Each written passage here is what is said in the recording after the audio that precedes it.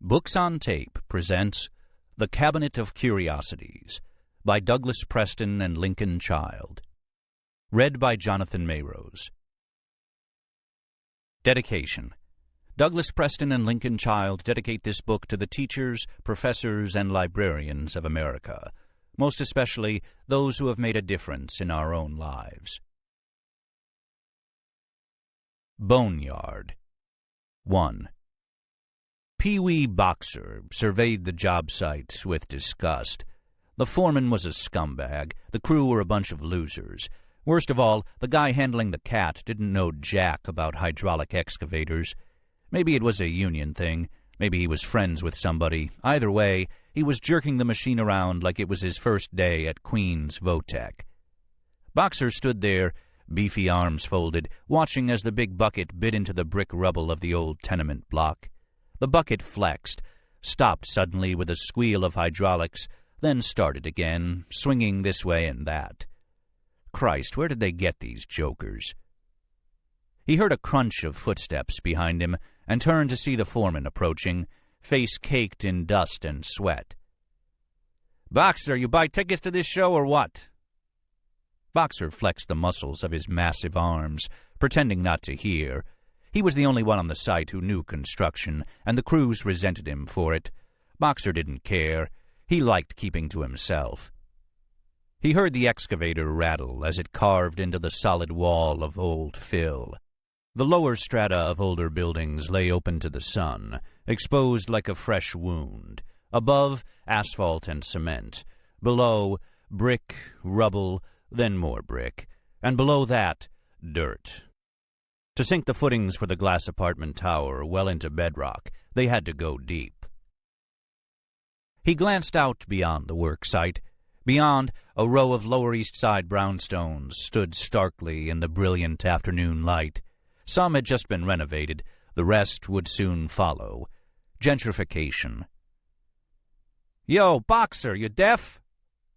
Boxer flexed again, fantasizing briefly about sinking his fist into the guy's red face. "Come on, get your ass in gear. This isn't a peep show." The foreman jerked his head toward Boxer's work detail. Not coming any closer, though. So much the better for him. Boxer looked around for his shift crew. They were busy piling bricks into a dumpster, no doubt for sale to some pioneering yuppie around the corner who liked crappy-looking old bricks at $5 each. He began walking, just slowly enough to let the foreman know he wasn't in any hurry. There was a shout. The grinding of the excavator ceased suddenly. The cat had bit into a brick foundation wall, exposing a dark, ragged hole behind it. The operator swung down from the idling rig. Frowning, the foreman walked over, and the two men started talking animatedly. "Boxer," came the foreman's voice, "since you ain't doing squat, I got another job for you." Boxer altered his course subtly, as if that was the way he'd already been going, not looking up to acknowledge he had heard, letting his attitude convey the contempt he felt for the scrawny foreman. He stopped in front of the guy, staring at the man's dusty little work boots. Small feet, small dick. Slowly, he glanced up. "Welcome to the world, Pee-wee. Take a look at this." Boxer gave the hole the merest glance. "Let's see your light." Boxer slipped the ribbed yellow flashlight out of a loop in his pants and handed it to the foreman. The foreman switched it on. "Hey, it works," he said, shaking his head at the miracle. He leaned into the hole. The guy looked like an idiot, standing daintily on tiptoe atop a fallen pile of brick, his head and torso invisible within the ragged hole. He said something, but it was too muffled to make out. He withdrew.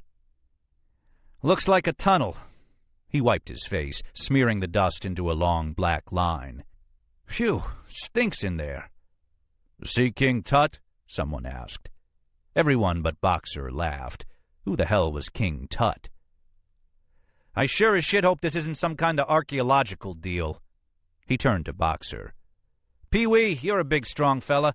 I want you to check it out." Boxer took the flashlight and, without a glance at the weenies around him, hoisted himself up the collapsed pile of bricks and into the hole the excavator had cut into the wall. He knelt atop the broken bricks, shining his light into the cavity. Below was a long, low tunnel. Cracks dog-legged up through the walls and across the ceiling. It looked just about ready to collapse. He hesitated. "You going in or what?" came the voice of the foreman. He heard another voice, a whiny imitation. "But it's not in my union contract." There were guffaws. He went in. Bricks had spilled down in a talus to the floor of the tunnel. Boxer half scrambled, half slid in, raising clouds of dust. He found his feet and stood up, shining the light ahead. It lanced through the dust, not getting far. From inside, the place seemed even darker. He waited for his eyes to adjust and the dust to settle. He heard conversation and laughter from above, but faintly, as if from a great distance. He took a few steps forward, shining the beam back and forth. Thread-like stalactites hung from the ceiling, and a draft of foul-smelling air licked his face. Dead rats, probably. The tunnel appeared to be empty, except for a few pieces of coal. Along both sides were a long series of arched niches, about 3 feet across and 5 high, each crudely bricked up. Water glistened on the walls, and he heard a chorus of faint dripping sounds. It seemed very quiet now, the tunnel blocking all noise from the outside world. He took another step, angling the flashlight beam along the walls and ceiling. The network of cracks seemed to grow even more extensive, and pieces of stone jutted from the arched ceiling. Cautiously, he backed up, his eyes straying once again to the bricked-up niches along both walls. He approached the closest one. A brick had recently fallen out, and the others looked loose. He wondered what might be inside the niches. Another tunnel? Something deliberately hidden? He shined the light into the brick hole, but it could not penetrate the blackness beyond. He put his hand in, grasped the lower brick, and wiggled it. Just as he thought, it, too, was loose. He jerked it out with a shower of lime dust. Then he pulled out another and another. The foul odor, much stronger now, drifted out to him. He shined the light in again. Another brick wall, maybe 3 feet back. He angled the light toward the bottom of the arch, peering downward. There was something there, like a dish, porcelain. He shuffled back a step, his eyes watering in the fetid air. Curiosity struggled with a vague sense of alarm. Something was definitely inside there. It might be old and valuable. Why else would it be bricked up like that? He remembered a guy who once found a bag of silver dollars while demolishing a brownstone. Rare, worth a couple $1,000. Bought himself a slick new Kubota riding mower. If it was valuable, screw them, he was going to pocket it. He plucked at his collar buttons, pulled his T-shirt over his nose, reached into the hole with his flashlight arm, then resolutely ducked his head and shoulders in after it and got a good look. For a moment, he remained still, frozen in place. Then his head jerked back involuntarily, slamming against the upper course of bricks. He dropped the light into the hole and staggered away, scraping his forehead this time, lurching back into the dark, his feet backing into bricks. He fell to the floor with an involuntary cry. For a moment, all was silent. The dust swirled upward, and far above there was a feeble glow of light from the outside world. The stench swept over him. With a gasp, he staggered to his feet, heading for the light, scrambling up the slide of bricks, falling, his face in the dirt, then up again and scrabbling with both hands. Suddenly he was out in the clear light, tumbling headfirst down the other side of the brick pile, landing face down with a stunning blow.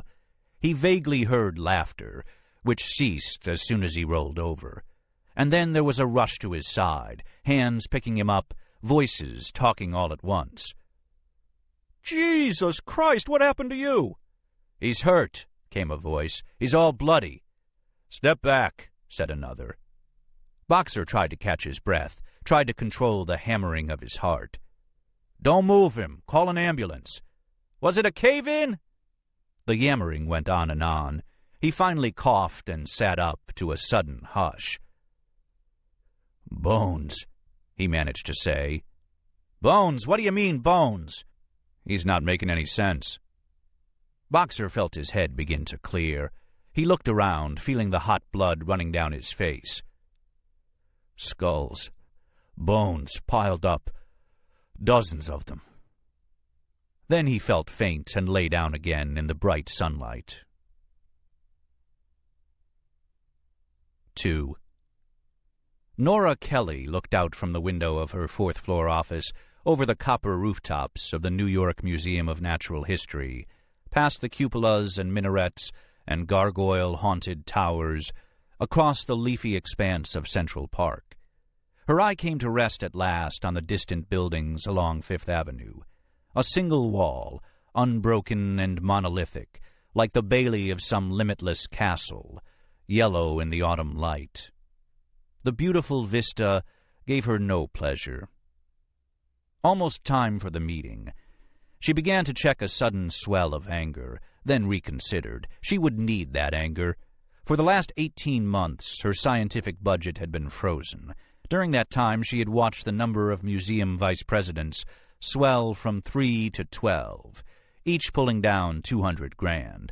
She had watched the public relations department turn from a sleepy little office of genial old ex-newspaper reporters to a suite of young, smartly dressed flacks who knew nothing about archaeology or science. She had seen the upper echelons at the museum, once populated by scientists and educators, taken over by lawyers and fundraisers. Every 90-degree angle in the museum had been converted into the corner office of some functionary. All the money went to putting on big fundraisers that raised more money for yet more fundraisers in an endless cycle of onanistic vigor. And yet, she told herself, it was still the New York Museum, the greatest natural history museum in the world. She was lucky to have this job. After the failure of her most recent efforts, the strange archaeological expedition she'd led to Utah and the abrupt termination of the planned Lloyd Museum, she needed this job to work out. This time, she told herself, she would play it cool, work within the system. She turned away from the window and glanced around the office. System or no system, there was no way she could complete her research on the Anasazi-Aztec connection without more money.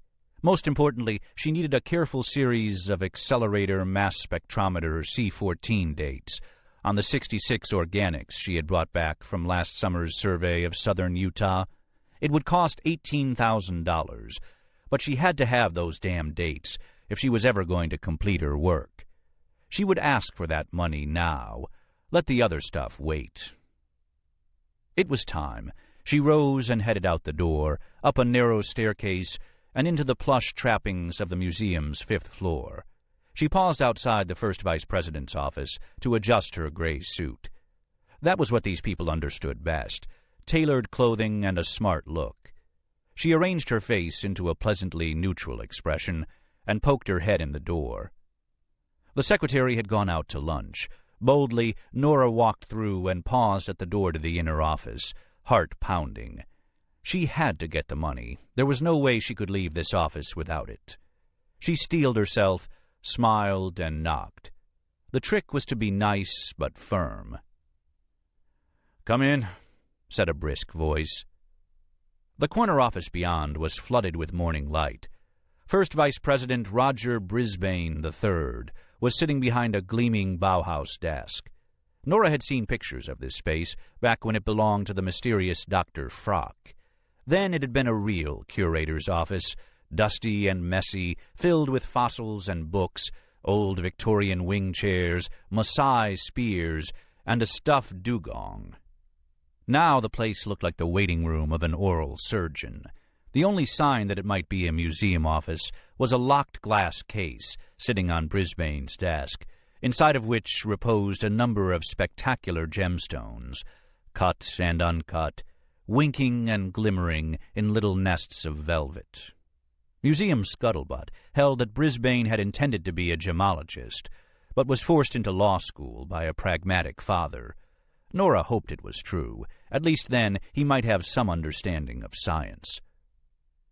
She tried to make her smile as sincere as possible. Brisbane looked sleek and self-assured. His face was as cool, smooth, and pink as the inside of a conch, exquisitely shaved, padded, groomed, and eau de cologne. His wavy brown hair, thick and glossy with health, was worn slightly long. "Dr. Kelly," said Brisbane, exposing a rack of perfect orthodontry, "make yourself at home." Nora dropped gingerly into a construction of chrome, leather, and wood that purported to be a chair. It was hideously uncomfortable and squeaked with every movement. The young VP threw himself back in his chair with a rustle of worsted and put his hands behind his head. His shirt sleeves were rolled back in perfect creases, and the knot of his English silk tie formed an impeccably dimpled triangle. Was that, Nora thought, a bit of makeup on his face, under and around his eyes, hiding a few wrinkles? Good God, it was. She looked away, realizing she was staring too hard.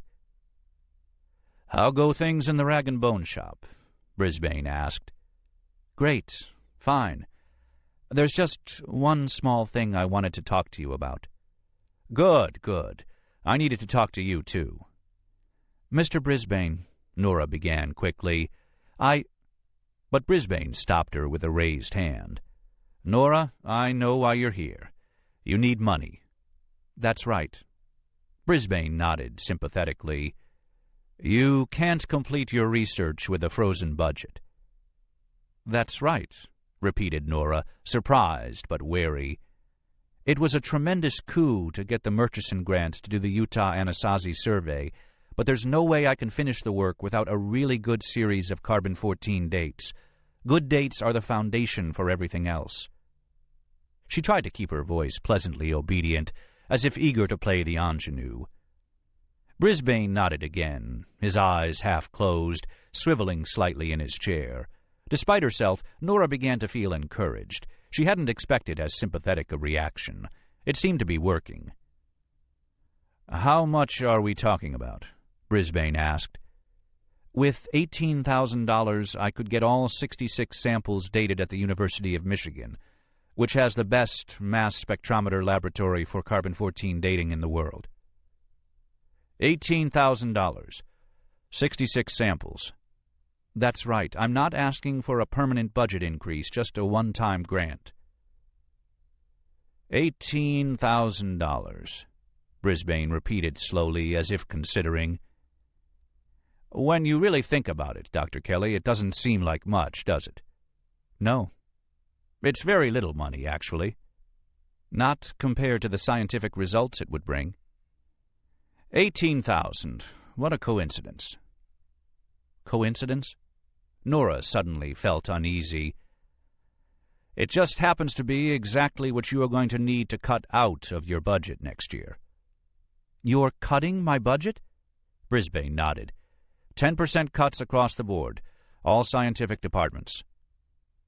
Nora felt herself begin to tremble, and she gripped the chrome arms of the chair. She was about to say something, but, remembering her vow, turned it into a swallow. "The cost of the new dinosaur halls turned out to be more than anticipated. That's why I was glad to hear you say it wasn't much money."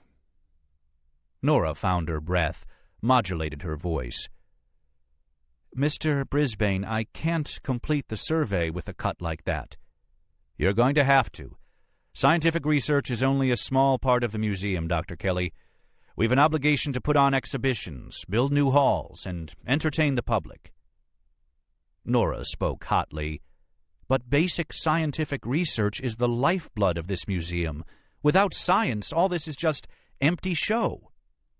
Brisbane rose from his chair, strolled around his desk, and stood before the glass case.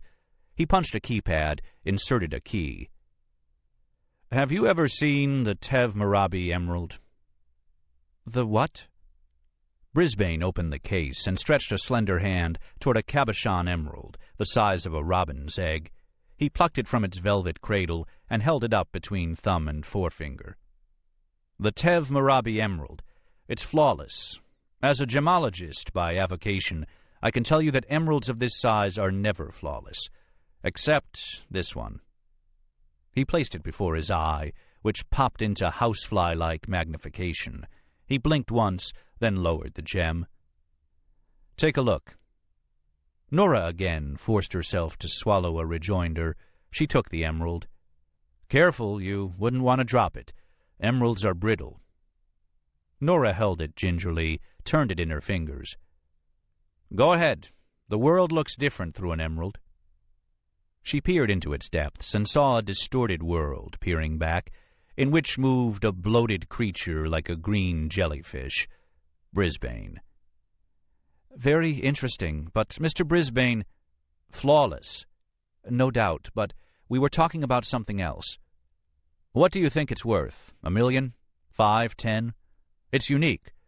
If we sold it, all our money worries would be over." He chuckled, then placed it to his own eye again. The eye swiveled about behind the emerald, black, magnified, wet-looking. "But we can't, of course." "I'm sorry, but I don't get your point." Brisbane smiled thinly. "You and the rest of the scientific staff, you all forget one thing. It is about show. Take this emerald. Scientifically, there's nothing in it that you couldn't find in an emerald 100th its size. But people don't want to see any old emerald. They want to see the biggest emerald. Show, Dr. Kelly, is the lifeblood of this museum. How long do you think your precious scientific research would last if people stopped coming, stopped being interested, stopped giving money? You need collections, dazzling exhibitions, colossal meteorites, dinosaurs, planetariums, gold, dodo birds, and giant emeralds to keep people's attention. Your work just doesn't fall into that category." "But my work is interesting." Brisbane spread his hands. "My dear, everyone here thinks their research is the most interesting." It was the "my dear" that did it. Nora rose from her chair, white-lipped with anger.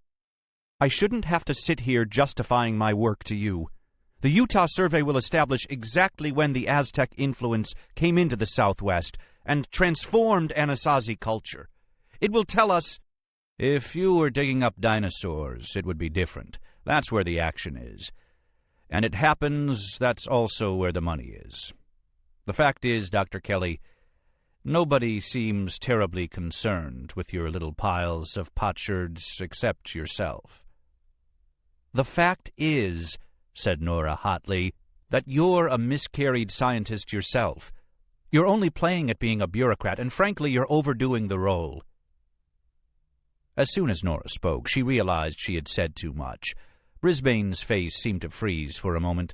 Then he recovered, gave her a cool smile, and twitched his handkerchief out of his breast pocket. He began polishing the emerald, slowly and repetitively. Then he placed it back in the case, locked it, and then began polishing the case itself.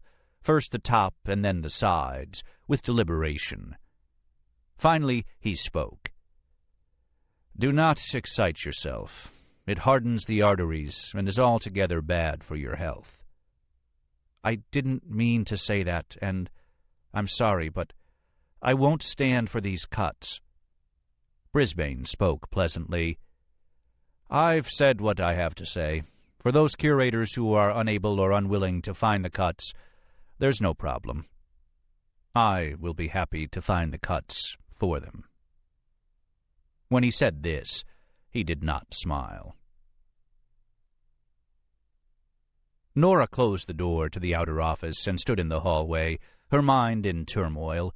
She had sworn to herself not to leave without the extra money, and here she was, worse off than before she went in. Should she go to Colopy, the museum's director? But he was severe and unapproachable, and that would surely piss off Brisbane. She'd already shot her mouth off once. Going over Brisbane's head might get her fired. And whatever else she did, she couldn't lose this job. If that happened, she might as well find another line of work.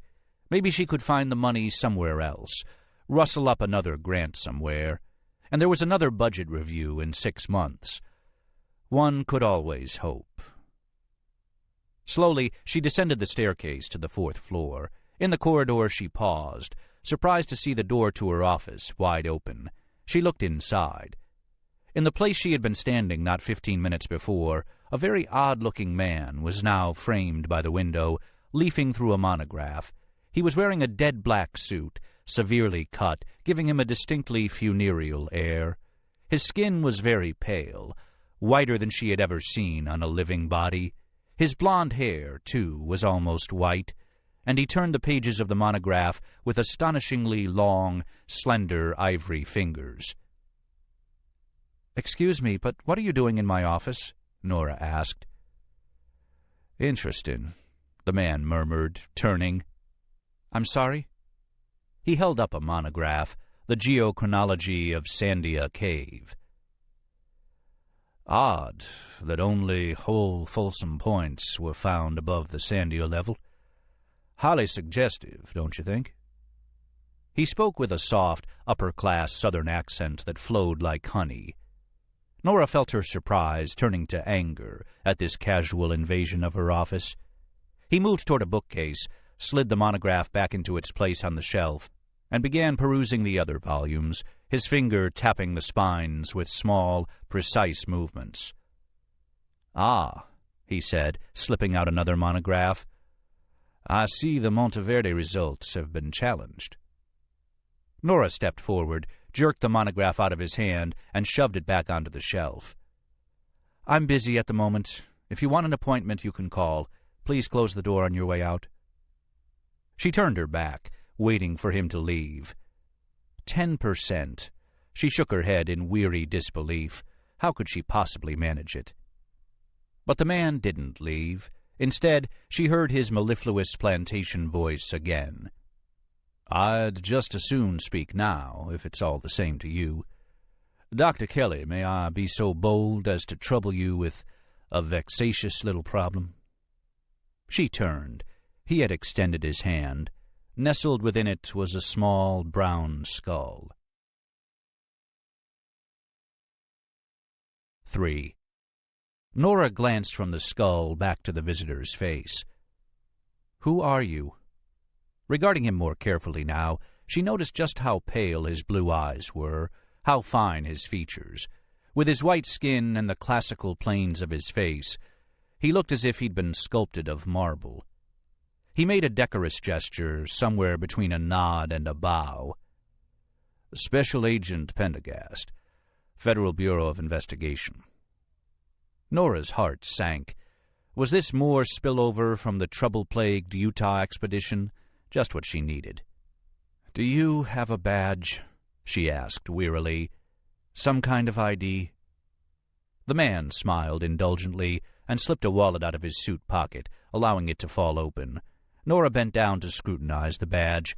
It certainly looked real, and she had seen enough of them over the last 18 months. All right, I believe you, Special Agent." She hesitated. What the hell was his name? She glanced down, but the shield was already on its way back into the folds of his suit. "Pendergast," he finished for her. Then he added, almost as if he had read her thoughts, "This has nothing to do with what happened in Utah, by the way. This is an entirely different case." She looked at him again. This dapper study in black and white hardly looked like the G-men she had met out west. He seemed unusual, even eccentric. There was something almost appealing in the impassive face. Then she glanced back down at the skull. "I'm not a physical anthropologist," she said quickly. "Bones aren't my field." Pendergast's only reply was to offer her the skull. She reached for it, curious despite herself, turning it over carefully in her hands. "Surely the FBI has forensic experts to help them with this sort of thing?" The FBI agent merely smiled and walked to the door, closing and locking it. Gliding toward her desk, he plucked the phone from its cradle and laid it gently to one side. "May we speak undisturbed?" "Sure, whatever." Nora knew she must sound flustered, and was angry at herself for it. She had never met someone quite so self-assured. The man settled himself into a wooden chair opposite her desk, throwing one slender leg over the other.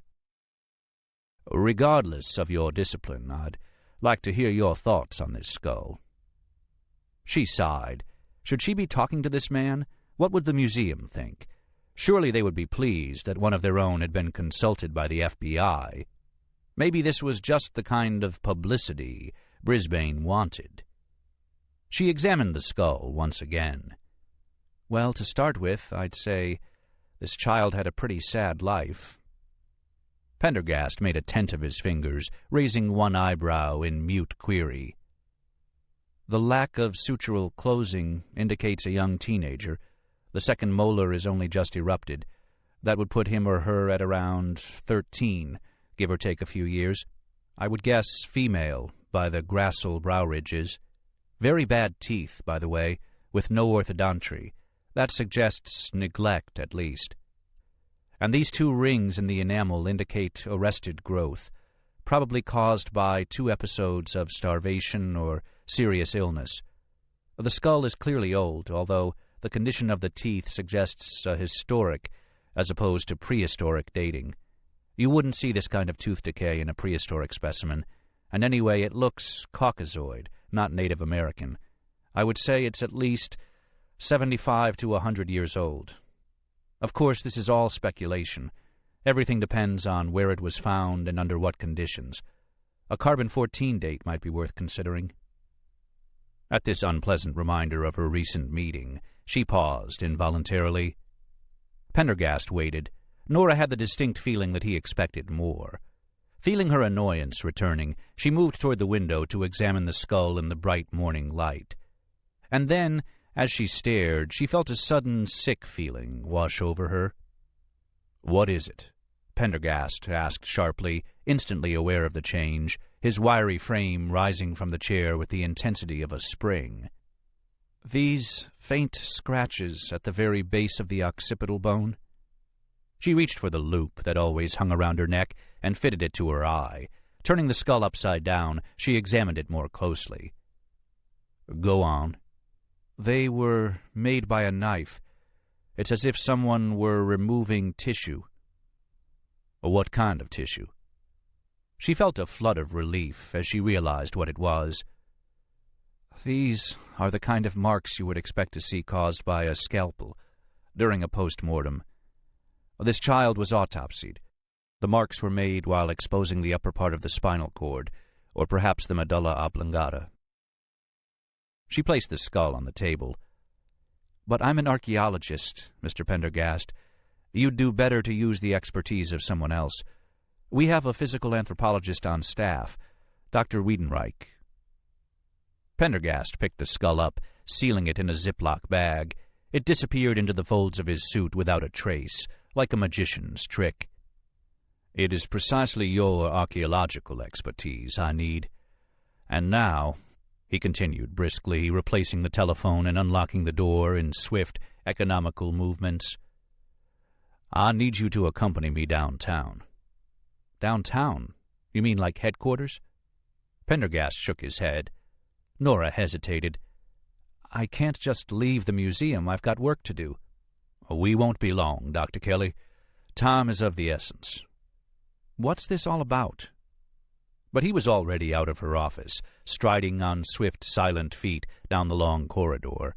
She followed, unable to think of what else to do, as the agent led the tortuous back way down a series of staircases, through birds of the world, Africa, and Pleistocene mammals, arriving at last in the echoing Great Rotunda. "You know the museum pretty well," she said, as she struggled to keep up. "Yes." Then they were out the bronze doors and descending the vast sweep of marble stairs to Museum Drive. Agent Pendergast stopped at the base and turned in the bright fall light. His eyes were now white, with only a hint of color. As he moved, she suddenly had the impression of great physical power beneath the narrow suit. "Are you familiar with the New York Archaeological and Historic Preservation Act?" he asked. "Of course." It was the law that stopped digging or construction in the city if anything of archaeological value was discovered, until it could be excavated and documented. "A rather interesting site was uncovered in Lower Manhattan. You'll be the supervising archaeologist." "Me? I don't have the experience or authority." "Fear not, Dr. Kelly. I'm afraid we'll find your tenure all too brief." She shook her head. "But why me?" "You've had some experience in this, particular kind of site." "And just what kind of site is that?" "A charnel." She stared. "And now," he said, gesturing toward a '59 silver wraith idling at the curb, "we must be on our way. After you, please." 4. Nora stepped out of the Rolls-Royce, feeling uncomfortably conspicuous. Pendergast closed the door behind her, looking serenely indifferent to the incongruity of the elegant vehicle parked amid the dust and noise of a large construction site. They crossed the street, pausing at a high chain-link fence. Beyond, the rich afternoon light illuminated the skeletal foundations of a row of old buildings. Several large dumpsters full of bricks lined the perimeter. 2 police cars were parked along the curb, and Nora could see uniformed cops standing before a hole in a brick retaining wall. Nearby stood a knot of businessmen in suits. The construction site was framed by forlorn tenements that winked back at them through empty windows. "The Morgan Fairhaven Group are building a 65-story residential tower on this site," said Pendergast. "Yesterday, about 4 o'clock, they broke through that brick wall there.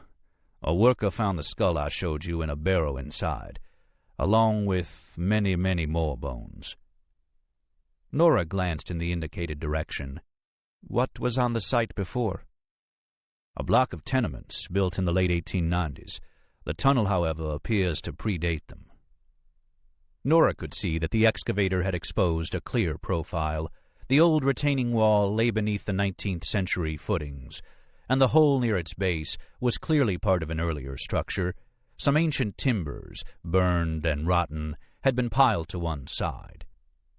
As they walked along the fence, Pendergast leaned toward her. "I'm afraid our visit may be problematic, and we have very little time. The site has changed alarmingly in just the last few hours. Morgan Fairhaven is one of the most energetic developers in the city, and they have a remarkable amount of, pull. Notice there are no members of the press on hand. The police were called very quietly to the scene." He steered her toward a chained gate in the fence, manned by a cop from whose belt dangled cuffs, radio, nightstick, gun, and ammunition. The combined weight of the accoutrements pulled the belt down, allowing a blue-shirted belly to hang comfortably out. Pendergast stopped at the gate. "Move on," said the cop. "Nothing to see here, pal." "On the contrary." Pendergast smiled and displayed his identification. The cop leaned over, scowling. He looked back up into the agent's face, then back down several times. "FBI." He hiked up his belt with a metallic jangle. "Those are the 3 letters, yes." And Pendergast placed the wallet back in his suit. "And who's your companion?" "An archaeologist. She's been assigned to investigate the site." "Archaeologist? Hold on." The cop ambled across the lot, stopping at the knot of policemen. A few words were exchanged, then one of the cops broke away from the group. A brown-suited man followed at a trot. He was short and heavy-set, and his pulpy neck bulged over a tight collar. He took steps that were too big for his stubby legs, giving his walk an exaggerated bounce. "What the hell's this?" he panted as he approached the gate, turning to the newly arrived cop. "You didn't say anything about the FBI." Nora noticed that the new cop had gold captain's bars on his shoulders. He had thinning hair, a sallow complexion, and narrow black eyes. He was almost as fat as the man in the brown suit. The captain looked at Pendergast. "May I see your identification?" His voice was small and tight and high. Pendergast once again removed his wallet. The captain took it, examined it, and handed it back through the gate. "I'm sorry, Mr. Pendergast. The FBI has no jurisdiction here, particularly the New Orleans office. You know the procedure." "Captain Custer." Captain Custer, I'm here with Dr. Nora Kelly of the New York Museum of Natural History, who has been placed in charge of the archaeological survey. Now, if you'll let us in—" "This is a construction site," broke in the brown-suited man. "We're trying to build a building here, in case you hadn't noticed. They've already got a man looking at the bones. Christ almighty. We're losing $40,000 a day here. And now the FBI?" "And who might you be?" Pendergast asked the man in a pleasant voice. His eyes flickered from side to side. "Ed Shank." "Ah, Mr. Shank." In Pendergast's mouth, the name sounded like some kind of crude implement. "And your position with Morgan Fairhaven?" "Construction manager." Pendergast nodded. "Of course you are. Pleased to meet you, Mr. Shank." Immediately, he turned back to the captain, ignoring Shank completely. "Now, Captain Custer," he continued in the same mild voice, "am I to understand that you will not open the gate and allow us to proceed with our work?" "This is a very important project for the Morgan Fairhaven Group and for this community. Progress has been slower than it should be, and there's concern at the very highest levels. Mr. Fairhaven visited the site himself yesterday evening. The last thing they want is more delays. I've had no word about FBI involvement, and I don't know anything about any archaeological business." He stopped. Pendergast had taken out his cell phone. "Who are you calling?" Custer demanded. Pendergast said nothing, the smile still on his face. His fingers flew over the tiny buttons with amazing speed. The captain's eyes darted toward Shank, then away again. "Sally," Pendergast spoke into the phone. "Agent Pendergast here. May I speak with Commissioner Rocker?" "Now, look," began the captain. "Yes, please, Sally. Your treasure." "Perhaps we could discuss this inside." There was a rattling of keys. Captain Custer began to unlock the gate. "If you could kindly interrupt him for me, I'd be so grateful." "Mr. Pendergast, there's no need for this," said Custer. The gate swung open. "Sally, I'll call back," said Pendergast, snapping the phone shut. He stepped past the gate, Nora at his side. Without pausing or speaking, the FBI agent took off across the rubbled ground, trotting directly toward the hole in the brick wall. The others, taken by surprise, began to follow. "Mr. Pendergast, you have to understand," the captain said as he struggled to keep up. Shank followed angrily like a bull. He stumbled, cursed, kept coming. As they approached the hole, Nora could see a faint glow within, and a flash of light. A pause, another flash. Someone was taking pictures. "Mr. Pendergast," Captain Custer called. But the lithe FBI agent was bounding up the pile of rubble. The others halted at the base, breathing heavily. Nora followed Pendergast, who had already vanished into the dark hole. She paused on the broken wall and peered down. "Do come in," said Pendergast in his most inviting southern voice. She scrambled down the fallen bricks, coming to a stop on the damp floor. There was another flash of light. A man in a white lab coat was bent over, examining something in a small, arched niche. A photographer stood at another niche with a 4x5 camera, bracketed by two slave flash units. The man in the white coat straightened up, peering at them through the dust. He had a thick shock of gray hair that, combined with his round, black-framed glasses, made him look faintly like an old Bolshevik revolutionary. "Who the devil are you, barging in like this?" he cried, his voice echoing down the barrow. "I was not to be disturbed." "FBI," rapped out Pendergast. His voice was now totally different, sharp, stern, officious. With a snap of leather, he shoved his badge toward the man's face. "Oh," the man said, faltering. "I see." Nora looked from one to the other, surprised at Pendergast's apparent ability to read people instantly, then manipulate them accordingly. "May I ask you to please vacate the site while my colleague, Dr. Kelly, and I make an examination?" "Look here, I'm in the middle of my work." "Have you touched anything?" It came out as a threat. "No, not really. Of course, I've handled some of the bones." "You handled some of the bones?" "Consistent with my responsibility to determine cause of death." "You handled some of the bones." Pendergast pulled a thin pad and a gold pen from his jacket pocket and made a note, shaking his head in disgust. "Your name, Doctor?" "Van Bronk." "I'll make a note of it for the hearing. And now, Dr. Van Bronk, if you'll kindly let us proceed." Yes, sir. Pendergast watched as the M.E. and the photographer climbed laboriously out of the tunnel. Then he turned to Nora and spoke in a low, rapid voice. It's your site now. I've bought us an hour, maybe less, so make the best of it. The best of what? Nora asked in a panic. Just what am I supposed to be doing? I've never... You're trained in ways that I'm not. Survey the site. I want to know what happened here. Help me understand it. In an hour? I don't have any tools? Anything to store samples? We're almost too late as it is. Did you notice they had the precinct captain on the site? As I said, Mogan Fairhaven pulls an enormous amount of weight. This will be our only chance.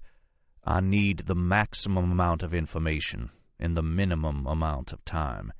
It's extremely important. He handed her the pen and pad, then withdrew 2 slender penlights from his coat and passed one to her. Nora switched it on. For its size, the penlight was very powerful. She looked around, taking note of her surroundings for the first time.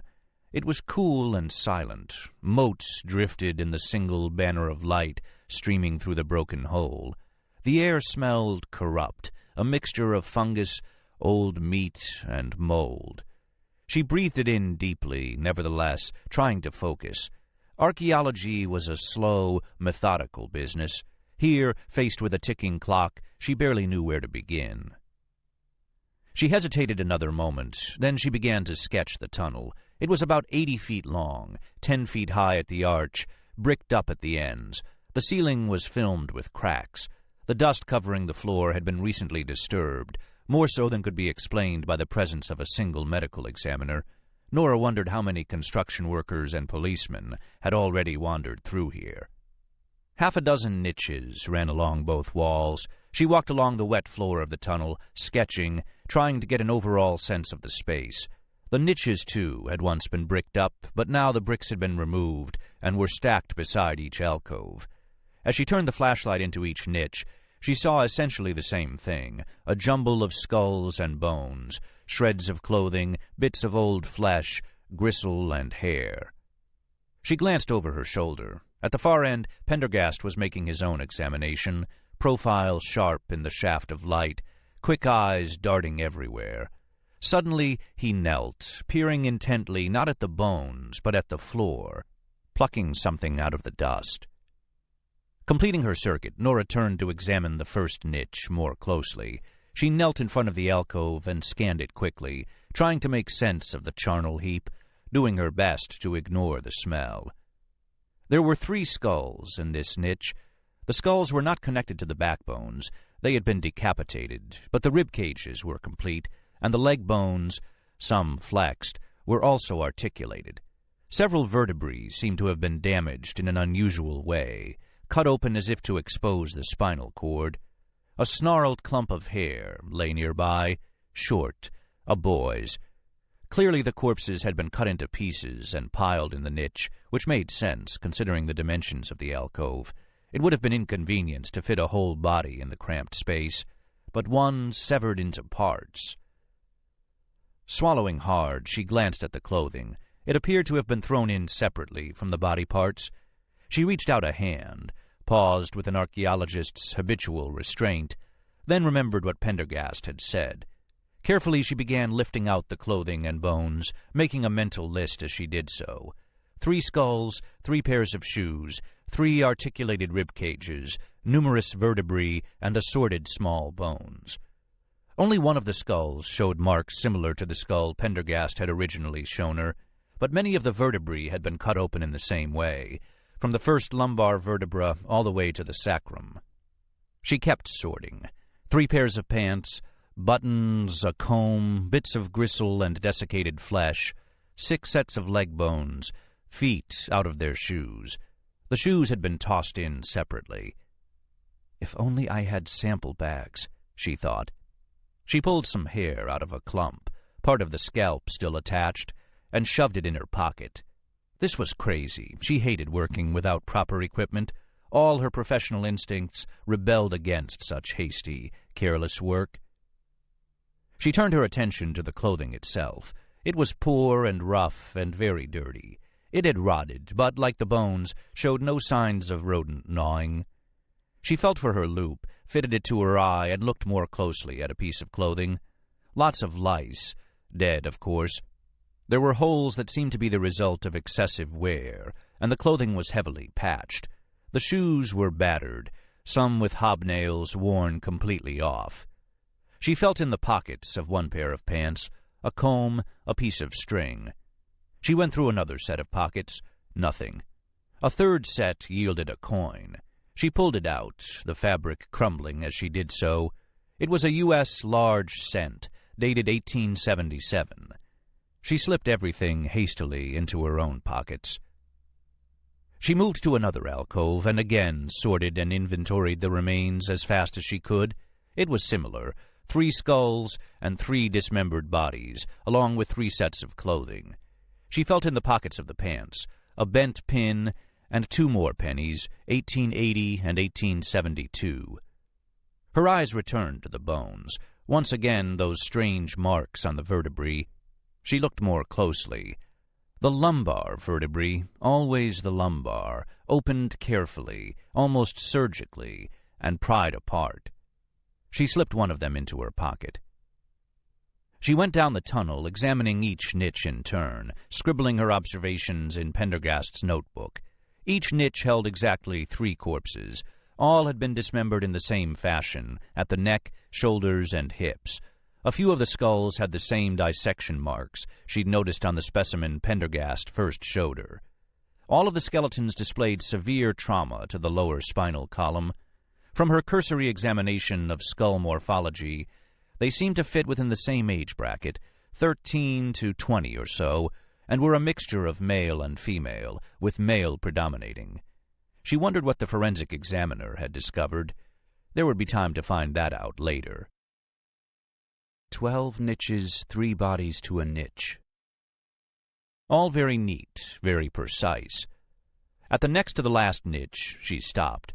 Then she stepped back into the middle of the tunnel, trying hard not to think about the implications of what she was seeing, keeping her mind strictly on the facts.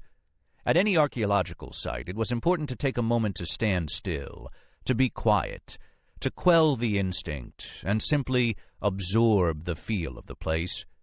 She gazed around, trying to forget about the ticking clock, to blot out her preconceptions. A basement tunnel, pre-1890, carefully walled-up niches, bodies and clothes of some 36 young men and women. What was it built for? She glanced over at Pendergast. He was still at the far end, examining the bricked-up wall, prying out a bit of mortar with a knife.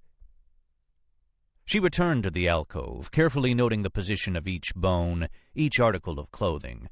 2 sets of breeches with nothing in the pockets, a dress, filthy, torn, pathetic. She looked at it more closely. A girl's dress, small, slender. She picked up the brown skull nearby.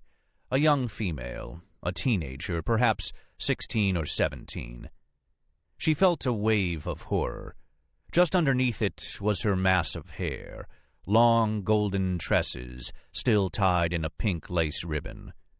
She examined the skull, same poor dental hygiene, 16 and already her teeth were rotting. The ribbon was of silk, and a much finer quality than the dress. It must have been her prized possession. This glimmering of humanity stopped her dead for a moment. As she felt for a pocket, something crackled under her fingers. Paper. She fingered the dress, realizing that the piece of paper wasn't in a pocket at all, but sewn into the lining. She began to pull it from the alcove.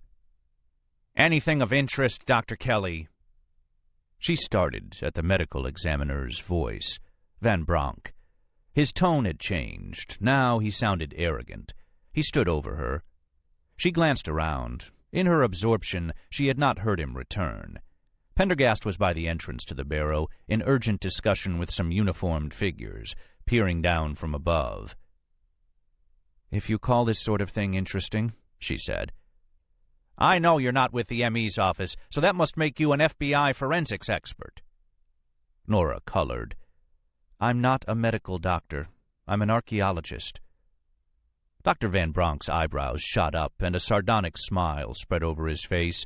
He had a perfectly formed little mouth that looked as if it had been painted on by a Renaissance artist. It glistened as it articulated the precise words. "Ah, not a medical doctor. I believe I misunderstood your colleague.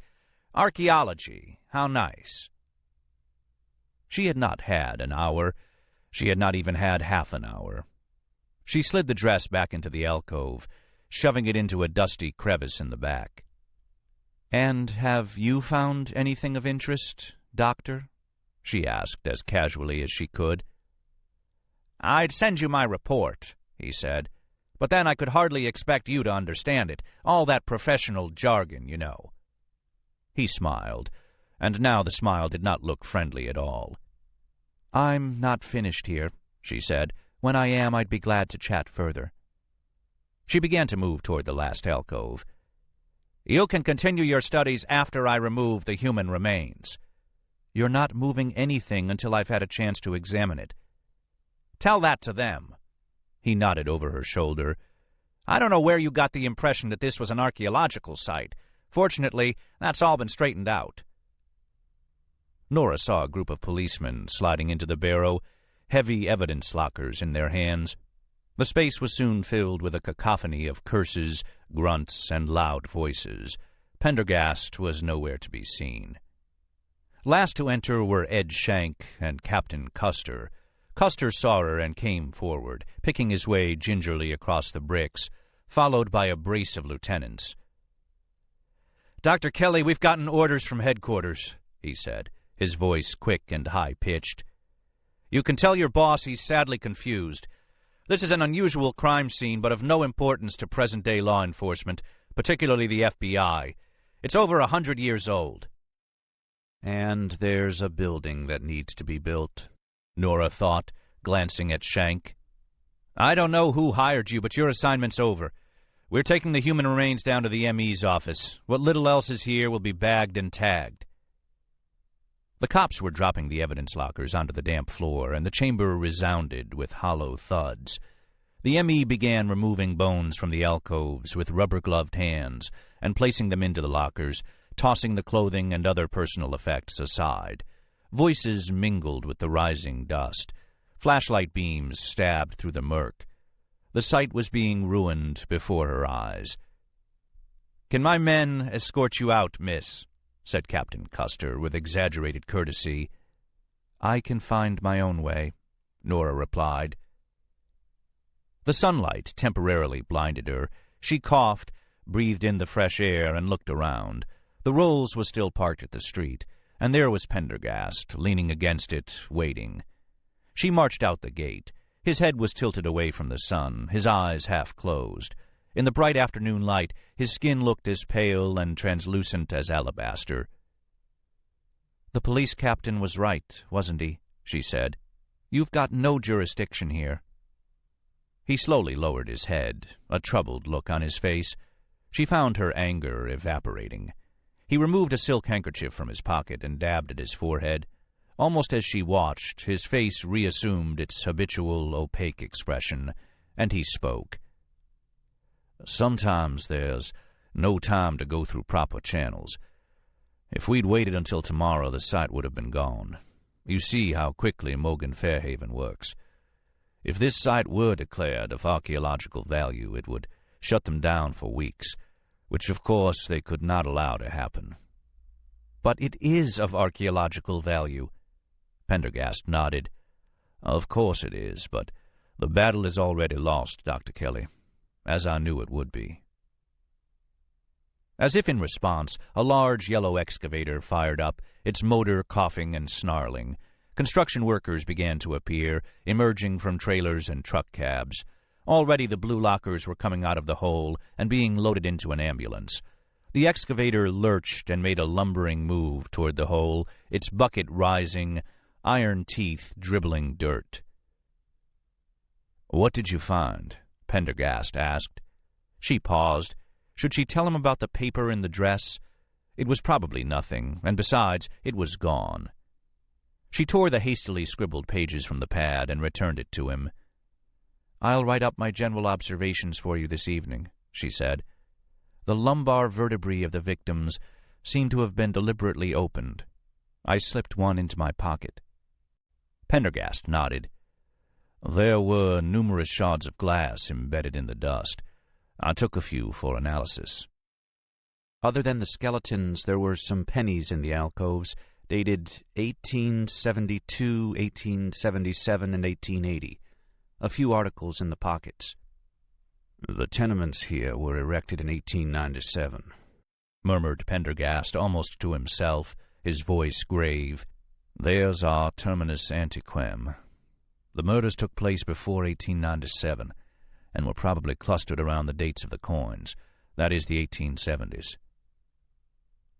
A black stretch limousine slid up behind them, its tinted windows flaring in the sun. A tall man in an elegant charcoal suit got out, followed by several others. The man glanced around the sight, his gaze quickly zeroing in on Pendergast. He had a long, narrow face, eyes spaced wide apart, black hair, and cheekbones so high and angular they could have been fashioned with a hatchet.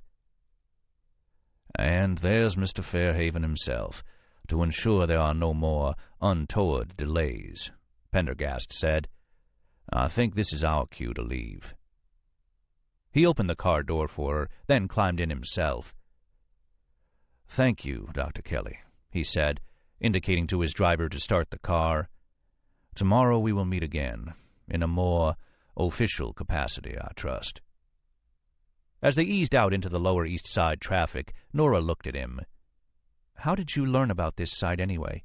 It was just uncovered yesterday." "I have contacts.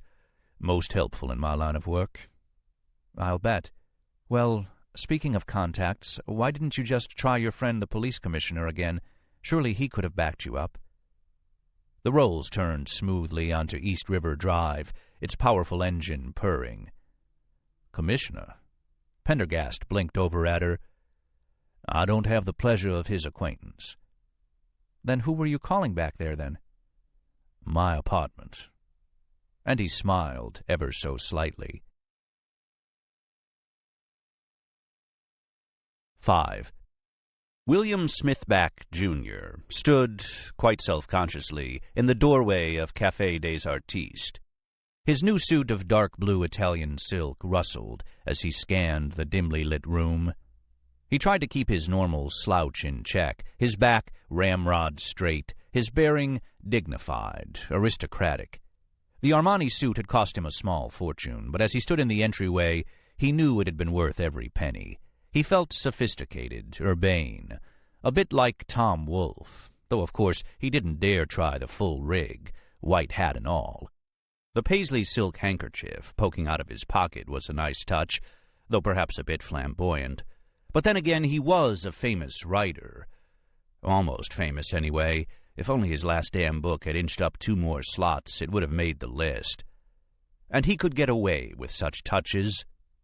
He turned with what he hoped was casual elegance, and arched an eyebrow in the direction of the maitre d', who immediately strode over with a smile. Smithback loved this restaurant more than any other in New York City. It was decidedly untrendy, old-fashioned, with superb food.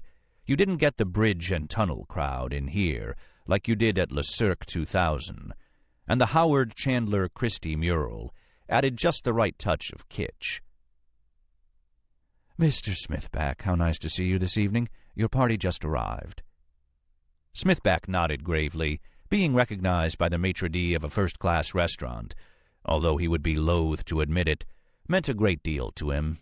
It had taken several visits, several well-dropped 20s. What clinched it was the casual reference to his position at the New York Times. Nora Kelly sat at a corner table waiting for him. As usual, just seeing her sent a little electric current of pleasure through Smithback. Even though she'd been in New York well over a year, she still retained a fresh, out-of-place look that delighted him, and she never seemed to have lost her Santa Fe tan. Funny how they'd met under the worst possible of circumstances, an archaeological expedition to Utah in which they'd both almost lost their lives. Back then she'd made it clear she thought him arrogant and obnoxious. And here they were, 2 years later, about to move in together, and Smithback couldn't imagine ever spending a day apart from her. He slid into the banquette with a smile. She looked great, as always, her copper-colored hair spilling over her shoulders, deep green-brown eyes sparkling in the candlelight, the sprinkling of freckles on her nose, adding a perfect touch of boyishness. Then his gaze dropped to her clothes. Now those left something to be desired. God, she was actually dirty. "You won't believe the day I had," she said. Smithback adjusted his tie and turned ever so slightly, allowing the light to catch the elegantly cut shoulder of his suit. "I swear, Bill, you aren't going to believe it, but remember, this is off the record." Now Smithback felt slightly hurt. Not only had she failed to notice the suit, but this business about their conversation being off the record was unnecessary. "Nora, everything between us is off the record." She didn't wait for him to finish. "First, that scumbag Brisbane cut my budget 10%. Smithback made a sympathetic noise. The museum was perpetually short of money. "And then I found this really weird man in my office." Smithback made another noise, slyly moving his elbow into position beside her water glass. She'd surely noticed the dark suit against the white nap of the tablecloth. "He was reading my books, acting like he owned the place.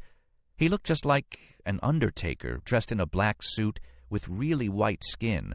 Not albino, just white." An uncomfortable feeling of déjà vu began to well up in Smithback's mind. He dismissed it. "He said he was from the FBI, and he dragged me downtown to a building site where they'd uncovered—" Abruptly, the feeling returned. "Did you say FBI? No way. Not him. It couldn't be." "Yes, the FBI. Special Agent Pendergast," Smithback finished for her. Now it was Nora's turn to look astonished. "You know him?" "Know him? He was in my book on the museum murders. That book of mine you said you read." "Oh, yeah, right. Smithback nodded, too preoccupied to be indignant. Pendergast was not back in Manhattan on a social visit. The man showed up only when there was trouble. Or maybe he just seemed to always bring trouble with him. Either way, Smithback hoped to God it wasn't trouble like the last time. The waiter appeared and took their orders. Smithback, who'd been anticipating a small, dry sherry, ordered a martini instead. Pendergast. Oh, God. As much as he'd admired the man, he hadn't been sorry to see him and his black suit heading back to New Orleans. "So tell me about him," Nora said, leaning back in her chair. "He's—" Smithback paused, feeling uncharacteristically at a loss for words. "He's unorthodox. Charming, a southern aristocrat, lots of dough, old family money, pharmaceuticals or something. I really don't know what his relationship is with the FBI. He seems to have free rein to poke into anything he likes. He works alone, and he's very, very good. He knows a lot of important people." This book is continued on Disc 2. Disc 2. He works alone, and he's very, very good. He knows a lot of important people. As far as the man personally, I don't know anything about him. He's a cipher. You never know what he's really thinking. Christ, I don't even know his first name. He can't be that powerful. He got trumped today. Smithback arched his eyebrows. What happened? What did he want? Nora told him about their hasty visit to the charnel pit at the construction site. She finished just as their morel and black truffle quenelle arrived.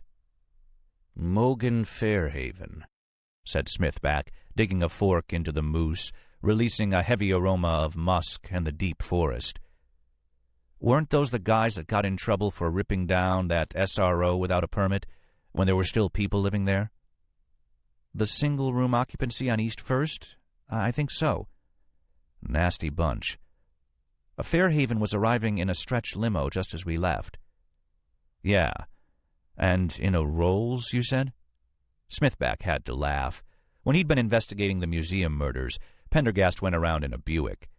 The conspicuousness of a Rolls had to mean something. Everything Pendergast did served a purpose. Well, you rode in style anyway. But this really doesn't sound like something Pendergast would be interested in. Why not? Oh, it's an incredible sight, but it is over 100 years old. Why would the FBI, or any law enforcement agency, be interested in a crime scene that's ancient history? It isn't an ordinary crime scene. 36 young people, murdered, dismembered, and walled up in a subterranean crawl space. That's one of the biggest serial killings in U.S. history. Their waiter returned, sliding a dish in front of Smithback. Steak au poivre, cooked rare. "Nora, come on," he said, lifting his knife eagerly. "The murderer is long dead. It's a historical curiosity. It'll make a great story in the paper, come to think of it, but I still can't see why the FBI would take an interest." He felt Nora glowering at him. "Bill, this is off the record, remember? It's almost prehistoric, Nora, and it would make a sensational story. How could it possibly hurt? Off the record." Smithback sighed. "Just give me first shot, Nora, when the time comes."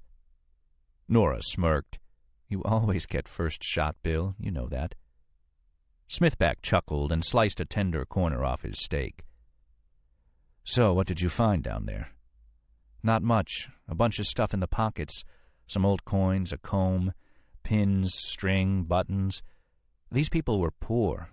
I took a vertebra, a hair sample, and—" She hesitated. "There was something else." "Out with it." "There was a piece of paper sewed into the lining of one girl's dress. It felt like a letter. I can't stop thinking about it." Smithback leaned forward. "What did it say?" "I had to put the dress back before I could take a closer look." "You mean it's still there?" Nora nodded. "What are they going to do with the stuff?" "The M.E. took away the bones, but they said they were going to bag the rest. I got the sense they were eager to lose track of the stuff in some warehouse. The quicker they can get rid of it, the less chance it'll be declared an archaeological site. I've seen developers tear up a site just to make sure that when the archaeologists arrive, there's nothing left to examine." "That's illegal, isn't it? Aren't they supposed to stop if it's important?" "If the site's gone, how can you prove it was important? Developers destroy dozens of archaeological sites in America in just this way, every single day." Smithback mumbled his righteous indignation as he made headway into the steak. He was famished. Nobody did steak like Café des Artistes. And the helpings were decent, man-sized. None of this nouvelle cuisine crap, the tippy little structure of food in the middle of a giant white plate, splashed with Jackson Pollock-like dribbles of sauce. Why would the girl sew the letter into her dress? Smithback looked up, took a swig of red wine, another bite of steak. "A love letter, perhaps?" "The more I think about it, the more I think it could be important. It would at least be a clue to who these people were. Otherwise, we may never find out, with their clothes gone and the tunnel destroyed." She was looking at him earnestly, her entree untouched. "Damn it, Bill, that was an archaeological site." "Probably torn up by now, like you said." "It was late in the day. I stowed the dress back in the alcove." "They probably removed it with the rest of the stuff, then." "I don't think so. I stuffed it into a crevice in the rear of the alcove. They were rushing. They could easily have missed it." Smithback saw the gleam in Nora's hazel eyes. He'd seen that look before. "No way, Nora," he said quickly. "They must have security at the site. It's probably lit up brighter than a stage. Don't even think about it." Next thing, she would insist on his coming along. "You've got to come with me, tonight. I need that letter." "You don't even know if it is a letter. It might be a laundry slip." "Bill, even a laundry slip would be an important clue." "We could be arrested." "No, you won't." "What's this you shit?" "I'll distract the guard while you go over the fence. You can make yourself inconspicuous." As she spoke, Nora's eyes grew brighter. "Yes, you can be dressed like a homeless bum, say, just poking through the garbage. If they catch you, the worst they'll do is make you move on." Smithback was aghast. "Me? A bum? No way. You be the bum." "No, Bill, that won't work. I have to be the hooker." The last forkful of steak froze halfway to Smithback's mouth. Nora smiled at him. Then she spoke. "You just spilled brandy sauce all down the front of your nice new Italian suit." 6. Nora peered around the corner of Henry Street, shivering slightly. It was a chilly night, and her scant black mini-dress and silver spandex top provided little warmth. Only the heavy makeup, she thought, added any R-factor to her person. In the distance, traffic droned through Chatham Square, and the vast black bulk of the Manhattan Bridge loomed ominously nearby. It was almost 3 o'clock in the morning, and the streets of the Lower East Side were deserted. "What can you see?" Smithback asked from behind her. "The site's pretty well lit. I can only see one guard, though." "What's he doing?" "Sitting in a chair, smoking and reading a paperback." Smithback scowled. It had been depressingly easy to transform him to bumhood. His rangy frame was draped in a shiny black raincoat over a checked shirt, a dirty pair of jeans, and tattered keds. There had been no shortage of cheesy old clothing in Smithback's closet to choose from. A bit of charcoal on the face, olive oil rubbed into the hair, and a tote consisting of 5 nested plastic bags with unwashed clothes at the bottom completed the disguise. "What's he look like?" Smithback asked. "Big and mean." "Cut it out." Smithback was in no mood for humor. Dressed as they were, they had been unable to flag down a cab in the Upper West Side and had been forced to take the subway. Nobody had actually propositioned her, but she had gotten plenty of stares, with follow-up glances at Smithback that clearly read, "What's a high-priced call girl doing with that bum?" The long ride, with 2 transfers, had not improved Smithback's mood. "This plan of yours is pretty weak," Smithback said. "Are you sure you can handle yourself?" He was a mask of irritation. "We both have our cell phones. If anything happens, I'll scream bloody murder and you call 911. But don't worry, he's not going to make trouble." "He's going to be too busy looking at your tits," said Smithback unhappily. "With that top, you might as well not be wearing anything." "Trust me, I can take care of myself. Remember, the dress is in the second-to-last niche on the right. Feel along the rear wall for the crevice. Once you're safely out, call me. Now here goes." She stepped out into the streetlight and began walking down the sidewalk toward the construction entrance, her pumps making a sharp clicking noise on the pavement, her breasts bouncing. As she got close, she stopped, fished in her little gold handbag, and made an exaggerated little moo. She could already feel the guard's eyes on her. She dropped a lipstick, bent down to pick it up, making sure he got a good look up her dress in the process, and touched up her lips. Then she fished in the bag again, cursed, and looked around. She let her eyes fall on the guard. He was staring back, the book lying unheeded in his lap. "Shit, left my cigarettes back at the bar." She flashed him a smile. "Here," he said, rising hastily. "Take one of mine." She sidled over and accepted the cigarette through the gap in the chain-link gate, positioning herself to ensure his back would be turned to the construction site. She hoped to God Smithback would work fast. The guard withdrew a lighter, tried to stick it through the gate, failed. "Just a minute. Let me unlock this." She waited, cigarette in hand. The gate swung open and he flicked the lighter. She approached and bent over the flame, drawing the smoke in, hoping she wouldn't cough. "Thanks." "Sure," said the guard.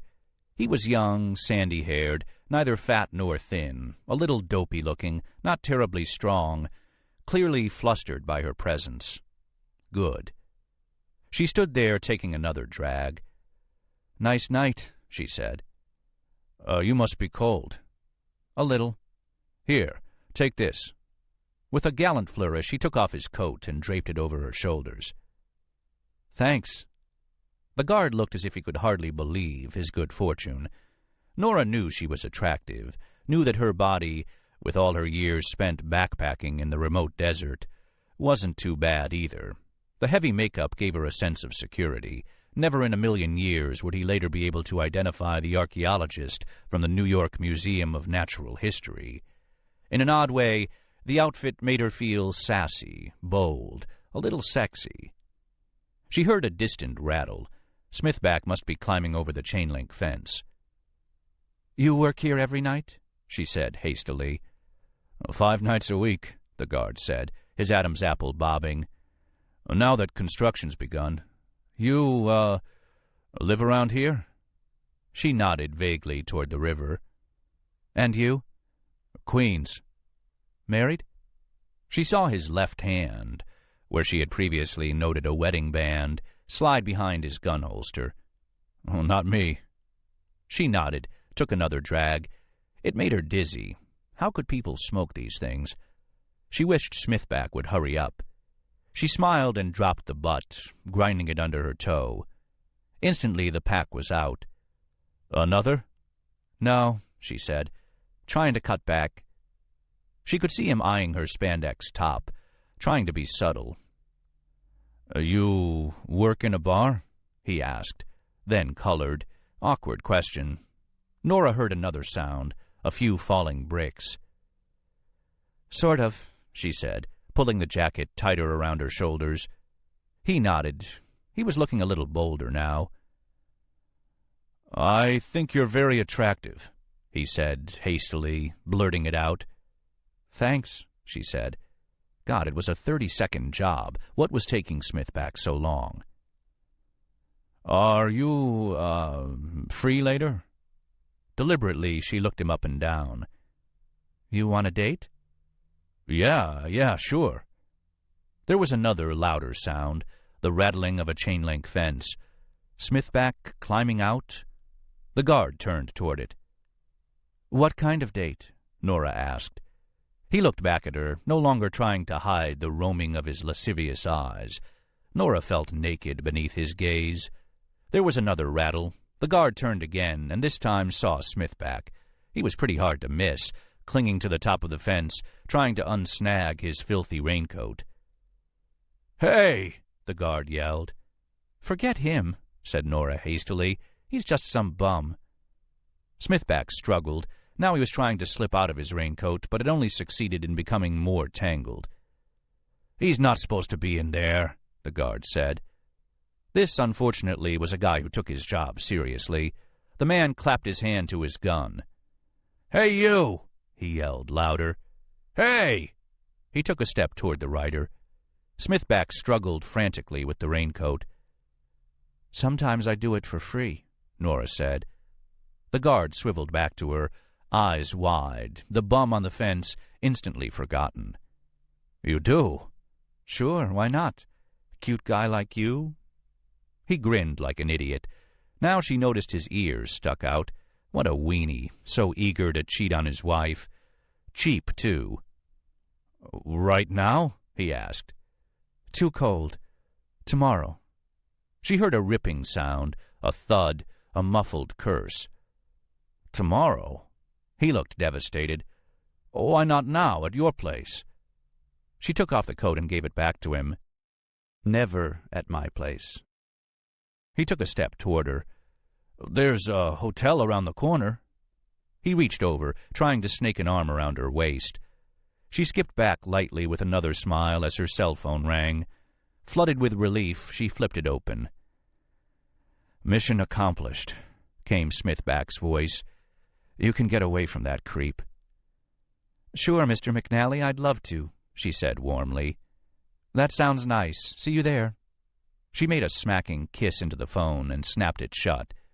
She turned to the guard. "Sorry, business." She took another step back. "Wait, come on, you said—" There was a note of desperation in the guard's voice. She took a few more steps back and shut the chain-link gate in his face. "Tomorrow, I promise." "No, wait." She turned and began walking quickly down the sidewalk. "Hey, come on, wait, lady, please." His desperate pleas echoed among the tenements. She ducked around the corner. Smithback was waiting, and he hugged her briefly. "Is that creep following?" "Just keep going." They began running down the sidewalk, Nora wobbling on her high heels. They turned the far corner and crossed the street, then paused, panting and listening. The guard was not following. "Christ," said Smithback, sinking against a wall. "I think I broke my arm falling off that goddamn fence." He held up his arm. His raincoat and shirt had been torn, and his bleeding elbow stuck out of the hole. Nora examined it. "You're fine. Did you get the dress?"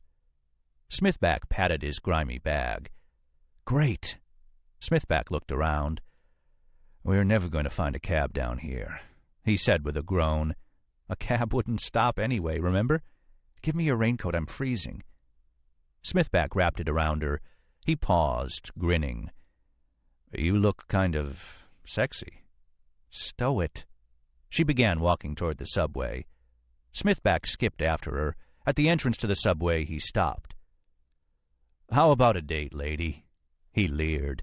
"Hey, lady, please." He imitated the guard's last, despairing entreaties. She looked at him. His hair was sticking out in all directions. His face had become even filthier, and he smelled of mold and dust. He couldn't have looked more ridiculous. She had to smile. "It's going to cost you big time. I'm high class." He grinned. "Diamonds, pearls, greenbacks, nights dancing in the desert under the coyote moon. Anything you want, baby." She took his hand. "Now that's my kind of John." 7. Nora locked the door to her office, placed the packet on a chair, and cleared her desk of papers and tottering stacks of publications. It was just past 8 in the morning, and the museum seemed to be still asleep. Nevertheless, she glanced at the window set into her office door, and then, with a guilty impulse she did not quite understand, walked over to it and pulled down the blind. Then she carefully covered the desktop with white, acid-free paper, taped it to the corners, laid another sheet on top, and placed a series of sample bags, stoppered test tubes, tweezers, and picks along one edge. Unlocking a drawer of her desk, she laid out the articles she had taken from the site: coins, comb, hair, string, vertebra. Lastly, she laid the dress atop the paper. She handled it gently, almost gingerly, as if to make up for the abuse it had endured over the last 24 hours. Smithback had been beside himself with frustration the night before, when she had refused to slit open the dress immediately and see what, if anything, was written on the paper hidden inside. She could see him in her mind's eye, still in his hobo outfit, drawn up to a height of indignation only a journalist with a need to know could feel. But she'd been unmoved. With the site destroyed, she was determined to squeeze every bit of information out of the dress that she could, and she was going to do it right. She took a step back from the desk. In the bright light of the office, she could examine the dress in great detail. It was long, quite simple, made of coarse green wool. It looked 19th century, with a high collarette-style neckline, a trim bodice falling in long pleats. The bodice and pleats were lined with white cotton, now yellowed. Nora slid her hand down the pleats and, right below the waistline, felt the crinkle of paper. "Not yet," she told herself as she sat down at the desk. "One step at a time." The dress was heavily stained. It was impossible to tell, without a chemical analysis, what the stains were. Some looked like blood and body fluids, while others could be grease, coal dust, perhaps wax. The hemline was rubbed and torn, and there were some tears in the fabric itself, the larger ones carefully sewn up. She examined the stains and tears with her loupe. The repairs had been done with several colored threads, none green. A poor girl's effort, using whatever was at hand. There was no sign of insect or rodent damage. The dress had been securely walled up in its alcove. She switched lenses on the loupe and looked more closely. She could see a significant amount of dirt, including black grains that looked like coal dust. She took a few of these and placed them in a small glassine envelope with the tweezers. She removed other particles of grit, dirt, hair, and threads, and placed them in additional bags. There were other specks, even smaller than the grit. She lugged over a portable stereo-zoom microscope, laid it on the table, and brought it into focus. Immediately, dozens of lice leapt into view, dead and dry, clinging to the crudely woven fabric, intermingled with smaller mites and several giant fleas. She jerked her head back involuntarily. Then, smiling at herself, she took a closer, more studied look. The dress was a rich landscape of foreign biology, along with an array of substances that could occupy a forensic chemist for weeks. She wondered how useful such an analysis would be, considered the cost, and temporarily shelved the idea. She brought the forceps forward to take more samples. Suddenly, the silence in her office seemed all too absolute. There was a crawling sensation at the base of her neck. She swiveled, gasped. Special Agent Pendergast was standing behind her, hands behind his back. "Jesus," she said, leaping out of the chair. "You scared the hell out of me." Pendergast bowed slightly. "My apologies." "I thought I locked that door." "You did." "Are you a magician, Agent Pendergast? Or did you simply pick my lock?" "A little of both, perhaps, but these old museum locks are so crude, one can hardly call it picking. I am well known here, which requires me to be discreet." "Do you think you could call ahead next time?" He turned to the dress. "You didn't have this yesterday afternoon." "No, I didn't." He nodded. "Very resourceful of you, Dr. Kelly." "I went back last night." No details of any questionable activities, please. However, my congratulations." She could see he was pleased. He held out his hand. "Proceed." Nora turned back to her work. After a while, Pendergast spoke. "There were many articles of clothing in the tunnel. Why this dress?" Without a word, Nora carefully turned up the pleats of the dress, exposing a crudely sewn patch in the cotton lining. Immediately, Pendergast moved closer. "There's a piece of paper sewn inside," she said. "I came upon it just before they shut down the site." "May I borrow your loop?" Nora lifted it over her head and handed it to him. Bending over the dress, he examined it with a thorough professionalism that surprised and impressed Nora. At last, he straightened up. "Very hasty work," he said.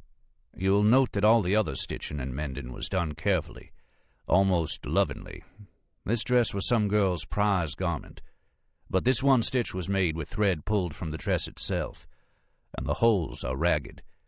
I would guess they were made with a splinter of wood.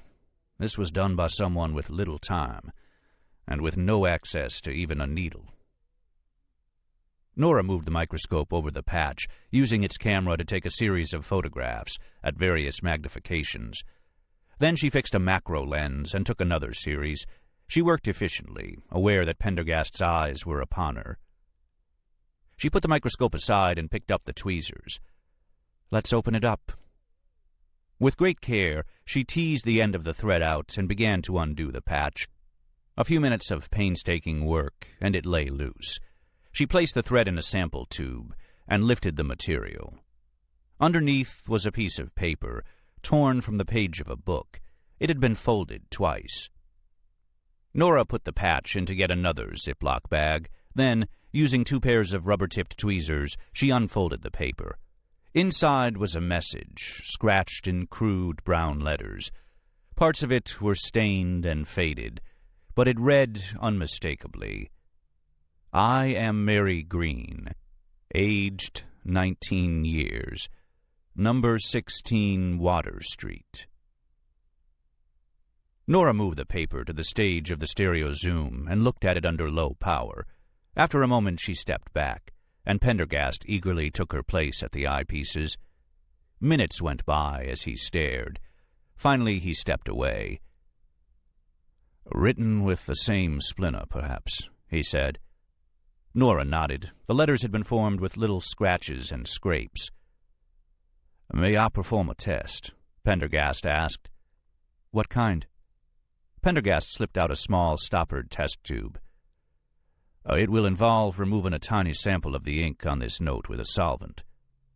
"What is that stuff?" "Anti-human rabbit serum." "Be my guest." Strange that Pendergast carried forensic chemicals around in his pockets.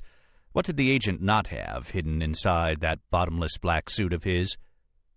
Pendergast unstoppered the test tube, revealing a tiny swab. Using the stereo zoom, he applied it to a corner of a letter, then placed it back in its tube. He gave it a little shake and held it to the window. After a moment, the liquid turned blue. He turned to face her. "So?" she asked, but she had already read the results in his face. "The note, Dr. Kelly, was written in human blood. No doubt the very blood of the young woman herself." 8. Silence descended in the museum office. Nora found she had to sit down. For some time nothing was said. Nora could vaguely hear traffic sounds from below, the distant ringing of a phone, footsteps in the hall. The full dimension of the discovery began to sink in. The tunnel, the 36 dismembered bodies, the ghastly note from a century ago. "What do you think it means?" she asked. "There can be only one explanation. The girl must have known she would never leave that basement alive. She didn't want to die an unknown.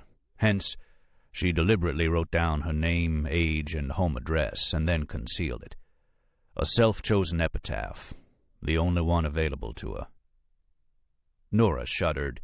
"How horrible." Pendergast moved slowly toward her bookshelf. She followed him with her eyes. "What are we dealing with?" she asked. "A serial killer?" Pendergast did not answer. The same troubled look that had come over him at the dig site had returned to his face. He continued to stand in front of the bookshelf.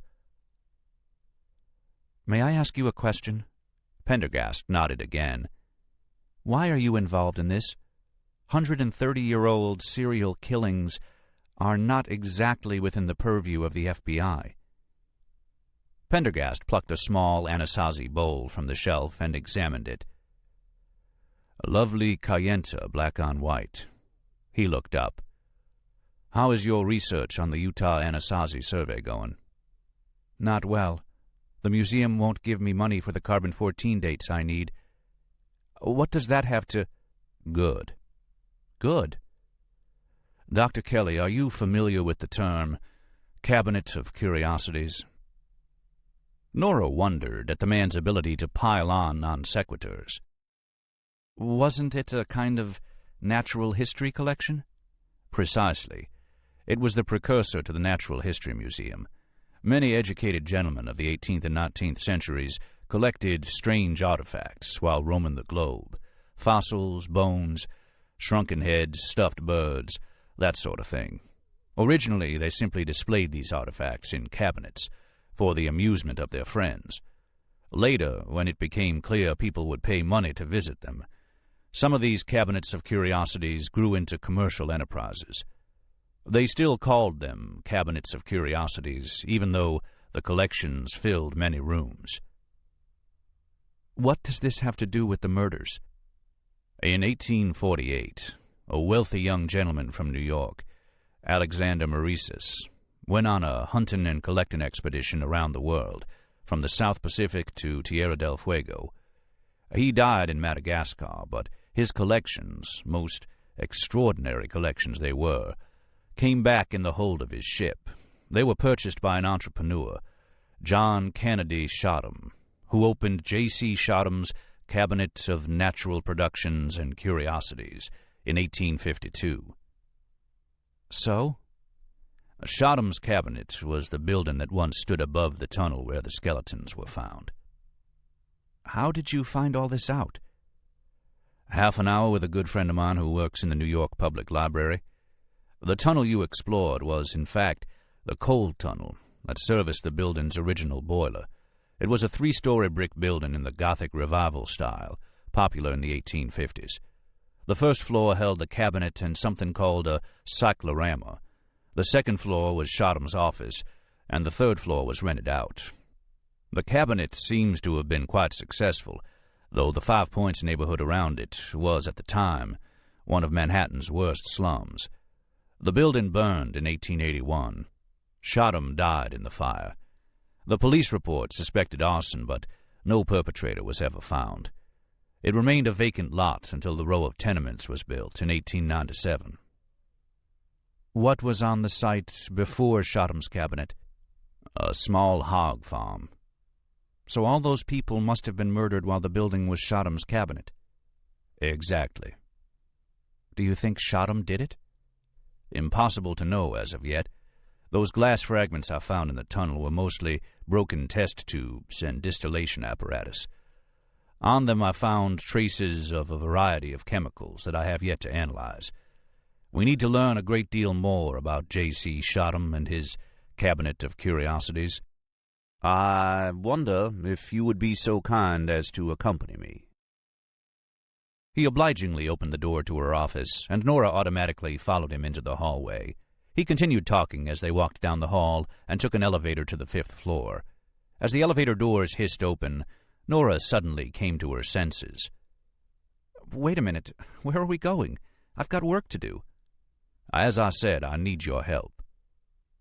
Nora felt a short jolt of irritation. Pendergast spoke so confidently, as if he already owned her time. I'm sorry, but I'm an archaeologist, not a detective. He raised his eyebrows.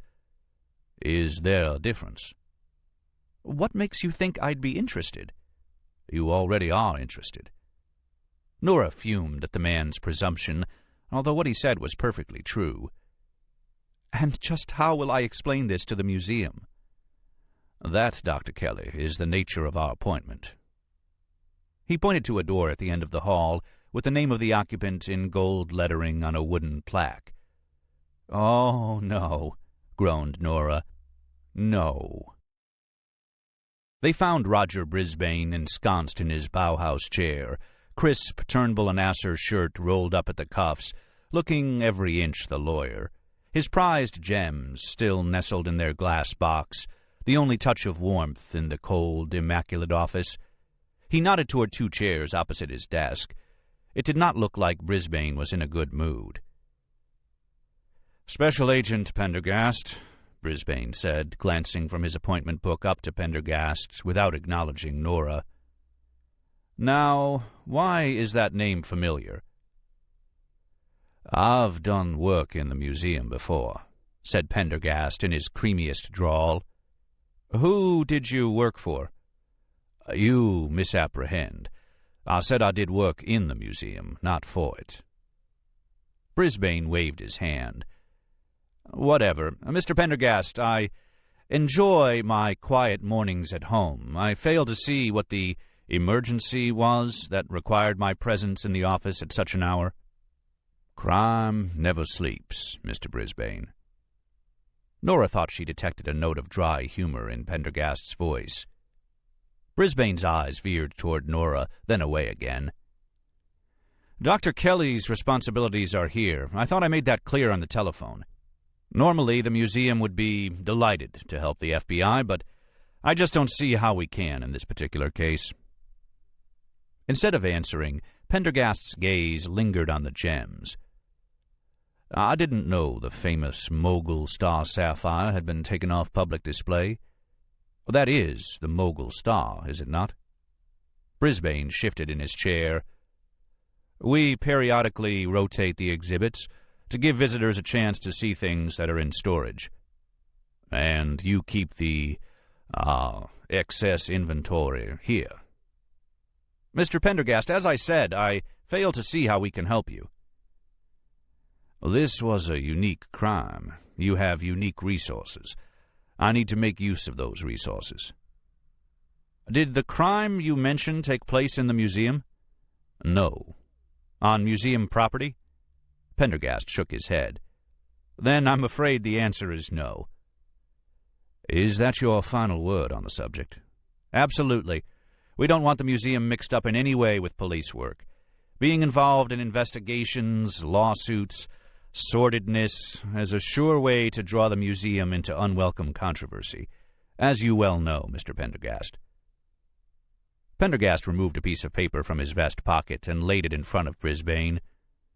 "What's this?" Brisbane said, without looking at it. The museum's charter with the city of New York. What relevance is that? It states that one of the responsibilities of museum employees is to perform pro bono public service to the city of New York. We do that every day by running the museum. Ah, but that is precisely the problem. Up until fairly recently, the museum's anthropology department regularly assisted the police in forensic matters. It was part of their duties, as a matter of fact. You remember, of course, the infamous ashcan murder of November 7th, 1939? Pity I must have missed that particular piece in the Times that day. A curator here was instrumental in solving that case. He found the burned rim of an orbit in an ashcan, which he was able to identify as positively human. Mr. Pendergast, I am not here for a history lesson. Brisbane rose out of his chair and flicked on his jacket. The answer is no. I have business to attend to. Dr. Kelly, please return to your office. I am sorry to hear that. There will be adverse publicity, of course. At these two words, Brisbane paused. Then a cold smile crept onto his face. That sounded remarkably like a threat. Pendergast continued in his genial southern fashion. The truth is, the charter clearly calls for service to the city outside of regular curatorial duties. The museum has not been keeping its contract with the city of New York now for close to a decade, despite the fact that it receives millions in tax dollars from the citizens of New York. Far from providing public service, you have now closed your library to all but PhDs. You have closed your collections to everyone except so-called accredited academics, and you charge fees for everything, all in the name of intellectual property rights. You have even begun suggesting an admission fee, despite the fact that this is clearly barred by your charter.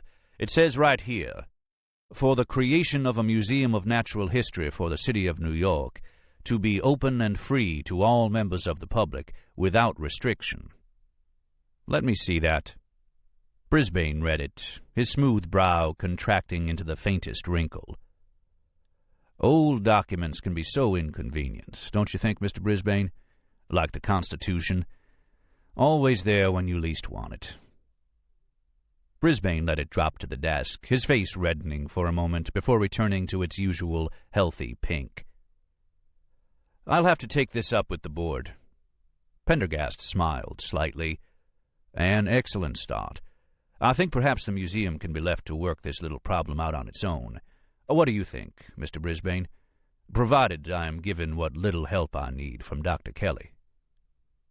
There was a silence.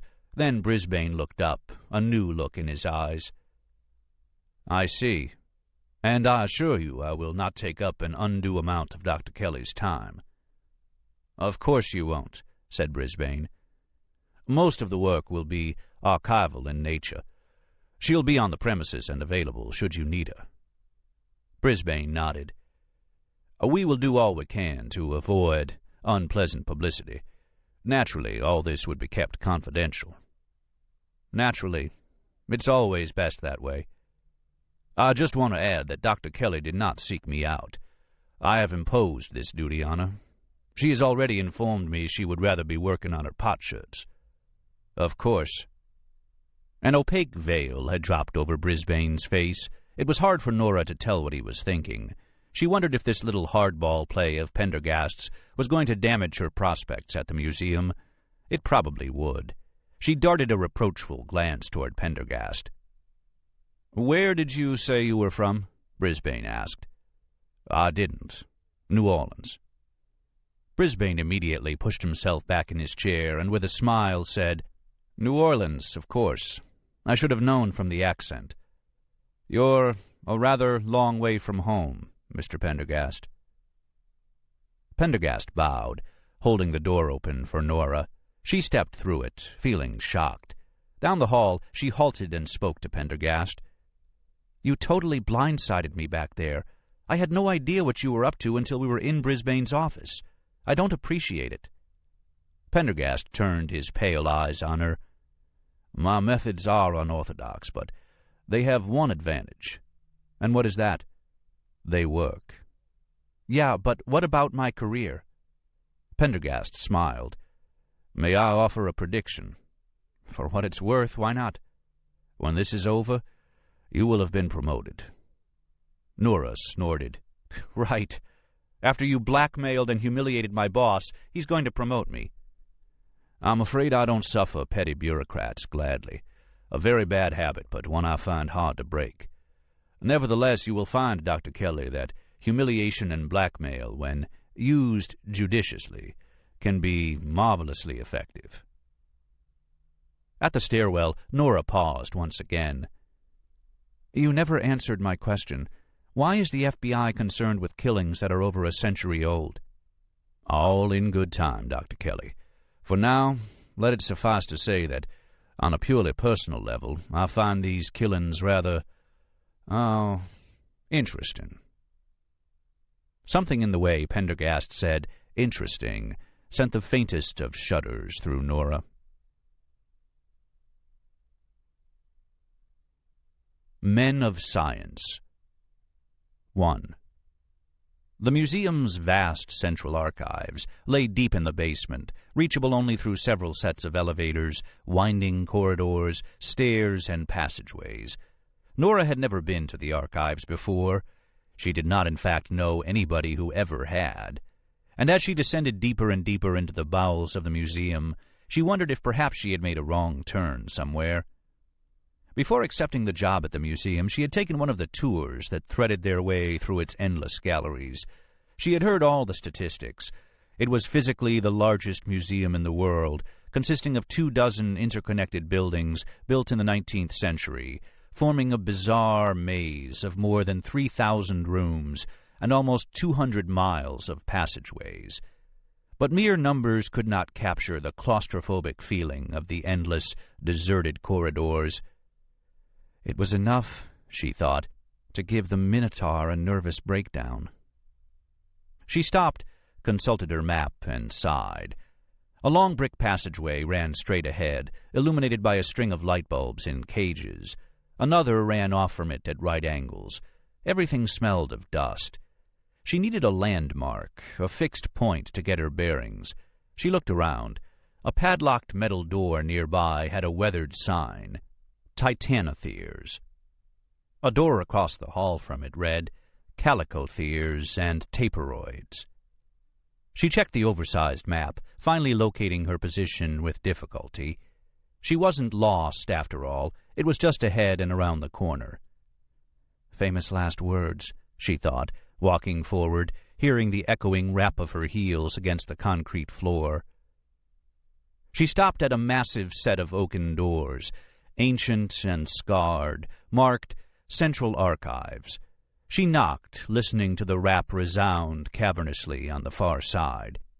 There came a sudden rattle of papers, the sound of a dropped book, a great clearing of phlegm. A high-pitched voice called out, "Just a moment, please."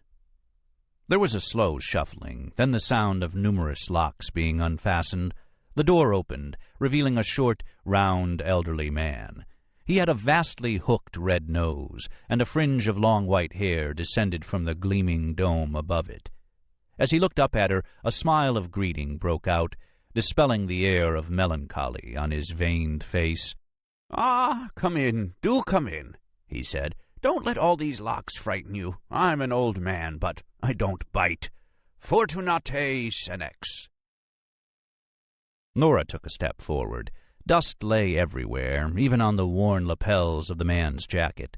A lamp with a green shade cast a small pool of light on the old desk, piled high with papers. On one side sat an elderly royal typewriter, perhaps the only thing in the room not covered in dust. Beyond the desk, Nora could see cast-iron shelves, laden with books and boxes, stretching back into a gloom as deep as the ocean. In the dimness, it was impossible to judge how far the room extended. "Are you Reinhardt Puck?" Nora asked. The man set up a vigorous nodding, his cheeks and bow tie flapping in response. "At your service." He bowed, and for an alarmed moment, Nora thought he might reach out to kiss her hand. Instead, there was another loud sound of phlegm being forced against its will somewhere within his windpipes. "I'm looking for information on cabinets of curiosities," Nora continued, wondering if that was the correct pluralization. The man, busy relocking the door, glanced over, his rheumy eyes lighting up. "Ah, you've come to the right place. The museum absorbed most of the old cabinets of early New York. We have all their collections, their papers. Where shall we begin?"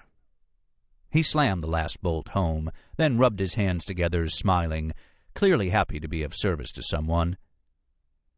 There was a cabinet of curiosities in Lower Manhattan known as Shodham's Cabinet. He wrinkled his brow. Shodham's. Ah, yes.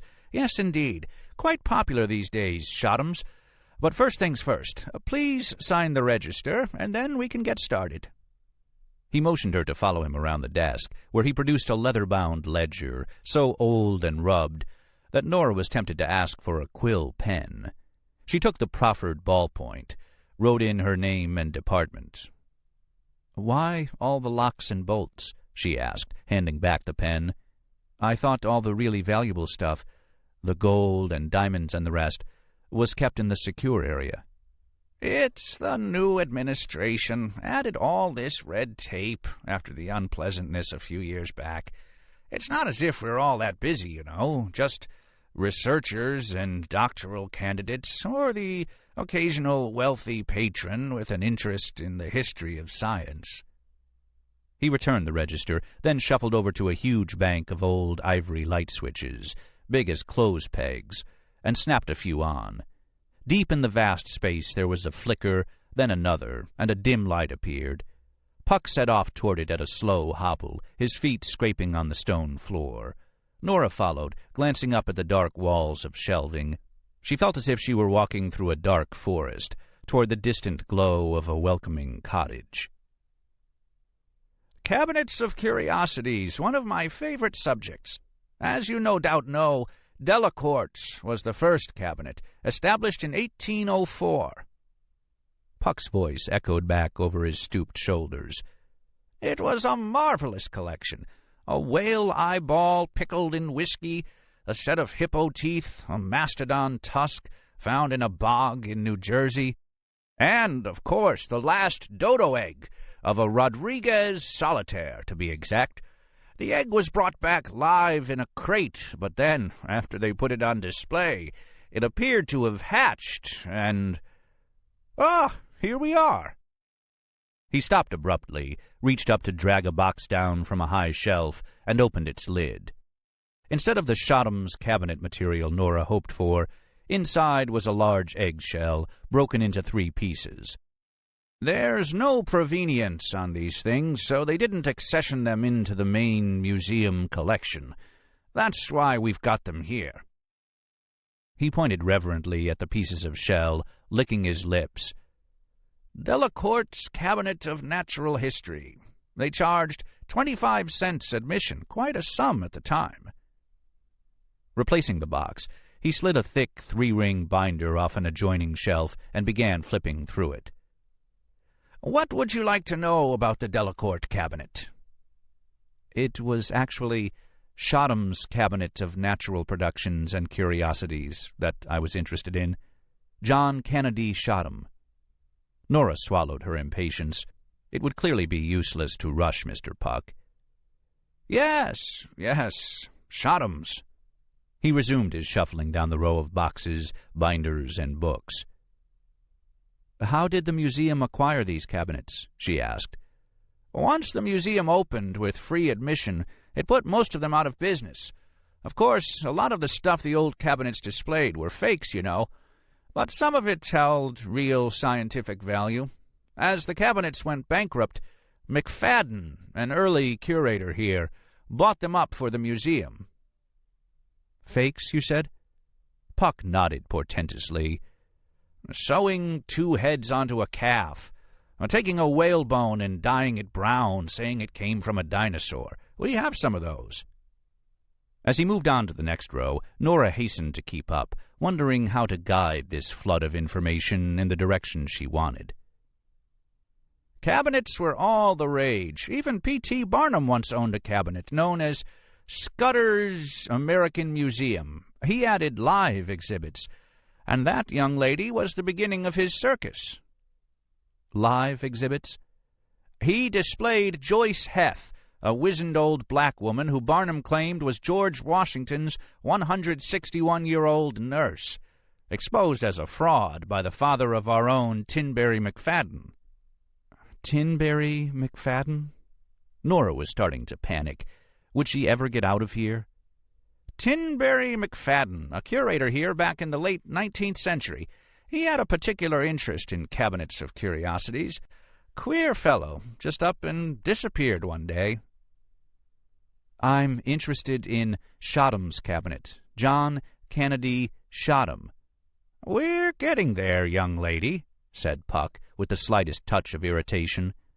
We don't have much from Shodham's. It burned in 1881.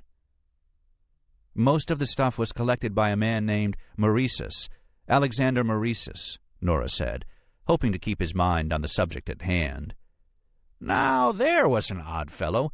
Maurices came from a rich New York family, died in Madagascar. I believe the chief made an umbrella out of his skin to protect his baby grandson from the sun.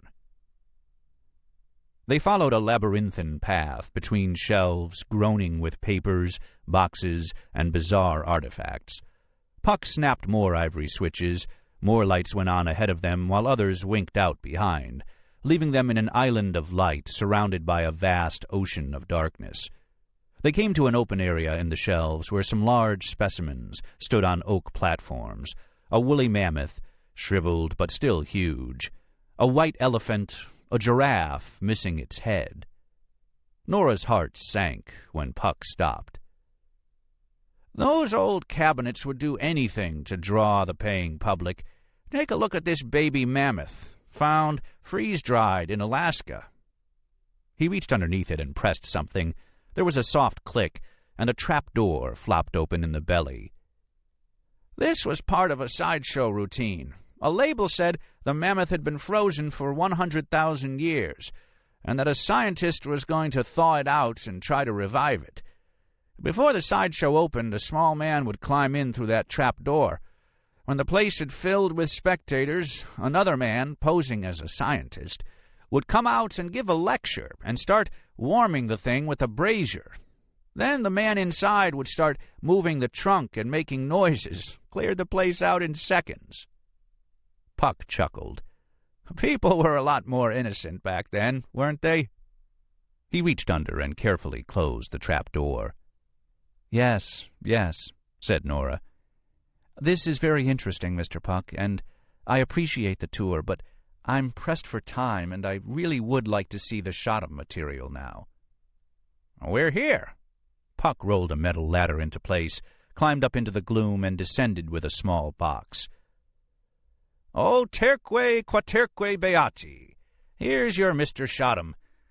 It wasn't the most interesting cabinet, I'm afraid, and since it burned, we don't have much from it.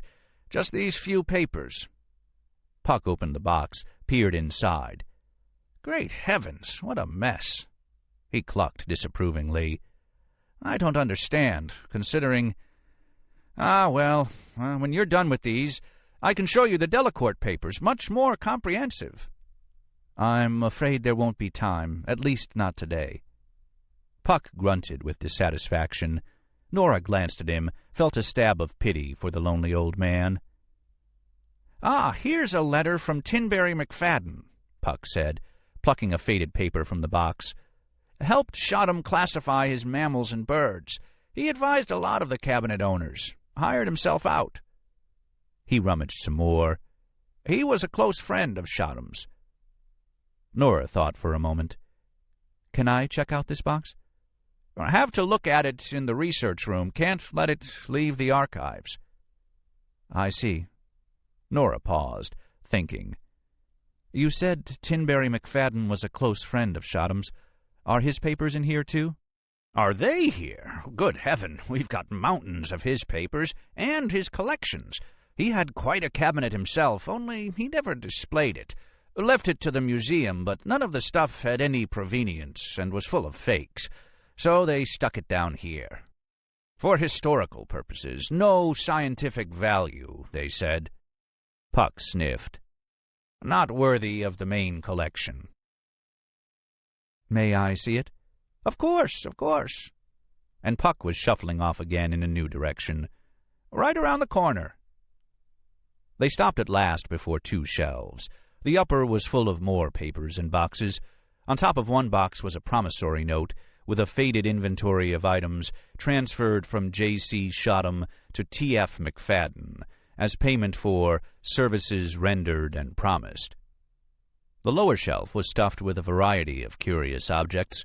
Glancing over them, Nora saw stuffed animals wrapped in wax paper and twine, dubious-looking fossils, a double-headed pig floating in a glass jeroboam, a dried anaconda curled into a giant 5-foot knot, a stuffed chicken with 6 legs and 4 wings, and a bizarre box made out of an elephant's foot. Puck blew his nose like a trumpet, wiped his eyes. Poor Tinberry would turn over in his grave if he knew that his precious collection ended up down here.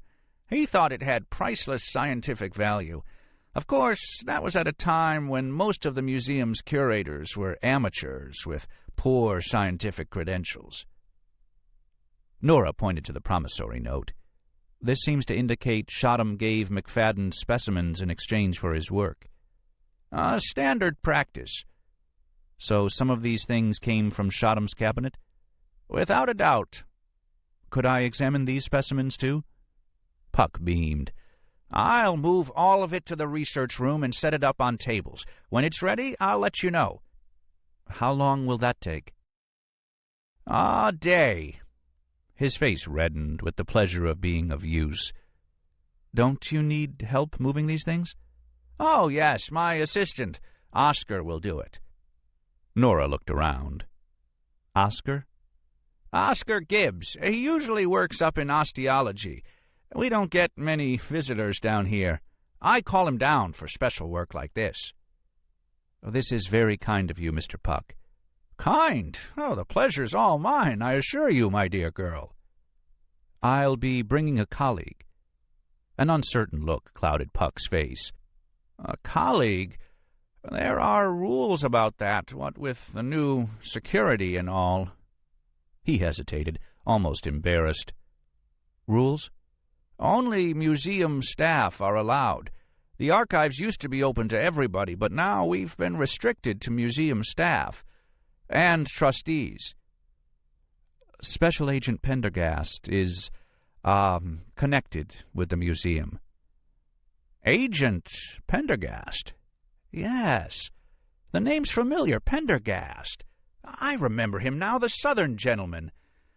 Oh, dear. A momentary look of distress crossed the man's face. Well, as you wish. I'll expect you both tomorrow at 9 o'clock. 2. Patrick Murphy O'Shaughnessy sat in the precinct captain's office, waiting for him to get off the phone. He had been waiting 5 minutes, but so far Custer hadn't even looked in his direction, which was just fine with him. O'Shaughnessy scanned the walls without interest, his eyes moving from commendation plaques to departmental shooting trophies, lighting at last upon the painting on the far wall. It showed a little cabin in a swamp at night under a full moon, its windows casting a yellow glow over the waters. It was a source of endless amusement to the 7th Precinct that their captain, with all his mannerisms and his pretensions to culture, had a velvet painting proudly displayed in his office. There had even been talk of getting an office pool together, soliciting donations for a less revolting replacement. O'Shaughnessy used to laugh along with them, but now he found it pathetic. It was all so pathetic. The rattle of the phone in its cradle brought him out of his reverie. He looked up as Custer pressed his intercom button.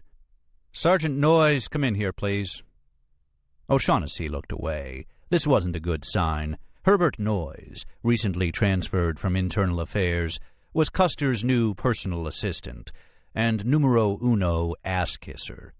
Something unpleasant was definitely up. Almost instantly, Noyes entered the office, the usual unctuous smile breaking the smooth lines of his ferret-like head. He nodded politely to Custer, ignored O'Shaughnessy, and took the seat closest to the captain's desk, chewing gum, as usual. His skinny form barely made a dent in the burgundy-colored leather. He'd come in so fast, it was almost as if he'd been hovering outside. O'Shaughnessy realized he probably had been. And now, at last, Custer turned toward O'Shaughnessy. "Paddy," he said in his high, thin voice, "how's the last Irish cop on the force doing these days?" O'Shaughnessy waited just long enough to be insolent, and then answered, "It's Patrick, sir." Patrick, I thought they called you Paddy," Custer went on, some of the hearty bluster gone.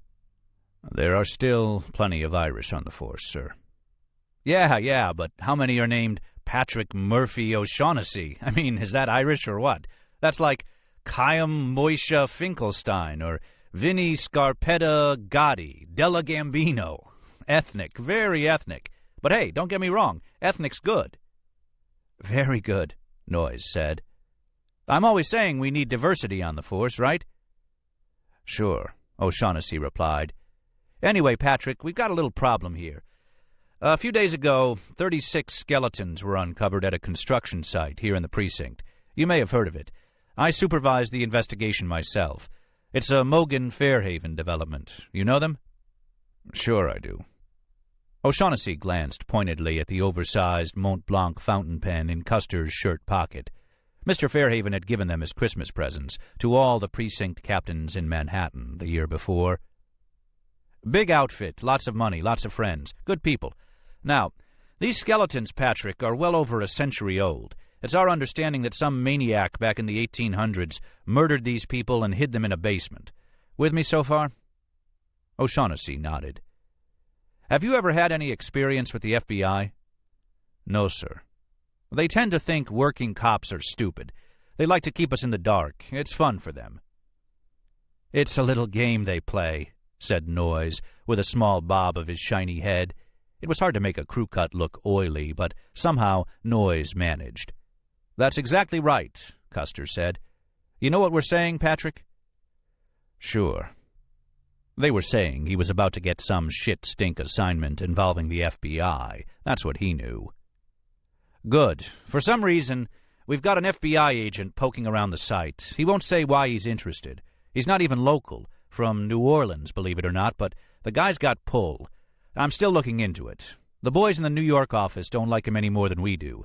They told me some stories about him, and I didn't like what I heard. Wherever this guy goes, trouble follows. You with me?" "Yes, sir." "This guy's been calling all over the place. Wants to see the bones. Wants to see the pathologist's report. Wants everything under the sun. He doesn't seem to get that the crime's ancient history. So now Mr. Fairhaven is concerned. He doesn't want this getting blown out of proportion, you know? He's going to have to rent those apartments. You get my drift? And when Mr. Fairhaven gets concerned, he calls the mayor. The mayor calls Commissioner Rocker. The commissioner calls the commander, and the commander calls me. Which means that now I'm concerned." O'Shaughnessy nodded. "Which means now I'm supposed to be concerned, which I'm not." "Very concerned," said Noyes. O'Shaughnessy allowed his face to relax into the most unconcerned of looks. "So here's what's going to happen. I'm going to assign you to be this guy's NYPD liaison. You stick to him like a fly to, honey. I want to know what he's doing, where he goes, and especially what he's up to, but don't get too friendly with the guy." "No, sir." "His name is Pendergast, Special Agent Pendergast." Custer turned over a piece of paper. "Christ, they didn't even give me his first name here. No matter. I've set up a meeting with you and him tomorrow, 2 p.m. After that, you stay with him.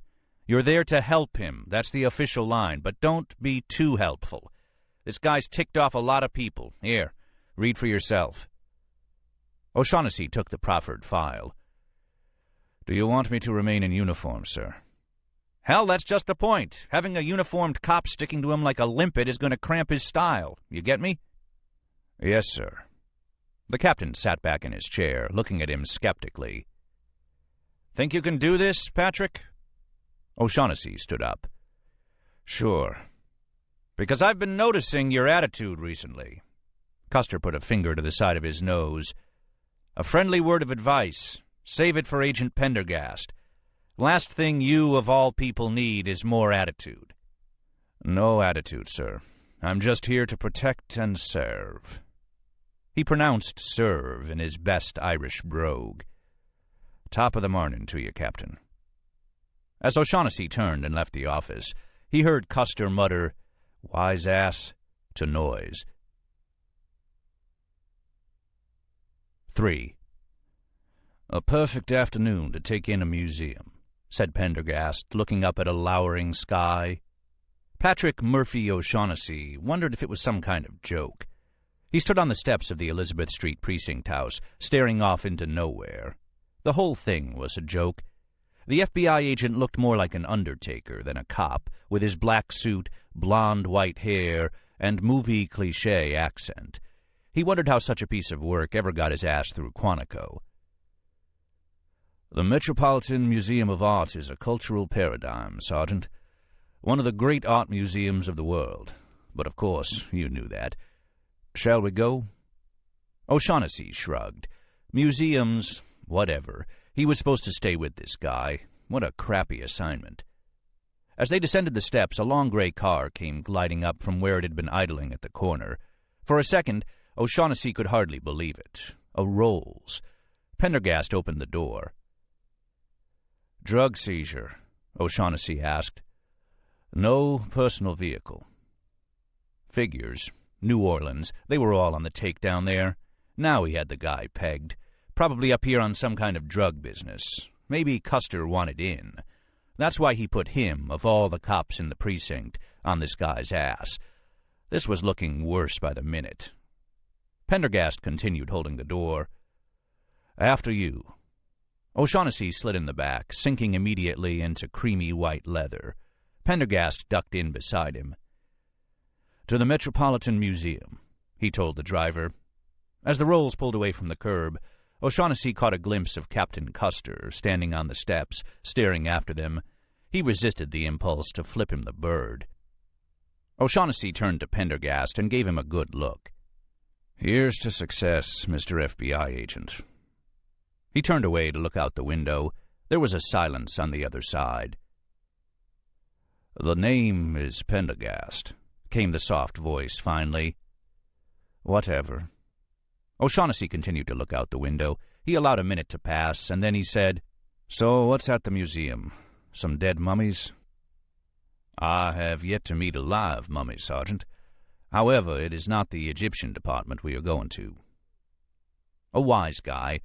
He wondered how many more assignments he'd have like this. Just because he made a mistake 5 years ago, they all thought he was Mr. Expendable.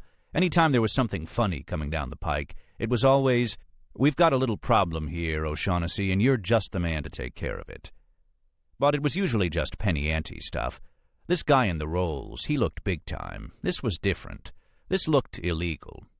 O'Shaughnessy thought of his long-gone father and felt a stab of shame. Thank God the man wasn't around to see him now. 5 generations of O'Shaughnessy's in the force, and now everything gone to shit. He wondered if he could hack the 11 more years required before an early severance package became available. "So what's the game?" O'Shaughnessy asked. No more sucker work. He was going to keep his eyes open and his head up on this one. He didn't want any stray shit to fall when he wasn't looking up. This book is continued on Disc 3. Disc 3. "So what's the game?" O'Shaughnessy asked. No more sucker work. He was going to keep his eyes open and his head up on this one. He didn't want any stray shit to fall when he wasn't looking up. "Sergeant?" "What?" "There is no game." "Of course not." O'Shaughnessy let out a little snort. "There never is." He realized the FBI agent was looking at him intently. He continued looking away. "I can see that you're under a misapprehension here, Sergeant," came the drawl. "We should rectify that at once. You see, I can understand why you jumped to that conclusion. 5 years ago, you were caught on a surveillance tape taking $200 from a prostitute in exchange for releasing her. I believe they call it a shakedown. Have I got that right?" O'Shaughnessy felt a sudden numbness, followed by a slow anger. Here it was again. He said nothing. What was there to say? It would have been better if they'd cashiered him. The tape got sent to Internal Affairs. Internal Affairs paid you a visit, but there were different accounts of what happened. Nothing was proven. Unfortunately, the damage was done, and since that time you've seen your career, how should I put it, remain in stasis. O'Shaughnessy continued looking out the window at the rush of buildings. Remain in stasis? You mean go nowhere? And you've caught nothing since but a series of questionable assignments and gray-area errands, of which you no doubt consider this one more. O'Shaughnessy spoke to the window, his voice deliberately tired. Pendergast, I don't know what your game is, but I don't need to listen to this. I really don't. I saw that tape, said Pendergast. Good for you.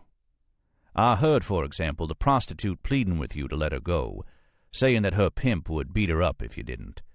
Then I heard her insisting you take the $200, because if you didn't, her pimp would assume she had betrayed him. But if you took the money, he would only think she'd bribed her way out of custody and spare her. Am I right? So you took the money. O'Shaughnessy had been through this in his own mind 1,000 times. What difference did it make? He didn't have to take the money. He hadn't given it to charity either. Pimps were beating up prostitutes every day. He should have left her to her fate. So now you're cynical. You're tired. You've come to realize that the whole idea of protect and serve is farcical, especially out there on the streets, where there doesn't even seem to be right or wrong. Nobody worth protecting, and nobody worth serving. There was a silence. Are we through with the character analysis? O'Shaughnessy asked. For the moment, except to say that, yes, this is a questionable assignment, but not in the way you're thinking. The next silence stretched into minutes. They stopped at a light, and O'Shaughnessy took an opportunity to cast a covert glance toward Pendergast. The man, as if knowing the glance was coming, caught his eye and pinned it. O'Shaughnessy almost jumped. He looked away so fast. Did you, by any chance, catch the show last year, Costume in History? Pendergast asked, his voice now light and pleasant. What? I'll take that as a no. You missed a splendid exhibition. The Met has a fine collection of historical clothing dating back to the early Middle Ages. Most of it was in storage, but last year they mounted an exhibition showing how clothing evolved over the last 6 centuries. Absolutely fascinating. Did you know that all ladies at Louis XIV's court at Versailles were required to have a 13-inch waist or less, and that their dresses weighed between 30 and 40 pounds? O'Shaughnessy realized he didn't know how to answer. The conversation had taken such a strange and sudden tack that he found himself momentarily stunned. I was also interested to learn that in the 15th century, a man's codpiece... This tidbit was mercifully interrupted by a screech of brakes as the Rolls swerved to avoid a cab cutting across 3 lanes of traffic. Yankee barbarians, said Pendergast mildly. Now, where was I? Ah, yes, the codpiece. The Rolls was caught in midtown traffic now, and O'Shaughnessy began to wonder just how much longer this ride was going to take. The great hall of the Metropolitan Museum was sheeted in Beaux-Arts marble, decorated with vast sprays of flowers, and almost unbearably crowded. O'Shaughnessy hung back while the strange FBI agent talked to one of the harried volunteers at the information desk. She picked up a phone, called someone, then put it down again, looking highly irritated. O'Shaughnessy began to wonder what this Pendergast was up to. Throughout the extended trip uptown, he'd said nothing about his intended plan of action. He glanced around. It was an Upper East Side crowd, for sure. Ladies dressed to the nines, clicking here and there in high heels. Uniformed school children, lined up and well-behaved. A few tweedy-looking academics, wandering about with thoughtful faces. Several people were staring at him disapprovingly, as if it was in bad taste to be in the Met wearing a police officer's uniform. He felt a rush of misanthropy. Hypocrites. Pendergast motioned him over, and they passed into the museum, running a gauntlet of ticket-takers in the process, past a caseful of Roman gold, plunging at last into a confusing sequence of rooms crowded with statues, vases, paintings, mummies, and all manner of art. Pendergast talked the whole time, but the crowds were so dense and the noise so deafening, O'Shaughnessy caught only a few words. They passed through a quieter suite of rooms full of Asian art, finally arriving in front of a door of shiny gray metal. Pendergast opened it without knocking, revealing a small reception area. A strikingly good-looking receptionist sat behind a desk of blonde wood. Her eyes widened slightly at the sight of his uniform. O'Shaughnessy gave her a menacing look. "May I help you?" She addressed Pendergast, but her eyes continued to flicker anxiously toward O'Shaughnessy. "Sergeant O'Shaughnessy and Special Agent Pendergast are here to see Dr. Wellesley." "Do you have an appointment?" "Alas, no." The receptionist hesitated. "I'm sorry, Special Agent—" "Pendergast, Federal Bureau of Investigation." At this she flushed deeply. "Just a moment." She picked up her phone. O'Shaughnessy could hear it ringing in an office just off the reception area. "Dr. Wellesley," the secretary said, "there is a Special Agent Pendergast from the FBI and a police officer here to see you." The voice that echoed out of the office was easily heard by all. It was a crisp, no-nonsense voice, feminine yet cold as ice, and so unrelievedly English, it made O'Shaughnessy bristle. "Unless they are here to arrest me, Heather, the gentleman can make an appointment like everyone else. I am engaged." The crash of her telephone hitting the cradle was equally unmistakable. The receptionist looked up at them with high nervousness. "Dr. Wellesley—" But Pendergast was already moving toward the office from which the voice had issued. "This is more like it," O'Shaughnessy thought as Pendergast swung open the door, placing himself squarely in the doorway. At least the guy, for all his pretensions, was no pushover. He knew how to cut through the bullshit. The unseen voice, laden with sarcasm, cut the air. "Ah, the proverbial copper with his foot in the door. Pity it wasn't locked so you could batter it down with your truncheon." It was as if Pendergast had not heard. His fluid, honeyed voice filled the office with warmth and charm.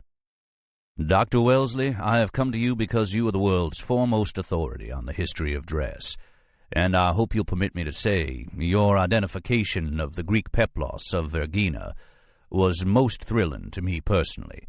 I have long had an interest in the subject." There was a brief silence. "Flattery, Mr. Pendergast, will at least get you inside." O'Shaughnessy followed the agent into a small but very well-appointed office. The furniture looked like it had come directly from the museum's collection, and the walls were hung with a series of 18th-century watercolors of opera costumes. O'Shaughnessy thought they might be the characters of Figaro, Rosina, and Count Almaviva from The Barber of Seville. Opera was his sole and his secret indulgence.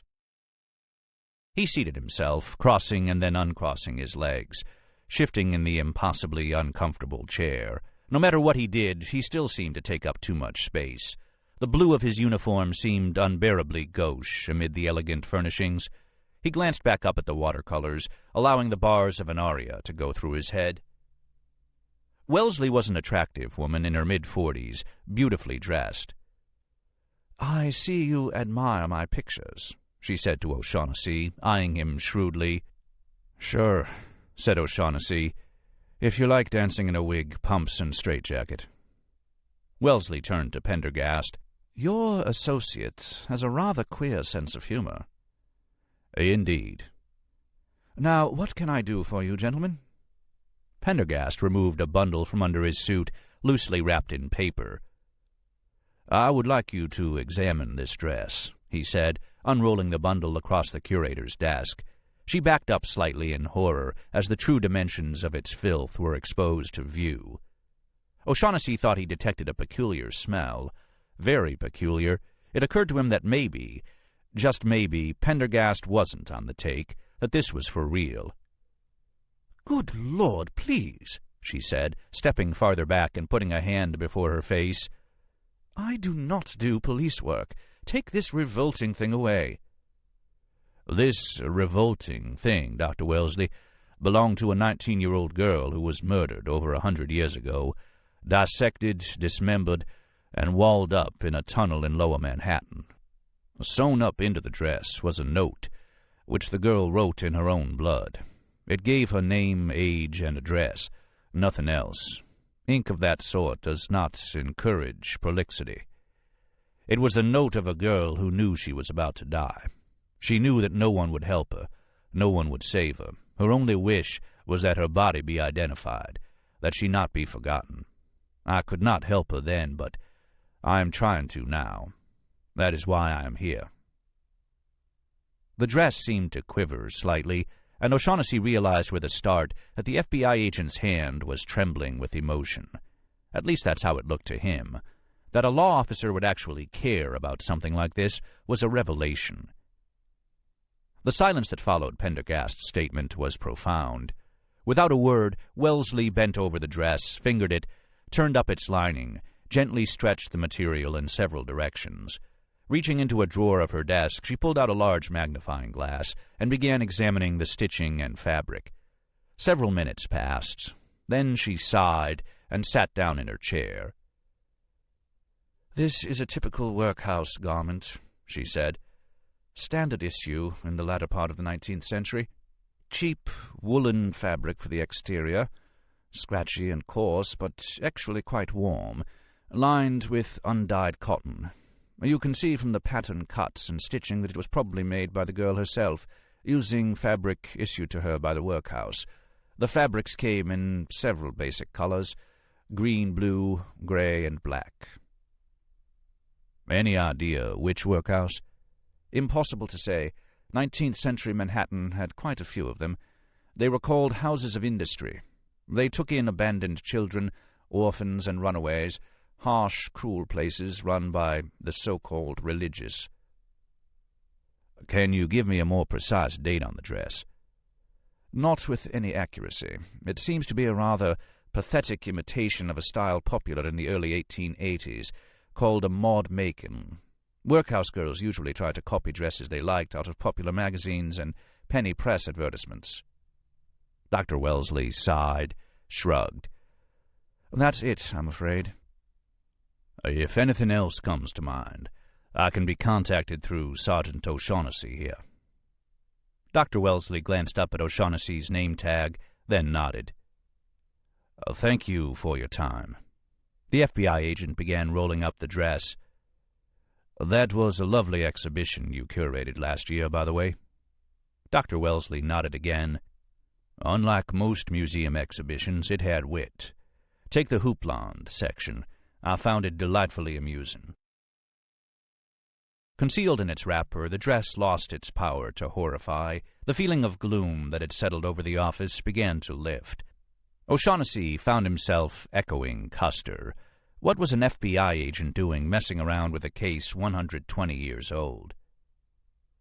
"Thank you for noticing what none of the critics did," the woman replied.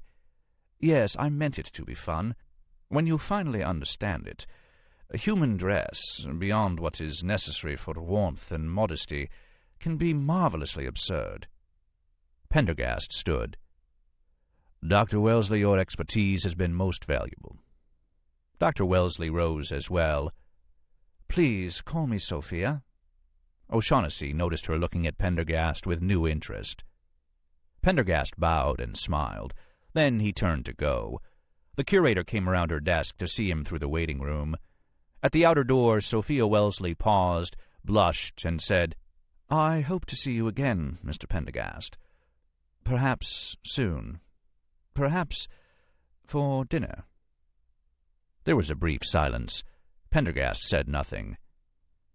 "Well," said the curator crisply, "you know where to reach me." They walked back through the thronged, treasure-laden halls, past the Khmer devatars, past the reliquaries encrusted with gems, past the Greek statues and the red attic vases, down the great crowded steps to Fifth Avenue. O'Shaughnessy whistled an astringent little chorus of Sade's Smooth Operator. If Pendergast heard, he gave no sign. Moments later, O'Shaughnessy was sliding into the white leather cocoon of the rolls. When the door shut with a solid, reassuring thunk, blessed silence returned. He still couldn't figure out what to make of Pendergast. Maybe the guy, for all his expensive tastes, was on the up and up. He sure as hell knew this. He was going to keep his eyes and ears open. "Across the park to the New York Museum of Natural History, please," Pendergast told the driver.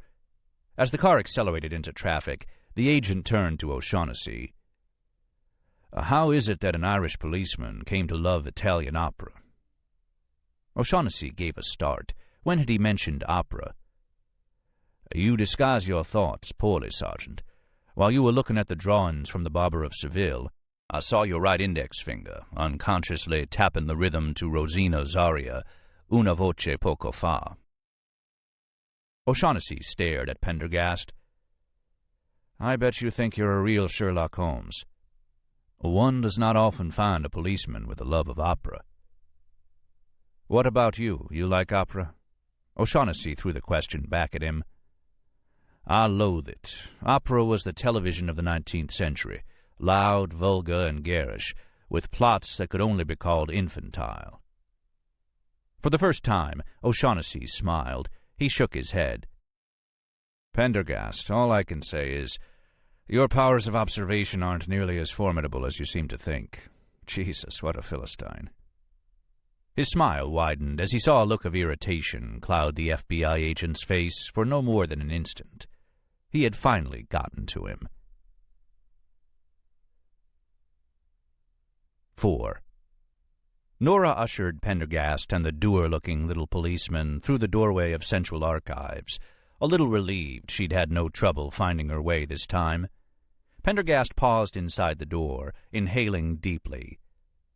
"Ah, the smell of history. Drink it in, Sergeant." He put out his hands, fingers extended as if to warm them on the documents within. Reinhard Puck advanced toward Pendergast, head wagging. He wiped his shining pate with a handkerchief, then stuffed the cloth into a pocket with awkward fingers. The sight of the FBI agent seemed to both please and alarm him. "Dr. Pendergast," he said, "a pleasure. I don't think we've met since, let's see, the troubles of '95. Did you take that trip to Tasmania?" "I did indeed. Thank you for remembering. And my knowledge of Australian flora has increased proportionately." "And how's your department?" "Splendid," said Pendergast. "Allow me to introduce Sergeant O'Shaughnessy." The policeman stepped out from behind Pendergast, and Puck's face fell. "Oh, dear. There is a rule, you see. Non-museum employees—" "I can vouch for him," said Pendergast, a note of finality in his voice. "He is an outstanding member of the police force of our city." I see, Puck said unhappily as he worked the locks. "Well, you'll all have to sign in, you know." He turned away from the door. "And this is Mr. Gibbs." Oscar Gibbs nodded curtly. He was small, compact, and African-American, with hairless arms and a closely shaven head. For his size, his build was so solid he seemed fashioned out of butcher block. He was covered with dust, and looked distinctly unhappy to be there. "Mr. Gibbs has kindly set up everything for you in the research room," said Puck. "We'll go through the formalities, and then if you'll be so good as to follow me." They signed the book, then advanced into the gloom, Puck lighting the way, as before, by the banks of ivory switches. After what seemed an interminable journey, they arrived at a door set into the plastered rear wall of the archives, with a small window of glass and metal meshing. With a heavy jangle of keys, Puck laboriously unlocked it, then held it open for Nora. She stepped inside. The lights came up, and she almost gasped in astonishment. Polished oak paneling rose from a marble floor to an ornate, plastered and gilded ceiling of Rococo splendor. Massive oaken tables, with claw feet, dominated the center of the room, surrounded by oak chairs with red leather seats and backs. Heavy chandeliers of worked copper and crystal hung suspended above each table. Two of the tables were covered by a variety of objects, and a third had been laid out with boxes, books, and papers. A massive bricked-up fireplace, surrounded by pink marble, stood at the far end of the room. Everything was hoary with the accumulated patina of years. "This is incredible," said Nora. "Yes, indeed," said Puck. "One of the finest rooms in the museum. Historical research used to be very important." He sighed. "Times have changed. O tempo, o mores, and all that. Please remove all writing instruments from your pockets and put on those linen gloves before handling any of the objects. I will need to take your briefcase, Doctor." He glanced disapprovingly at the gun and handcuffs dangling from O'Shaughnessy's service belt, but said nothing. They laid their pens and pencils into a proffered tray. Nora and the others slid on pairs of spotless gloves. "I will withdraw. When you are ready to leave, call me on that telephone, extension 4240. If you want photocopies of anything, fill out one of these sheets." The door eased shut. There was the sound of a key turning in a lock. "Did he just lock us in?" O'Shaughnessy asked. Pendergast nodded. "Standard procedure." O'Shaughnessy stepped back into the gloom. He was an odd man, Nora thought. Quiet, inscrutable, handsome in a black Irish kind of way. Pendergast seemed to like him. O'Shaughnessy, on the other hand, looked as if he didn't like anybody. The agent clasped his hands behind his back and made a slow circuit of the first table, peering at each object in turn. He did the same with the second table, then moved to the third table, laden with its assorted papers. "Let's see this inventory you mentioned," he said to Nora. Nora pointed out the promissory note with the inventory she had found the day before. Pendergast looked it over and then, paper in hand, made another circuit. He nodded at a stuffed okapi. "That came from Shotham's," he said. "And that." He nodded to the elephant's foot box. "Those 3 penis sheaths, and the right whale baculum. The Hevero shrunken head, all from Shotham's, payment to McFadden for his work." He bent down to examine the shrunken head. "A fraud, monkey, not human." He glanced up at her. "Dr. Kelly, would you mind looking through the papers while I examine these objects?" Nora sat down at the third table. There was the small box of Shotham's correspondence, along with another much larger box and 2 binders. McFadden's papers, apparently. Nora opened the Shotham box first. As Puck had noted, the contents were in a remarkable state of disarray. What few letters were here were all in the same vein. Questions about classifications and identifications, tiffs with other scientists over various arcane subjects. It illuminated a curious corner of 19th century natural history, but shed no light on a heinous 19th century crime. As she read through the brief correspondence, a picture of J.C. Shotham began to form in her mind. It was not the image of a serial killer. He seemed a harmless enough man, fussy, narrow, a little querulous, perhaps, bristling with academic rivalries. The man's interests seemed exclusively related to natural history. "Of course, you never can tell," she thought, turning over the musty pages. Finding nothing of particular interest, Nora turned to the much larger and neater boxes of Tinbury McFadden's correspondence. They were mostly notes from the long-dead curator on various odd subjects, written in a fanatically small hand, lists of classifications of plants and animals, drawings of various flowers, some quite good. At the bottom was a thick packet of correspondence to and from various men of science and collectors, held together by an ancient string that flew apart when she touched it. She riffled through them, arriving finally at a packet of letters from Shotham to McFadden.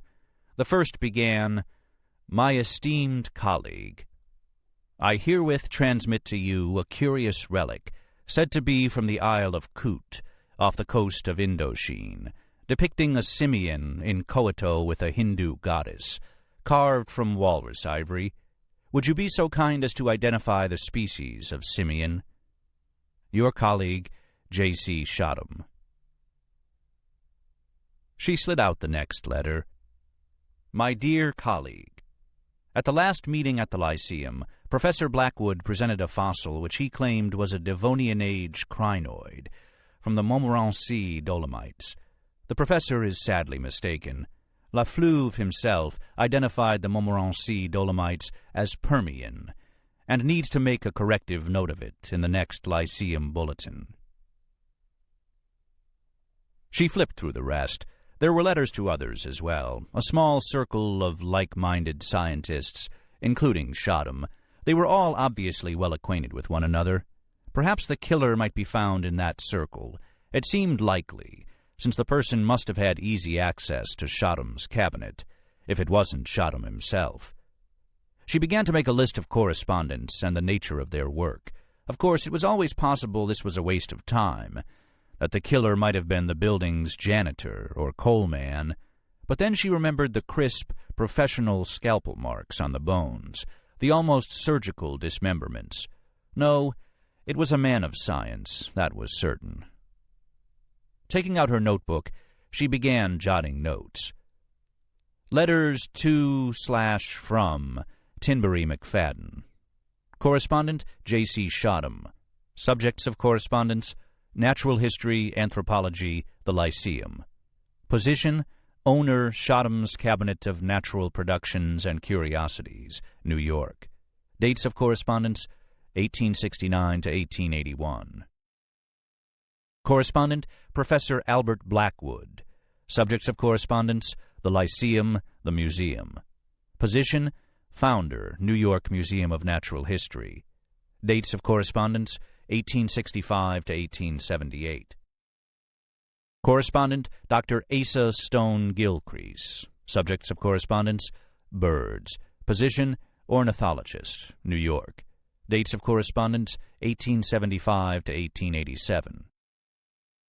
Correspondent: Colonel Sir Henry C. Throckmorton, Baronet, Fellow of the Royal Society. Subjects of correspondence: African mammals, big game. Position: collector, explorer, sportsman, London.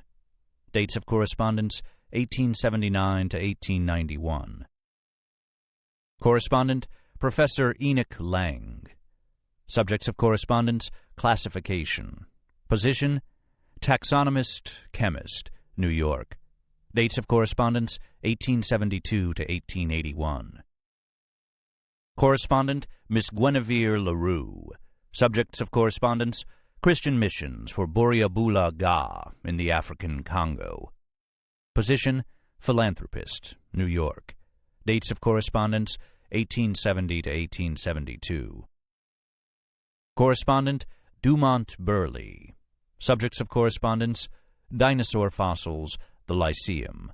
Position: oilman, collector, Cold Spring, New York. Dates of correspondence: 1875 to 1881. Correspondent: Dr. Ferdinand Hunt. Subjects of correspondence: anthropology, archaeology. Position: surgeon, collector, Oyster Bay, Long Island. Dates of correspondence: 1869 to 1879. Correspondent: Professor Hiram Howlett. Subjects of correspondence: reptiles and amphibians. Position: herpetologist, Stormhaven, Maine. Dates of correspondence: 1871 to 1873. The penultimate name gave her a pause. A surgeon. Who was Dr. Ferdinand Hunt? There were quite a few letters from him, written in a large scrawl on heavy paper with a beautiful engraved crest. She flipped through them. My dear Tinbury, with regard to the Odinga natives, the barbaric custom of male pardom is still quite prevalent. When I was in the Volta, I had the dubious privilege of witnessing childbirth. I was not allowed to assist, of course, but I could hear the shrieks of the husband quite clearly, as the wife jerked on the rope affixed to his genitalia with every contraction she experienced. I treated the poor man's injuries, severe lacerations, following the birth. My dear Tinbury, the Olmec jade phallus I herewith enclose from La Venta, Mexico, is for the museum, as I understand you have nothing from that extremely curious Mexican culture. She sorted through the packet of correspondence, but it was again all in the same vein. Dr. Hunt describing various bizarre medical customs he had witnessed in his travels across Central America and Africa, along with notes that had apparently accompanied artifacts sent back to the museum. He seemed to have an unhealthy interest in native sexual practices. It made him a prime candidate in Nora's mind. She felt a presence behind her and turned abruptly. Pendergast stood, arms clasped behind his back. He was staring down at her notes, and there was a sudden look on his face that was so grim, so dark, that Nora felt her flesh crawl. "You're always sneaking up on me," she said weakly. "Anything interesting?" The question seemed almost pro forma. Nora felt sure he had already discovered something important, something dreadful on the list, and yet he did not seem inclined to share it. "Nothing obvious. Have you ever heard of this Dr. Ferdinand Hunt?" Pendergast gave the name a cursory glance, without interest. Nora became aware of the man's conspicuous lack of any scent whatsoever, no smell of tobacco, no smell of cologne, nothing. "Hunt," he said finally. "Yes, a prominent North Shore family, one of the early patrons of the museum." He straightened up. "I've examined everything save the elephant's foot box. Would you care to assist me?" She followed him over to the table laid out with Tinbury McFadden's old collections, a decidedly motley assortment. Pendergast's face had once again recovered its poise. Now Officer O'Shaughnessy, looking skeptical, emerged from the shadows. Nora wondered what, exactly, the policeman had to do with Pendergast. They stood before the large, grotesque elephant's foot, replete with brass fittings. "So it's an elephant's foot," O'Shaughnessy said. "So?" "Not just a foot, Sergeant," Pendergast replied. "A box made from an elephant's foot, quite common among big-game hunters and collectors in the last century. Rather a nice specimen, too, if a little worn." He turned to Nora. "Shall we look inside?" Nora unclasped the fittings and lifted the top of the box. The grayish skin felt rough and nubbled beneath her gloved fingers. An unpleasant smell rose up. The box was empty. She glanced over at Pendergast. If the agent was disappointed, he showed no sign. For a moment, the little group was still. Then Pendergast himself bent over the open box. He examined it a moment, his body immobile, save for the pale blue eyes. Then his fingers shot forward and began moving over the surface of the box, pressing here and there, alighting at one spot for a moment, then scuttling on.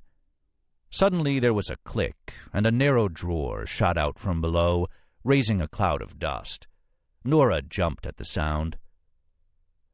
"Rather clever," said Pendergast, removing a large envelope, faded and slightly foxed, from the drawer. He turned it over once or twice, speculatively. Then he ran a gloved finger beneath the seam, easing it open and withdrawing several sheets of cream-laid paper.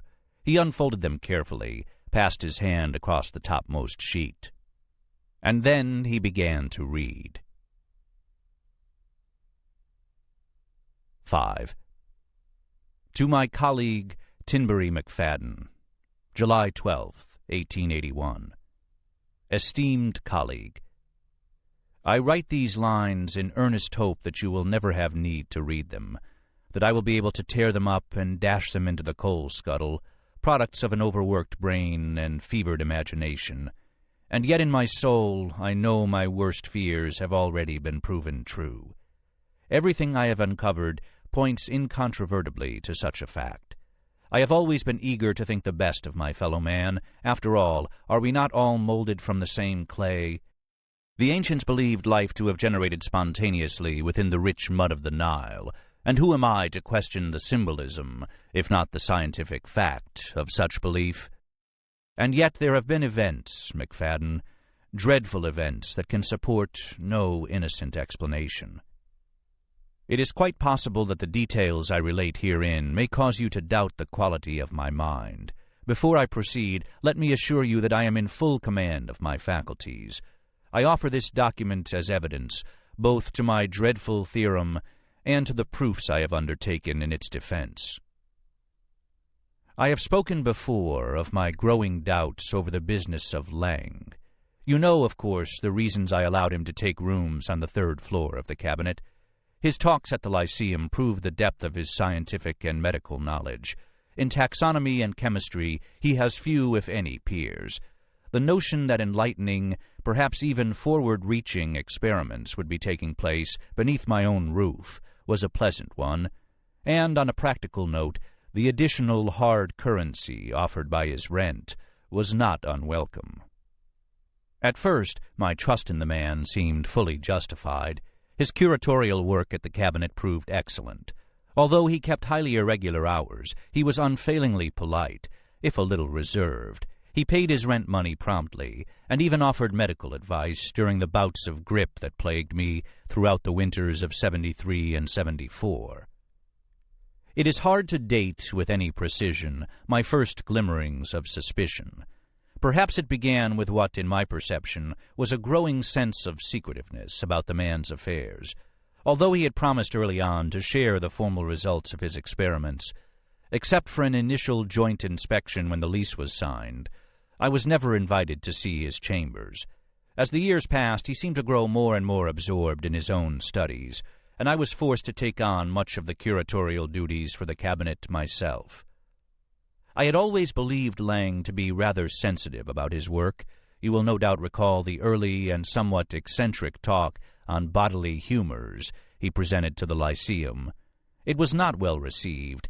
Some members even had the ill-breeding to titter on 1 or 2 occasions during the lecture, and henceforth Lang never returned to the subject. His future talks were all models of traditional scholarship. So at first I ascribed his hesitancy to discuss personal work to this same innate circumspection. However, as time went on, I began to realize that what I had thought to be professional shyness was, in fact, active concealment. One spring evening earlier this year, I had occasion to stay on very late at the cabinet, finishing work on an accumulation of documents and preparing the exhibition space for my latest acquisition, the double-brained child, of which we have previously spoken.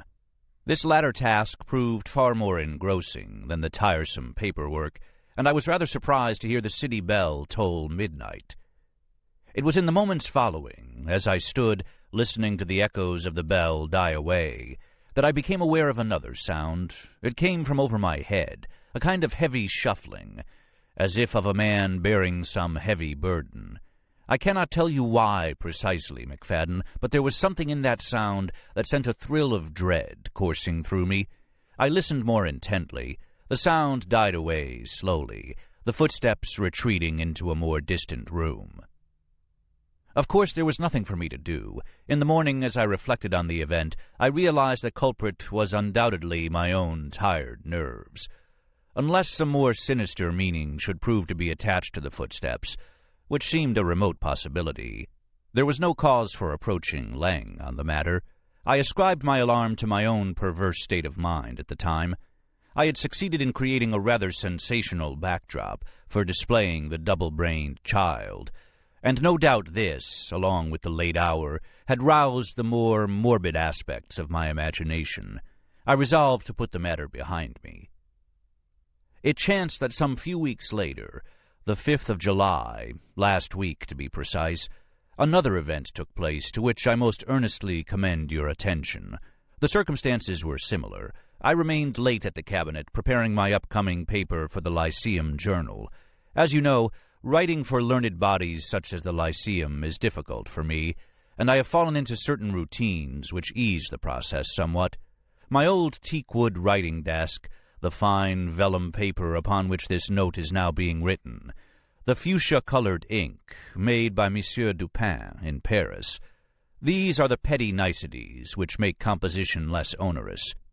This evening, inspiration came rather more easily than usual, however, and around 10:30 I found it necessary to sharpen some new pens before work could continue. I turned away from my desk briefly to effect this. When I returned, I found, to my utmost astonishment, that the page on which I had been at work had been soiled with some small number of ink stains. I am most fastidious with a pen, and was at a loss to explain how this came about. It was only when I took up my blotter to clear away the stains that I realized they differed slightly in color from the fuchsia of my pen, being a somewhat lighter shade. And when I blotted them aside, I realized they were of a thicker, more viscous consistency than my French ink. Imagine my horror, then, when a fresh drop landed upon my wrist, as I was in the act of lifting the blotter from the paper. Immediately, I lifted my eyes to the ceiling above my head. What devilment was this? A small but widening crimson stain was leaching between the floorboards of Lang's chambers overhead.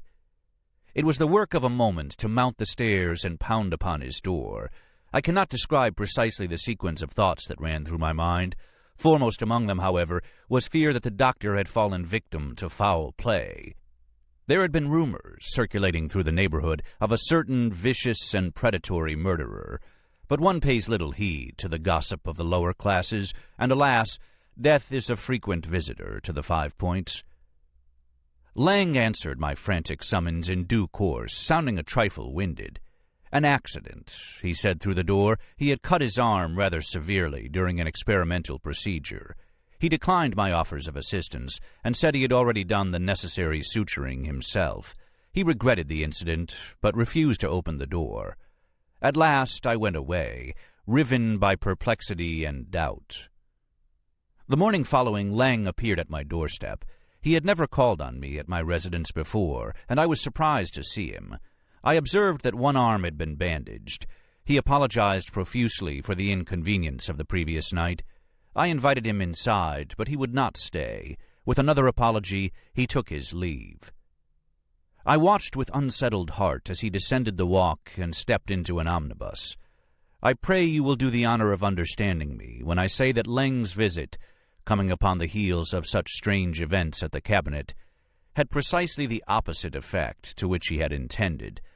I felt now more sure than ever that, whatever it was he was about, it would not stand up to scrutiny in the honest light of day. I fear I can write no more this evening. I will hide this letter inside the elephant's foot box that, along with a group of curiosities, is being forwarded to you at the museum in 2 days' time. God willing, I will find the fortitude to return to this and conclude it on the morrow. July 13th, 1881.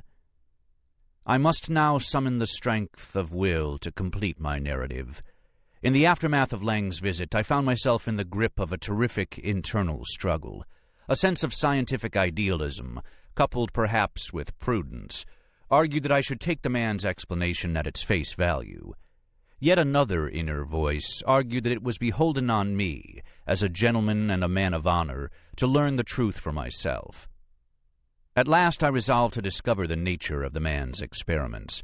If they proved benign, I could be accused of inquisitiveness, nothing more. Perhaps you will consider me the victim of unmanly feelings in this matter. I can only say that those vile crimson drops now seemed as imprinted upon my brain as they had been upon my wrist and my writing paper.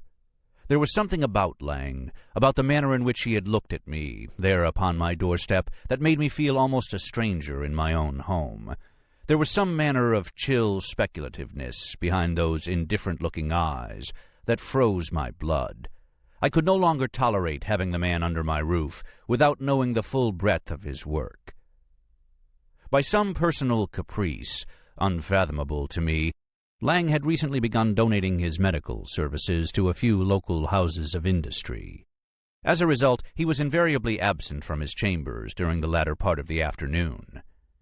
It was on Monday last, July 11th, that I saw him through the front windows of the cabinet. He was crossing the avenue, clearly on his way to the workhouses. I knew this was no accident. Fate had afforded me this opportunity.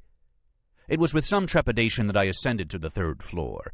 Lang had changed the lock on the door leading into his room, but I retained a skeleton key, which turned the wards and unshot the bolt. I let the door fall open before me, then stepped inside. Lang had decorated the front room into the semblance of a parlor. I was struck by his choice of decoration. Gaudy sporting prints were on the walls, and the tables were a clutter with tabloids and penny dreadfuls.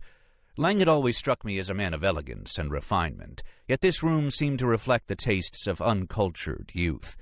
It was the sort of dive a pool-room tramp or a girl of low breeding would find inviting. There was a pall of dust over everything, as if Lang had spent little time in the parlor of late.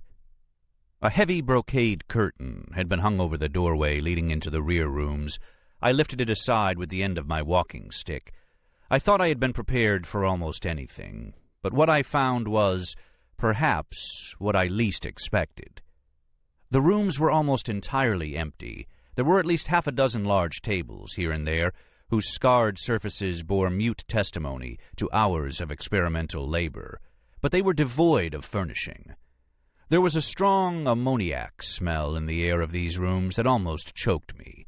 In one drawer I found several blunt scalpels. All the other drawers I examined were empty, save for dust mites and spiders. After much searching, I located the spot in the floorboards through which the blood had seeped a few nights before. It seemed to have been etched clean with acid, aqua regia, judging by the odor. I glanced around at the walls then and noticed other patches, some large, others small, that also seemed to indicate recent cleaning. I must confess to feeling rather a fool at that moment. There was nothing here to excite alarm, nothing that would rouse the faintest trace of suspicion, in even the most perspicacious policeman. And yet the sense of dread refused to wholly leave me. There was something about the oddly decorated parlor, the smell of chemicals, the meticulously cleaned walls and floor, that troubled one. Why were these hidden back rooms clean, while the parlor had been allowed to gather dust? It was at that moment I remembered the basement. Years before, Lang had asked, in an offhand way, if he could use the old coal tunnel in the basement for storing excess laboratory equipment. The tunnel had fallen into disuse a few years earlier with the installation of a new boiler, and I had no need of it myself. I had given him the key and promptly forgotten the matter.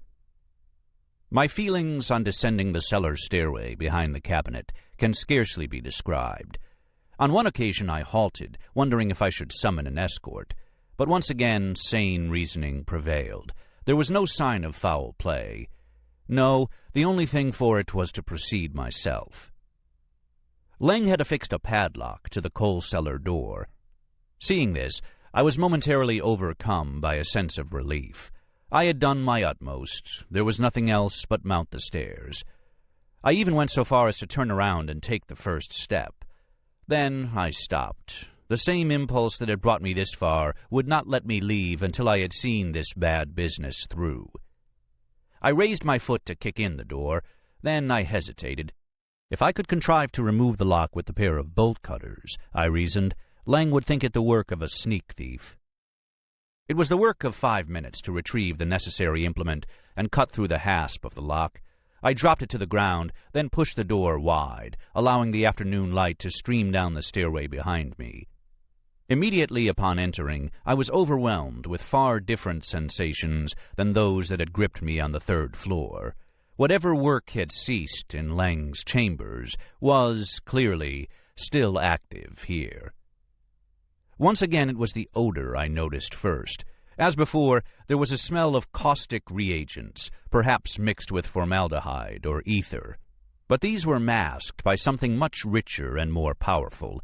It was a scent I recognized from passing the hog butcheries on Pearl and Water Streets. It was the smell of a slaughterhouse. The light filtering down the rear stairs made it unnecessary for me to ignite the gas lamps.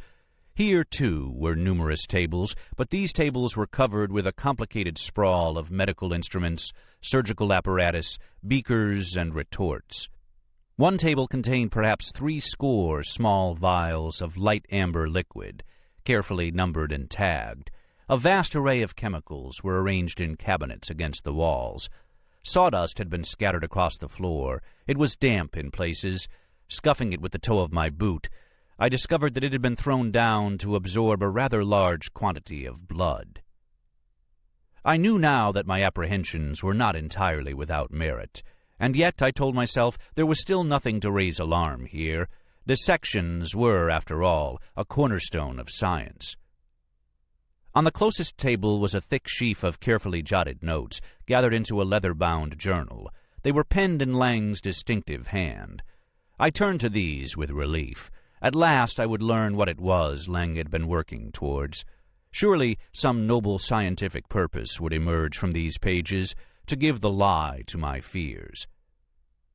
The journal did no such thing. You know, old friend, that I am a man of science. I have never been what you might call a God-fearing fellow, but I feared God that day. Or rather, I feared his wrath, that such unholy deeds, deeds worthy of Moloch himself, had been committed beneath my roof. Lang's journal spelt it out in unwavering, diabolical detail. It was perhaps the clearest, most methodical set of scientific notes it has been my eternal misfortune to come across. There is no kind of explanatory gloss I can place upon his experiments. Nothing, in fact, I can do but spell it all out as plainly and succinctly as I can. For the last 8 years, Lang has been working to perfect a method of prolonging human life, his own life, by evidence of the notations and recordings in the journal. But before God, Tinberry, he was using other human beings as material. His victims seemed made up almost entirely of young adults. Again and again, his journal mentioned dissections of human craniums and spinal columns, the latter on which he seems to have focused his depraved attentions. The most recent entries centered particularly on the cauda equina, the ganglion of nerves at the base of the spine. I read for 10, then 20 minutes, frozen with fascination and horror. Then I dropped the abhorrent document back onto the table and stepped away. Perhaps I was a little mad at that point, after all, because I still contrived to find logic in all of this. Body-snatching the recent dead from graveyards is an unfortunate but necessary practice in the medical climate of our day, I told myself. Cadavers for medical research remain in critically short supply, and there is no way to supply the need without resorting to grave robbing. Even the most respectable surgeons need resort to it, I told myself. And even though Lang's attempts at artificially prolonging life were clearly beyond the pale, it was still possible he might unintentionally achieve other breakthroughs that would have beneficial effects. It was at that point, I believe, that I first noticed the sound. To my left there was a table I had not taken note of before. A large oilcloth had been spread over it, covering something large and rather bulky. As I watched, the faint sound came again from beneath the oilcloth, the sound of some animal dispossessed of tongue, palate, vocal cords.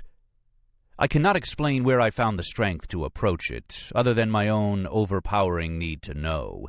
I stepped forward, and then, before my resolution could falter, I gripped the greasy cloth and drew it away. The sight uncovered in that dim light will haunt me until my last day. It lay upon its stomach. A gaping hole lay where the base of the spine had once been. The sound I had heard was, it seemed to me, the escaping gases of decay. You might have thought me incapable of registering fresh shock at this point, yet I noticed with a rising sense of unreality that both the corpse and the wound appeared fresh. I hesitated for perhaps 5, perhaps 10 seconds. Then I drew closer, my mind possessed by one thought, and one thought only. Could this be the body that had bled so profusely on Lang's floor? How then to explain the rawness of the wound? Was it possible, even conceivable, that Lang would make use of 2 corpses within the span of a single week? I had come this far. I had to know all. I reached forward gingerly to turn the body and check its lividity. The skin felt supple, the flesh warm in the humid summer cellar. As I turned the body over and the face was exposed, I saw to my transcendent horror that a blood-soaked rag had been knotted around the mouth. I snatched my hand away. The thing rolled back onto the table, face upwards. I stepped back, reeling. In my shock, I did not immediately understand the terrible import of that blood-soaked rag. I think if I had, I would have turned and fled that place, and in so doing been spared the final horror. For it was then, McFadden, that the eyes above the rag fluttered open. They had once been human, but pain and terror had riven all humanity from their expression. As I stood, transfixed by fear, there came another low moan. It was, I knew now, not gas escaping from a corpse, and this was not the work of a man who trafficked with body snatchers, with corpses stolen from graveyards. This poor creature on the table was still alive. Lang practiced his abominable work on those who still lived. Even as I watched, the horrible, pitiable thing on the table moaned once more, then expired. Somehow I had the presence of mind to replace the body as I had found it, cover it with the oilcloth, close the door, and climb up out of that charnel pit into the land of the living. I have barely moved from my chambers within the cabinet since. I have been trying to gather courage for what I know in my heart remains to be done. You must see now, dear colleague, that there can be no mistake, no other explanation for what I found in the basement. Lang's journal was far too comprehensive, too diabolically detailed, for there to be any misapprehension. As further evidence, on the attached sheet I have reproduced from memory some of the scientific observations and procedures this monstrous man recorded within its pages. I would go to the police, except I feel that only I can... But hark, I hear his footstep on the stair even now. I must return this letter to its hiding place and conclude tomorrow. God give me the strength for what I must now do. 6. Roger Brisbane leaned back in his office chair, his eyes roaming the glass expanse of desk that lay before him. It was a long, enjoyable perambulation. Brisbane liked order, purity, simplicity, and the desk shone with a mirror-like perfection. At last his gaze came to the case of jewels. It was that time of day when a lance of sunlight shot through the case, turning its occupants into glittering spheres and ovals of entangled light and color. One could call an emerald green or a sapphire blue, but the words did no justice to the actual colors. There were no adequate words for such colors in any human language. Jewels, they lasted forever, so hard and cold and pure, so impervious to decay, always beautiful, always perfect, always as fresh as the day they were born, in unimaginable heat and pressure.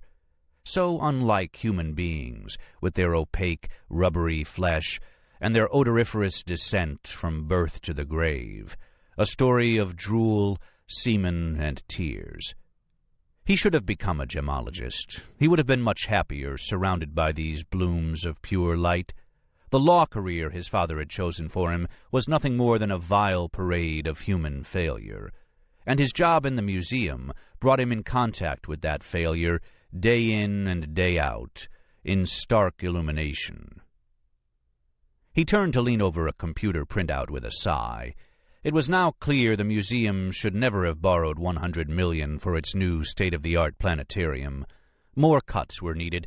Heads would have to roll. Well, at least that shouldn't be too hard to accomplish. The museum was full of useless, tweedy, overpaid curators and functionaries, always whining about budget cuts, never answering their phones, always off on some research trip, spending the museum's money, or writing books that nobody ever read. Cushy jobs, sinecures, unable to be fired because of tenure, unless exceptional circumstances existed. He put the printout through a nearby shredder, then opened a drawer and pulled out several tied packets of interoffice correspondence.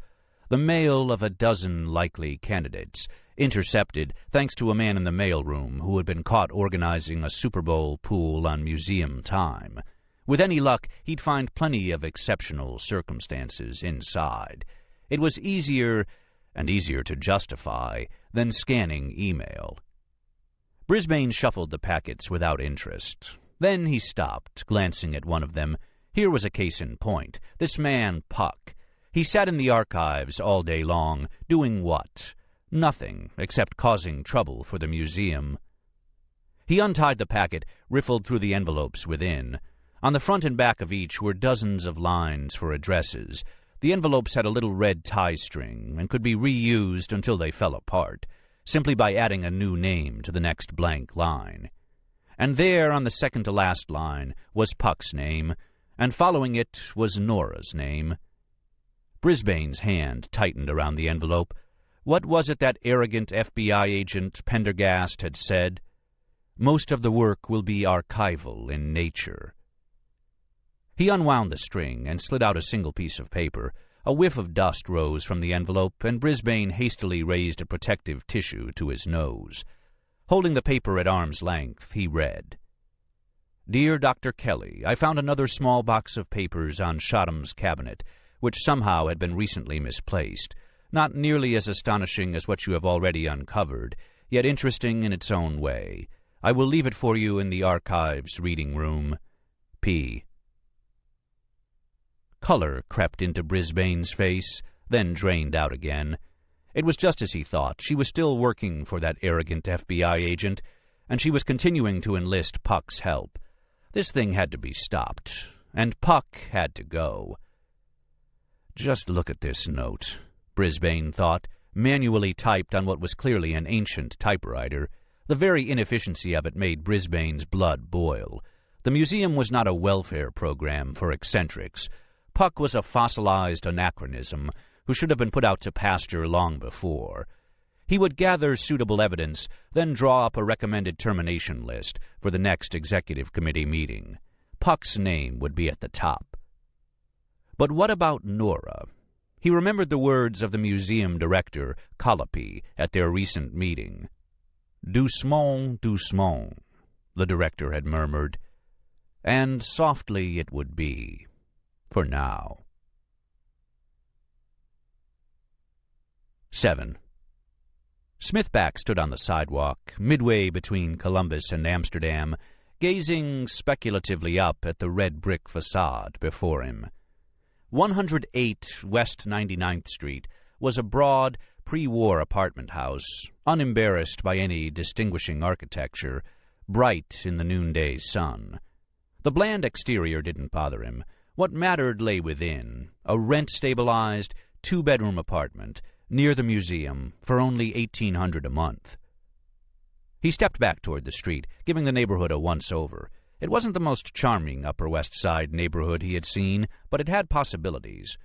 Two bums sat on a nearby stoop, drinking something out of a paper bag. He glanced at his watch. Nora would be arriving in 5 minutes. Christ, this was going to be an uphill battle anyway. If only those bums would take a walk around the corner. He fished into his pocket, found a $5 bill, and sauntered over.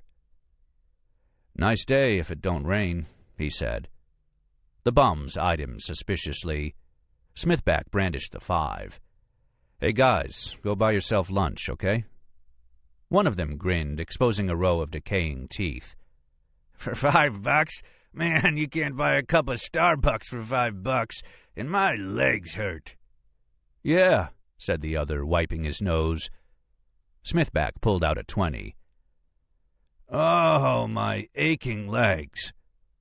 "Take it or leave it."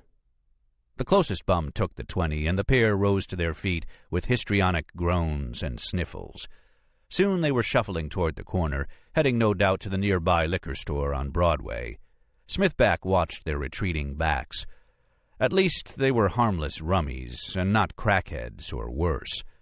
He glanced around and saw, right on schedule, a blade-thin woman in black come clicking down the block, a bright fake lipstick smile on her face. The real estate broker. "You must be Mr. Smithback," she said in a smoker's croak as she took his hand. "I'm Millie Locke. I have the key to the apartment. Is your, partner here?" There she is now. Nora had just rounded the corner, cotton trench coat billowing, knapsack thrown over her shoulder. She waved. When Nora arrived, the agent took her hand, saying, "How lovely."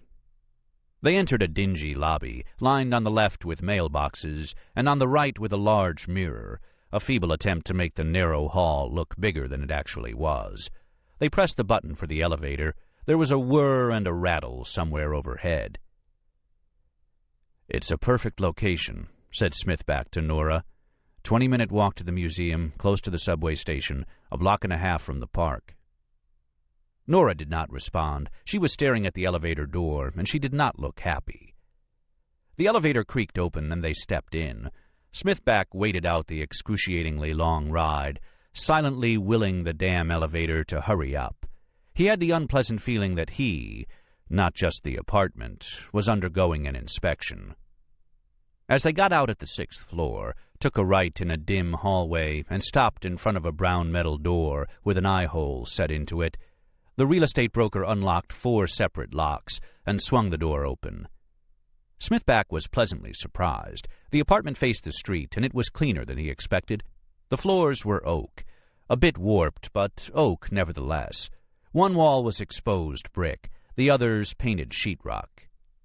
"Hey, what do you think?" he said brightly. "Pretty nice, huh?" Nora said nothing. "It's the bargain of the century," said the broker.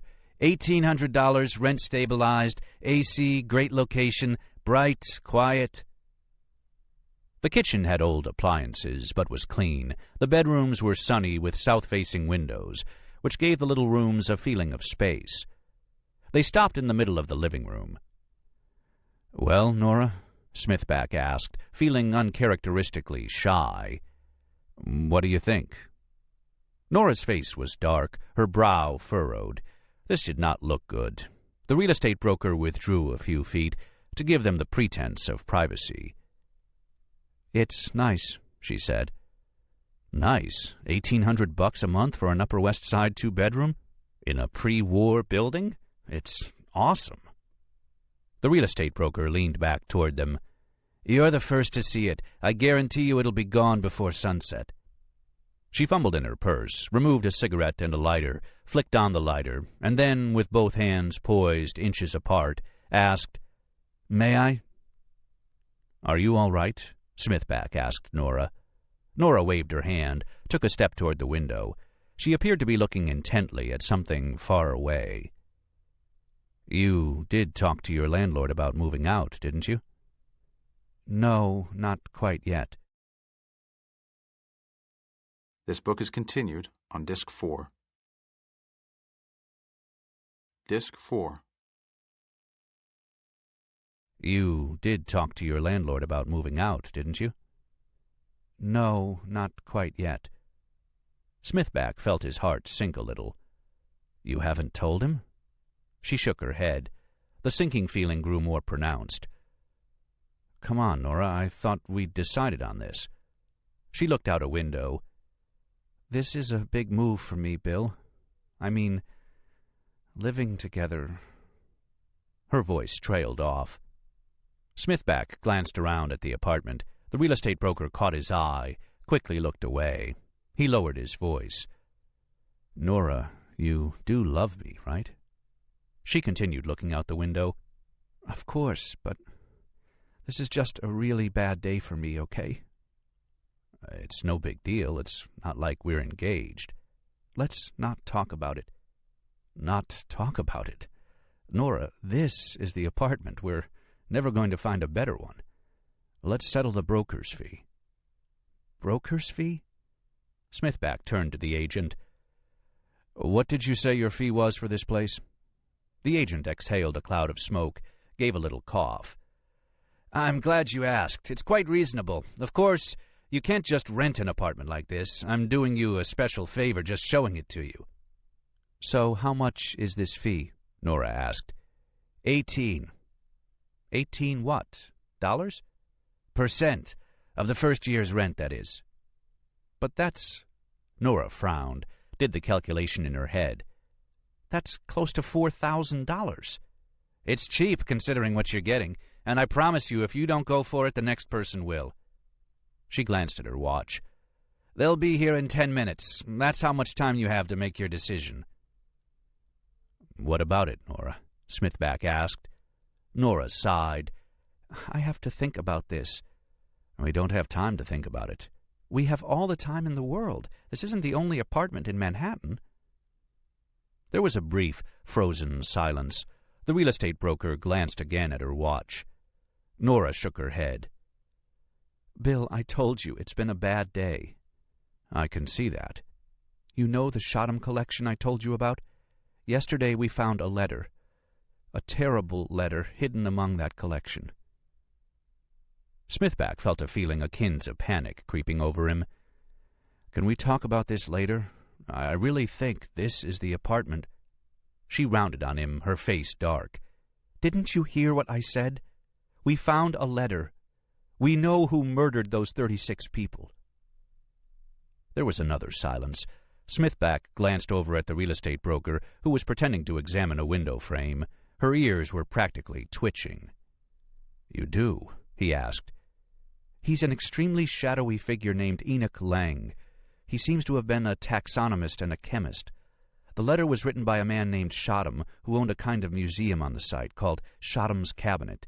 Lang rented rooms from Shotham and performed experiments in them. Shotham grew suspicious, took a look into Lang's lab when he was away. He discovered that Lang had been kidnapping people, killing them, and then dissecting out part of their central nervous system and processing it, apparently for self-administered injections. Good God, what for? Nora shook her head. You're not going to believe this. He was trying to extend his lifespan. That's incredible. This was a story, a gigantic story. Smithback glanced over at the real estate broker. She was now intently examining the door jambs, her next appointment seemingly forgotten. That's what I thought. Nora shuddered. God, I just can't get that letter out of my head. All the details were there. And Pendergast, you should have seen how grim his face was while he was reading it. Looked as if he was reading his own obituary or something. And then this morning, when I went down to check on some more Shotham material that had turned up, I learned that orders had come down for some conservation work in the archives. All the Shotham papers were included, and now they're gone. You can't tell me that's coincidence. It was either Brisbane or Colopy, I'm sure of that, but of course I can't come right out and ask them. Did you get a photocopy? The dark look on Nora's face lifted slightly. Pendergast asked me to make one after we first read the letter. I didn't understand his hurry then. I do now. Do you have it? She nodded toward her briefcase. Smithback thought for a moment. Nora was right. The conservation orders, of course, were no coincidence. What was the museum covering up? Who was this man, Enoch Lang? Was he connected to the early museum in some way? Or was it just the usual museum paranoia, afraid to let out any information that wasn't buffed and polished by their PR people? Then, of course, there was Fairhaven, the developer, who also happened to be a big contributor to the museum. This whole story was getting good, very good. Can I see the letter? I was going to give it to you for safekeeping. I don't dare bring it back to the museum, but I want it back tonight. Smithback nodded. She handed him a thick envelope, which he shoved into his briefcase. There was a sudden buzz of the intercom. "There's my next appointment," said the broker. "Should I tell them you're taking it or what?" "We're not," said Nora decisively. She shrugged, went to the intercom, and buzzed them in. "Nora," Smithback implored. He turned to the real estate agent. "We are taking it." "I'm sorry, Bill, but I'm just not ready." "But last week you said—" "I know what I said, but I can't think about apartments at a time like this, okay?" "No, it's not okay." The doorbell rang, and the broker moved to open the door. 2 men came in, one bald and short, one tall and bearded, gave the living room a quick look, swept through the kitchen and into the bedrooms. "Nora, please," Smithback said. "Look, I know this move to New York, the job at the museum, hasn't been as smooth as you hoped. I'm sorry about that, but that doesn't mean you should—" There was a lengthy interval while the shower was being turned on, then off, and then the couple were back in the living room. The inspection had taken less than 2 minutes. "It's perfect," said the bald one. 18% broker's fee, right? Right. Great. A checkbook appeared. Who do I make it out to? Cash. We'll take it to your bank. Now, wait just a minute, Smithback said. We were here first. I'm so sorry, said one of the men politely, turning in surprise. Don't mind them, said the broker harshly. Those people are on their way out. Come on, Bill. Nora began urging him to the door. We were here first. I'll take it myself if I have to. There was a snap as the man detached the check. The broker reached for it. "I've got the lease right here," she said, patting her bag. "We can sign it at the bank." Nora dragged Smithback out the door and slammed it shut. The ride downstairs was silent and tense. A moment later, they were standing on the street. "I've got to get back to work," Nora said, looking away. "We can talk about this tonight." "We certainly will." Smithback watched her stride down 99th Street in the slanting light, the trench coat curling away from her perfect little behind, her long copper hair swinging back and forth. He felt stricken. After all they had been through, she still didn't want to live with him. What had he done wrong? Sometimes he wondered if she blamed him for pressuring her to move east from Santa Fe. It wasn't his fault the job at the Lloyd Museum had fallen through, and her boss here in Manhattan was a prize asshole. How could he change her mind? How could he prove to her that he really loved her? An idea began to form in his mind. Nora didn't really appreciate the power of the press, particularly the New York Times. She didn't realize just how cowed, how docile and cooperative the museum could be when faced with bad publicity. Yes, he thought, this would work.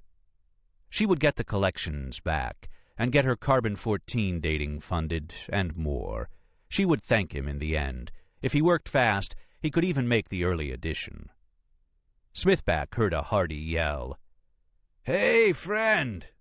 He turned. There were the two bums, fiery-faced now, holding on to each other, staggering up the sidewalk. One of them lifted a paper bag. "Have a drink on us!" Smithback took out another 20 and held it up in front of the bigger and dirtier of the two. "Tell you what, in a few minutes you'll see a thin lady dressed in black come out of this building with two guys. Her name's Millie. Give her a really big hug and kiss for me, will you? The sloppier the better." "You bet." The man snatched the bill and stuffed it into his pocket. Smithback went down the street toward Broadway, feeling marginally better. 8. Anthony Fairhaven settled his lean, muscular frame into the chair, spread a heavy linen napkin across his lap, and examined the breakfast that lay before him. It was minuscule, yet arrayed with excessive care on the crisp white damask, a china glass of tea, 2 water biscuits, royal jelly. He drained the tea in a single toss, nibbled absently at the cracker, then wiped his lips and signaled the maid for his papers with a curt motion. The sun streamed in through the curved glass wall of his breakfast atrium. From his vantage point atop the Metropolitan Tower, all of Manhattan lay prostrate at his feet, glittering in the dawn light, windows winking pink and gold. His own personal new world, waiting for him to claim his manifest destiny. Far below, the dark rectangle of Central Park lay like a gravedigger's hole in the midst of the great city. The light was just clipping the tops of the trees, the shadows of the buildings along Fifth Avenue lying across the park like bars. There was a rustle, and the maid laid the 2 papers before him, the New York Times and the Wall Street Journal, freshly ironed, as he insisted. He picked up the Times and unfolded it, the warm scent of newsprint reaching his nostrils, the sheets crisp and dry. He gave the paper a little shake to loosen it and turned to the front page. He scanned the headlines: Middle East peace talks, mayoral election debates, earthquake in Indonesia. He glanced below the fold. Momentarily, he stopped breathing. Newly Discovered Letter Sheds Light on 19th Century Killings, by William Smithback, Jr. He blinked his eyes, took a long, deep breath, and began to read. New York, October 8th. A letter has been found in the archives of the New York Museum of Natural History that may help explain the grisly charnel discovered in Lower Manhattan early last week. In that discovery, workmen constructing a residential tower at the corner of Henry and Catherine Streets unearthed a basement tunnel containing the remains of 36 young men and women. The remains had been walled up in a dozen alcoves in what was apparently an old coal tunnel dating from the middle of the 19th century. Preliminary forensic analysis showed that the victims had been dissected, or perhaps autopsied, and subsequently dismembered. Preliminary dating of the site by an archaeologist, Nora Kelly of the New York Museum of Natural History, indicated that the killings had occurred between 1872 and 1881, when the corner was occupied by a 3-story building housing a private museum known as J.C. Shotham's Cabinet of Natural Productions and Curiosities. The cabinet burned in 1881, and Shotham died in the fire. In subsequent research, Dr. Kelly discovered the letter, which was written by J.C. Shotham himself. Written shortly before Shotham's death, it describes his uncovering of the medical experiments of his lodger, a taxonomist and chemist by the name of Enoch Lang. In the letter, Shotham alleged that Lang was conducting surgical experiments on human subjects in an attempt to prolong his own life. The experiments appear to have involved the surgical removal of the lower portion of the spinal cord from a living subject. Shotham appended to his letter several passages from Lang's own detailed journal of his experiments. A copy of the letter was obtained by the New York Times. If the remains are indeed from murdered individuals, it would be the largest serial killing in the history of New York City, and perhaps the largest in U.S. history. Jack the Ripper, England's most famous serial killer, murdered 7 women in the Whitechapel district of London in 1888. Jeffrey Dahmer, America's notorious serial killer, is known to have killed at least 17 people. The human remains were removed to the medical examiner's office and have been unavailable for examination. The basement tunnel was subsequently destroyed by Mogan Fairhaven Incorporated, the developer of the tower, during normal construction activities. According to Mary Hill, a spokesperson for Mayor Edward Montefiore, the site did not fall under the New York Archaeological and Historic Preservation Act. "This is an old crime scene of little archaeological interest," Ms. Hill said. "It simply did not meet the criteria spelled out in the Act. We had no basis to stop construction." Representatives of the Landmarks Preservation Commission, however, have taken a different view and are reportedly asking a state senator and the New York Investigator's Office to assemble a task force to look into the matter. One article of clothing was preserved from the site, a dress, which was brought to the museum for examination by Dr. Kelly. Sewn into the dress, Dr. Kelly found a piece of paper, possibly a note of self-identification, written by a young woman who apparently believed she had only a short time to live. "I am Mary Green, aged, AGT, sick, 19 years, number 16 Water, WATTER, sick, street." Tests indicated the note had been written in human blood. The Federal Bureau of Investigation has taken an interest in the case. Special Agent Pendergast from the New Orleans office has been observed on the scene. Neither the New York nor the New Orleans FBI offices would comment. The exact nature of his involvement has not been made public, but Pendergast is known as one of the highest-ranking special agents in the southern region. He has worked on several high-profile cases in New York before. The New York City Police Department, meanwhile, has shown little interest in a crime that occurred more than a century ago. Captain Sherwood Custer, in whose precinct the remains were found, says the case is primarily of historical interest. "The murderer is dead. Any accomplices must be dead. We'll leave this one to the historians and continue to devote our resources to crime prevention in the 21st century." Following the discovery of the letter, the New York Museum removed the Shotham cabinet collection from the museum archives.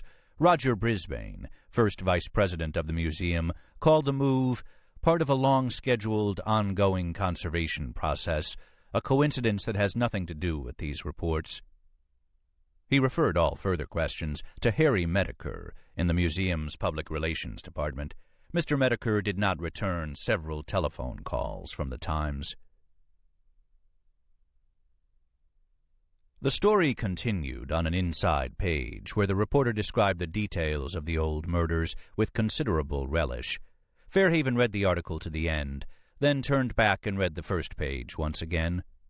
The dry leaves of the Times made a faint rustling sound in his hands, echoed by the trembling of the dead leaves clinging to the potted trees on the balcony outside the atrium. Fairhaven slowly laid down the paper and looked out once again over the city. He could see the New York Museum across the park, its granite towers and copper roofs catching the newly minted light.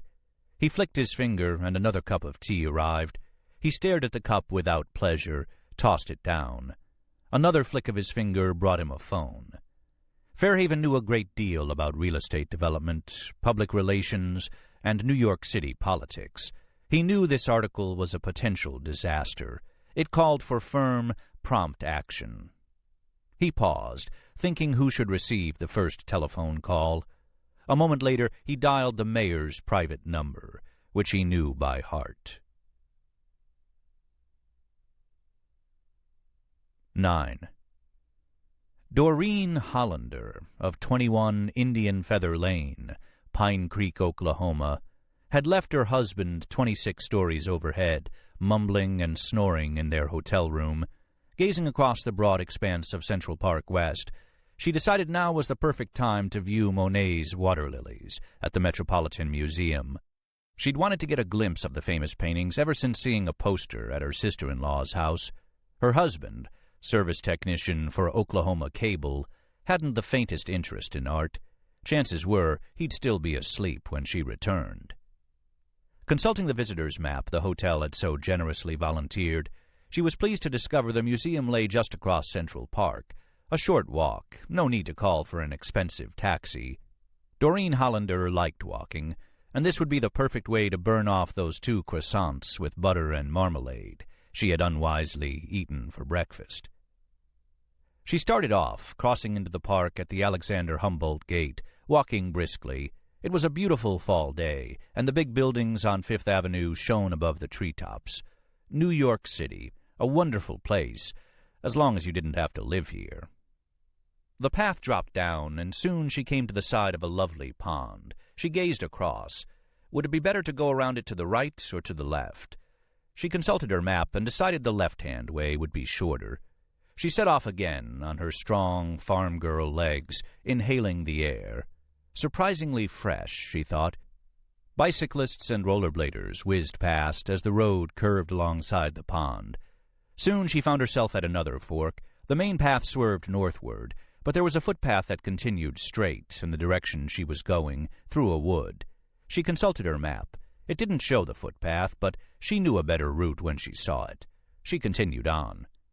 Quickly the path branched, then branched again, wandering aimlessly up and down through hillocks and little rocky outcrops. Here and there through the trees, she could still make out the row of skyscrapers along Fifth Avenue, beckoning her on, showing her the way. The woods grew more dense, and then she began to see the people. It was odd. Here and there, young men stood idly, hands in pockets, in the woods, waiting. But waiting for what? They were nice-looking young men, well-dressed, with good haircuts. Out beyond the trees, a bright fall morning was in progress, and she didn't feel the slightest bit afraid. She hurried on as the woods grew thicker. She stopped to consult her map, a little puzzled, and discovered that she was in a place called the Ramble. It was a well-chosen name, she decided. Twice she had found herself turned completely around. It was as if the person who had designed this little maze of paths wanted people to get lost. Well, Doreen Hollander was not one to get lost, not in a tiny patch of woods in a city park, when, after all, she had grown up in the country, roaming the fields and woods of eastern Oklahoma. This walk was turning into a little adventure, and Doreen Hollander liked little adventures. That was why she had dragged her husband to New York City to begin with, to have a little adventure. Doreen forced herself to smile. If this didn't beat all, now she was turned around yet again. With a rueful laugh, she consulted her map. But on the map, the Ramble was marked simply as a large mass of leafy green. She looked around. Perhaps one of the nice-looking men could help her with directions. But here the woods were darker, thicker. Nevertheless, through a screen of leaves, she saw 2 figures. She approached. What were they doing in there? She took another step forward, pulled a branch aside, and peered through. The peer turned into a stare, and the stare turned into a mask of frozen horror. Then abruptly she backed away, turned, and began retracing her steps as quickly as she could. Now it was all clear. How perfectly disgusting. Her only thought was to get out of this terrible place as quickly as possible. All desire to see Monet's water lilies had flown from her head. She hadn't wanted to believe it, but it was all true. It was just as she'd heard tell on the 700 Club, on television, New York City as a modern Sodom and Gomorrah. She hurried along, her breath coming in short gasps, and she looked back only once. When the swift footsteps came up behind her, she heard nothing and expected nothing. When the black hood came down hard and tight over her head, and the sudden wet stench of chloroform violated her nostrils, the last vision in her mind was of a twisted spire of salt, glittering in the desolate light of an empty plain, a plume of bitter smoke rising in the distance. 10. The eminent Dr. Frederick Watson Colopy sat in state behind the great 19th-century leather-bound desk, reflecting on the men and women who had preceded him in this august position. In the museum's glory years, the years, say, when this vast desk was still new, the directors of the museum had been true visionaries, explorers and scientists both. He lingered appreciatively over their names: Bird, Throckmorton, Andrews. Now those were names worthy to be cast in bronze. His appreciation waned somewhat as he approached the more recent occupants of this grand corner office, the unfortunate Winston Wright and his short-tenured successor, Olivia Merriam. He felt no little satisfaction in returning the office to its former state of dignity and accomplishment. He ran a hand along his well-trimmed beard, laid a finger across his lip in thoughtful meditation. And yet, here it was again, that persistent feeling of melancholy. He had been called upon to make certain sacrifices in order to rescue the museum. It distressed him that scientific research was forced to take second place to galas, to glittering new halls, to blockbuster exhibitions. Blockbuster, the word tasted repellent in the mouth, and yet this was New York at the dawn of the 21st century, and those who did not play the game would not survive. Even his grandest forebears had their own crosses to bear, one bent with the winds of time. The museum had survived.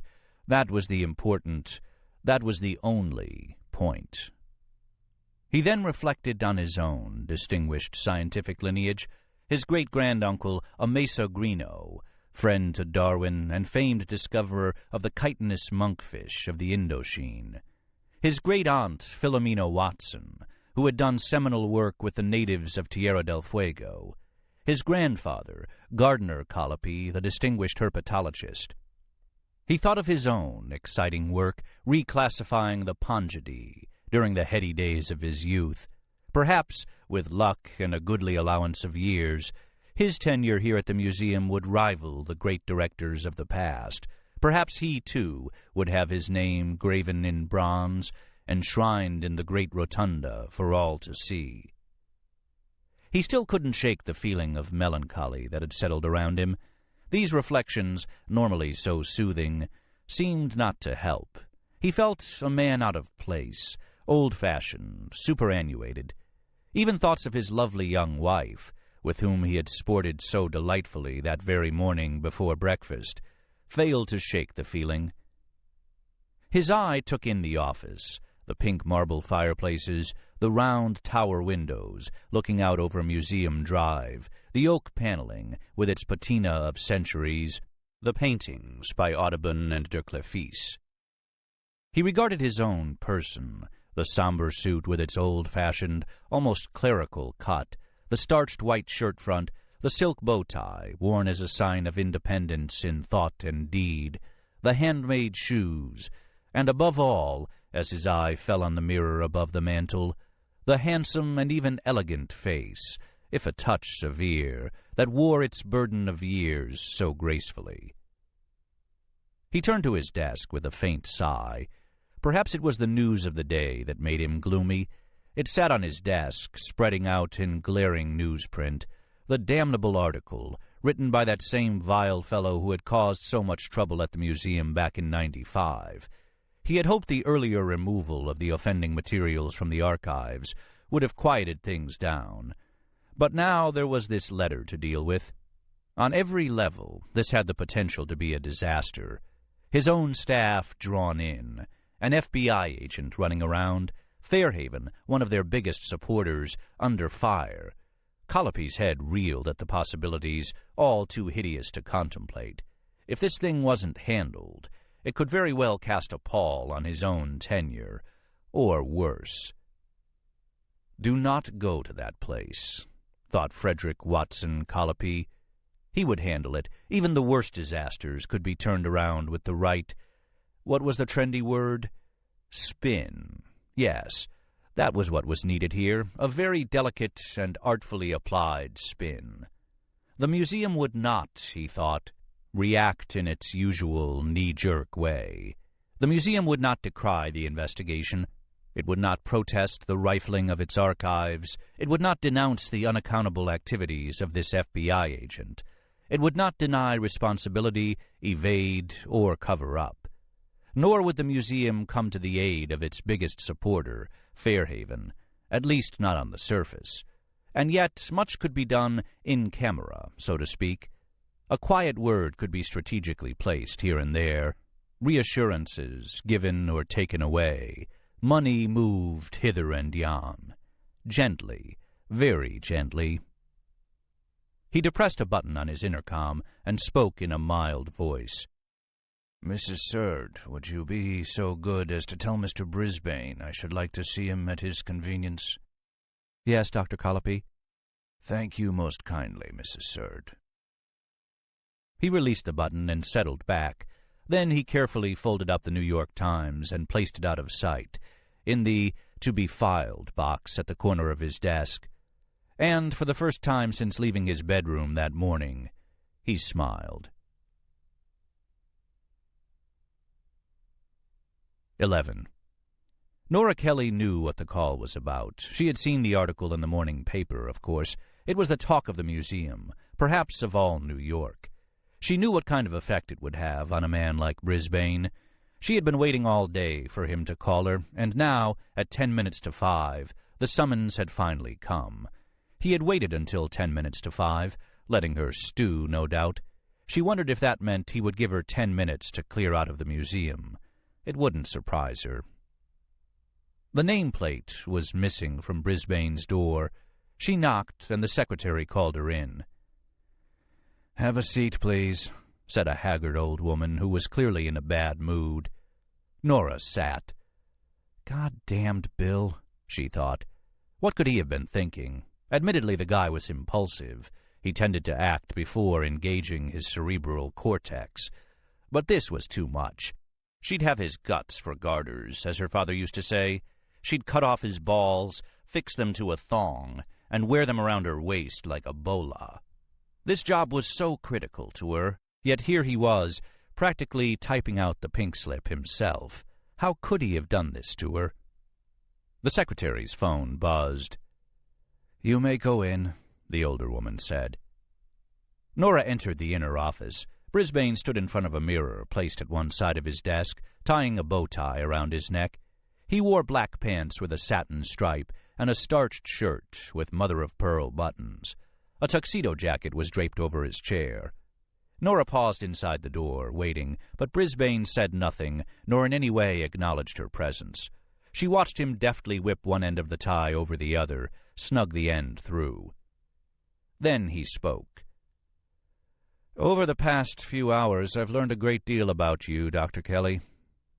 Nora remained silent. "About a disastrous field expedition in the southwestern desert, for example, in which your leadership and even scientific abilities were called into question. And about a certain William Smithback. I didn't know you were quite so friendly with this William Smithback of the Times." There was another pause while he tugged on the ends of the tie. As he worked, he craned his neck. It rose out of his collar, as pale and scrawny as a chicken's. "I understand, Dr. Kelly, that you brought non-museum personnel into the archives, in direct violation of the rules of this museum." He tightened and adjusted. Nora said nothing.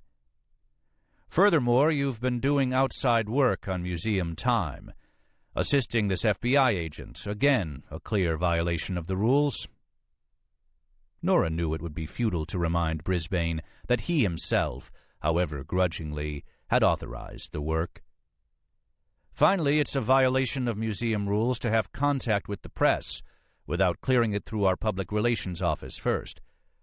There are good reasons for all these rules, Dr. Kelly.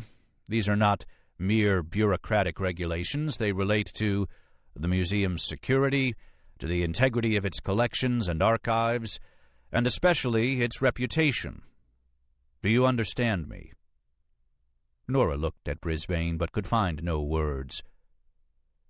"Your conduct has caused a great deal of anxiety here."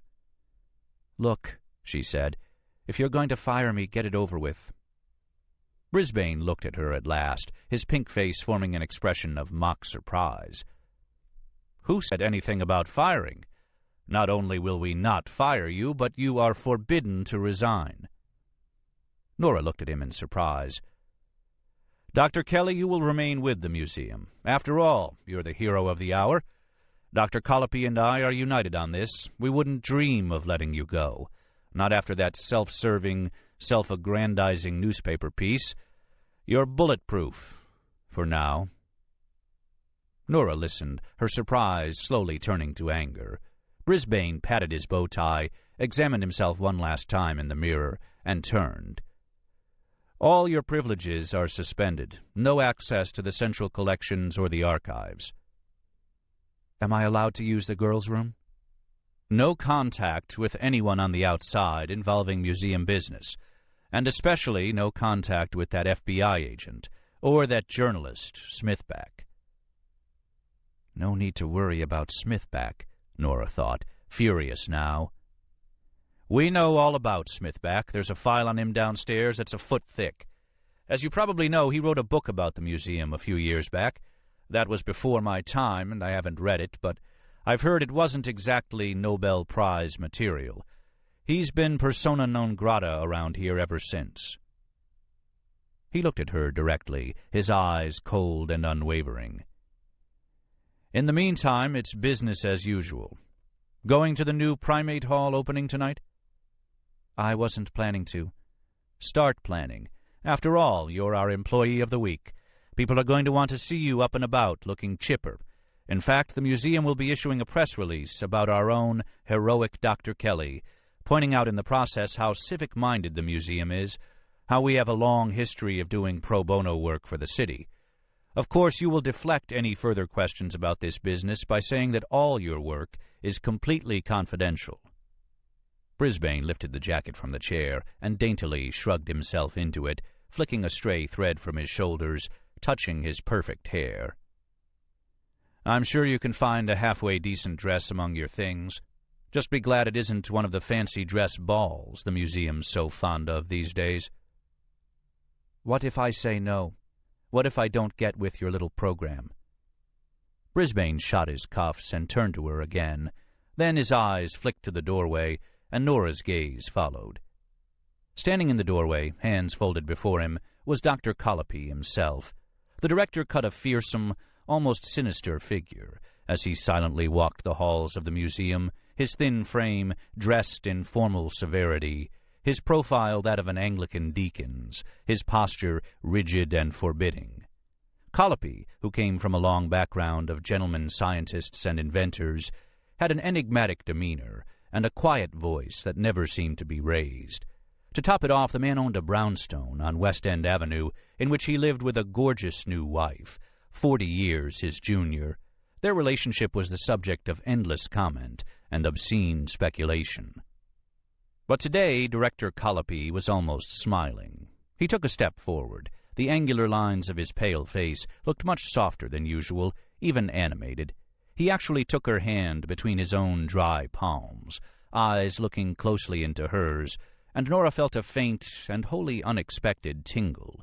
She abruptly saw what that young wife must also have seen. A very vital man was hidden behind that normally impenetrable facade. Now, Colopy did smile, and when he did so, it was as if a heat lamp was switched on. Nora felt bathed in a radiance of charm and vigor. I know your work, Nora, and I've been following it with tremendous interest. To think that the great ruins of Chaco Canyon might have been influenced, if not built, by the Aztecs. It's important, even groundbreaking stuff. Then he silenced her with a faint pressure to her hand. I wasn't aware of the cuts in your department, Nora.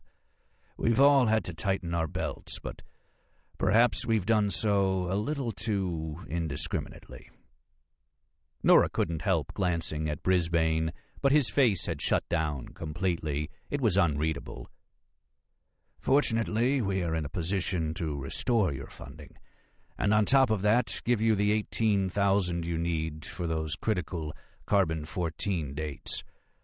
I myself have a personal interest in the subject. I'll never forget, as a boy, visiting those magnificent Chacoan ruins with Dr. Morris himself. Thank you, but... Again the faint squeeze. Please don't thank me. Mr. Brisbane was kind enough to bring this situation to my attention. The work you're doing here is important. It will bring credit to the museum, and I, personally, would like to do anything I can to support it. If you need anything else, call me. Call me. He released her hand ever so gently and turned to Brisbane. I must be off to prepare my little speech. Thank you. And he was gone. She looked at Brisbane, but the face was still an opaque mask. Now you know what will happen if you do get with the program, he said. I'd rather not go into what will happen if you don't. Brisbane turned back to the mirror, gave himself one last look. See you tonight, Dr. Kelly, he said mildly. 12. O'Shaughnessy followed Pendergast up the red-carpeted steps toward the museum's great bronze doors, convinced that every eye in the place was on him. He felt like a jerk in his policeman's uniform. He let his hand drop idly to the butt of his gun, and felt gratified as a nearby tuxedoed man gave him a decidedly nervous glance. He further consoled himself with the thought that he was getting time and a half for this dog and pony show, and time and a half from Captain Custer was nothing to sneeze at. Cars were lining up along Museum Drive, disgorging beautiful and not-so-beautiful people. Velvet ropes held back a small, disconsolate-looking group of photographers and journalists. The flashes of the photographers' cameras were few and far between. A van with the logo of a local television station was already packing up and leaving. This opening for the new primate hall is rather smaller than others I've attended, said Pendergast as he glanced around.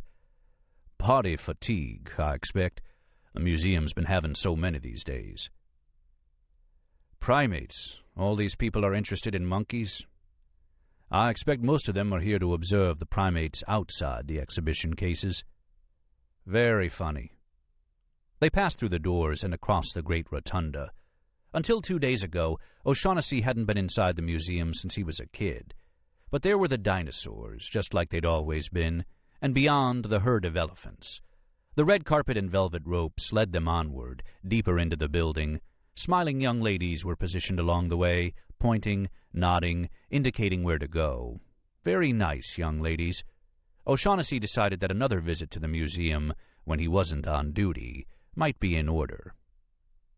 They wound through the African Hall, past a massive doorway framed in elephant tusks, and entered a large reception area. Countless little tables set with votive candles dotted the room. A vast buffet heaped with food ran along one wall, bookended by 2 well-stocked booze stations. A podium had been placed at the far end of the room. In a nearby corner, a string quartet sawed industriously at a Viennese waltz. O'Shaughnessy listened with incredulity. They were appalling, but at least it wasn't Puccini they were butchering. The room was almost empty. At the door stood a manic-looking man, a large name-tag displayed below his white carnation. He spotted Pendergast, rushed over, and seized his hand with almost frantic gratitude. Harry Medeker, head of public relations, thank you for coming, sir. Thank you. I think you'll love the new hall. Primate behavior is my specialty. "Ah, then you've come to the right place." The PR man caught a glimpse of O'Shaughnessy and froze in the act of pumping Pendergast's hand. "I'm sorry, officer. Is there a problem?" His voice had lost all its conviviality. "Yeah," said O'Shaughnessy in his most menacing tone. The man leaned forward and spoke in most unwelcoming tones. "This is a private opening, officer. I'm sorry, but you'll have to leave. We have no need of outside security." "Oh, yeah. Well, just so you know, Harry, I'm here on the little matter of the museum cocaine ring." "Museum cocaine ring?" Medeker looked like he was about to have a heart attack. "Officer O'Shaughnessy," came Pendergast's mild warning. O'Shaughnessy gave the man a little clap on the shoulder. "Don't breathe a word. Imagine how the press would run with it. Think of the museum, Harry." He left the man white and shaking. "I hate it when they don't respect the man in blue," said O'Shaughnessy. For a moment, Pendergast eyed him gravely. Then he nodded toward the buffet. "Regulations may forbid drinking on the job, but they don't forbid eating blini o caviar." "Blini o what?" "Tiny buckwheat pancakes topped with creme fraiche and caviar. Delectable." O'Shaughnessy shuddered. "I don't like raw fish eggs." "I suspect you've never had the real thing, Sergeant. Give one a try. You'll find them much more palatable than a De Valkyrie aria, I assure you. However, there's also the smoked sturgeon, the foie gras, the prosciutto di Parma, and the Damascata River oysters. The museum always serves an excellent table." "Just give me the pigs in a blanket. Those can be obtained from the man with the cart on the corner of 77th and Central Park West." More people were trickling into the hall, but the crowd was still thin. O'Shaughnessy followed Pendergast over to the food table. He avoided the piles of sticky gray fish eggs. Instead, he took a few pieces of ham, cut a slice from a wheel of brie, and with some pieces of French bread, made a couple of small ham and cheese sandwiches for himself. The ham was a little dry, and the cheese tasted a little like ammonia, but overall it was palatable. "You had a meeting with Captain Custer, right?" Pendergast asked. "How did it go?" O'Shaughnessy shook his head as he munched. "Not too good. I expect there was someone from the mayor's office." "Mary Hill." "Ah, Miss Hill, of course." "Captain Custer wanted to know why I hadn't told him about the journal, why I hadn't told him about the dress, why I hadn't told him about the note. But it was all in the report, which Custer hadn't read, so in the end I survived the meeting." Pendergast nodded. "Thanks for helping me finish that report. Otherwise, they'd have ripped me a new one." "What a quaint expression." Pendergast looked over O'Shaughnessy's shoulder. "Sergeant, I'd like to introduce you to an old acquaintance of mine, William Smithback." O'Shaughnessy turned to see a gangling, awkward-looking man at the buffet, a gravity-defying cowlick jutting from the top of his head. He was dressed in an ill-fitting tuxedo, and he seemed utterly absorbed in piling as much food onto his plate as possible, as quickly as possible. The man looked over, saw Pendergast, and started visibly. He glanced around uneasily, as if marking possible exits. But the FBI agent was smiling encouragingly, and the man named Smithback came toward them a little warily. "Agent Pendergast," Smithback said in a nasal baritone. "What a surprise." "Indeed, Mr. Smithback, I find you well." He grasped Smithback's hand and shook it. "How many years has it been?" "A long time," said Smithback, looking like it had not been nearly long enough. "What are you doing in New York?" "I keep an apartment here." Pendergast released the hand and looked the writer up and down. "I see you've graduated to Armani, Mr. Smithback," he said. "A rather better cut than those off-the-rack 14th Street job lot suits you used to sport. However, when you're ready to take a real sartorial step, might I recommend Brioni or Ermenildo Zegna?" Smithback opened his mouth to reply, but Pendergast continued smoothly. "I heard from Margot Green, by the way. She's up in Boston, working for the Gendyne Corporation. She asked me to remember her to you." Smithback opened his mouth again, shut it. "Thank you," he managed after a moment. And Lieutenant DeGosta, you keep in touch with him?" "He also went north. He's now living in Canada, writing police procedurals, under the pen name of Campbell Dirk. I'll have to pick up one of his books. He hasn't made it big yet, not like you, Mr. Smithback, but I must say the books are readable." By this point, Smithback had fully recovered. "And mine aren't?" Pendergast inclined his head. "I can't honestly say I've read any. Do you have one you could particularly recommend?" "Very funny," said Smithback, frowning and looking about. "I wonder if Nora's going to be here." "So you're the guy who wrote the article, right?" asked O'Shaughnessy. Smithback nodded. "Made a splash, don't you think?" "It certainly got everyone's attention," said Pendergast dryly. "As well it should. 19th-century serial killer, kidnapping and mutilating helpless kids from workhouses, all in the name of some experiment to extend his own wretched life. You know, they've awarded Pulitzers for less than that." People were arriving more quickly now, and the noise level was increasing. "The Society for American Archaeology has demanded an investigation into how the site came to be destroyed.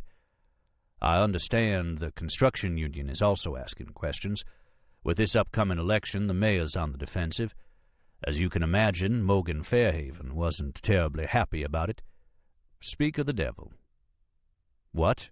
Smithback said, clearly surprised by this sudden remark. "Anthony Fairhaven," Pendergast said, nodding toward the entrance.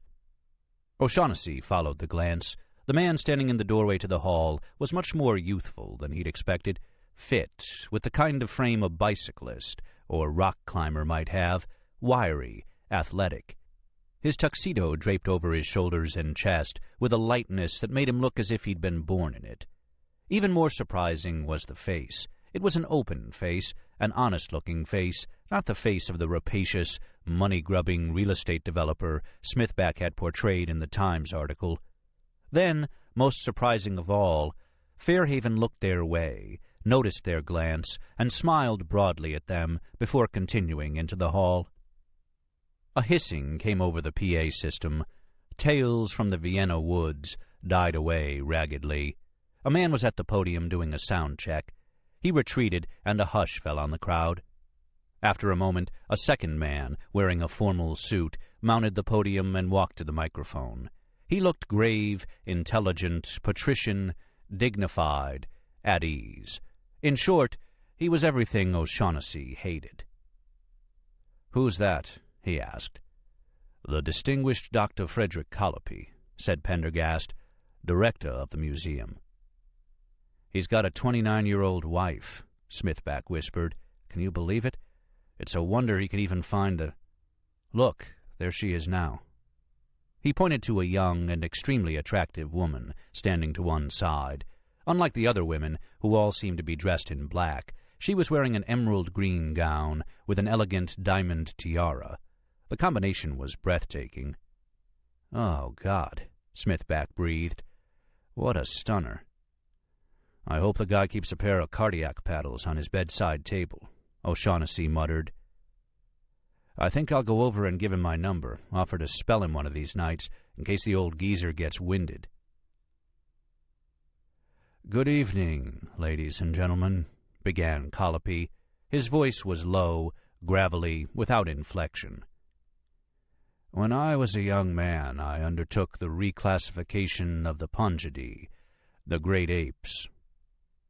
The level of conversation in the room dropped, but did not cease altogether. People seemed far more interested in food and drink than in hearing this man talk about monkeys, O'Shaughnessy thought. "And I was faced with a problem, where to put mankind. Are we in the Pungidae, or are we not? Are we a great ape, or are we something special? This was the question I faced." "Here comes Dr. Kelly," said Pendergast. Smithback turned, an eager, expectant, nervous look on his face. But the tall, copper-haired woman swept past him without so much as a glance, arrowing straight for the food table. "Hey, Nora, I've been trying to reach you all day." O'Shaughnessy watched the rider hustle after her, then returned his attention to his ham and cheese sandwiches. He was glad he didn't have to do this sort of thing for a living. How could they bear it? Standing around chatting aimlessly with people you'd never seen before and would never see again, trying to cough up a vestige of interest in their vapid opinions, all to a background obbligato of speechifying.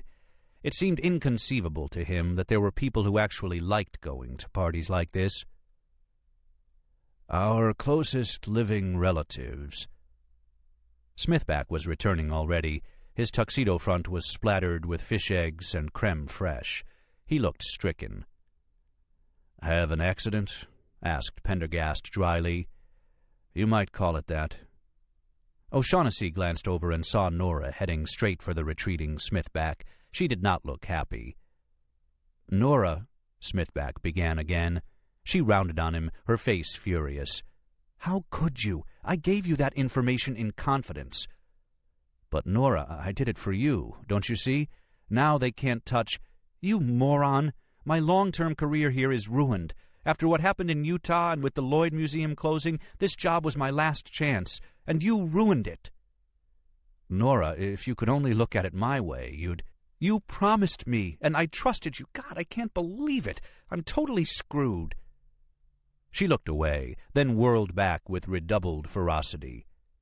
"Was this some kind of revenge because I wouldn't rent that apartment with you?" No, Nora, just the opposite. It was to help you. I swear, in the end, you'll thank me." The poor man looked so helpless. O'Shaughnessy felt sorry for him. He was obviously in love with the woman, and he had just as obviously blown it completely. Suddenly, she turned on Pendergast. "And you?" Pendergast raised his eyebrows, then carefully placed a blini back on his plate. "Sneaking around the museum, picking locks, fomenting suspicion, you started all this." Pendergast bowed. "If I've caused you any distress, Dr. Kelly, I regret it deeply." "Distress? They're going to crucify me. And there it all was in today's paper. I could kill you, all of you."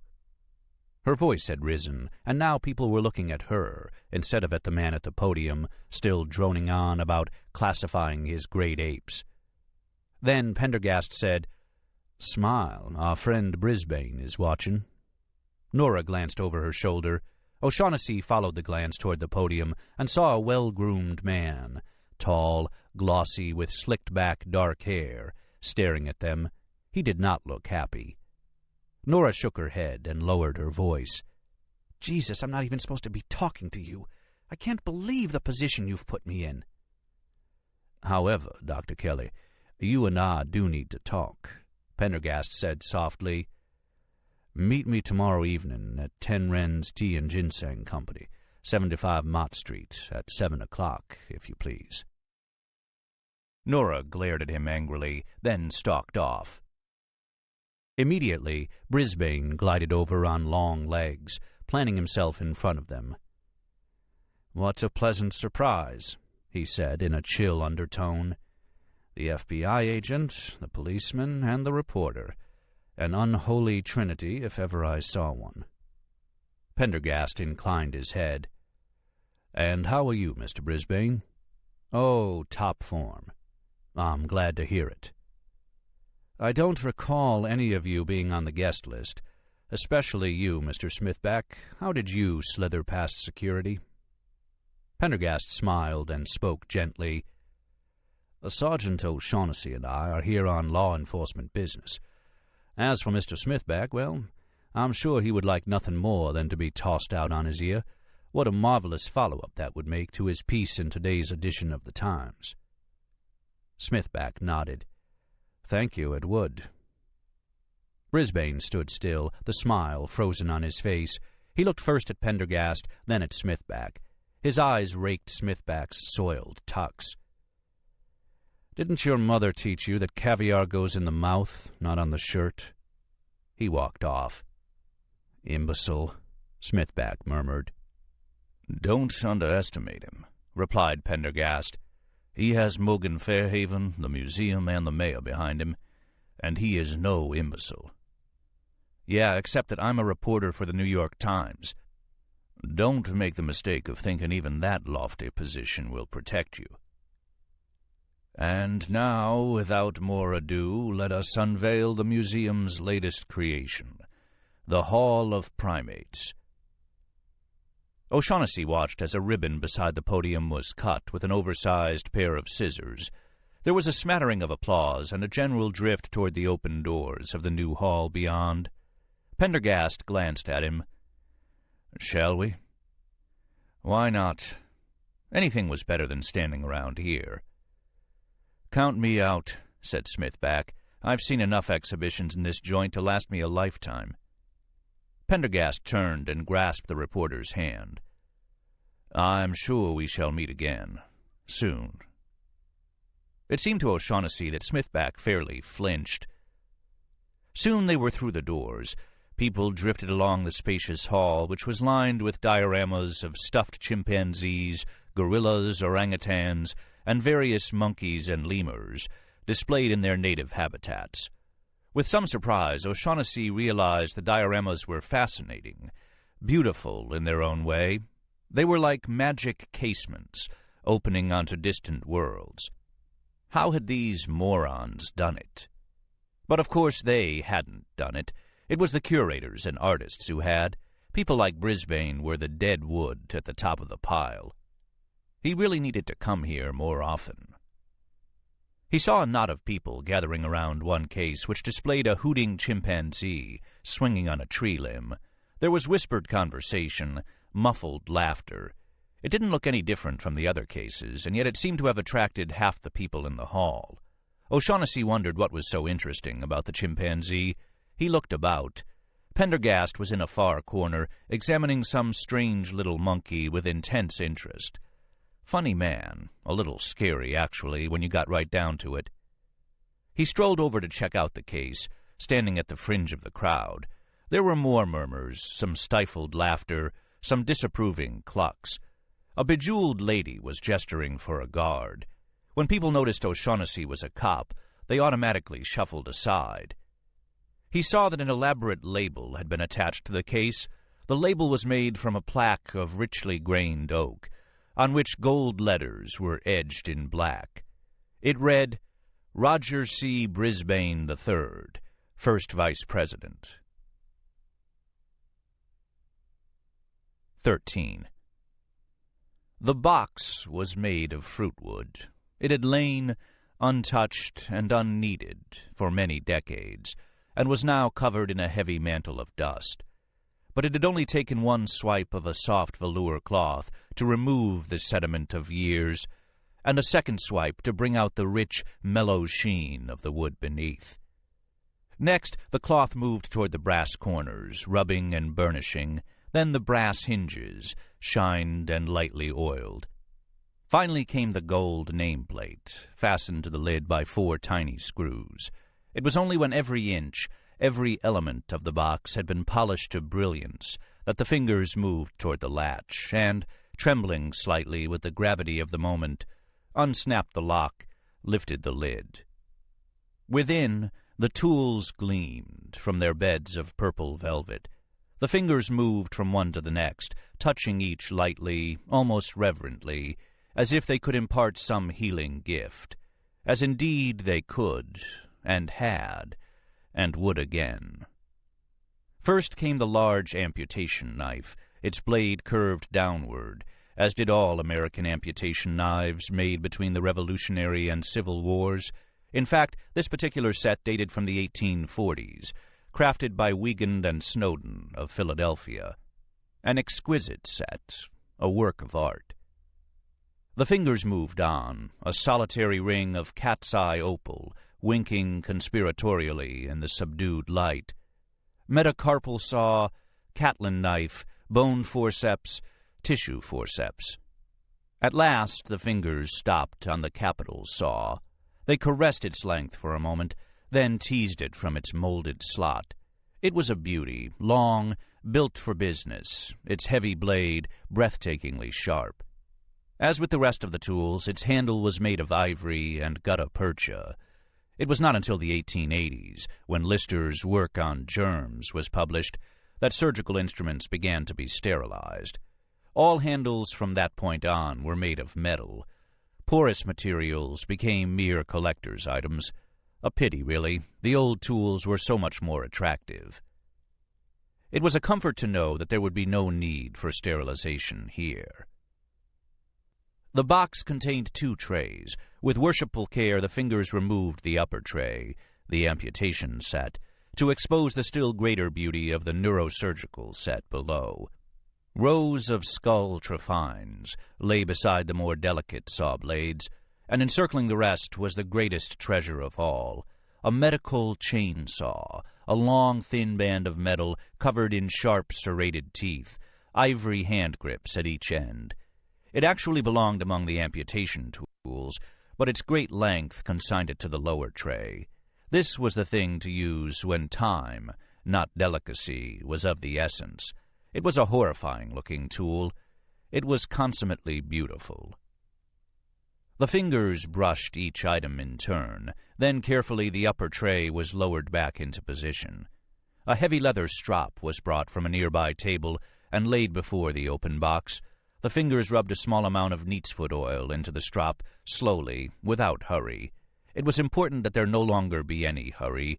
Hurry had always meant mistakes, wasted effort. At last the fingers returned to the box, selected a knife, brought it to the light. Then, with lingering, loving care, laid it against the leather strop and began stroking back and forth, back and forth. The leather seemed almost to purr as the blade was stropped. To sharpen all the blades in the surgical set to a razor edge would take many hours. But then there would be time. There would, in fact, be nothing but time.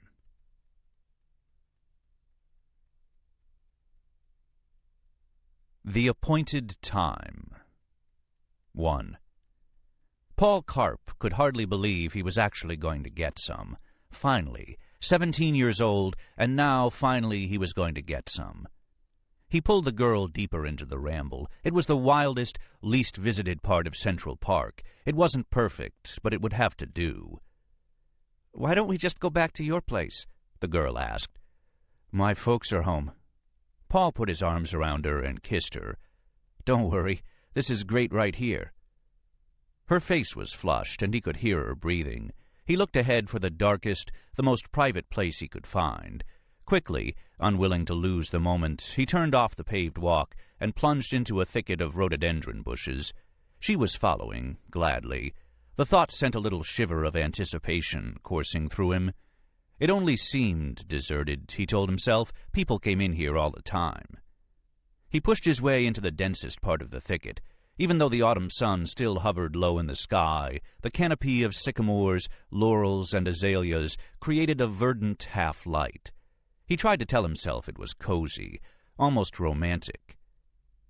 Finally they came to a hidden spot, a thick bed of myrtle surrounded by dark bushes. No one would see them here. They were utterly alone. "Paul, what if a mugger—" "No mugger's going to see us in here," he quickly said, taking the girl in his arms and kissing her.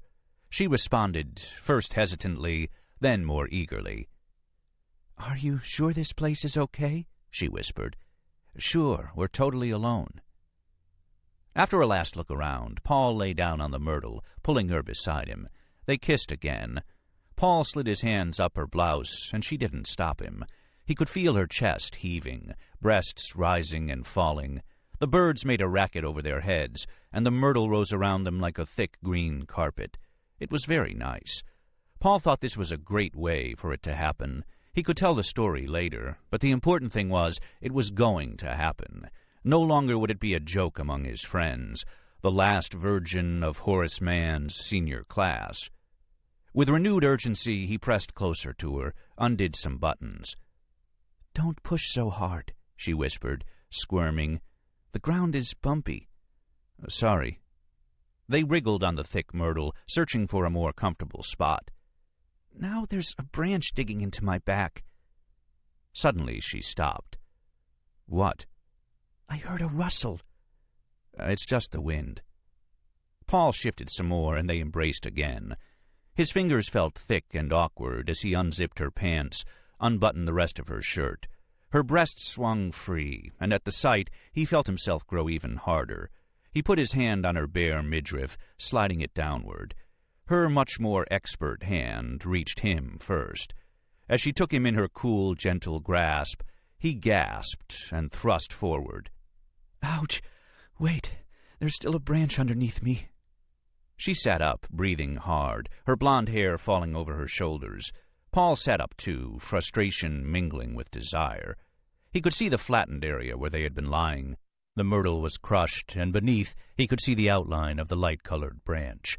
He stuck his hand through the myrtle and grabbed it, yanking at it angrily, struggling to wrest it free. Goddamn branch. But something was very wrong. It felt strange, cold, rubbery, and as it came up out of the myrtle, he saw it wasn't a branch at all, but an arm. Leaves slid away, exposing the rest of the body, languorously, unwillingly. As his fingers went slack, the arm fell away again, flopping back into the greenery. The girl screamed first, scrambling backward, standing, tripping, standing up again and running, jeans unzipped and shirt flapping around her.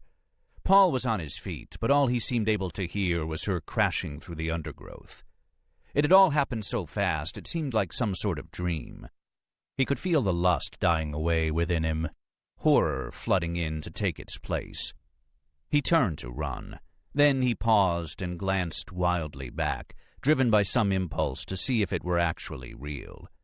The fingers were partly curled, white skin smeared with mud, and in the dimness beyond, under the thick undergrowth, lay the rest of it. This book is continued on Disc 5. Disc 5. 2. Dr. Bill Dowson lounged against the sink, examining his precisely trimmed fingernails without interest. One more, then lunch, thank God. A cup of coffee and a BLT at the corner deli would hit the spot. He wasn't sure why he wanted a BLT exactly. Maybe it was the lividity of the last stiff that started him thinking about bacon. Anyway, that Dominican behind the deli counter had elevated the sandwich into an art form. Dowson could practically taste the crisp lettuce, the tang of tomato against the mayonnaise. The nurse brought in the clipboard, and he glanced up. She had short black hair and a trim body. He glanced at the clipboard without picking it up and smiled at her. "What have we here?" he asked. "Homicide?" He gave an exaggerated sigh, rolled his eyes. "What is that, the 4th today? It must be hunting season. Gunshot?" "No, some kind of multiple stabbing. They found it in Central Park, in the Ramble." He nodded. "The dumping ground, eh? Figures." Great. Another piece of shit killing. He glanced at his watch. "Bring it in, please." He watched the nurse walk out. Nice, very nice. She returned a moment later with a gurney covered by a green sheet. He made no move toward the body. "So, how about that dinner tonight?" The nurse smiled. "I don't think it's a good idea, Doctor." "Why not?" "I've told you before, I don't date doctors, especially ones I work with." He nodded, pushed down his glasses, and grinned. "But I'm your soulmate, remember?" She smiled. "Hardly." But he could tell she was flattered by his interest. Better not push it, though, not these days. Sexual harassment and all that. He sighed, eased himself off the sink. Then he pulled on a fresh pair of gloves. "Turn on the video cams," he said to the nurse as he prepped. "Yes, Doctor." He picked up the clipboard. "Says here we have a Caucasian woman identified as Doreen Hollander, age 27, of Pine Creek, Oklahoma. Identified by her husband." He scanned the rest of the top sheet. Then he hung the clipboard on the gurney, drew on his surgical mask, and with the nurse's help, lifted the sheeted corpse onto the stainless steel examining table. He sensed a presence behind him and turned. In the doorway was a tall, slender man. His face and hands looked remarkably pale against the black of his suit. Behind the man stood a uniformed cop. Yes? Dowson asked. The man approached, opening his wallet. I'm Special Agent Pendergast, Dr. Dowson, and this is Sergeant O'Shaughnessy of the NYPD. Dowson looked him over. This was very irregular, and there was something strange about the man. Hair so very blonde, eyes so very pale, accent so very, very southern. And, may I observe, this an FBI case? No.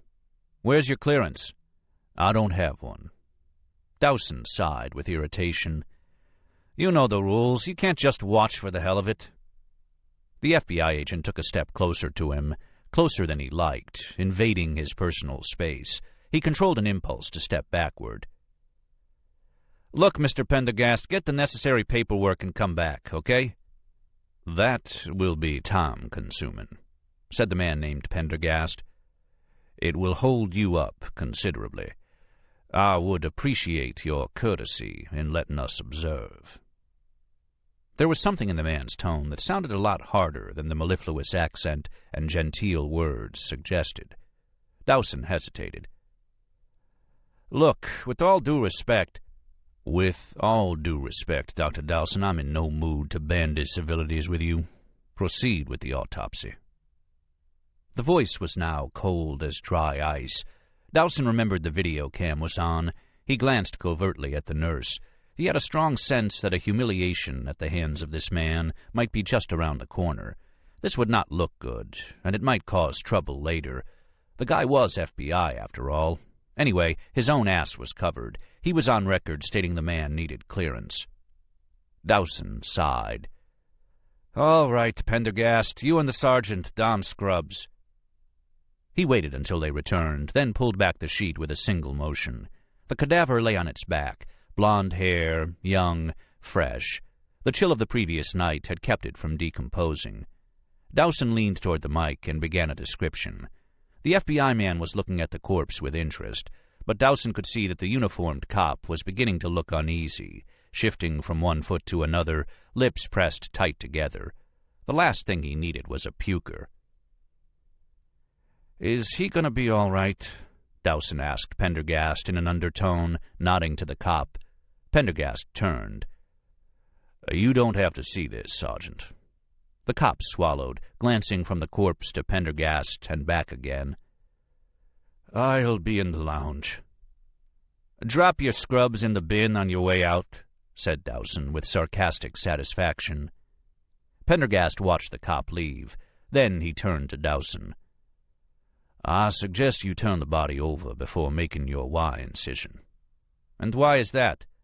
Pendergast nodded toward the clipboard. Page 2. Dowson picked it up, flipped over the top page. Extensive lacerations, deep knife wounds. Looked like the girl had been stabbed repeatedly in the lower back. Or worse. As usual, it was hard to make out from the police report what had actually taken place from a medical standpoint. There had been no investigating M.E. It had been given a low priority.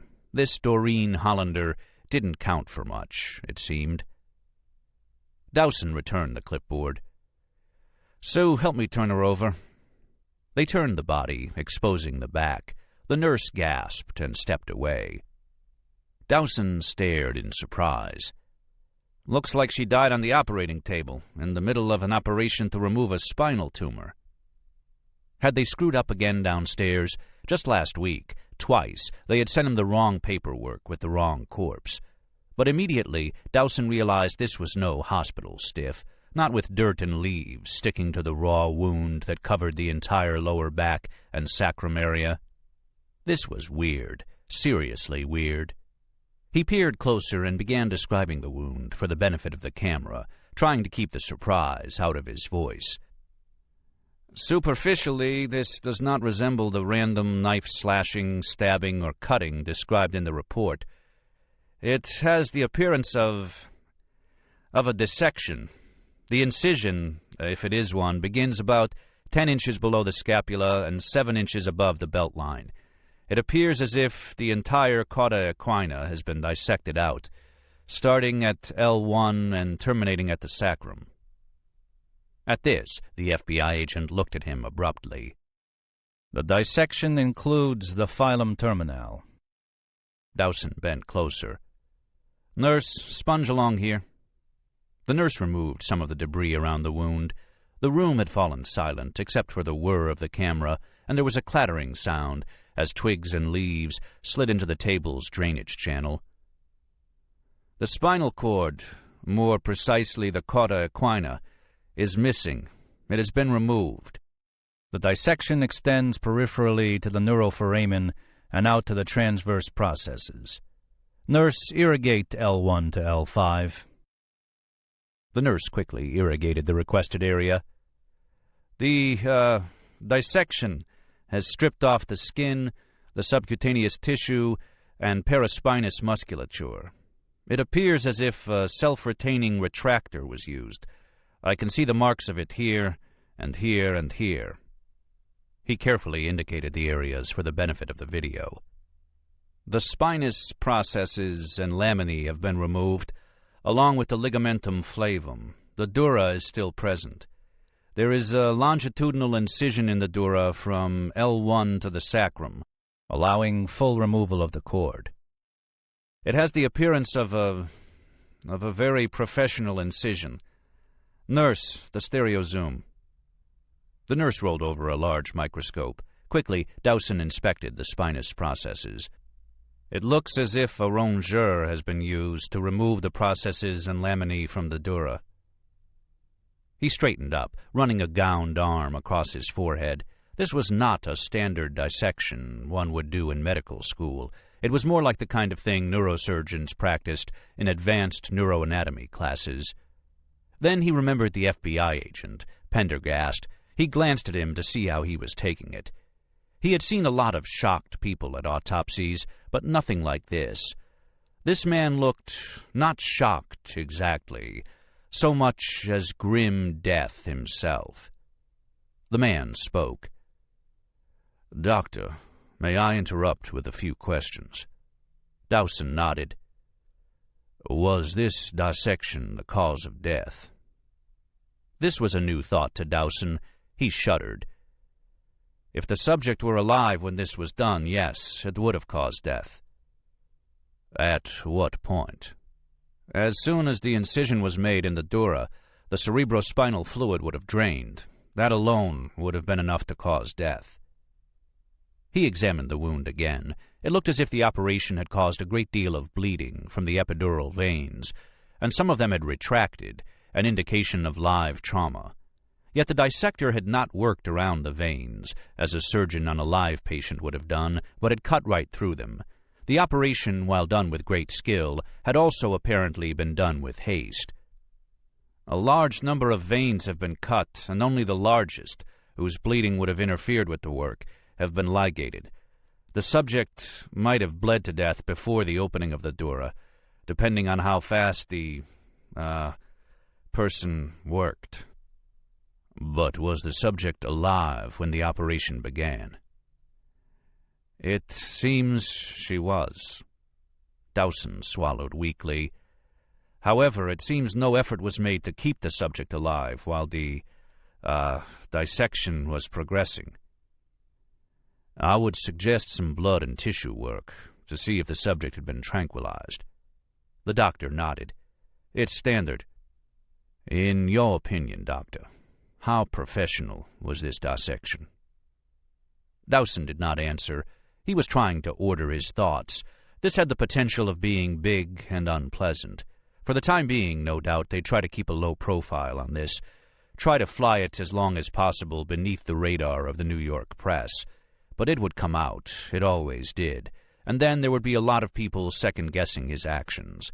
He'd better slow down, take it one step at a time. This was not the run-of-the-mill murder the police report indicated. Thank God he hadn't actually begun the autopsy. He had the FBI agent to thank for that. He turned to the nurse. "Get Jones up here with the large-format camera and the camera for the stereo zoom, and I want a second ME to assist. Who's on call?"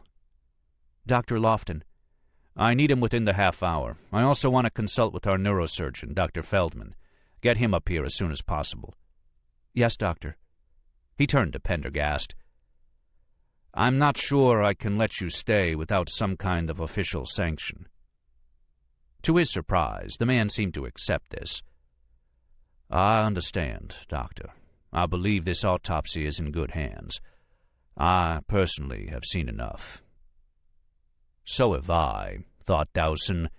He now felt sure that a surgeon had done this. The thought made him feel sick. O'Shaughnessy stood in the lounge. He debated whether to buy a cup of coffee from a vending machine, then decided against it. He felt distinctly embarrassed. Here he was, supposed to be a tough, sardonic New York City cop, and he'd wimped out, all but tossed his cookies right there on the examining room floor. The sight of that poor, chubby, naked girl on the table, blue and dirty, her young face all puffed up, eyes open, leaves and sticks in her hair. He shuddered afresh at the image. He also felt a burning anger for the person who had done it. He wasn't a homicide cop, had never wanted to be one, even in the early days. He hated the sight of blood. But his own sister-in-law lived in Oklahoma, about this girl's age, too. Now he felt he could stand whatever it took to catch that killer. Pendergast glided through the stainless steel doors like a wraith. He barely glanced at O'Shaughnessy. The sergeant fell into step behind him, and they left the building and climbed into the waiting car in silence. Something had definitely put Pendergast into a black mood. The guy was moody, but this was the darkest he had ever seen him. O'Shaughnessy still had no idea why Pendergast was suddenly so interested in this new murder, interrupting his work on the 19th century killings. But somehow, this didn't seem to be the time to ask. "We will drop the sergeant off at the precinct house," said Pendergast to his chauffeur, "and then you may take me home." Pendergast settled back in the leather seat. O'Shaughnessy looked over at him. "What happened?" he managed to ask. "What did you see?" Pendergast looked out the window.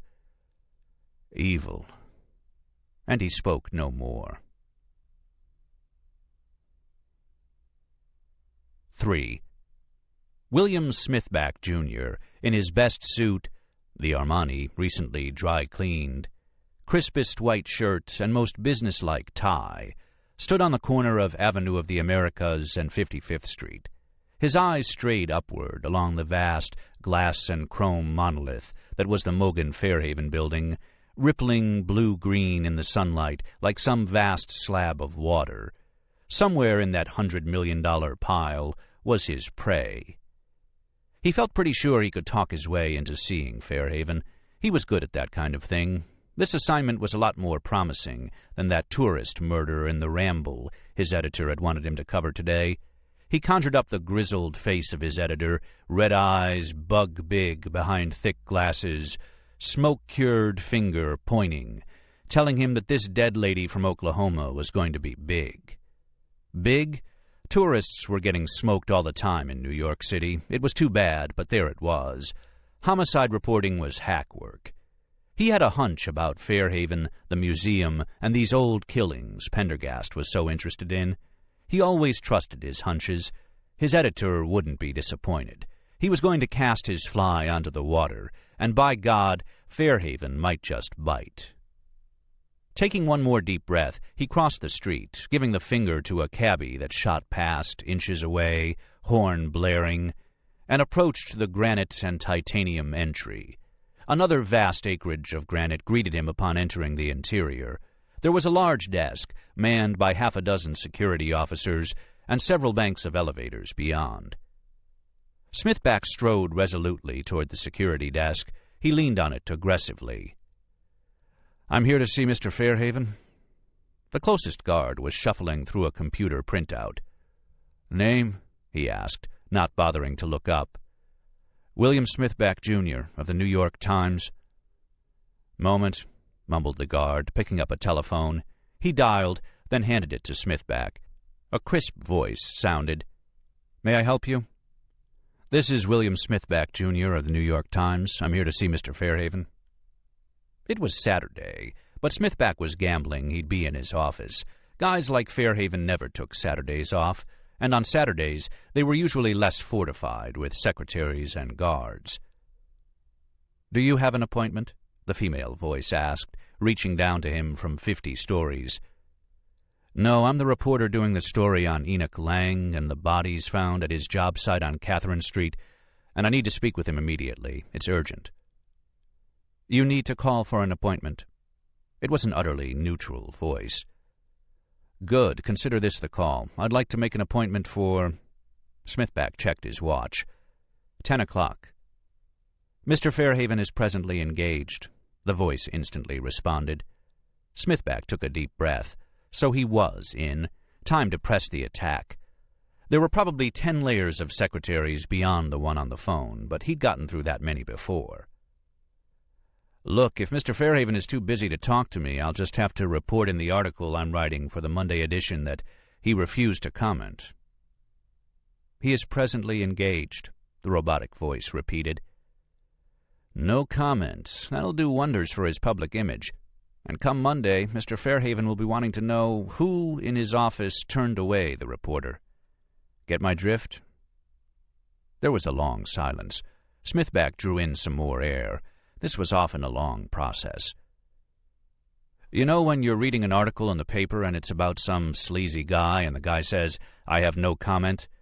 How does that make you feel about the guy, especially a real estate developer? No comment.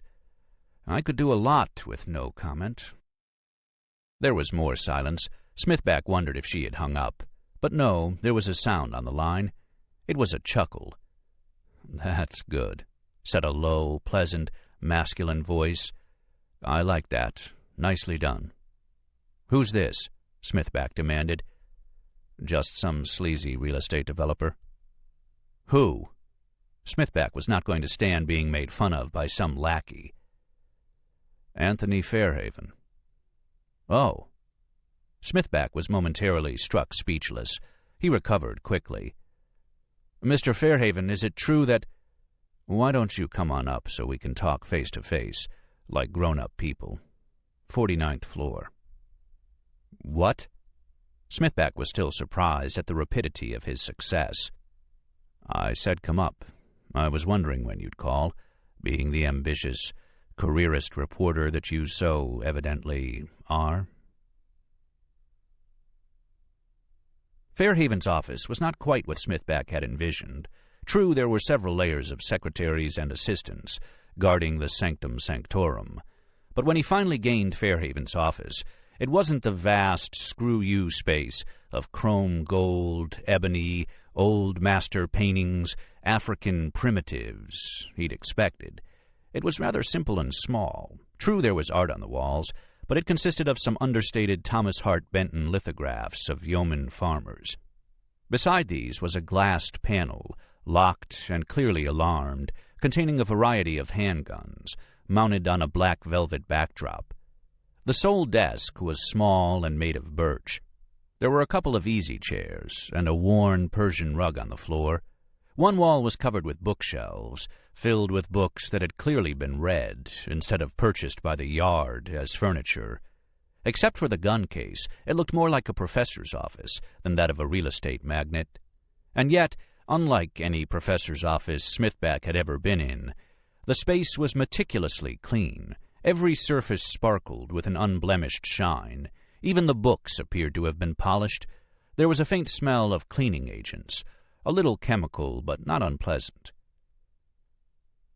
"Please, sit down," said Fairhaven, sweeping a hand toward the easy chairs. "Would you care for anything? Coffee, water, soda, whiskey?" He grinned. "Nothing, thanks," said Smithback as he took a seat. He felt the familiar shudder of expectation that came before an intense interview. Fairhaven was clearly savvy, but he was rich and pampered. He no doubt lacked street smarts. Smithback had interviewed and skewered dozens like him. It wouldn't even be a contest. Fairhaven opened a refrigerator and took out a small bottle of mineral water. He poured himself a glass and then sat, not at his desk, but in an easy chair opposite Smithback. He crossed his legs, smiled. The bottle of water sparkled in the sunlight that slanted through the windows. Smithback glanced past him, The view, at least, was killer. He turned his attention back to the man. Black wavy hair, strong brow, athletic frame, easy movements, sardonic look in the eye. Could be 30, 35. He jotted a few impressions. "So," Fairhaven said with a small, self-deprecating smile, "the sleazy real estate developer is ready to take your questions." "May I record this?" "I would expect no less." Smithback slipped a recorder out of his pocket. Of course, he seemed charming. People like him were experts at charm and manipulation. But he'd never allow himself to be spun. All he had to do was remember who he was dealing with, a heartless, money-grubbing businessman who would sell his own mother for the back rent alone. "Why did you destroy the site on Catherine Street?" he asked. Fairhaven bowed his head slightly. "The project was behind schedule. We were fast-tracking the excavation. It would have cost me $40,000 a day. I'm not in the archaeology business." "Some archaeologists say you destroyed one of the most important sites to be discovered in Manhattan in a quarter-century." Fairhaven cocked his head. "Really? Which archaeologists?" "The Society for American Archaeology, for example." A cynical smile broke out on Fairhaven's face. "Ah, I see. Well, of course they'd be against it. If they had their way, no one in America would turn over a spadeful of soil without an archaeologist standing by with screen, trowel, and toothbrush." "Getting back to the site, Mr. Smithback, what I did was perfectly legal. When we discovered those remains, I personally stopped all work. I personally examined the site. We called in forensic experts who photographed everything. We removed the remains with great care, had them examined, and then properly buried, all at my own expense. We did not restart work until we had direct authorization from the mayor. What more would you have me do?" Smithback felt a small twinge. This was not proceeding quite as expected. He was letting Fairhaven control the agenda. That was the problem. "You say you had the remains buried. Why? Was there anything perhaps you were trying to hide?" At this, Fairhaven actually laughed, leaning back in his chair, exposing beautiful teeth. "You make it sound suspicious. I'm a little embarrassed to admit that I'm a man with some small religious values. These poor people were killed in a hideous way. I wanted to give them a decent burial with an ecumenical service, quiet and dignified, free of the whole media circus. That's what I did. Buried them together with their little effects in a real cemetery. I didn't want their bones ending up in a museum drawer. So I purchased a beautiful tract in the Gates of Heaven Cemetery in Valhalla, New York. I'm sure the cemetery director would be happy to show you the plot. The remains were my responsibility, and frankly, I had to do something with them. The city certainly didn't want them." Right, said Smithback, thinking. It would make a nice sidebar, the quiet burial under the leafy elms. But then he frowned. Christ, was he getting spun here? Time for a new tack. "According to the records, you're a major donor to the mayor's re-election campaign. You get in a pinch at your construction site, and he bails you out. Coincidence?" Fairhaven leaned back in the chair. "Drop the wide-eyed, babe-in-the-woods look. You know perfectly well how things work in this town. When I give money to the mayor's campaign, I'm exercising my constitutional rights. I don't expect any special treatment, and I don't ask for it. But if you get it, so much the better." Fairhaven smiled broadly, cynically, but said nothing. Smithback felt another twinge of concern. This guy was being very careful about what he actually said. Trouble was, you couldn't record a cynical grin. He stood and walked with what he hoped looked like casual confidence toward the paintings, hands behind his back, studying them, trying to frame a new strategy. Then he moved to the gun case. Inside, polished weapons gleamed. "Interesting choice of office decor," he said, gesturing at the case. "I collect the rarest of handguns. I can afford to. That one you are pointing at, for example, is a Luger, chambered in .45. The only one ever made. I also have a collection of Mercedes-Benz Roadsters, but they take up rather more display space, so I keep them at my place in Sag Harbor. Fairhaven looked at him, still smiling cynically. We all collect things, Mr. Smithback. What's your passion? Museum monographs and chapbooks, perhaps? Removed for research, then not returned? By accident, of course. Smithback looked at him sharply. Had the guy searched his apartment? But no, Fairhaven was merely fishing. He returned to the chair. Mr. Fairhaven. Fairhaven interrupted him, his tone suddenly brisk, unfriendly. Look, Smithback, I know you're exercising your constitutional right to skewer me. The big bad real estate developer is always an easy target. And you like easy targets, because you fellows are all cut from the same cloth. You all think your work is important. But today's newspaper is lining tomorrow's birdcage. It's ephemera. What you do, in the larger scheme of things, is nugatory. Nugatory? What the hell did that mean? It didn't matter. Clearly it was an insult. He was getting under Fairhaven's skin. That was good, wasn't it? Mr. Fairhaven, I have reason to believe that you've been pressuring the museum to stop this investigation. I'm sorry, what investigation? The one into Enoch Lang and the 19th century killings. That investigation. Why should I care one way or another about it? It didn't stop my construction project, and frankly, that's all I care about. They can investigate it now until they're blue in the face if they so choose. And I love this phrase all you journalists use, I have reason to believe. What you really mean is, I want to believe, but I haven't a shred of evidence. All you fellows must have taken the same Journalism 101 class, making an ass of yourself while pretending to get the story. Fairhaven allowed himself a cynical laugh. Smithback sat stiffly, listening to the laughter subside. Once again he tried to tell himself he was getting under Fairhaven's skin. He spoke at last, keeping his voice as cool as possible. Tell me, Mr. Fairhaven, just why is it that you're so interested in the museum? I happen to love the museum. It's my favorite museum in the world. I practically grew up in that place, looking at the dinosaurs, the meteorites, the gems. I had a nanny who used to take me. She necked with her boyfriend behind the elephants, while I wandered around by myself. But you're not interested in that, because it doesn't fit your image of the greedy real estate developer. Really, Smithback, I'm wise to your game. Mr. Fairhaven. Fairhaven grinned. You want a confession? This temporarily stopped Smithback. Fairhaven lowered his voice to confessional level. I have committed 2 unforgivable crimes. Smithback tried to maintain the hard-bitten, repertorial look he cultivated in instances like these. He knew this was going to be some kind of trick or joke. My 2 crimes are these. Are you ready? Smithback checked to see if the recorder was still running.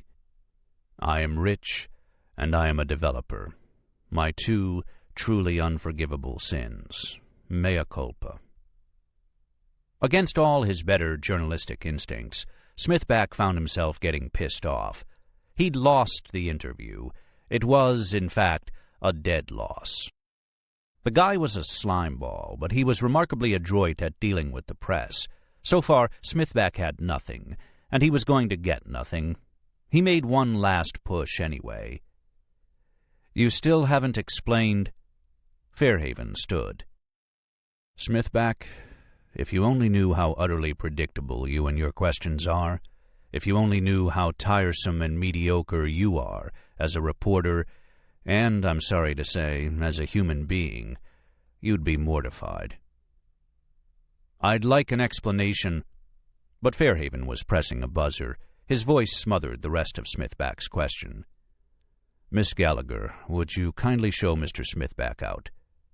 Yes, Mr. Fairhaven. This is rather abrupt. Mr. Smithback, I'm tired. I saw you because I didn't want to read about myself in the paper, having refused comment. I was also curious to meet you, to see if you were perhaps a cut above the rest. Now that I've satisfied myself on that score, I don't see any reason to continue this conversation." The secretary stood in the door, stout and unmovable. "Mr. Smithback, this way, please." On his way out, Smithback paused in the outermost secretary's office. Despite his efforts at self-control, his frame was quivering with indignation. Fairhaven had been parrying a hostile press for more than a decade. Naturally, he'd gotten damn good at it. Smithback had dealt with nasty interviewees before, but this one really got under his skin. Calling him tiresome, mediocre, ephemeral, nugatory, he'd have to look that up. Who did he think he was? Fairhaven himself was too slippery to pin down. No big surprise there. There were other ways to find things out about people. People in power had enemies, and enemies loved to talk. Sometimes the enemies were working for them, right under their noses. He glanced at the secretary. She was young, sweet, and looked more approachable than the battle-axes manning the inner offices. "Here every Saturday?" He smiled nonchalantly. "Most of them," she said, looking up from her computer. She was cute, with glossy red hair and a small splash of freckles. He winced inwardly, suddenly reminded of Nora. "Works you hard, doesn't he?" "Mr. Fairhaven? Sure does." "Probably makes you work Sundays, too." "Oh, no," she said. "Mr. Fairhaven never works on Sunday. He goes to church." Smithback feigned surprise. "Church? Is he Catholic?" "Presbyterian." "Probably a tough man to work for, I bet." "No, he's one of the best supervisors I've had. He actually seems to care about us little folk." "Never would have guessed it," Smithback said with a wink, drifting out the door. "Probably boning her and the other little folk on the side," he thought. Back on the street, Smithback allowed himself a most un-Presbyterian string of oaths. He was going to dig into this guy's past until he knew every detail, down to the name of his goddamn teddy bear. You couldn't become a big-time real estate developer in New York City and keep your hands clean. There would be dirt, and he would find it. Yes, there would be dirt. By God, there would be dirt. 4.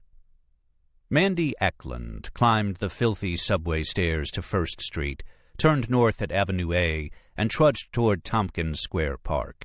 Ahead, the park's anemic trees rose up against a sky faintly smeared with the purple stain of dawn. The morning star, low on the horizon, was fading into oblivion. Mandy pulled her wrap more tightly around her shoulders in a futile attempt to keep out the early morning chill. She felt a little groggy, and her feet ached each time they hit the pavement. It had been a great night at Club Pissoir, though. Music, free drinks, dancing. The whole Ford crowd had been there, along with a bunch of photographers, the Mademoiselle and Cosmo people, everyone who mattered in the fashion world. She really was making it. The thought still amazed her. Only 6 months before, she'd been working at Rodney's in Bismarck, giving free makeovers. Then the right person happened to come through the shop, and now she was on the testing board at the Ford agency. Eileen Ford herself had taken her under her wing. It was all coming together faster than she'd ever dreamed possible. Her father called almost every day from the farm. It was funny, kind of cute, really, how worried he was about her living in New York City. He thought the place was a den of iniquity. He'd freak if he knew she stayed out till dawn. He still wanted her to go to college, and maybe she would someday, but right now she was 18 and having the time of her life. She smiled affectionately at the thought of her conservative old father riding his John Deere, worrying himself about her. She'd make the call this time, give him a surprise. She turned onto 7th Street, passing the darkened park, keeping a wary eye out for muggers. New York was a lot safer now, but it was still wise to be careful. She felt into her purse, hand closing comfortingly around the small bottle of pepper spray attached to her keychain. There were a couple of homeless sleeping on pieces of cardboard, and a man in a threadbare corduroy suit sat on a bench, drinking and nodding. An early breeze passed through the listless sycamore branches, rattling the leaves. They were just beginning to turn a jaundiced yellow. Once again she wished her walk-up apartment wasn't so far from a subway station. She couldn't afford cabs, not yet anyway, and walking the 9 blocks home at night was a hassle. At first it had seemed like a cool neighborhood, but the seediness was starting to get to her. Gentrification was creeping in, but not fast enough. The dingy squats and the old hollow buildings, sealed shut with cinder block, were depressing. The Flatiron District would be better, or maybe even Yorkville. A lot of the Ford models, the ones who'd made it, lived up there. She left the park behind and turned up Avenue C. Silent brownstones rose on either side, and the wind sent trash along the gutters with a dry, skittery sound. The faint ammoniac tang of urine floated out from dark doorways. Nobody picked up after their dogs, and she made her way with care through a disgusting minefield of dog shit. This part of the walk was always the worst. She saw ahead of her a figure approaching down the sidewalk. She stiffened, considered crossing the street, then relaxed. It was an old man, walking painfully with a cane. As he approached, she could see he was wearing a funny derby hat. His head was bowed, and she could make out its even brim, the crisp black lines of its crown. She didn't recall ever seeing anybody wearing a derby, except in old black-and-white movies. He looked very old-fashioned, shuffling along with cautious steps. She wondered what he was doing out so early. Probably insomnia. Old people had it a lot, she'd heard. Waking up at 4 a.m, couldn't go back to sleep. She wondered if her father had insomnia. They were almost even now. The old man suddenly seemed to grow aware of her presence. He raised his head and lifted his arm to grasp his hat. He was actually going to tip his hat to her. The hat came up, the arm obscuring everything except the eyes. They were remarkably bright and cold, and they seemed to be regarding her intently. Must be insomnia, she thought. Despite the hour, this old fellow wasn't sleepy at all. "Good morning, miss," said an old, creaky voice. "Good morning," she replied, trying to keep the surprise from her voice. Nobody ever said anything to you on the street. It was so un-New York. It charmed her. As she passed him, she suddenly felt something whip around her neck with horrible speed. She struggled and tried to cry out, but found her face covered with a cloth, damp and reeking with a sickly sweet chemical smell. Instinctively she tried to hold her breath. Her hand scrabbled in her purse and pulled out the bottle of pepper spray, but a terrible blow knocked it to the sidewalk. She twisted and thrashed, moaning in pain and fear, her lungs on fire. She gasped once, and then all swirled into oblivion. 5. In his messy cubicle on the 5th floor of the Times building, Smithback examined with dissatisfaction the list he had handwritten in his notebook. At the top of the list, the phrase, "Fairhaven's employees," had been crossed out. He hadn't been able to get back into the Mogan Fairhaven building. Fairhaven had seen to that. Likewise, neighbors had also been crossed out. He'd been given the bum's rush at Fairhaven's apartment building, despite all his best stratagems and tricks. He'd looked into Fairhaven's past, to his early business associates, but they were either full of phony praise or simply refused comment. Next, he'd checked out Fairhaven's charities. The New York Museum was a dead loss. No one who knew Fairhaven would talk about him for obvious reasons. But he had more success with one of Fairhaven's other projects, the Little Arthur Clinic for Children. If success was the right word for it. The clinic was a small research hospital that cared for sick children with orphaned diseases, very rare illnesses that the big drug companies had no interest in finding cures for. Smithback had managed to get in posing as himself, a New York Times reporter interested in their work, without rousing suspicion. They had given him an informal tour, but in the end, that too had been a snow job. The doctors, nurses, parents, even the children sang hosannas for Fairhaven. It was enough to make you sick. Turkeys at Thanksgiving, bonuses at Christmas, toys and books for the kids, trips to Yankee Stadium. Fairhaven had even attended a few funerals, which must have been tough. And yet, thought Smithback grumpily, all it proved was that Fairhaven carefully cultivated his public image. The guy was a public relations pro from way back. Smithback had found nothing. Nothing. That reminded him. He turned, grabbed a battered dictionary from a nearby shelf, flipped through the pages until he reached N. Nugatory, of no importance, trifling. Smithback put back the dictionary. What was needed here was some deeper digging. Before the time when Fairhaven had gone pro with his life, back when he was just another pimply high school kid. So Fairhaven thought Smithback was just another run-of-the-mill reporter doing nugatory work. Well, he wouldn't be laughing so hard when he opened his Monday paper. All it took was 10 minutes on the web to hit pay dirt. Fairhaven's class at PS 1984, up on Amsterdam Avenue, had recently celebrated the 15th anniversary of their graduation. They had created a web page reproducing their yearbook. Fairhaven hadn't shown up for the reunion, and he might not have even known of the web page, but all the information about him from his old yearbook was posted for all to see.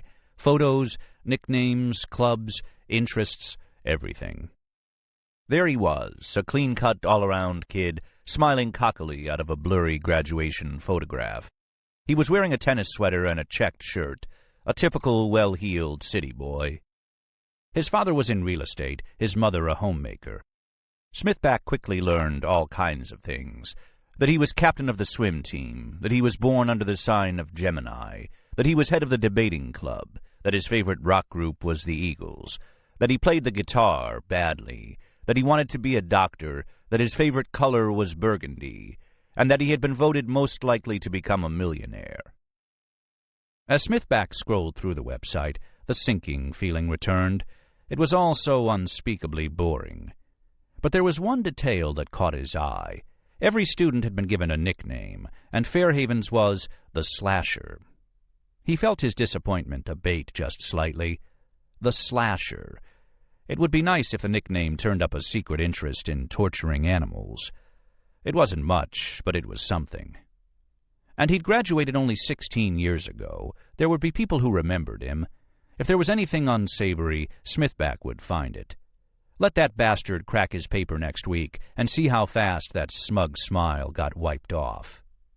P.S. 1984. Luckily, the school was only a cab ride away. Turning his back on the computer, Smithback stood up and reached for his jacket. The school stood on a leafy Upper West Side block between Amsterdam and Columbus, not far from the museum, a long building of yellow brick surrounded by a wrought iron fence. As far as New York City schools went, it was rather nice. Smithback strode to the front door, found it locked, security, of course, and buzzed. A policeman answered. Smithback flashed his press card, and the cop let him in. It was amazing how the place smelled, just like his own high school, far away and long ago. And there was the same taupe paint on the cinder block walls, too. All school principals must have read the same how-to manual, Smithback thought, as the cop escorted him through the metal detector and to the principal's office. The principal referred him to Miss Kite. Smithback found her at her desk, working on student assignments between classes. She was a handsome, gray-haired woman, and when Smithback mentioned Fairhaven's name, he was gratified to see the smile of memory on her face. "Oh, yes," she said. Her voice was kind, but there was a no-nonsense edge to it that told Smithback this was no pushover granny. "I remember Tony Fairhaven well, because he was in my first 12th grade class, and he was one of our top students. He was a National Merit Scholar runner-up." Smithback nodded deferentially and jotted a few notes. He wasn't going to tape-record this. That was a good way to shut people up. "Tell me about him, informally. What was he like?" "He was a bright boy, quite popular. I believe he was the head of the swim team. A good, all-around, hard-working student." "Did he ever get into trouble?" "Sure, they all did." Smithback tried to look casual. "Really?" "He used to bring his guitar to school and play in the halls, which was against regulations. He played very badly, and it was mostly to make the other students laugh." She thought for a moment. "One day he caused a hall jam." Hall jam." Smithback waited. "And then?" "We confiscated the guitar, and that ended it. We gave it back to him after graduation. Smithback nodded, the polite smile freezing on his face.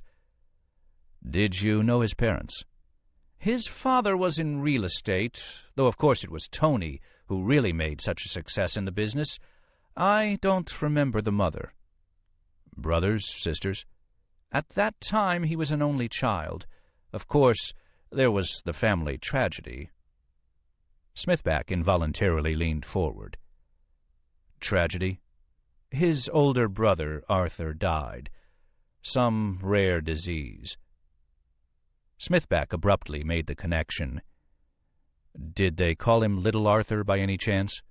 I believe they did. His father was Big Arthur. It hit Tony very hard. When did it happen? When Tony was in 10th grade. So it was his older brother. Was he in the school too? No, he'd been hospitalized for years. Some very rare and disfiguring disease. What disease? I really don't know. When you say it hit Fairhaven hard, how so? He became withdrawn, antisocial, but he came out of it eventually. Yes, let me see. Smithback checked his notes. Let's see, any problems with alcohol, drugs, delinquency? Smithback tried to make it sound casual. No, just the opposite, came the curt reply. The look on the teacher's face had hardened. Tell me, Mr. Smithback, exactly why are you writing this article? Smithback put on his most innocent face.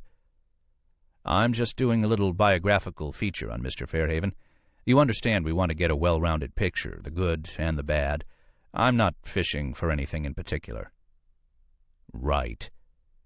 I see. Well, Tony Fairhaven was a good boy, and he was very anti-drug, anti-drinking, even anti-smoking. I remember he wouldn't even drink coffee. She hesitated. I don't know. If anything, he might have been a little too good, and it was sometimes hard to tell what he was thinking. He was a rather closed boy. Smithback jotted a few more pro forma notes. Any hobbies? He talked about making money quite a bit.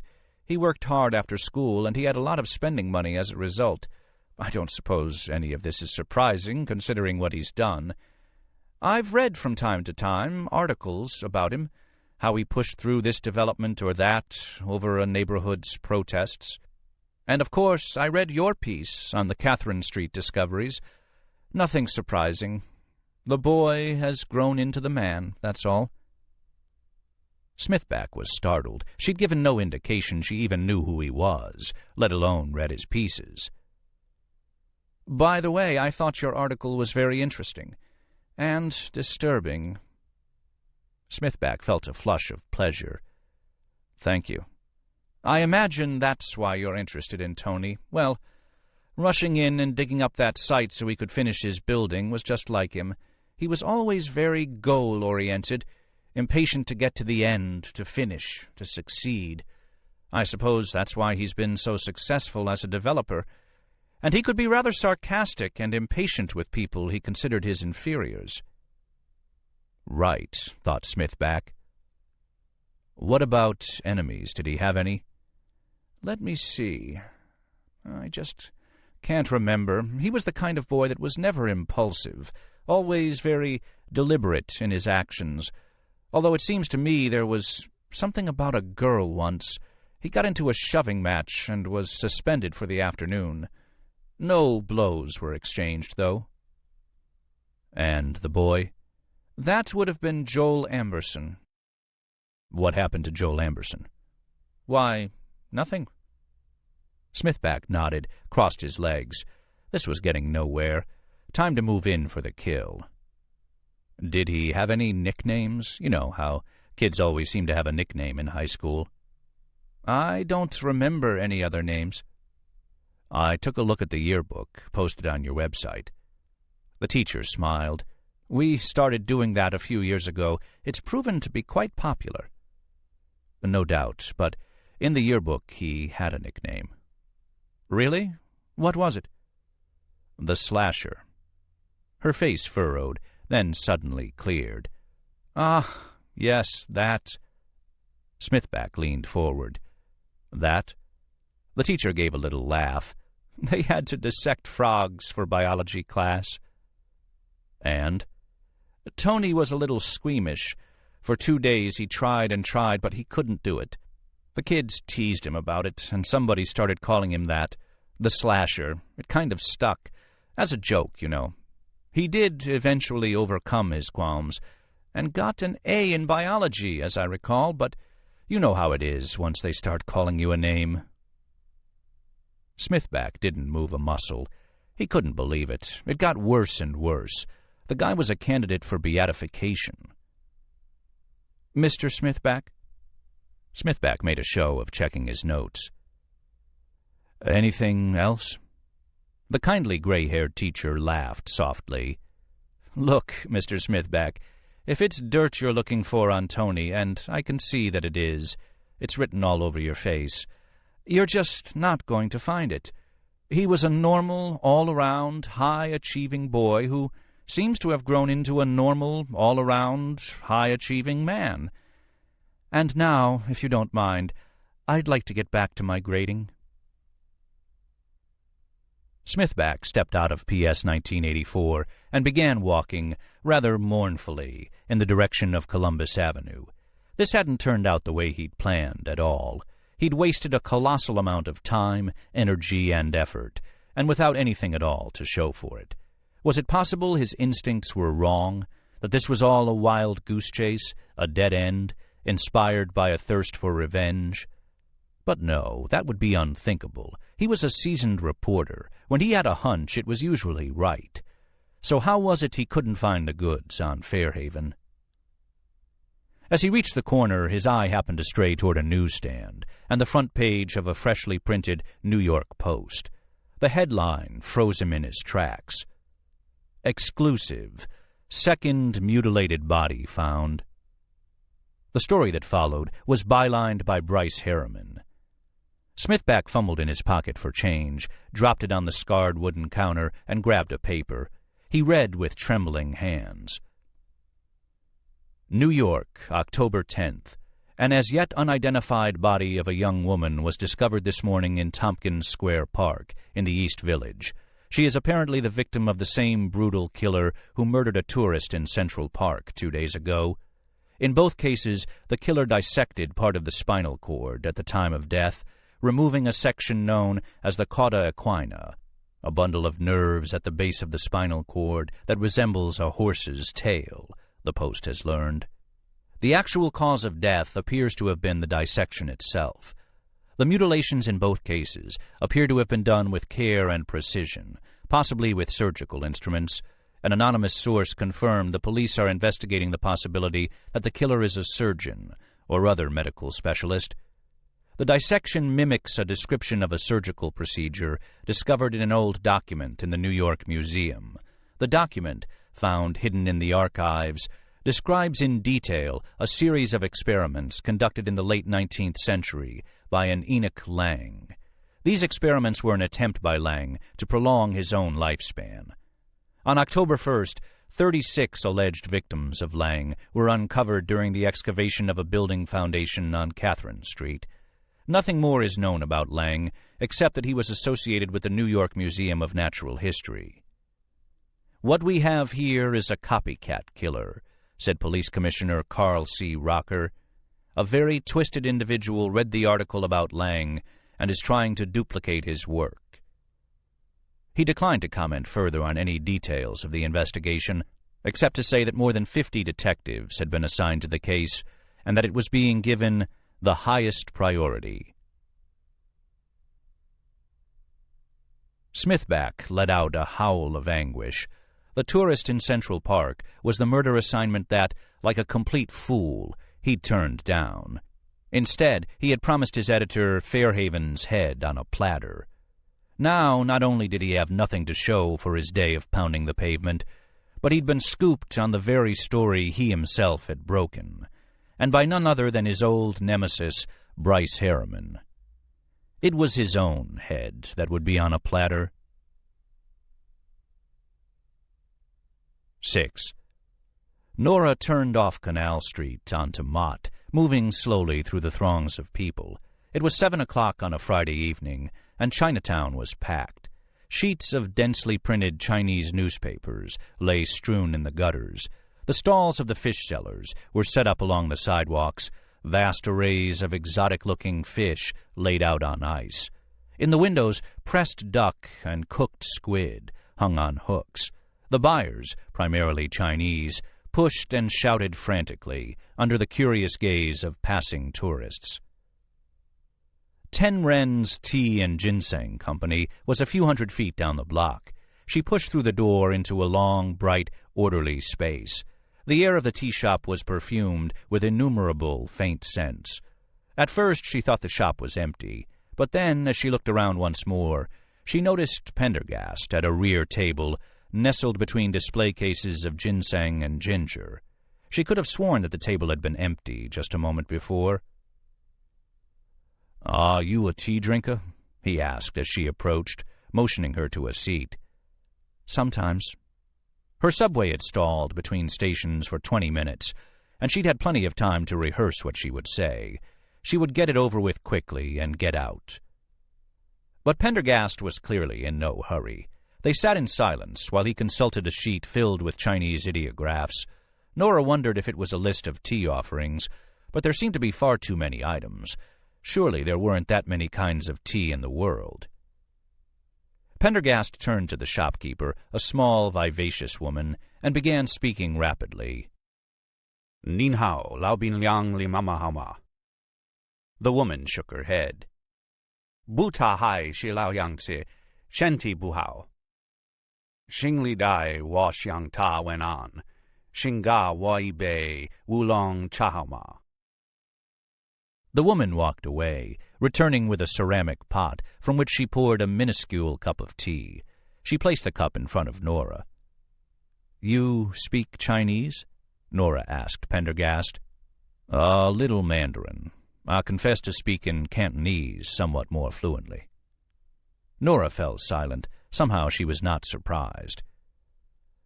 "King's tea of Osmanthus oolong," said Pendergast, nodding toward her cup.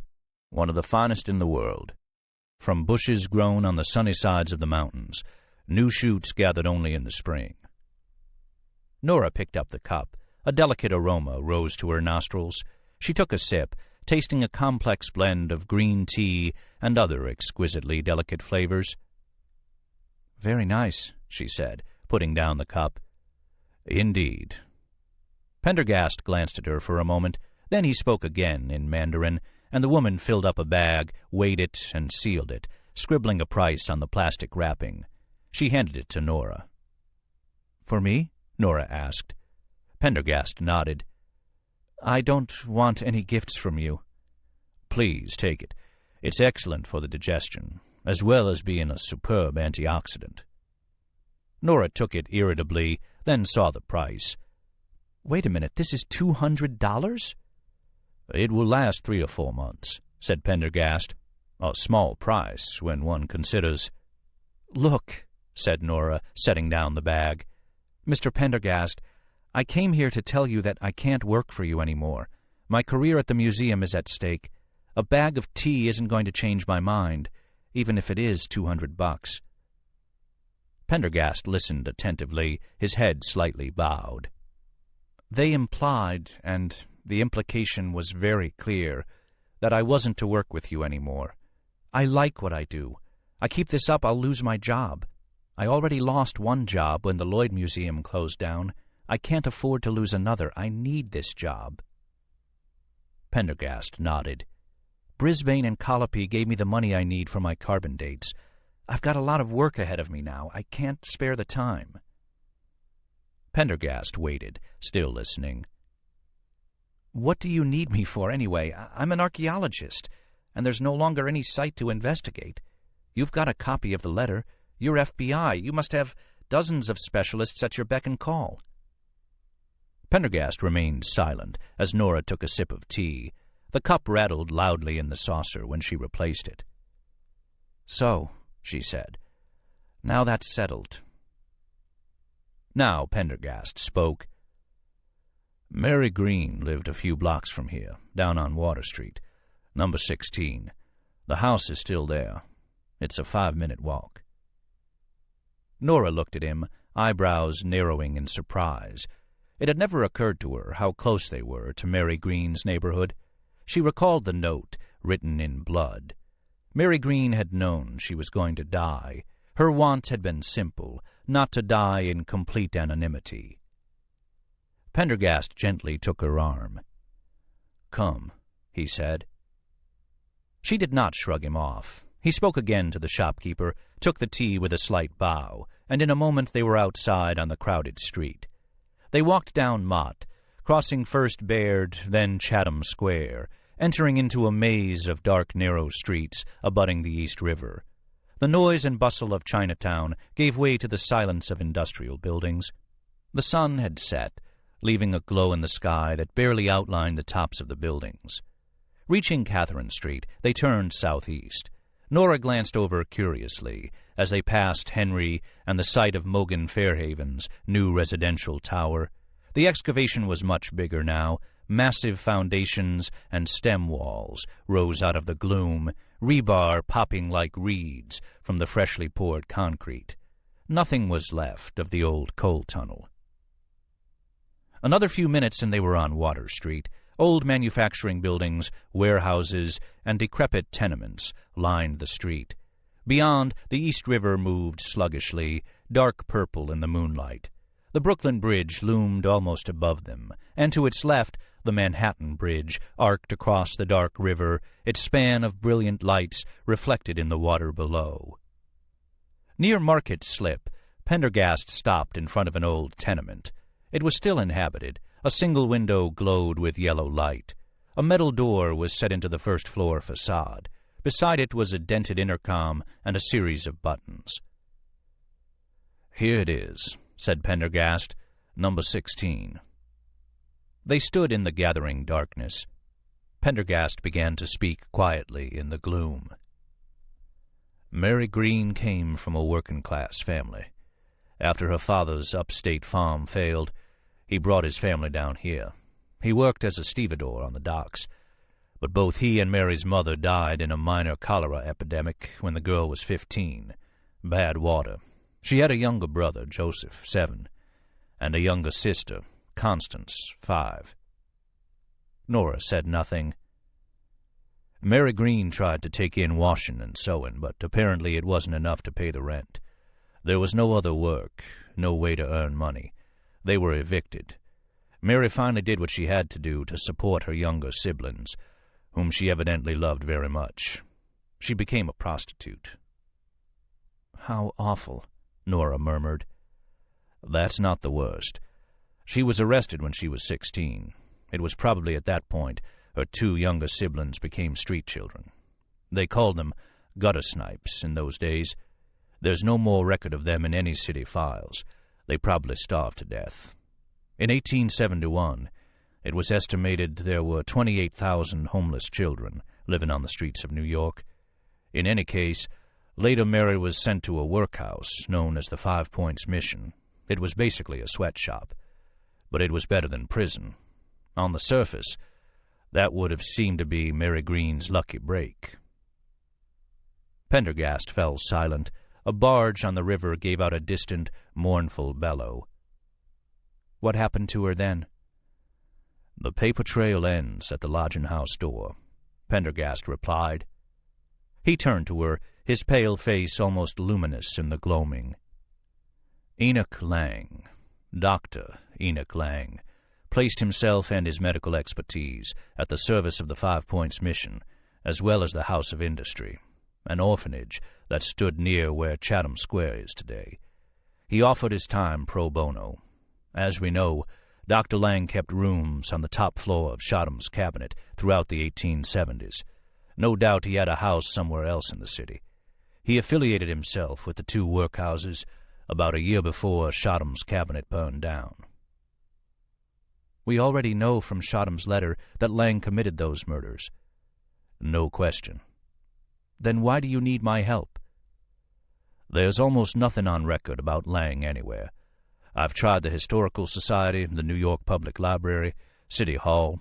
It's as if he's been expunged from the historical record, and I have reason to think Lang himself might have eradicated his files. It seems that Lang was an early supporter of the museum and an enthusiastic taxonomist. I believe there may be more papers in the museum concerning Lang, at least indirectly. Their archives are so vast and disorganized that it would be virtually impossible to purge them. Why me? Why doesn't the FBI just subpoena the files or something? Files have a way of disappearing as soon as they are officially requested, even if one knew which files to request. Besides, I've seen how you operate. That kind of competence is rare. This book is continued on Disc 6. Disc 6. Why me? Why doesn't the FBI just subpoena the files or something? Files have a way of disappearing as soon as they are officially requested, even if one knew which files to request. Besides, I've seen how you operate. That kind of competence is rare. Nora merely shook her head. Mr. Puck has been, and no doubt will continue to be, most helpful. And there's something else. Tinberry McFadden's daughter is still alive. She lives in an old house in Peekskill. She's 95, but I understand very much compos mentis. She may have a lot to say about her father. She may even have known Lang. I have a sense she'd be more willing to speak to a young woman like yourself than to an agent of the Federal Bureau of Investigation. You've still never really explained why you've taken such an interest in this case. The reasons for my interest in the case are unimportant. What is important is that a human being should not be allowed to get away with a crime like this, even if that person is long dead. We do not forgive or forget Hitler. It's important to remember. The past is part of the present. At the moment, in fact, it's all too much a part of the present. You're talking about these 2 new murders. The whole city was buzzing with the news, and the same word seemed to be on everyone's lips. Copycat killer. Pendergast nodded silently. But do you really think the murders are connected? That there's some madman out there who read Smithback's article and is now trying to duplicate Lang's experiments? I believe the murders are connected, yes. It was now dark. Water Street and the piers beyond were deserted. Nora shuddered again. Look, Mr. Pendergast, I'd like to help, but it's like I said, I just don't think there's anything more I can do for you. Personally, I think you'd do better to investigate the new murders, not the old. That is precisely what I am doing. The solution to the new murders lies in the old. She looked at him curiously. How so? Now is not the time, Nora. I don't have sufficient information to answer, not yet. In fact, I may have already said too much. Nora sighed with irritation. Then, I'm sorry, but the bottom line is that I simply can't afford to put my job in jeopardy a second time, especially without more information. You understand, don't you? There was a moment's silence. Of course. I'll respect your decision. Pendergast bowed slightly. Somehow he managed to give even this simple gesture a touch of elegance. Pendergast asked the driver to let him out a block from his apartment building. As the Rolls-Royce glided silently away, Pendergast walked down the pavement, deep in thought. After a few minutes he stopped, staring up at his residence. The Dakota, the vast, gargoyle-haunted pile on a corner of Central Park West. But it was not this structure that remained in his mind. It was the small, crumbling tenement at number 16 Water Street, where Mary Green had once lived. The house would contain no specific information. It had not been worth searching, and yet it possessed something less definable. It was not just the facts and figures of the past that he needed to know, but its shape and feel. Mary Green had grown up there. Her father had been part of that great post-Civil War exodus from the farms to the cities.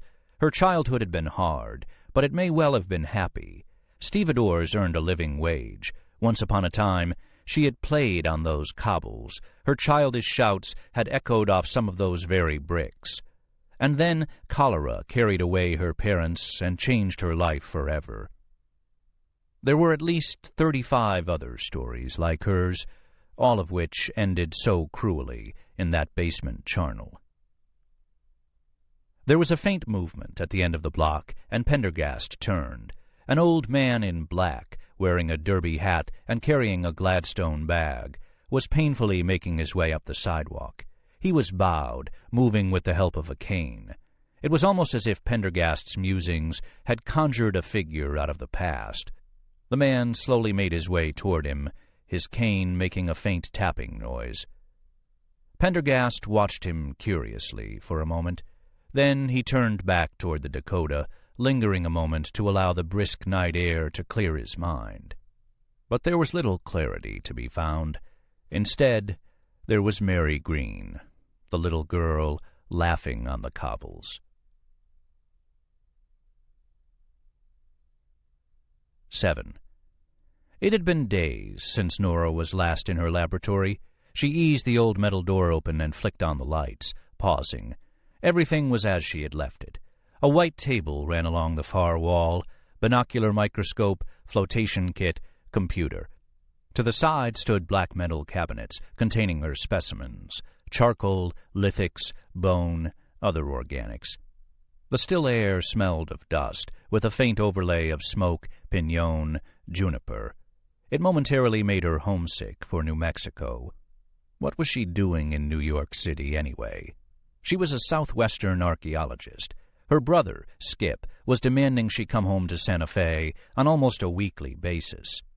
She had told Pendergast she couldn't afford to lose her job here at the museum, but what was the worst that could happen? She could get a position at the University of New Mexico or Arizona State. They both had superb archaeology departments where she wouldn't have to defend the value of her work to cretins like Brisbane. The thought of Brisbane roused her. Cretins or not, this was the New York Museum. She'd never get another opportunity like this again. Not ever. Briskly, she stepped into the office, closing and locking the door behind her. Now that she had the money for the carbon-14 dates, she could get back to real work. At least that was one thing this whole fiasco had done for her, get her the money.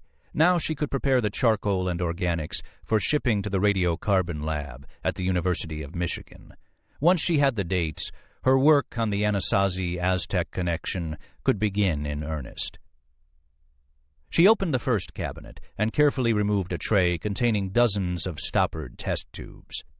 Each was labeled, and each contained a single specimen, a bit of charcoal, a carbonized seed, a fragment of a corn cob, a bit of wood or bone. She removed 3 of the trays, placing them on the white table. Then she booted her workstation and called up the catalog matrices. She began cross-checking, making sure every specimen had the proper label and site location. At $275 a shot for the dating, it was important to be accurate. As she worked, her mind began to wander back to the events of the past few days. She wondered if the relationship with Brisbane could ever be repaired. He was a difficult boss, but a boss nonetheless. And he was shrewd. Sooner or later he'd realize that it would be best for everyone if they could bury the hatchet, and... Nora shook her head abruptly, a little guilty about this selfish line of thought. Smithback's article hadn't just gotten her into hot water. It had apparently inspired a copycat killer the tabloids were already dubbing the Surgeon. She couldn't understand how Smithback thought the article would help. She'd always known he was a careerist, but this was too much. A bumbling egomaniac. She remembered her first sight of him in Page, Arizona, surrounded by bimbos in bathing suits, giving out autographs. Trying to, anyway. What a joke. She should have trusted her first impression of him. Her mind wandered from Smithback to Pendergast, a strange man. She wasn't even sure he was authorized to be working on the case. Would the FBI just let one of their agents freelance like this? Why was he so evasive about his interest? Was he just secretive by nature? Whatever the situation, it was most peculiar. She was out of it now, and glad. very glad.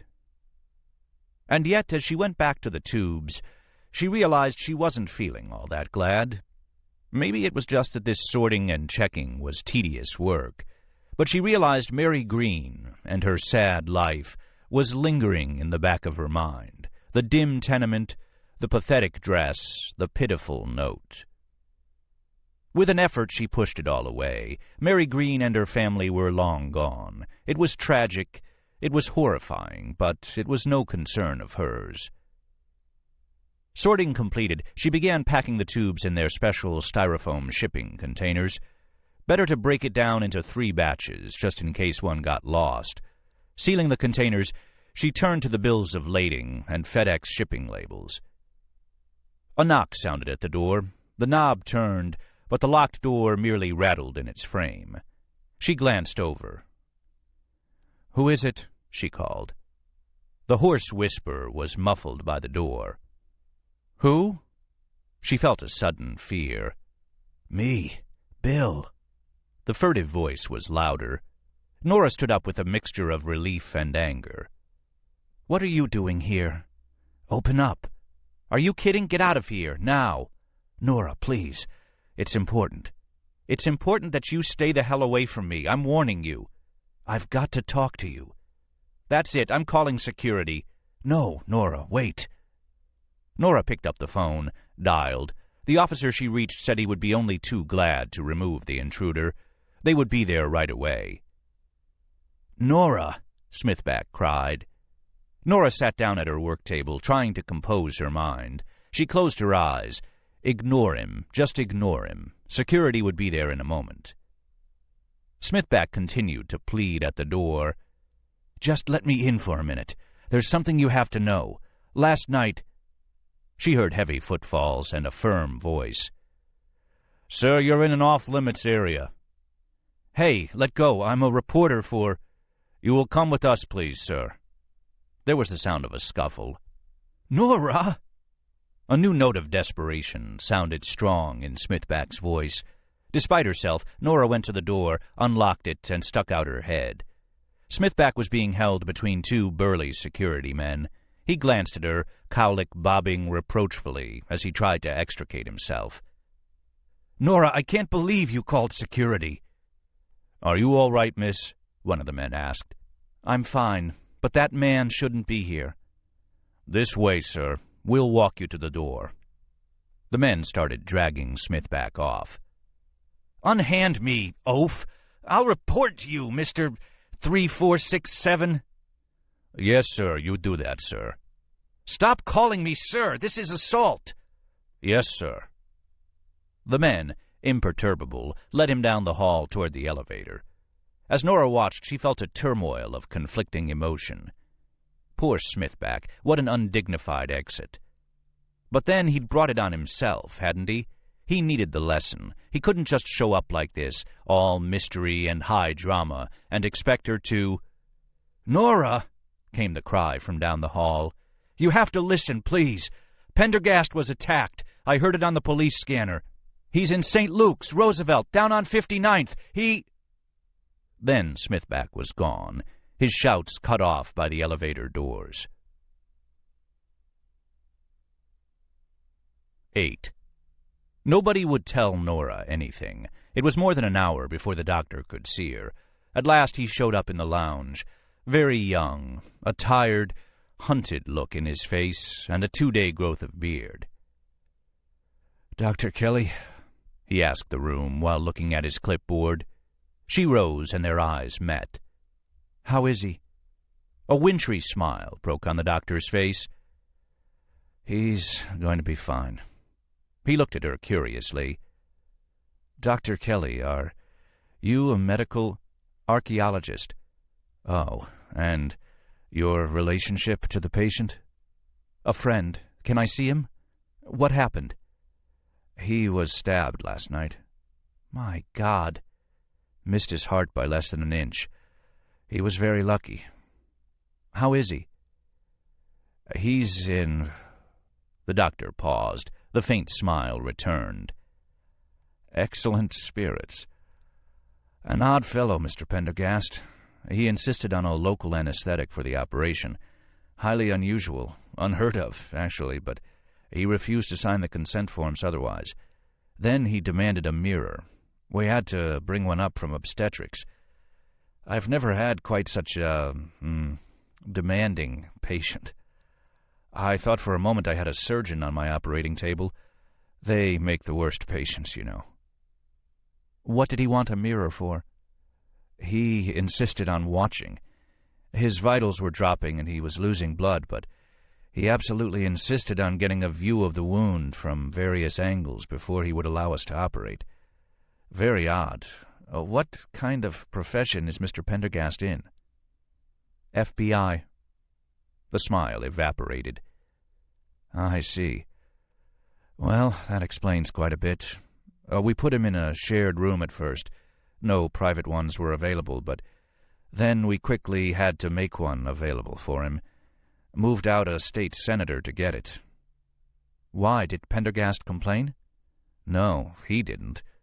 The doctor hesitated a moment. He began watching the video of an autopsy. Very graphic. His roommate naturally objected, but it was really just as well, because an hour ago, the things started to arrive. He shrugged.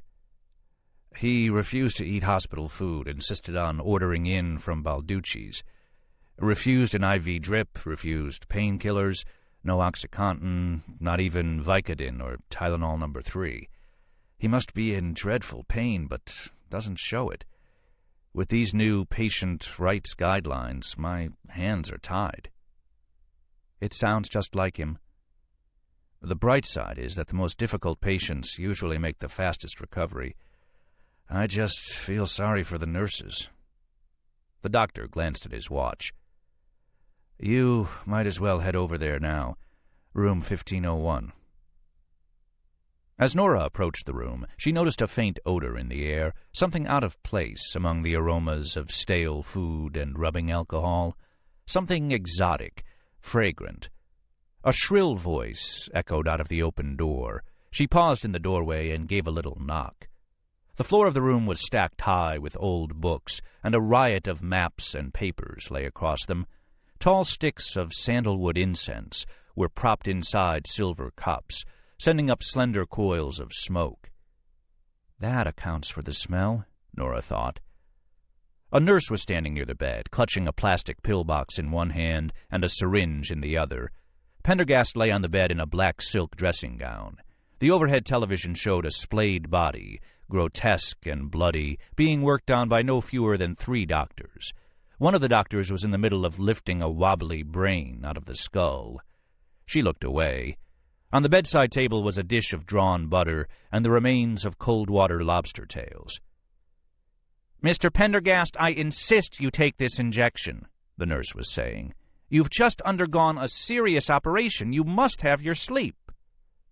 Pendergast withdrew his arms from behind his head, picked up a dusty volume lying atop the sheets, and began leafing through it nonchalantly. Nurse, I have no intention of taking that. I shall sleep when I'm ready. Pendergast blew dust from the book's spine and turned the page. I'm going to call the doctor. This is completely unacceptable, and this filth is highly unsanitary. She waved her hand through the clouds of dust. Pendergast nodded, leafed over another page. The nurse stormed past Nora on her way out. Pendergast glanced at her and smiled. Ah, Dr. Kelly, please come in and make yourself comfortable. Nora took a seat in a chair at the foot of the bed. Are you all right? He nodded. What happened? I was careless. But who did it? Where? When? Outside my residence, said Pendergast. He held up the remote and turned off the video, then laid the book aside. A man in black, with a cane, wearing a derby hat. He tried to chloroform me. I held my breath and pretended to faint, then broke away, but he was extraordinarily strong and swift, and I underestimated him. He stabbed me, then escaped. You could have been killed. That was the intention. The doctor said it missed your heart by an inch. Yes, when I realized he was going to stab me, I directed his hand to a non-vital place. A useful trick, by the way, if you ever find yourself in a similar position." He leaned forward slightly. "Dr. Kelly, I'm convinced he's the same man who killed Doreen Hollander and Mandy Eklund."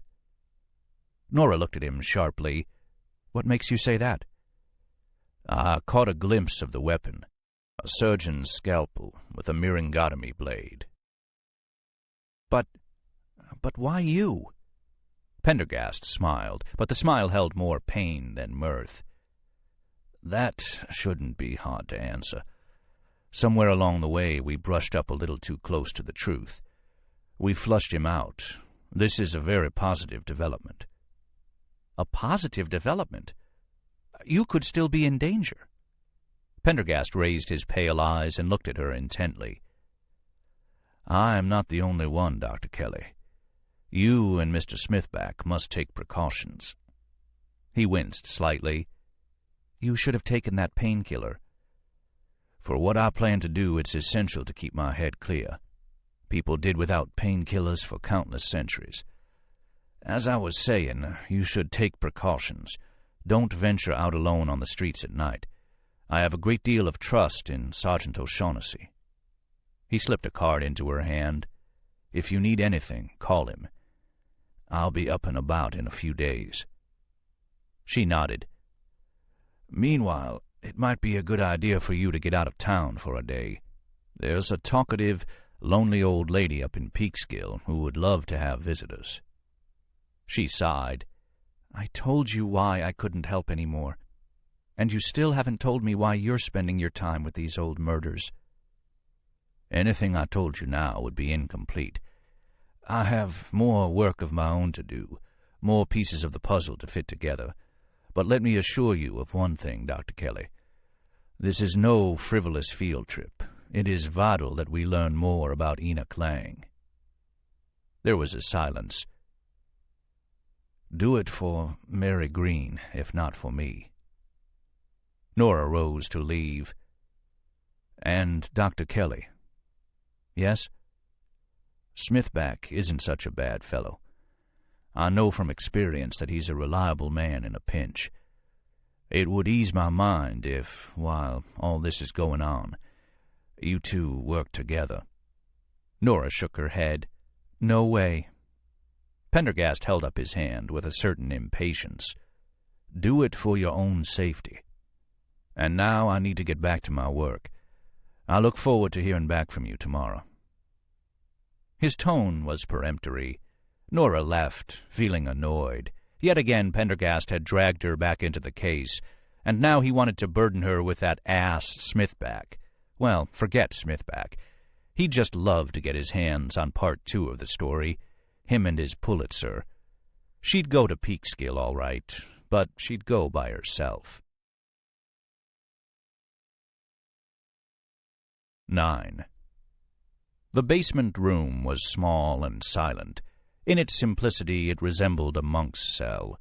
Only a narrow-legged wooden table and stiff, uncomfortable chair broke the monotony of the uneven stone floor, the damp, unfinished walls.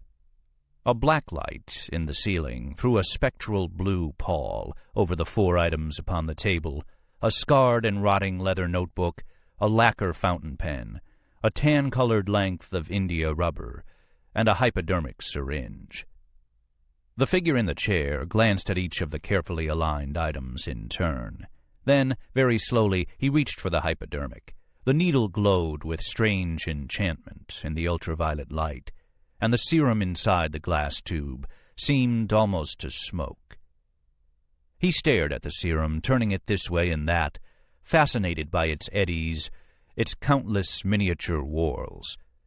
This was what the ancients had been searching for, the philosopher's stone, the Holy Grail, the one true name of God. Much sacrifice had been made to get it, on his part, on the part of the long stream of resources who had donated their lives to its refinement. But any amount of sacrifice was acceptable. Here before him was a universe of life, encased in a prison of glass. his life. And to think it all started with a single material, the neuronal membrane of the cauda equina, the divergent sheaf of spinal ganglia with the longest nerve roots of all. To bathe all the cells of the body with the essence of neurons, the cells that did not die. Such a simple concept, yet so damnably complicated in development. The process of synthesis and refinement was tortuous, and yet he took great pleasure in it, just as he did in the ritual he was about to perform. Creating the final reduction, moving from step to step to step, had become a religious experience for him. It was like the countless Gnostic keys the believer must perform before true prayer can begin. Or the harpsichordist who works his way through the 29 Goldberg variations before arriving at the final, pure, unadorned truth Bach intended. The pleasure of these reflections was troubled briefly by the thought of those who would stop him, if they could, who would seek him out, follow the carefully obscured trail to this room, put a halt to his noble work. The most troublesome one had already been punished for his presumption, though not as fully punished as intended. Still, there would be other methods, other opportunities. Placing the hypodermic gently aside, he reached for the leather-bound journal, turned over the front cover. Abruptly, a new smell was introduced into the room. Must, rot, decomposition. He was always struck by the irony of how a volume that, over the years, had itself grown so decayed, managed to contain the secret that banished decay. He turned the pages slowly, lovingly, examining the early years of painstaking work and research. At last he reached the end, where the notations were still new and fresh. He unscrewed the fountain pen and laid it by the last entry, ready to record his new observations. He would have liked to linger further, but did not dare. The serum required a specific temperature and was not stable beyond a brief interval. He scanned the tabletop with a sigh of something almost like regret. Though of course it was not regret, because in the wake of the injection would come nullification of corporeal poisons and oxidants, and the arresting of the aging process. In short, that which had evaded the best minds for 36 centuries. More quickly now, he picked up the rubber strap, tied it off above the elbow of his right arm, tapped the rising vein with the side of a fingernail, placed the needle against the antecubital fossa, slid it home, and closed his eyes. 10. Nora walked away from the red gingerbread Peekskill station, squinting against the bright morning sun. It had been raining when she'd boarded the train at Grand Central, but here only a few small clouds dotted the blue sky above the old riverfront downtown. 3-story brick buildings were set close together, faded facades looking toward the Hudson. Behind them, narrow streets climbed away from the river toward the public library and city hall. Farther still, perched on the rocky hillside, lay the houses of the old neighborhoods, their narrow lawns dotted with ancient trees. Between the aging structures lay a scattering of smaller and newer houses, a car repair shop, the occasional Spanish-American mini-market. Everything looked shabby and superannuated. It was a proud old town in uncomfortable transition, clutching to its dignity in the face of decay and neglect. She checked the directions Clara McFadden had given her over the telephone, then began climbing Central Avenue. She turned right on Washington, her old leather portfolio swinging from one hand, working her way toward Simpson Place. It was a steep climb, and she found herself panting slightly. Across the river, the ramparts of Bear Mountain could be glimpsed through the trees, a patchwork of autumnal yellows and reds, interspersed with darker stands of spruce and pine.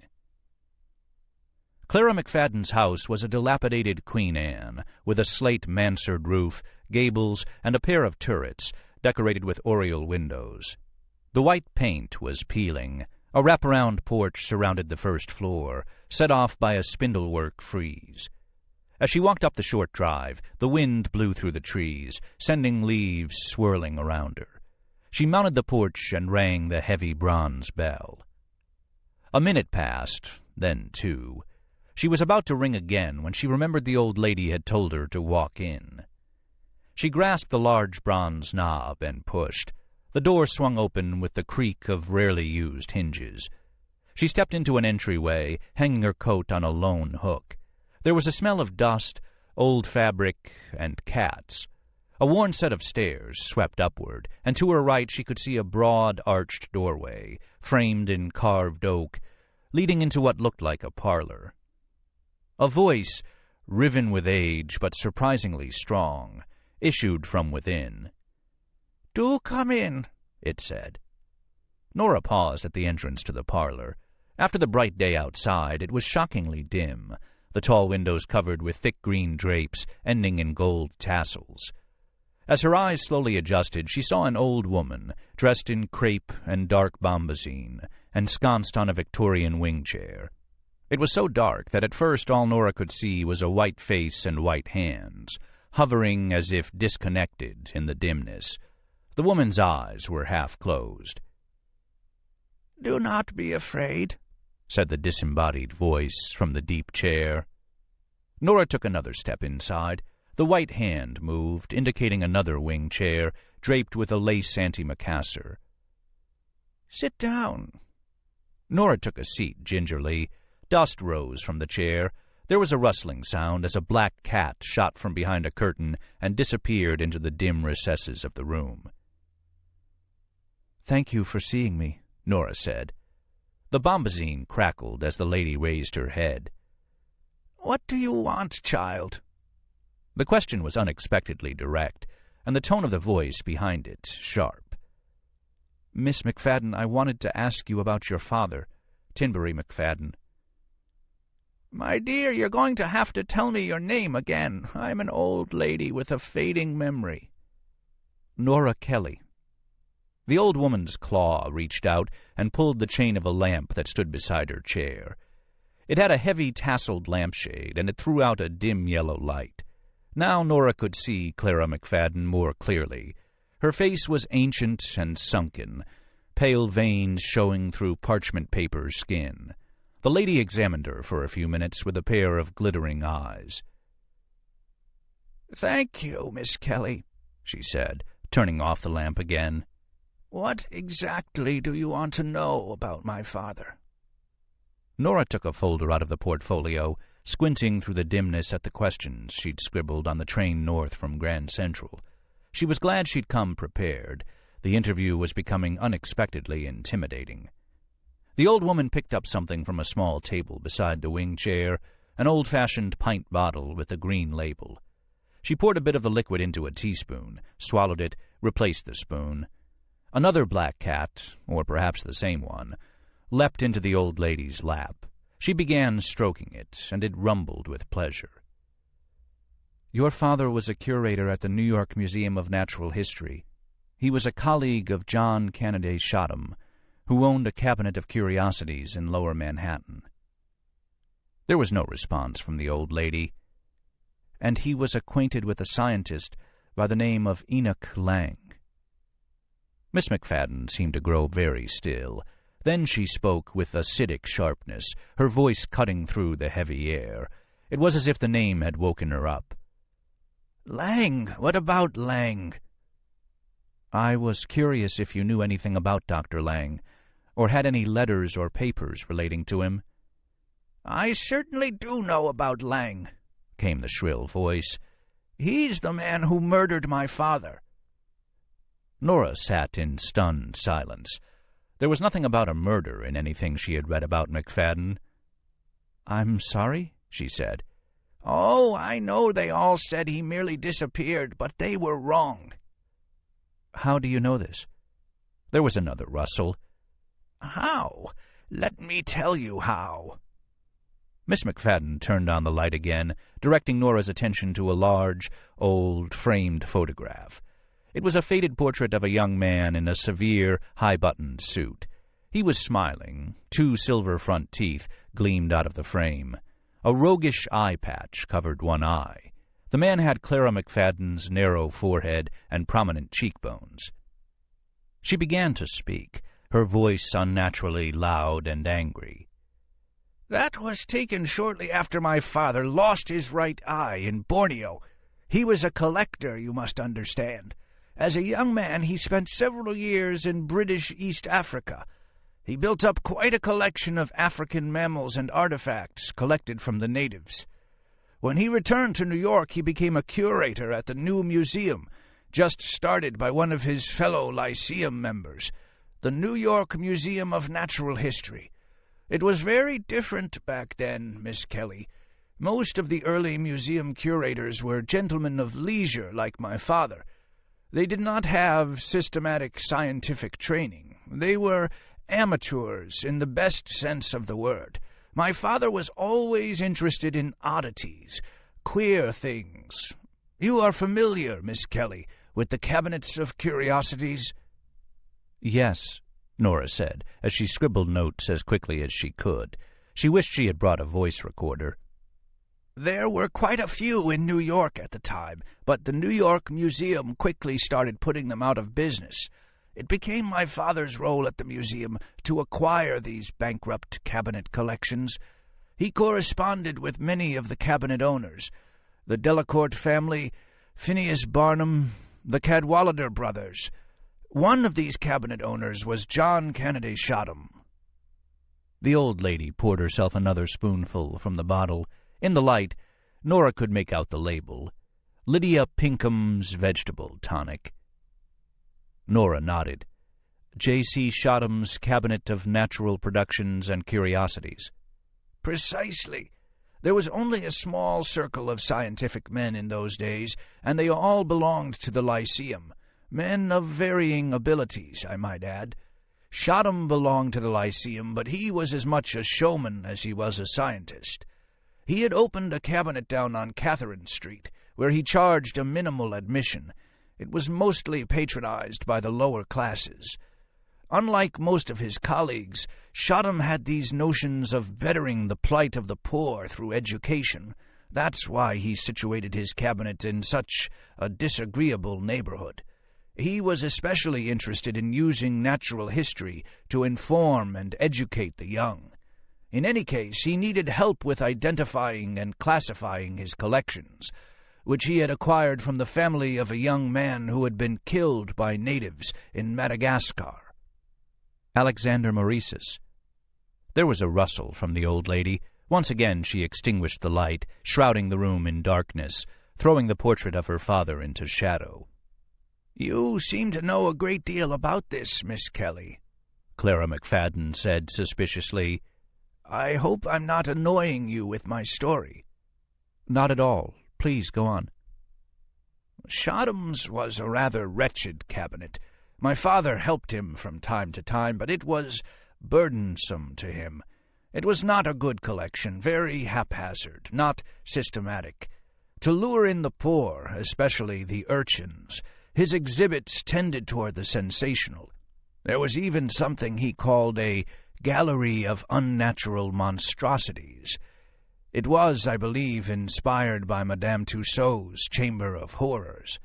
There were rumors that some people who went into that gallery never came out again. All rubbish, of course, most likely cooked up by Shottam to increase foot traffic." Clara McFadden removed a lace handkerchief and coughed into it. "It was around that time a man named Lang joined the Lyceum. Enoch Lang." Her voice conveyed a depth of hatred. Nora felt her heart quicken. "Did you know Lang?" "My father talked about him a great deal, especially toward the end. My father, you see, had a bad eye and bad teeth. Lang helped him get some silver bridge work and a special pair of eyeglasses with an unusually thick lens. He seemed to be something of a polymath." She tucked the handkerchief back into some fold of her clothing, took another spoonful of the elixir. "It was said he came from France, a small mountain town near the Belgian border. There was talk that he was a baron, born into a noble family. These scientists are all gossips, you know.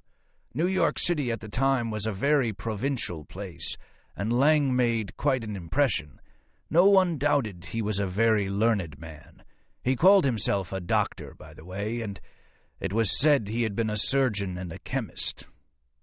She made a vinegary sound. Motes drifted in the heavy air. The cat's purr rumbled on endlessly, like a turbine. The strident voice cut the air again. "Shottam was looking for a curator for his cabinet. Lang took an interest in it, although it was certainly the poorest curatorial appointment among the cabinets of Curiosities. Nevertheless, Lang took rooms on the top floor of the cabinet." So far, all this matched the details provided in Shottam's letter. "And when was this?" Nora asked. "In the spring of 1870. "Did Lang live at the cabinet?" "A man of Lang's breeding living in the 5 Points? Certainly not. But he kept to himself. He was a strange, elusive man, very formal in his diction and mannerisms. No one, not even my father, knew where he lived. Lang did not encourage intimacy. He spent most of his time at Shottam's or the Lyceum. As I recall, his work at Shottam's cabinet was originally supposed to last only a year or two. At first, Shottam was very pleased with Lang's work. Lang catalogued the collection, wrote up label copy for everything. But then something happened. My father never knew what, and Shottam seemed to grow suspicious of Lang. Shottam wanted to ask him to leave, but was reluctant. Lang paid handsomely for the use of the 3rd floor, and Shottam needed the money." "What kind of experiments did Lang perform?" "I expect the usual. All scientific men had laboratories. My father had one." "You said your father never knew what made Shottam suspicious?" That would mean McFadden never read the letter hidden in the elephant's foot box. "That's correct. My father didn't press him on the subject. Shottam had always been a rather eccentric man, prone to opium and fits of melancholy, and my father suspected he might be mentally unstable. Then, one summer evening in 1881, Shottam's cabinet burned. It was such a fierce fire that they found only a few crumbling remains of Shottam's bones. It was said the fire started on the 1st floor. A faulty gas lamp." Another bitter noise. "But you think otherwise?" "My father became convinced that Lang started that fire." "Do you know why?" The lady slowly shook her head. "He did not confide in me." After a moment, she continued. "It was around the time of the fire that Lang stopped attending the meetings at the Lyceum. He stopped coming to the New York Museum. My father lost touch with him. He seemed to disappear from scientific circles. 30 years must have passed before he resurfaced." "When was this?" "During the Great War. I was a little girl at the time. My father married late, you see. He received a letter from Lang, a very friendly letter, wishing to renew the acquaintance. My father refused. Lang persisted. He began coming to the museum, attending my father's lectures, spending time in the museum's archives. My father became disturbed, and after a while, even frightened. He was so concerned, I believe he even consulted certain fellow Lyceum members he was close to on the subject. James Henry Percival and Dumont Burley are 2 names that come to mind. They came to the house more than once, shortly before the end." "I see." Nora scribbled some more notes. "But you never met Lang?" There was a pause. "I met him once. He came to our house late one night with a specimen for my father and was turned away at the door. He left the specimen behind, a graven artifact from the South Seas, of little value." "And?" "My father disappeared the next day." "And you're convinced it was Lang's doing?" "Yes." "How?" The old lady patted her hair, her sharp eyes fixed on hers. "My dear child, how could I possibly know that?" "But why would Lang murder him?" I believe my father found out something about Lang. Didn't the museum investigate? No one had seen Lang in the museum. No one had seen him visit my father. There was no proof of anything. Neither Percival nor Burley spoke up. The museum found it easier to smear my father's name, to imply that he ran away for some unknown reason, than to investigate. I was just a girl at the time. When I grew older and demanded a reopening of the case, I had nothing to offer. I was rebuffed. And your mother? Was she suspicious? She was dead by that time. What happened to Lang? After his visit to my father, nobody ever saw or heard from him again. Nora took a breath. What did Lang look like? Clara McFadden did not answer immediately. I'll never forget him, she said at last. Have you read Poe's Fall of the House of Usher? There's a description in the story that, when I came upon it, struck me terribly. It seemed to describe Lang precisely. It stayed with me to this day. I can still quote the odd line of it from memory. A cadaverousness of complexion, an eye large, liquid, and very luminous, finely molded chin, speaking, in its want of prominence, of a want of moral energy. Lang had blonde hair, blue eyes, an aquiline nose, old-fashioned black coat, formally dressed. That's a very vivid description. Lang was the kind of person who stayed with you long after he was gone. And yet, you know, it was his voice I remember most. It was low, resonant, strongly accented, with the peculiar quality of sounding like two people speaking in unison. The gloom that filled the parlor seemed inexplicably to deepen. Nora swallowed. She had already asked all the questions she had planned to. "Thank you very much for your time, Miss McFadden," she said as she rose. "Why do you bring all this up now?" the old lady asked abruptly. Nora realized that she must not have seen the newspaper article or heard anything about the recent copycat killings of the surgeon. She wondered just what she should say. She looked about the room, dark, frozen in shadowy Victorian clutter. She did not want to be the one to upset this woman's world. "I'm researching the early cabinets of curiosities." The old lady transfixed her with a glittering eye.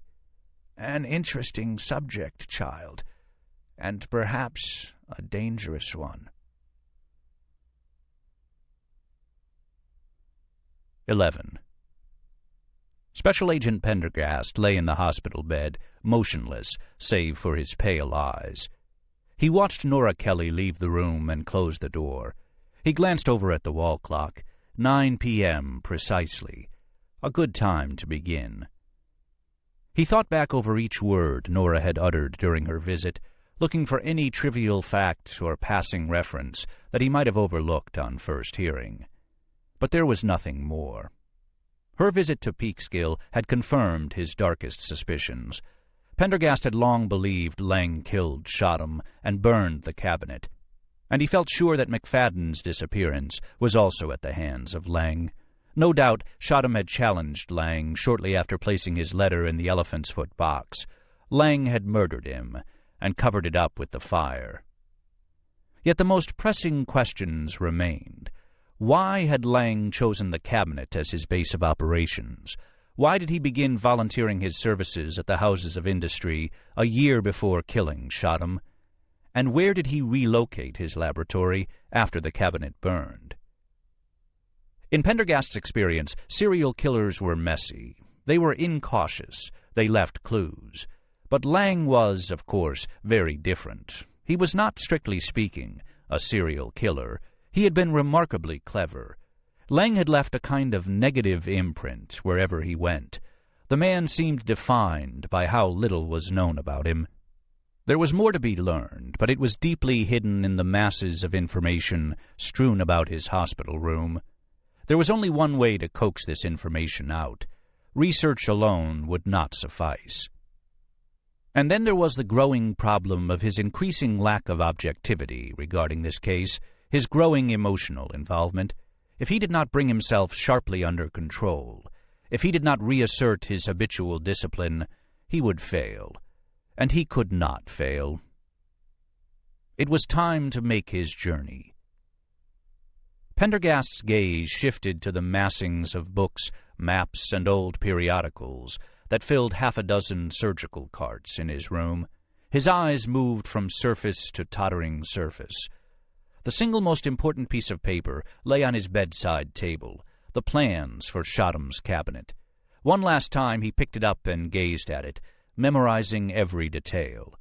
The seconds ticked on. He laid down the yellowing plat. It was time. But first, something had to be done about the intolerable landscape of noise that surrounded him. After his condition was upgraded from serious to stable, Pendergast had himself transferred from St. Luke's Roosevelt to Lenox Hill Hospital. The old facility on Lexington Avenue had the thickest walls of any building in the city, save for his own Dakota. Even here, however, he was assaulted by sounds. The bleat of the blood oxygen meter above his bed, the gossiping voices at the nurse's station, the hissings and beepings of the telemetry machines and ventilators, the adenoidal patient snoring in the adjacent room, the rumble of the forced air ducts deep in the walls and ceiling. There was nothing he could do that would physically stop these sounds, yet they could be made to disappear through other means. It was a powerful mind game he had developed, an adaptation of Changran, the ancient Bhutanese Buddhist meditative practice. Pendergast closed his eyes. He imagined a chessboard inside his head on a wooden table, standing in a pool of yellow light. Then he created 2 players. The first player made his opening move. The second followed. A game of speed chess ensued, and then another and another. The 2 players changed strategies, forming adaptive counterattacks, inverted Hannum, 2 knights defense, Vienna gambit. One by one, the more distant noises dropped away. When the final game ended in a draw, Pendergast dissolved the chess set. Then, in the darkness of his mind's eye, he created 4 players, seated around a card table. Pendergast had always found bridge a nobler and subtler game than chess, but he rarely played it with others because, outside of his late family, he had found few worthy partners. Now the game began, each player ignorant of all but his own 13 cards, each player with his own strategies and intellectual capabilities. The game began with roughs and slams and deep finesses. Pendergast toyed with the players, shifting Blackwood, Gerber, and Stamen conventions, positing a forgetful declarer, misunderstood signals between east and west. By the time the first rubber was completed, all distractions were gone. The noises had ceased. In his mind, only a profound silence reigned. Pendergast turned further inward. It was time for the memory crossing to begin. Several minutes of intense mental concentration passed. Finally, he felt ready.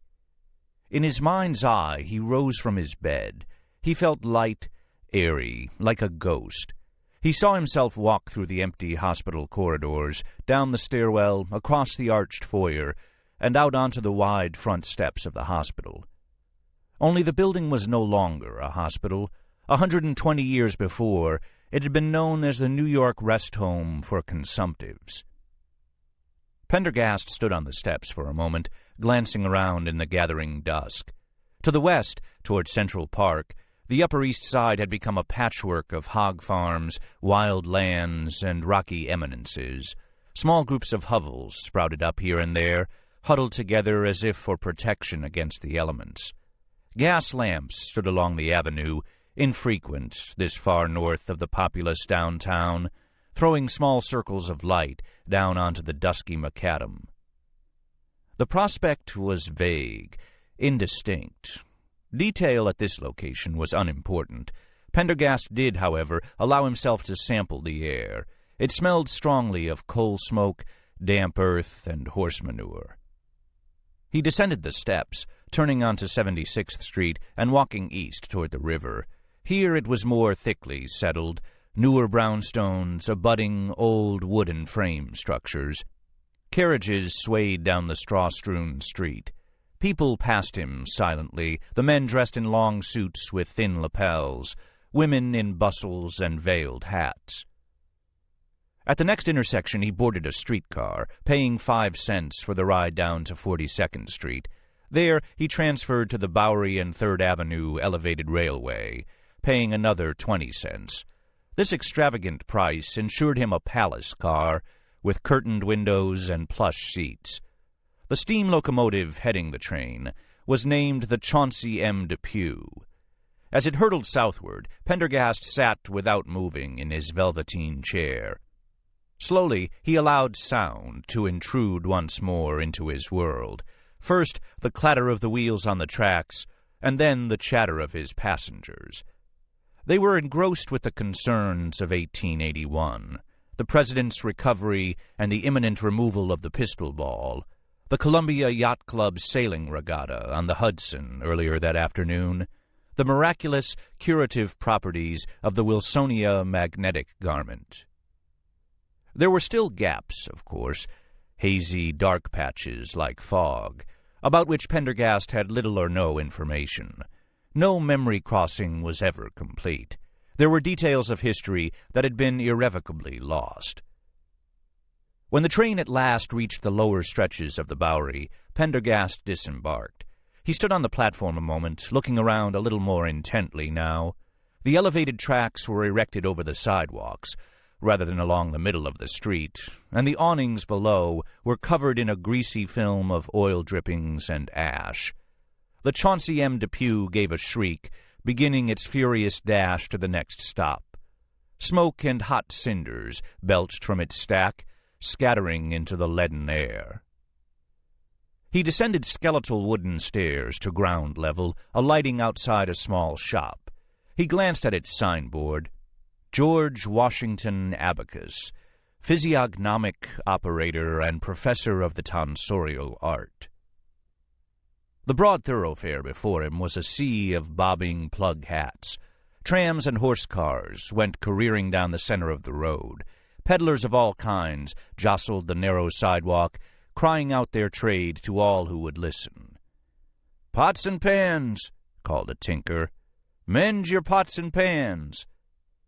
A young woman, trundling a steaming cauldron on wheels, cried, "Oysters! Here's your brave, good oysters!" At Pendergast's left elbow, a man selling hot corn out of a baby's perambulator fished out an ear, smeared it with a butter-soaked rag, and held it out invitingly. Pendergast shook his head and eased his way into the milling crowd. He was jostled. There was a momentary fog, a loss of concentration. And then Pendergast recovered. The scene returned. He moved south, gradually bringing all 5 senses fully alive to the surroundings. The noise was almost overwhelming. Clattering horseshoes, countless snatches of music and song, yelling, screaming, whinnying, cursing. The air was supercharged with the odors of sweat, dung, cheap perfume, and roasting meats. Down the street, at 43 Bowery, Buffalo Bill was playing in the Scout of the Plains stage show at the Windsor. Several other theaters followed, huge signs advertising current performances. Fedora, Peck's Bad Boy, The Darkness to the North, Kit, The Arkansas Traveler. A blind Civil War veteran lay between 2 entrances, cap held out imploringly. Pendergast glided past with barely a glance. At a corner, he paused to get his bearings, then turned onto East Broadway Street. After the frenzy of Bowery, he entered a more silent world. He moved past the myriad shops of the old city, shuttered and dark at this hour, saddleries, millinery shops, pawnbrokers, slaughterhouses. Some of these buildings were distinct. Others, places Pendergast had not succeeded in identifying, were vague and shadowy, shrouded in the same indistinct fog. At Catherine Street, he turned toward the river. Unlike on East Broadway, all the establishments here, grog shops, sailors' lodging houses, oyster cellars, were open. Lamps cast lurid red stripes out into the street. A brick building loomed at the corner, long and low, streaked with soot. Its granite cornices and arched lintels spoke of a building done in a poor imitation of the neo-Gothic style. A wooden sign, gold letters edged in black, hung over the door. J.C. Shodham's Cabinet of Natural Productions and Curiosities. A trio of bare electric bulbs in metal cages illuminated the doorway, casting a harsh glare onto the street. Shodham's was open for business. A hired hawker shouted at the door. Pendergast could not catch the words above the noise and bustle. A large signboard standing on the pavement in front advertised the featured attractions. See the double-brained child, and visit our new annex, showing bewitching female bathers in real water. Pendergast stood on the corner, the rest of the city fading into fog, as he focused his concentration on the building ahead, meticulously reconstructing every detail. Slowly, the walls came into sharper focus. The dingy windows, the interiors, the bizarre collections, the maze of exhibit halls. As his mind integrated and shaped the vast quantity of information he had amassed. When he was ready, he stepped forward and queued up. He paid his 2 pennies to a man in a greasy stovepipe hat and stepped inside. A low foyer greeted his eye, dominated on the far side with a mammoth skull. Standing next to it was a moth-eaten Kodiak bear, an Indian birch-bark canoe, a petrified log. His eyes traveled around the room. The large thigh bone of an antediluvian monster stood against the far wall, and there were other eclectic specimens laid out helter-skelter. The better exhibits, he knew, were deeper inside the cabinet.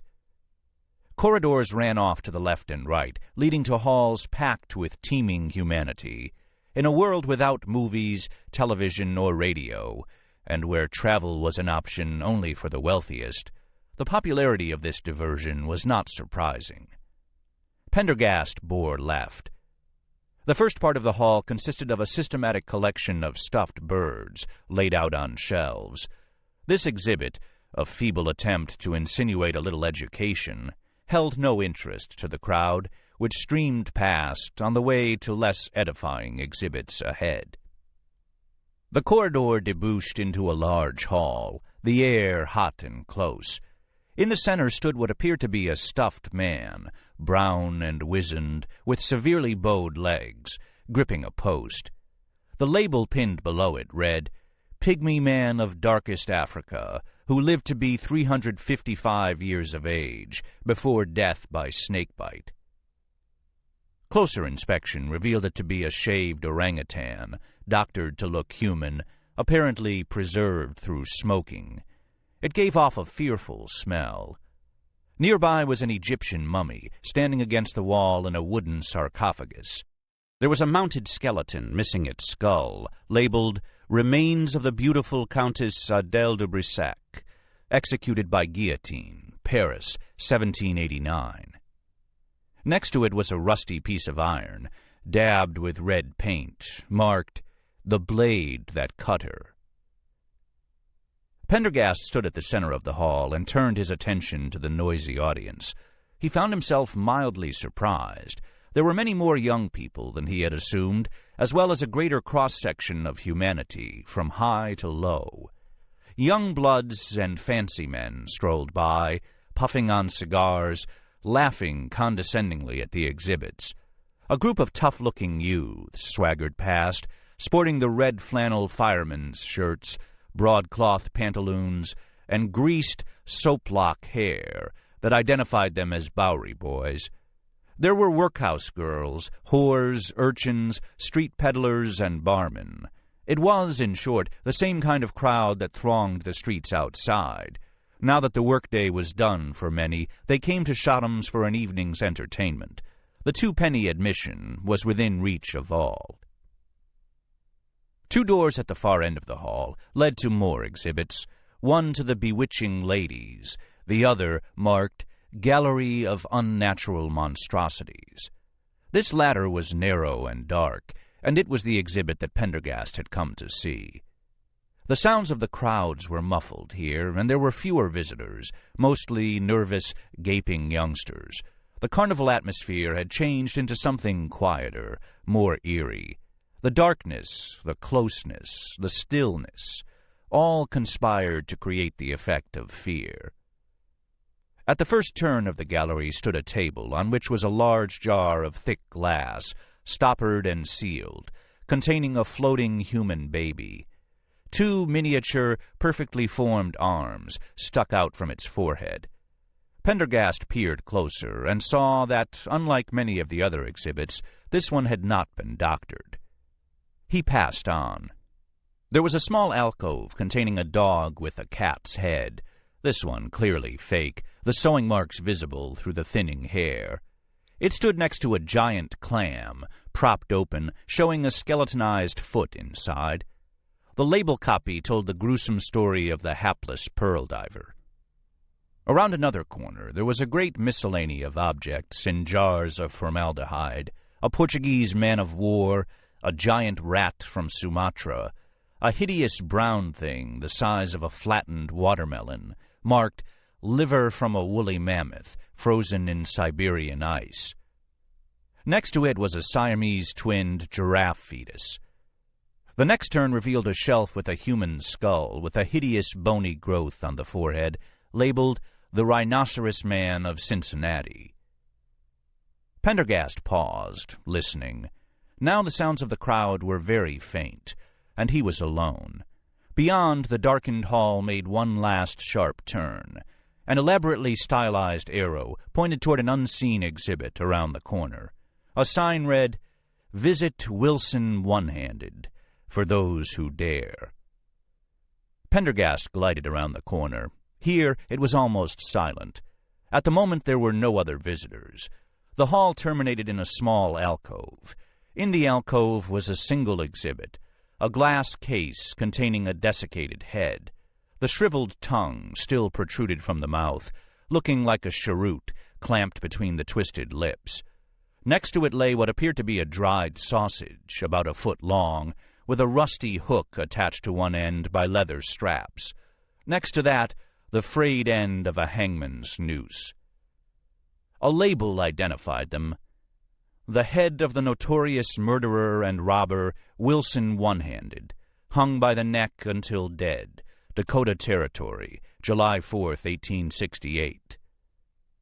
The noose from which he swung. The forearm, stump, and hook of Wilson One-Handed, which brought in a bounty of $1,000. Pendergast examined the cramped room. It was isolated and very dark. It was cut off from view of the other exhibits by a sharp turn of the corridor.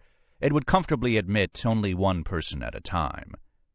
A cry for help here would be unheard out in the main galleries. The little alcove ended in a cul-de-sac. As Pendergast stared at it, pondering, the wall wavered, then disappeared, as fog once again enshrouded his memory construct, and the mental image fell away. But it did not matter. He had seen enough, threaded his way through sufficient passages to understand. And now, at last, he knew how Lang had procured his victims. This book is continued on Disc 7. Disc 7. 12. Patrick O'Shaughnessy stood on the corner of 72nd and Central Park West, staring at the facade of the Dakota apartment building. There was a vast arched entrance to an inner courtyard, and beyond the entrance the building ran at least a third of the way down the block. It was there, in the darkness, that Pendergast had been attacked. In fact, it probably looked just about like this when Pendergast was stabbed. Except for the old man, of course, the one Pendergast had seen wearing a derby hat. Astonishing that the guy had almost managed to overpower the FBI agent. even factoring in the element of surprise. O'Shaughnessy wondered again just what the hell he was doing here. He was off duty. He should be in JW's, hoisting a few with friends, or messing around his apartment, listening to that new recording of The Bartered Bride. They weren't paying him, so why should he care? But he found, strangely enough, that he did care. Custer, naturally, had dismissed it as a simple mugging. Friggin' rube out-of-towner, no surprise he got his ass mugged. Well, O'Shaughnessy knew Pendergast was no rube. The man probably played up his New Orleans roots just to keep people like Custer off guard, and he didn't think Pendergast had gotten mugged either. But now it was time to decide. Just what was he going to do about it? Slowly, he began to walk toward the site of the attack. Earlier in the day, he'd visited Pendergast in the hospital. Pendergast had hinted to him that it would be useful, more than useful, to have the coroner's report on the bones found at the construction site. To get it, O'Shaughnessy realized, he would have to go around Custer. Pendergast also wanted more information on the developer, Fairhaven, who Custer had made it clear was off-limits. It was then O'Shaughnessy realized he had crossed some invisible line, from working for Custer to working for Pendergast. It was a new, almost heady feeling. For the first time in his life, he was working with someone he respected, someone who wasn't going to prejudge him on old history or treat him as a disposable, fifth-generation Irish cop. That was the reason he was here at the Dakota on his night off. That's what a partner did when the other one got into trouble. Pendergast, as usual, was silent on the attack, but to O'Shaughnessy it had none of the earmarks of a mugging. He remembered dimly his days at the academy, all the statistics on various types of crimes and how they were committed. Back then, he had big ideas about where he was going in the force. That was before he took $200 from a prostitute because he felt sorry for her. And, he had to admit to himself, because he needed the money. O'Shaughnessy stopped, coughed, spat on the sidewalk. Back at the academy, it had been motive, means, opportunity. Take motive, for starters. Why kill Pendergast? Put the facts in order. 1. The guy is investigating a 130-year-old serial killer. No motive there. Killer's dead. 2. A copycat killer springs up. Pendergast is at the autopsy before there's even an autopsy. Christ, thought O'Shaughnessy. He must have known what was going on even before the doctor did. Pendergast had already made the connection between the murder of the tourist and the 19th century killings. How? 3. Pendergast gets attacked. Those were the facts, as O'Shaughnessy saw them. So what could he conclude? That Pendergast already knew something important, and the copycat serial killer knew it too. Whatever it was important enough that this killer took a big risk in targeting him on 72nd Street, not exactly deserted, even at 9 o'clock in the evening, and had almost succeeded in killing him, which was the most astonishing thing of all. O'Shaughnessy swore. The big mystery here was Pendergast himself. He wished Pendergast would level with him, share more information. The man was keeping him in the dark. Why? Now that was a question worth asking. He swore again. Pendergast was asking a hell of a lot, but he wasn't giving anything in return. Why was he wasting a fine fall evening tramping around the Dakota, looking for clues that weren't there, for a guy who didn't want help? Cool it, O'Shaughnessy told himself. Pendergast was the most logical, methodical guy he'd ever met. He'd have his reasons, all in good time. Meanwhile, this was a waste. Time for dinner and the latest issue of Opera News. O'Shaughnessy turned to head home, and that's when he saw the tall, shadowy figure come into view at the corner. Instinctively, O'Shaughnessy shrank into the nearest doorway. He waited. The figure stood on the corner, precisely where he himself had stood only a few minutes before, glancing around. Then it started down the street toward him, slowly and furtively. O'Shaughnessy stiffened, receding deeper into the shadows. The figure crept down to the angle of the building, pausing right at the spot where Pendergast had been assaulted. The beam of a flashlight went on. He seemed to be inspecting the pavement, looking around. He was dressed in a long, dark coat, which could easily be concealing a weapon. He was certainly no cop, and the attack had not been in the papers. O'Shaughnessy made a quick decision. He grasped his service revolver in his right hand and pulled out his shield with his left. Then he stepped out of the shadows. "Police officer," he said quietly but firmly, "don't move. Keep your hands where I can see them." The figure jumped sideways with a yelp, holding up a pair of gangly arms. "Wait, don't shoot, I'm a reporter." O'Shaughnessy relaxed as he recognized the man. "So it's you," he said, holstering his gun, feeling disappointed. "Yeah, and it's you." Smithback lowered his trembling arms. "The cop from the opening." "Sergeant O'Shaughnessy." "Right. What are you doing here?" "Same as you, probably," said O'Shaughnessy. Then he stopped abruptly, remembering he was speaking to a reporter. It wouldn't be good for this to get back to Custer. Smithback mopped his brow with a soiled handkerchief. "You scared the piss out of me." "Sorry, you looked suspicious." Smithback shook his head. "I imagine I did." He glanced around.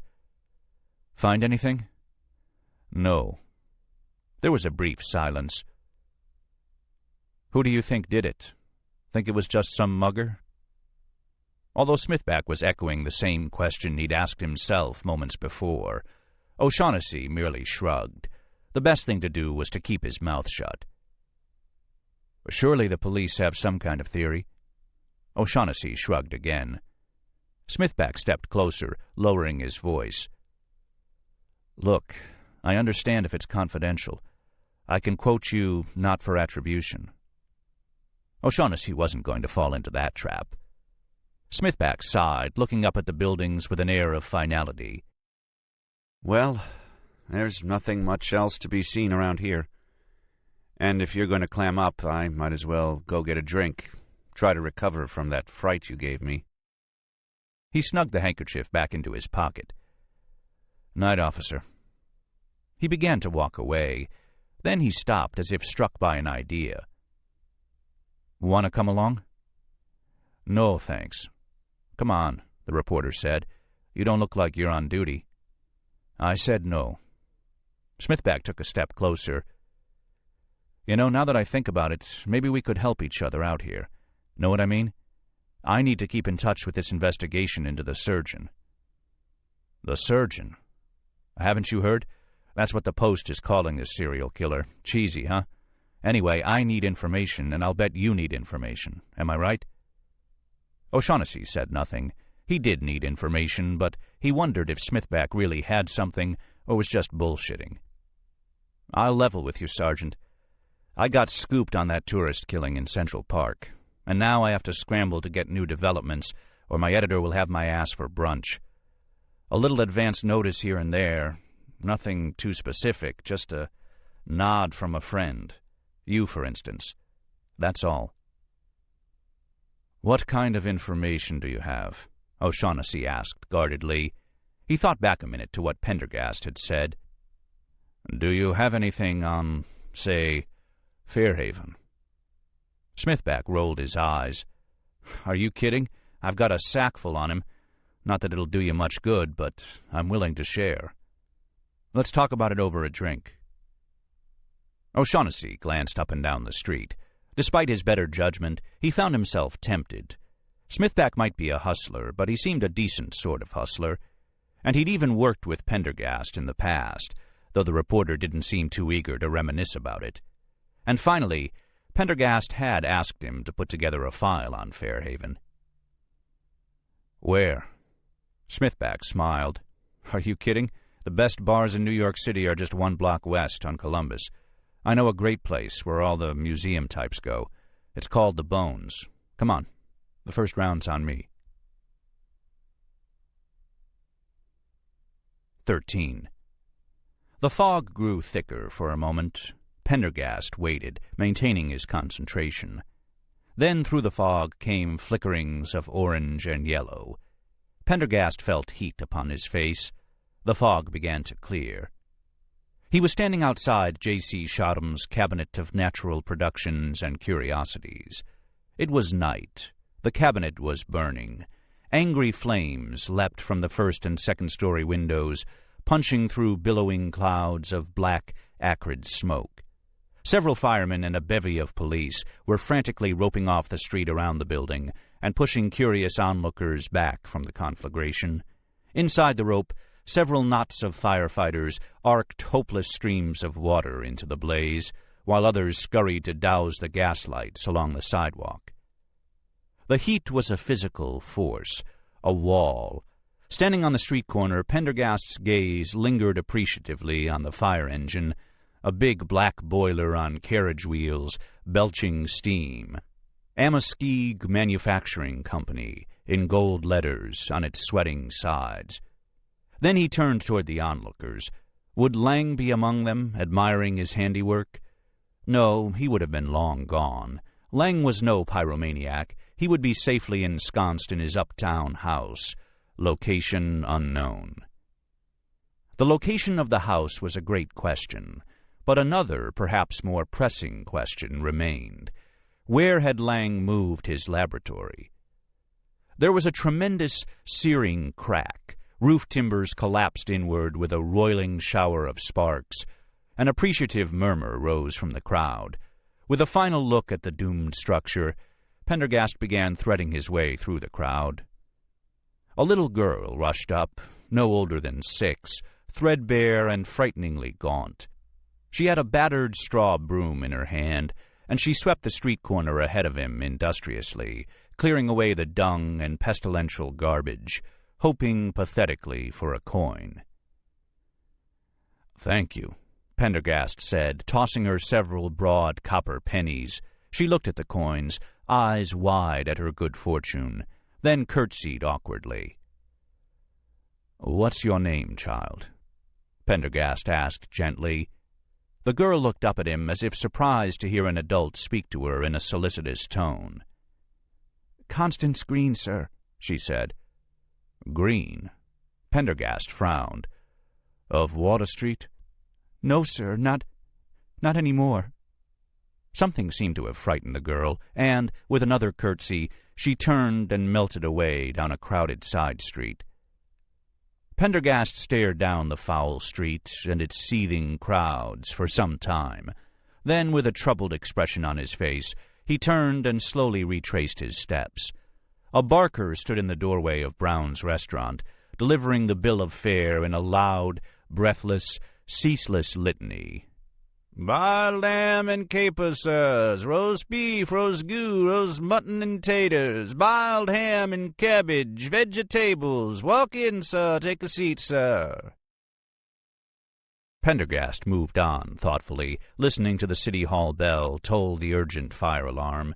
Making his way to Park Street, he passed a chemist's shop, closed and shuttered, an array of bottles in diverse sizes and colors decorating the window. Payne's Celery Compound, Swamp Root, DNA ounces Indian Cure Oil, good for man and beast. 2 blocks down Park, he stopped abruptly. He was fully attentive now, eyes open to every detail. He had painstakingly researched this region of old New York, and the fog of his memory construct retreated well into the distance. Here, Baxter and Worth Streets angled in sharply, creating a crazy quilt of intersections known as the 5 Points. In the bleak landscape of urban decay that stretched before him, there was none of the carefree revelry Pendergast had found earlier along Bowery.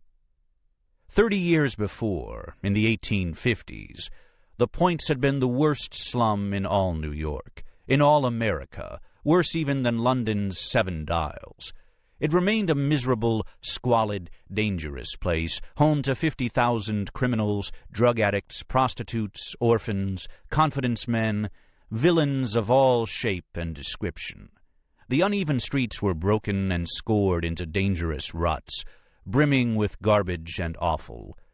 Hogs wandered about, rooting and wallowing in the fouled gutters. The houses seemed prematurely aged, their windows broken, tar paper roofs hanging free, timbers sagging. A single gas lamp threw light into the intersection. On all sides, narrow streets marched off into endless darkness. The doors of the first-floor taverns were flung wide against the summer heat. The smells of liquor and cigar smoke issued forth. Women, bare-breasted, lolled in the doorways, exchanging obscene jeers with whores in the neighboring saloons, or soliciting passers-by in lurid tones. Across the way, nickel-a-night flophouses, riddled with vermin and pestilence, sat between the shabby cowsheds of fencers of stolen goods. Pendergast gazed carefully around at the scene, scrutinizing the topography, the architecture, for any clue, any hidden link that a mere study of historical records could not provide.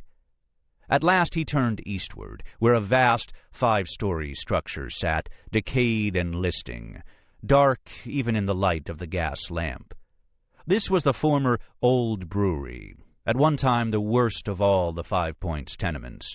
Children who had the misfortune to be born within were known to pass months or even years without tasting the outside air. Now, thanks to the efforts of a charitable group, it had been rebuilt as the 5 Points Mission, an early urban renewal project for which, in 1880, the good Dr. Enoch Lang had volunteered his medical services pro bono. He had continued to work there into the early 90s, when the historical record on Lang vanished abruptly. Pendergast walked slowly toward the building. An ancient sign for the old brewery remained painted along its upper story, dominating the far newer and cleaner 5 Points Mission sign beneath. He considered entering the building, then decided against it. There was another visit he had to make first. Behind the 5 Points Mission, a tiny alley ran north into a dark cul-de-sac. Moist, fetid air seeped out from the darkness. Many years before, when the Points region had been a marshy pond, known as the Collect, Aaron Burr had installed a large subterranean pump for the natural springs at this spot, founding the New Amsterdam Water Company. The pond grew increasingly foul, however, and eventually had been filled in to make way for tenements. Pendergast paused thoughtfully. Later, this alleyway had been known as Cow Bay, the most dangerous street in the 5 Points. It had been crowded with tall wooden tenements, with names like Brickbat Mansion and the Gates of Hell, tenanted by violent alcoholics who would stab a man for the clothes on his back.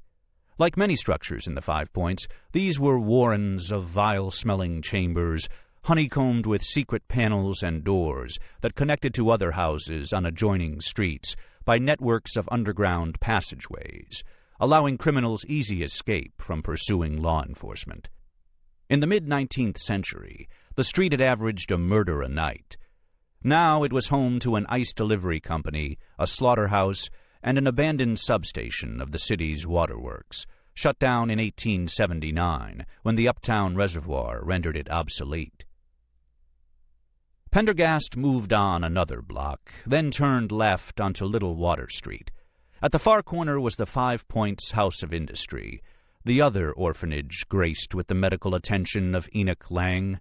It was a tall Beaux-Arts building, punctuated along its north end by a tower.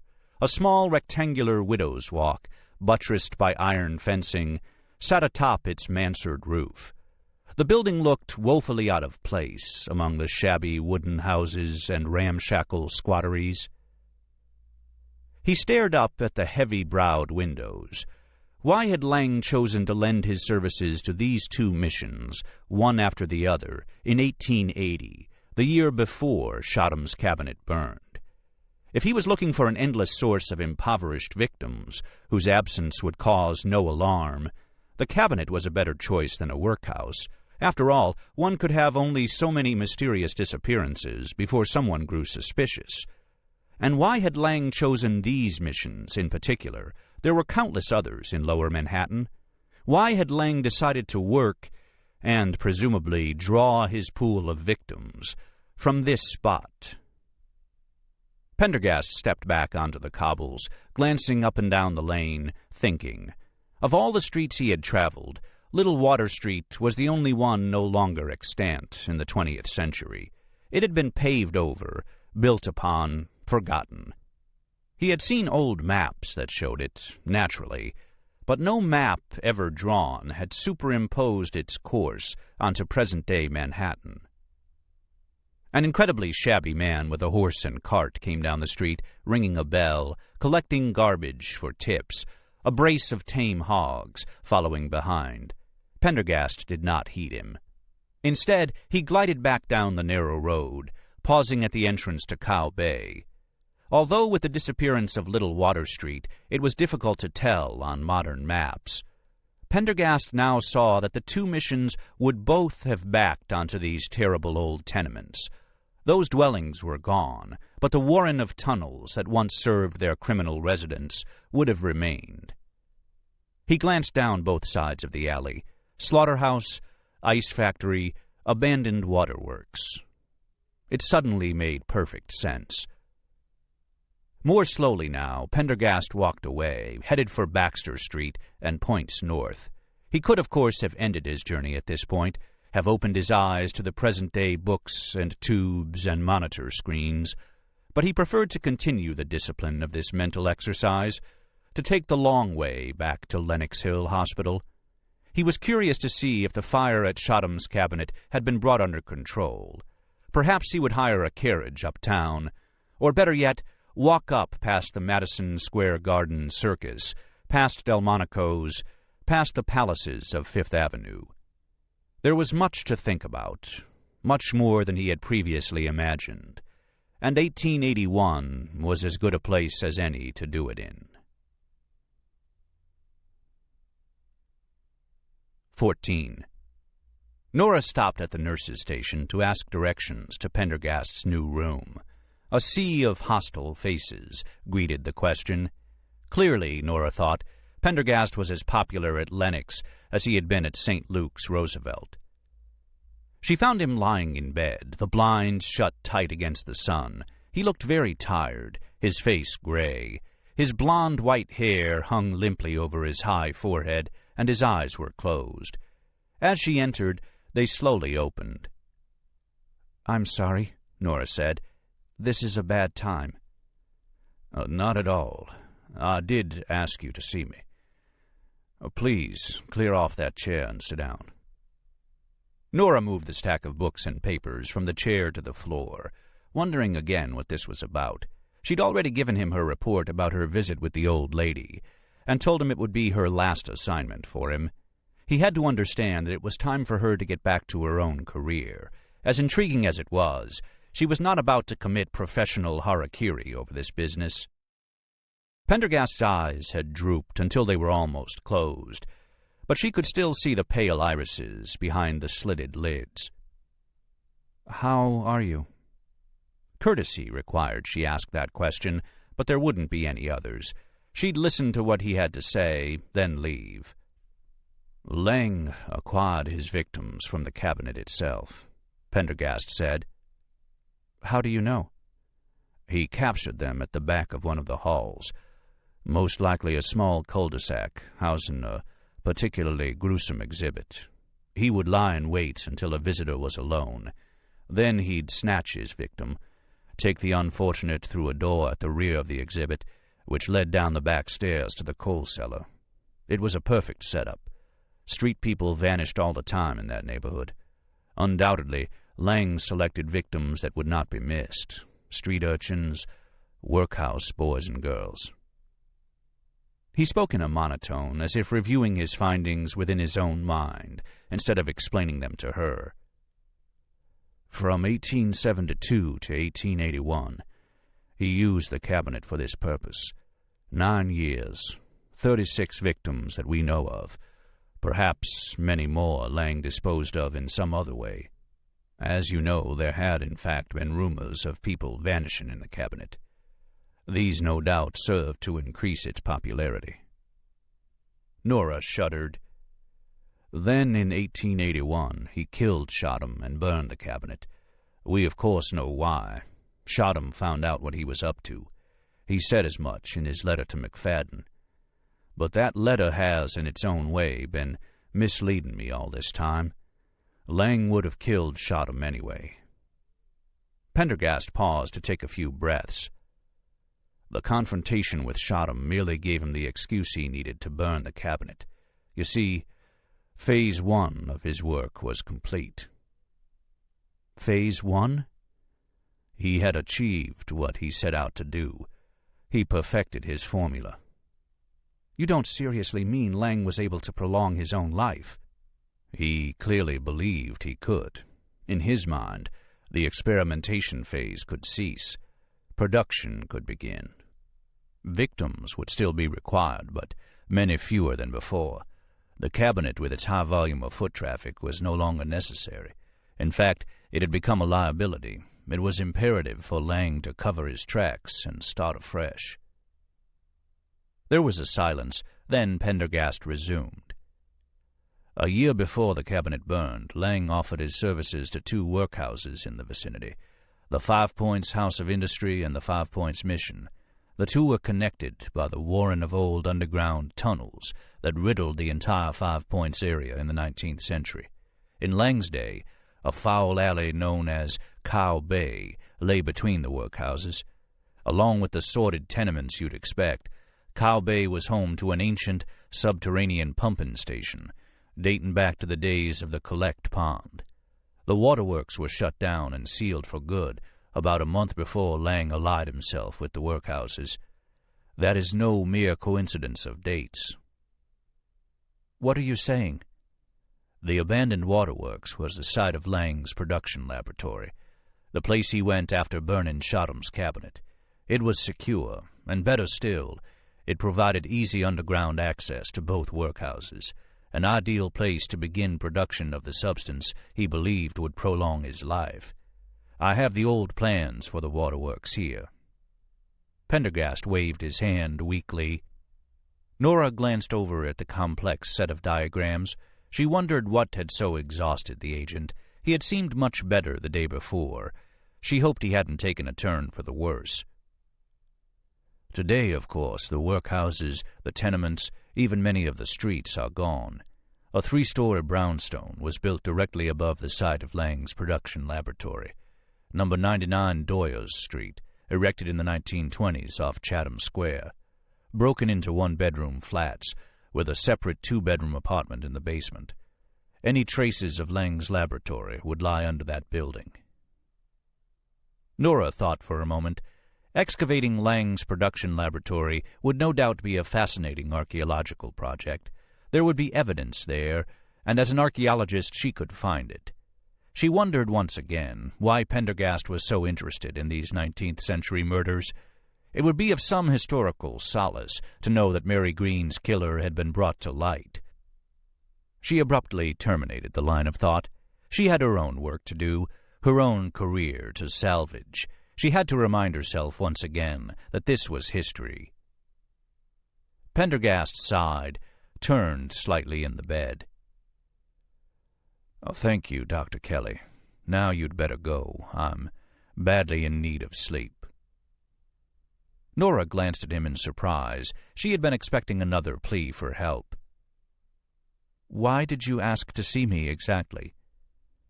"You've been a great help to me in this investigation. More than once you've asked for more information than I could give you. I assumed you wished to know what I've discovered. You've earned that, at the very least. There's a detestable term one hears bandied about these days, closure. Detestable, but in this case appropriate. I hope this knowledge will bring you some degree of closure, and allow you to continue your work at the museum without a sense of unfinished business. I offer my sincerest thanks for your help. It has been invaluable." Nora felt a twinge of offense at this abrupt dismissal. She reminded herself that this was what she had wanted, wasn't it? After a moment she spoke. "Thanks for saying so, but if you ask me, this business sounds totally unfinished. If you're right about this, 99 Doyers Street seems like the next logical stop." "That is correct. The basement apartment is currently unoccupied, and an excavation below the living room floor would be most instructive. I plan to rent the apartment myself and undertake that excavation. And that is why I must recover as quickly as possible. Take care, Dr. Kelly." He shifted with an air of finality. "Who's going to do the excavation?" she asked. "I will find another archaeologist." Nora looked at him sharply. "Where?" "Through the New Orleans field office. They are most flexible when it comes to my, projects." "Right," said Nora briskly, "but this isn't a job for just any archaeologist. This requires someone with special skills in—" "Are you offering?" Nora was silent. "Of course you're not. That's why I didn't ask. You've more than once expressed your desire to return to a more normal course of work. I've imposed upon you too much as it is. Besides, this investigation has taken a dangerous turn, far more so than I initially assumed. An assumption I have paid for, as you can see. I would not wish you exposed to any more danger than you have been already." Nora stood up. "Well," she said, "I guess that's settled. I've enjoyed working with you, Mr. Pendergast, if enjoy is the right word. It's certainly been interesting." She felt vaguely dissatisfied with this outcome, even though it was what she had come down here to achieve. "Indeed," said Pendergast. "Most interesting." She began to walk toward the door, then stopped, remembering something. "But I may be in touch with you again. I got a note from Reinhard Puck in the archives. Says he found some new information. Asked me to stop by later this afternoon. If it seems useful, I'll pass it on." Pendergast's pale eyes were still regarding her attentively. "Do that. And again, Dr. Kelly, you have my thanks. Be very careful." She nodded, then turned to leave, smiling at the baleful stares that greeted her as she passed the nurse's station. 15. The door to the archives gave out a sharp creak as Nora eased it open. There had been no response to her knocking, and the door was unlocked, in clear violation of regulations. Very strange. The smell of old books, papers, and the odor of corruption that seemed to suffuse the entire museum hung in her nostrils. Puck's desk lay in the center of a pool of light, a wall of darkness beyond. Puck himself was nowhere to be seen. Nora checked her watch. 4 p.m. She was right on time. She released the door and it sighed back into place. She turned the lock, then approached the desk, heels clicking on the marble floor. She signed in automatically, scrawling her name at the top of a fresh page in the logbook. Puck's desk was neater than usual, and a single typewritten note sat in the middle of the green felt pad. She glanced at it.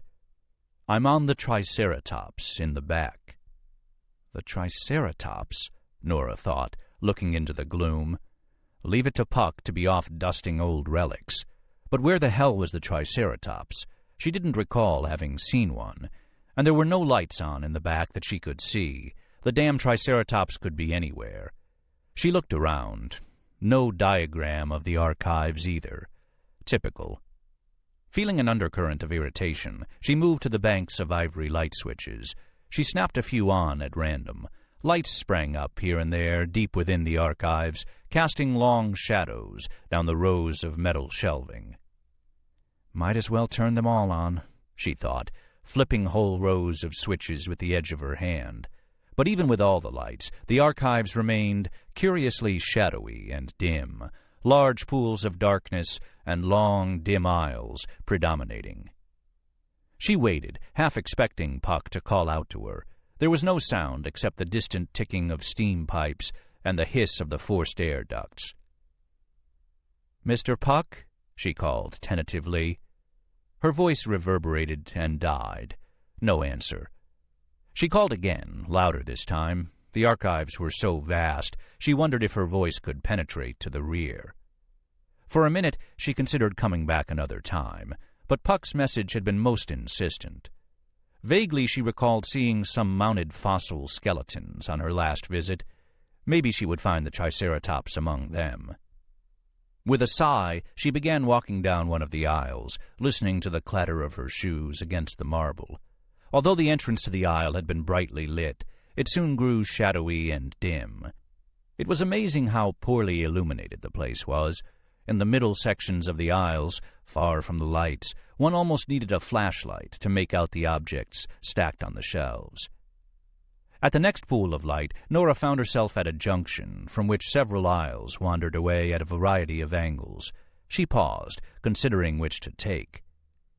"It's like Hansel and Gretel in here," she thought, "and I'm fresh out of breadcrumbs." The aisle closest to her left went in a direction that, she remembered, led to a grouping of stuffed animals. But its few lights were burned out, and it vanished into darkness. Nora shrugged and took the next aisle over. It felt so different, walking these passages alone. The last time, she'd been with Pendergast and Puck. She had been thinking about Shodom, and hadn't paid much attention to her surroundings. With Puck guiding their steps, she hadn't even bothered to notice the strange jogs these aisles took, the odd angles at which they met.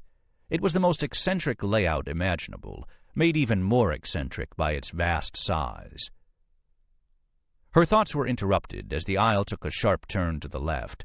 Around the corner, she unexpectedly came upon a number of freestanding African mammals: giraffes, a hippo, a pair of lions, wildebeests, kudu, water buffalo. Each was wrapped in plastic, bestowing a muffled, ghostly appearance.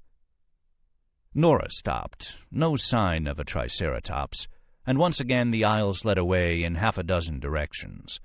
She chose one at random, followed it through one jog, then another, coming abruptly to another intersection.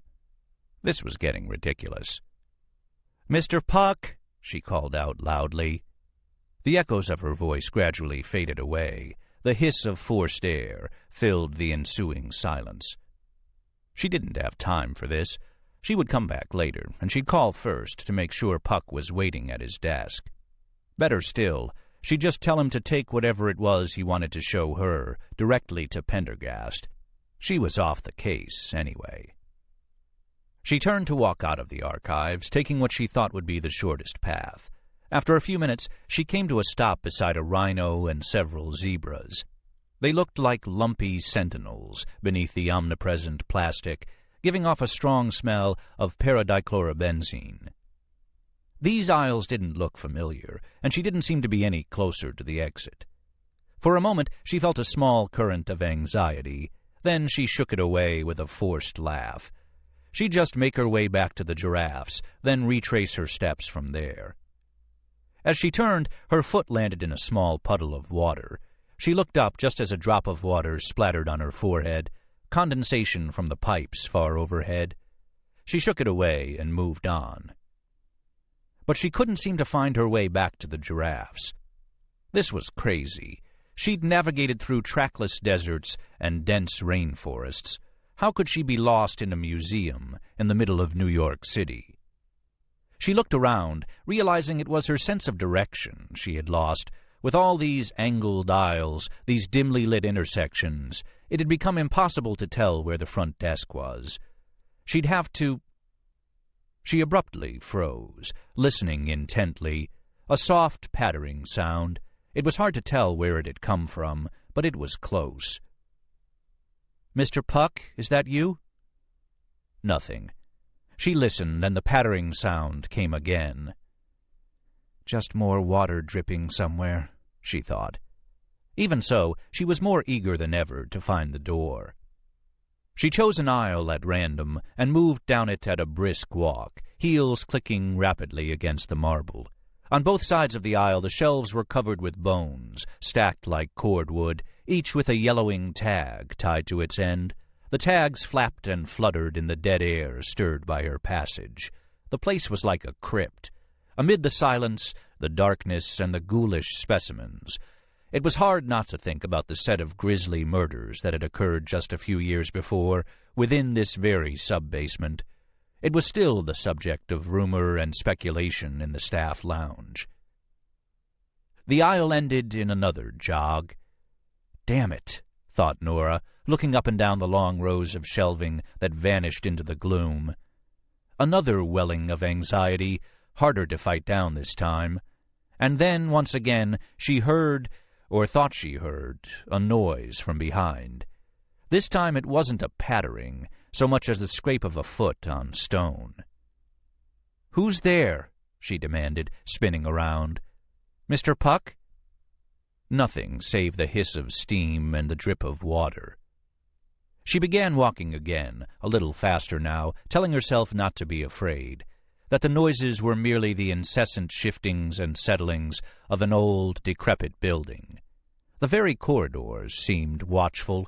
The click of her heels was unbearably loud. She turned a corner and stepped in another puddle of water. She pulled back in disgust. Why didn't they do something about these old pipes? She looked at the puddle again. The water was black, greasy, not, in fact, water at all. Oil had leaked on the floor, or maybe some chemical preservative. It had a strange, sour smell, but it didn't look like it had leaked from anywhere. She was surrounded by shelves covered with mounted birds, beaks open, eyes wide, wings upraised. What a mess, she thought, turning her expensive bally shoes sideways to find that the oily liquid had soiled the sole and part of the stitching. This place was a disgrace.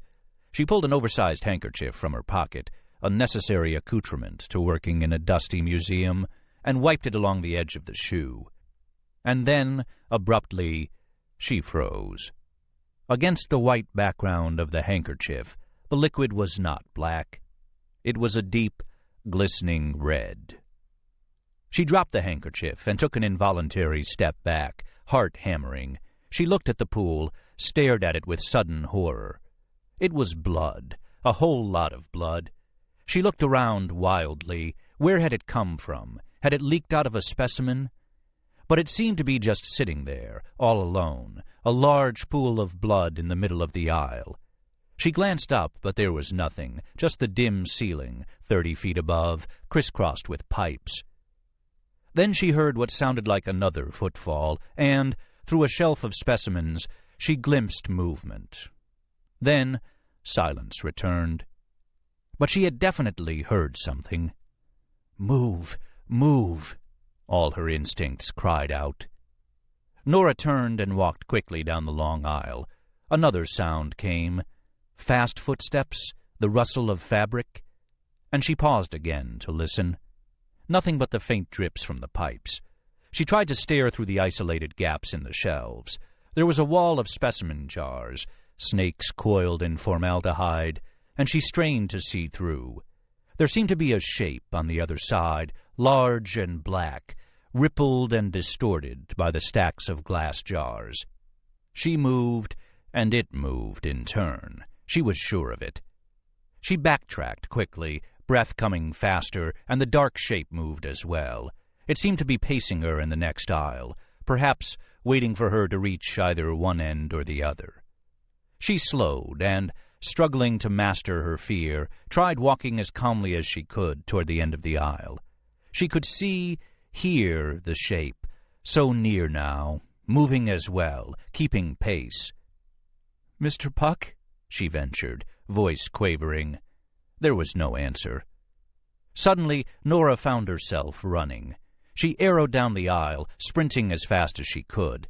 Swift footfalls sounded in the adjoining aisle. Ahead was a gap where her aisle joined the next. She had to get past, outrun the person in the adjoining aisle. She dashed through the gap, glimpsing for a split second a huge black figure, metal flashing in its gloved hand.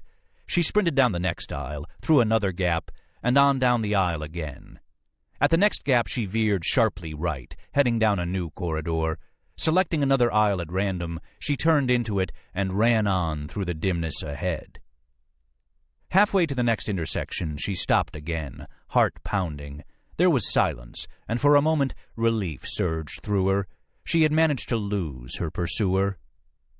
And then she caught the sound of faint breathing from the adjoining aisle. Relief disappeared as quickly as it had come. She had not outrun him. No matter what she did, no matter where she ran, He had continued to pace her, one aisle over. "Who are you?" she asked. There was a faint rustle, then an almost silent laugh. Nora looked to the left and right, fighting back panic, desperately trying to determine the best way out. These shelves were covered with stacks of folded skins, parchment dry, smelling fearfully of decay. Nothing looked familiar. 20 feet farther down the aisle, she spied a gap in the shelving, on the side away from the unknown presence. She sprinted ahead and turned into the gap, then doubled back into yet another adjoining aisle. She stopped, crouched, waited. Footfalls sounded several aisles over, coming closer, then receding again. He had lost her. Nora turned and began moving as stealthily as possible through the aisles, trying to put as much distance as possible between herself and the pursuer. But no matter which way she turned or how fast she ran, whenever she stopped, she could hear the footfalls, rapid and purposeful, seeming to keep pace. She had to figure out where she was. If she kept running around aimlessly, eventually it would catch her. She looked around. This aisle ended in a wall. She was at the edge of the archives. Now at least she could follow the wall, make her way to the front. Crouching, she moved along as quickly as she could, listening intently for the sound of footsteps, her eyes scanning the dimness ahead. Suddenly, something yawned out from the gloom. It was a triceratops skull, mounted on the wall, its outlines shadowy and vague in the poor light. Relief flooded through her. Puck must be around here somewhere. The intruder wouldn't dare approach them simultaneously. She opened her mouth to call out softly, but then she paused, looking more closely at the dim outline of the dinosaur. Something was odd. The silhouette was all wrong. She began to move cautiously toward it, and then, abruptly, she stopped once again. There, impaled on the horns of the triceratops, hung a body, naked from the waist up, arms and legs hanging loose. 3 bloody horns stuck right through the man's back. It looked as if the triceratops had gored the person, hoisting him into the air. Nora took a step back. Her mind took in the details, as if from a long distance away. The balding head with a fringe of gray hair, the flabby skin, the withered arms. Where the horns had speared through the lower back, the flesh was one long, open wound. Blood had collected around the base of the horns, running in dark rivulets along the torso and dripping onto the marble. I'm on the triceratops in the back. In the back. She heard a scream, realized that it had come from her own throat. Blindly, she wheeled away and ran, veering once and then again, racing down the aisles as quickly as she could move her legs. And then, abruptly, she found herself in a cul-de-sac. She spun to retrace her steps, and there, blocking the end of the row, stood an antique, black-hatted figure. Something gleamed in his gloved hands. There was nowhere to go but up. Without an instant's thought, she turned, grabbed the edge of a shelf, and began climbing. The figure came flying down the aisle, black cloak billowing behind. Nora was an experienced rock climber. Her years as an archaeologist in Utah, climbing to caves and Anasazi cliff dwellings, were not forgotten. In a minute she had reached the top shelf, which swayed and groaned under the unexpected weight. She turned frantically, grabbed the first thing that came to hand, a stuffed falcon, and looked down once again. The black-hatted man was already below, climbing, face obscured in deep shadow. Nora aimed, then threw. The falcon bounced harmlessly off one shoulder. She looked around desperately for something else. A box of papers, another stuffed animal, more boxes. She threw one, then another. But they were too light, useless. Still the man climbed. With a sob of terror, she swung over the top shelf and started descending the other side. Abruptly, a gloved hand darted between the shelving, caught hold of her shirt. Nora screamed, ripping herself free. A dim flash of steel and a tiny blade swept past her, missing her eye by inches. She swung away as the blade made another glittering arc toward her. Pain abruptly blossomed in her right shoulder. She cried out, lost her grip. Landing on her feet, she broke her fall by rolling to one side. On the far side of the shelving, the man had quickly climbed back down to the ground. Now he began climbing directly through the shelf, kicking and knocking specimen jars and boxes aside. Again she ran, running wildly, blindly from aisle to aisle. Suddenly, a vast shape rose out of the dimness before her. It was a woolly mammoth. Nora recognized it immediately. She'd been here once before, with Puck. But which direction was out? As she looked around, Nora realized she would never make it. The pursuer would be upon her in a matter of seconds. Suddenly, she knew there was only one thing to do. Reaching for the light switches at the end of the aisle, she brushed them off with a single movement, plunging the surrounding corridors once again into darkness. Quickly, she felt beneath the mammoth's scratchy belly. There it was, a wooden lever. She tugged, and the trap-door fell open. Trying to make as little noise as possible, she climbed into the hot, stuffy belly, pulling the trap-door up behind her. Then she waited, inside the mammoth. The air stank of rot, dust, jerked meat, mushrooms. She heard a rapid series of clicks. The lights came back on. A stray beam worked through a small hole in the animal's chest, an eye hole for the circus worker. Nora looked out, trying to control her rapid breathing, to push away the panic that threatened to overwhelm her. The man in the derby hat stood not 5 feet away, back turned. Slowly, he rotated himself through 360 degrees, looking, listening intently. He was holding a strange instrument in his hands, 2 polished ivory handles, joined by a thin, flexible steel saw with tiny serrations. It looked like some kind of dreadful, antique surgical instrument. He flexed it, causing the steel wire to bend and shimmy.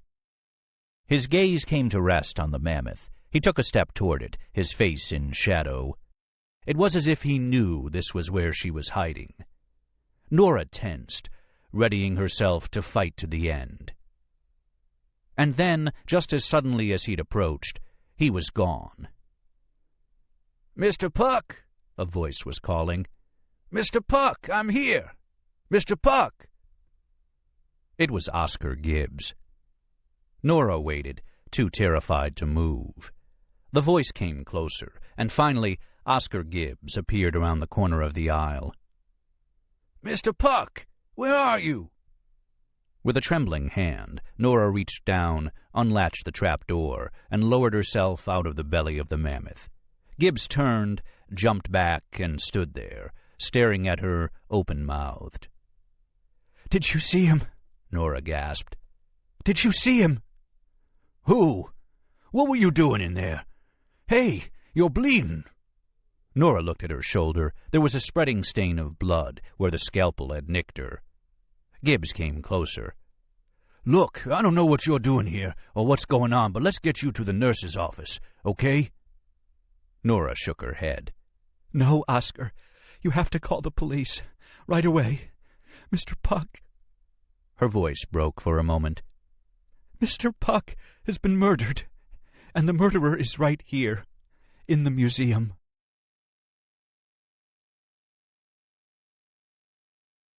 Many Worm. 1. Bill Smithback had managed, with a little name-dropping here and a little intimidation there, to get the best seat in the house.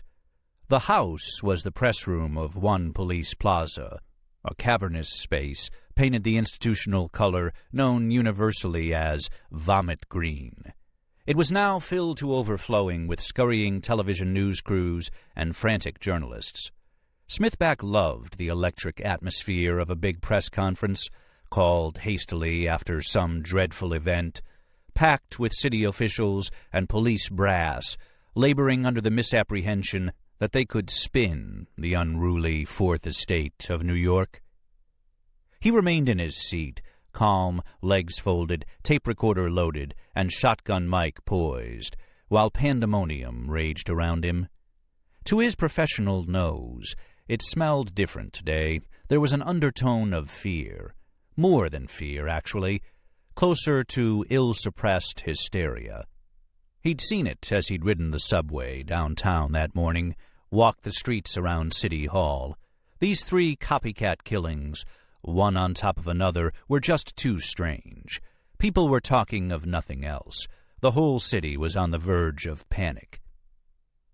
Off to one side, he caught sight of Bryce Harriman, expostulating with a policeman who refused to let him move closer to the front. All that fine vocational training at Columbia Journalism School wasted on the New York Post. He should have taken a nice, quiet professorship at his old alma mater, teaching callow youth how to write a flawless, inverted pyramid. True, the bastard had scooped him on the second murder, on the copycat angle, but surely that was just luck, wasn't it? There was a stir in the crowd. The wing doors of the press room belched out a group of blue suits, followed by the mayor of New York City, Edward Montefiore. The man was tall and solid, very much aware that all eyes were upon him. He paused, nodding to acquaintances here and there, his face reflecting the gravity of the moment. The New York City mayoral race was in full swing, being conducted, as usual, at the level of 2-year-olds. It was imperative that he catch this killer, bring the copycat murders to an end. The last thing the mayor wanted was to give his rival yet more fodder for his nasty television advertisements, which had been decrying the city's recent upsurge in crime. More people were coming onto the stage. The mayor's spokesperson, Mary Hill, a tall, extremely poised African-American woman. The fat police captain, Sherwood Custer, in whose precinct this whole mess had started. The police commissioner, Rocker, a tall, weary-looking man. And finally, Dr. Frederick Colopy, director of the museum, followed by Roger Brisbane. Smithback felt a surge of anger when he saw Brisbane, looking urbane in a neatly tailored gray suit. Brisbane was the one who had screwed up everything between him and Nora. Even after Nora's horrible discovery of Puck's murdered corpse, after being chased and nearly caught herself by the surgeon, she had refused to see him, to let him comfort her. It was almost as if she blamed him for what happened to Puck and Pendergast. The noise level in the room was becoming deafening. The mayor mounted the podium and raised his hand. At the gesture, the room quickly fell silent. The mayor read from a prepared statement, his Brooklyn accent filling the room. "Ladies and gentlemen of the press," he began, "from time to time our great city, because of its size and diversity, has been stalked by serial killers. Thankfully, it has been many years since the last such plague. Now, however, it appears we are faced with a new serial killer, a true psychopath. 3 people have been murdered in the space of a week, and in a particularly violent way. While the city is now enjoying the lowest murder rate of any major metropolitan area in the country, thanks to our vigorous enforcement efforts and zero tolerance for law-breaking, this is clearly 3 murders too many. I call this press conference to share with the public the strong and effective steps we are taking to find this killer, and to answer as best we can questions you might have about this case and its somewhat sensational aspects. As you know, openness has always been a top priority of my administration. I therefore have brought with me Carl Rocker, the police commissioner, Sherwood Custer, precinct captain, Director Frederick Colopy, and Vice President Roger Brisbane of the New York Museum of Natural History, where the latest homicide was discovered. My spokesperson, Mary Hill, will field the questions, but first, I will ask Commissioner Rocker to give you a briefing on the case." He stepped back, and Rocker took the microphone. "Thank you, Mr. Mayor." His low, intelligent voice, dry as parchment, filled the room. Last Thursday, the body of a young woman, Doreen Hollander, was discovered in Central Park. She had been murdered and a peculiar kind of dissection, or surgical operation, performed on her lower back. While the official autopsy was in progress and the results were being evaluated, a second killing took place. Another young woman, Mandy Eklund, was found in Tompkins Square Park. forensic analysis indicated that her manner of death and the violence done to her person matched the killing of Doreen Hollander. And yesterday, the body of a 54-year-old man, Reinhard Puck, was discovered in the archives of the New York Museum. He was the museum's head archivist. The body showed mutilations identical to Ms. Eklund's and Ms. Hollander's. There was a flurry of raised hands, shouts, gestures. The commissioner quelled them by holding up both hands. As you know, a letter was discovered in these same archives, referring to a 19th-century serial killer. This letter described similar mutilations conducted as a scientific experiment by a doctor named Lang in Lower Manhattan 120 years ago. The remains of 36 individuals were discovered at a building site on Catherine Street, presumably the spot where Dr. Lang did his depraved work. There was another flurry of shouts. Now the mayor broke in again. An article about the letter appeared in last week's New York Times. It described in detail the kind of mutilations Lang had performed on his victims more than a century ago, as well as the reason why he had carried them out. The mayor's eyes roved the crowd and paused momentarily on Smithback. The journalist felt a shiver of pride at the implied recognition. His article. That article appears to have had an unfortunate effect. It appears to have stimulated a copycat killer, a modern psychopath. What was this? Smithback's smugness vanished before a quickly rising sense of outrage.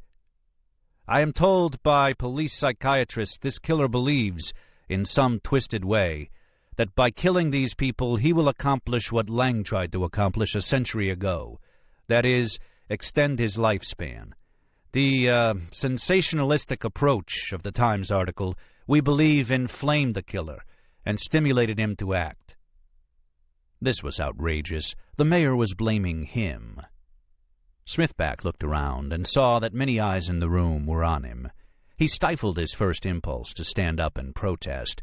He had been doing his job as a reporter. It was just a story. How dare the mayor make him the scapegoat? I am not blaming anyone in particular, Montefiore droned on, but I would ask you, ladies and gentlemen of the press, to please show restraint in your coverage. We already have 3 brutal killings on our hands. We are determined not to allow any more. All leads are being followed up vigorously. Let us not inflame the situation further. Thank you. Mary Hill stepped forward to take questions. There was a roar, an instant outcry, as everyone stood up, gesturing madly. Smithback remained seated, flushing deeply. He felt violated. He tried to collect his thoughts, but his shock and outrage made him unable to think.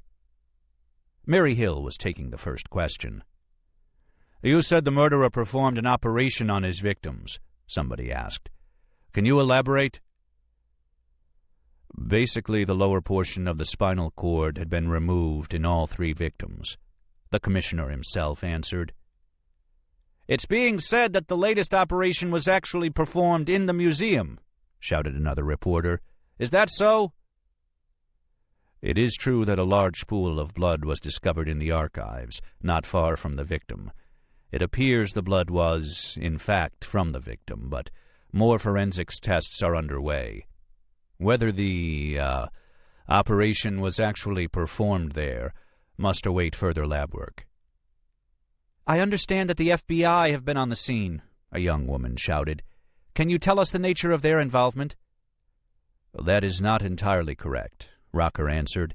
An FBI agent has taken an unofficial interest in the 19th century serial killings, but he has no connection to this case. Is it true that the 3rd body was impaled on the horns of a dinosaur? The commissioner winced slightly. Yes, the body was found affixed to a triceratops skull. Clearly, we are dealing with a seriously deranged individual. About the mutilation of the bodies, is it true that only a surgeon could have done it? It is one lead we are following up. I just want to clarify one point, another reporter said. Are you saying that the Smithback piece in the Times caused these murders? Smithback turned. It was Bryce Harriman, the shit. Commissioner Rocker frowned. What Mayor Montefiore said was... Once again the mayor intervened. I was merely calling for restraint. To be sure, we wish that article had never appeared. 3 people might be alive today, and the methods the reporter used to acquire his information bear some ethical scrutiny to my mind. But no, I've not said the article caused the killings. Another reporter. Isn't it a bit of a diversion, Your Honor, to blame a reporter who was only doing his job? Smithback craned his neck. Who said that? He was going to buy that man a drink. That is not what I said. I merely said, but you clearly implied that the article triggered the killings. He was going to buy that man drinks and dinner. As Smithback looked around, he could see many of the returning glances were sympathetic. The mayor, in attacking him, had indirectly attacked the entire press corps. Harriman had shot himself in the foot by bringing up the subject. He felt emboldened. Now they would have to call on him. They would have to. May I have the next question, please? Mary Hill asked. Do you have any suspects? We've been given a very clear description of the suspect's attire, Commissioner Rocker said.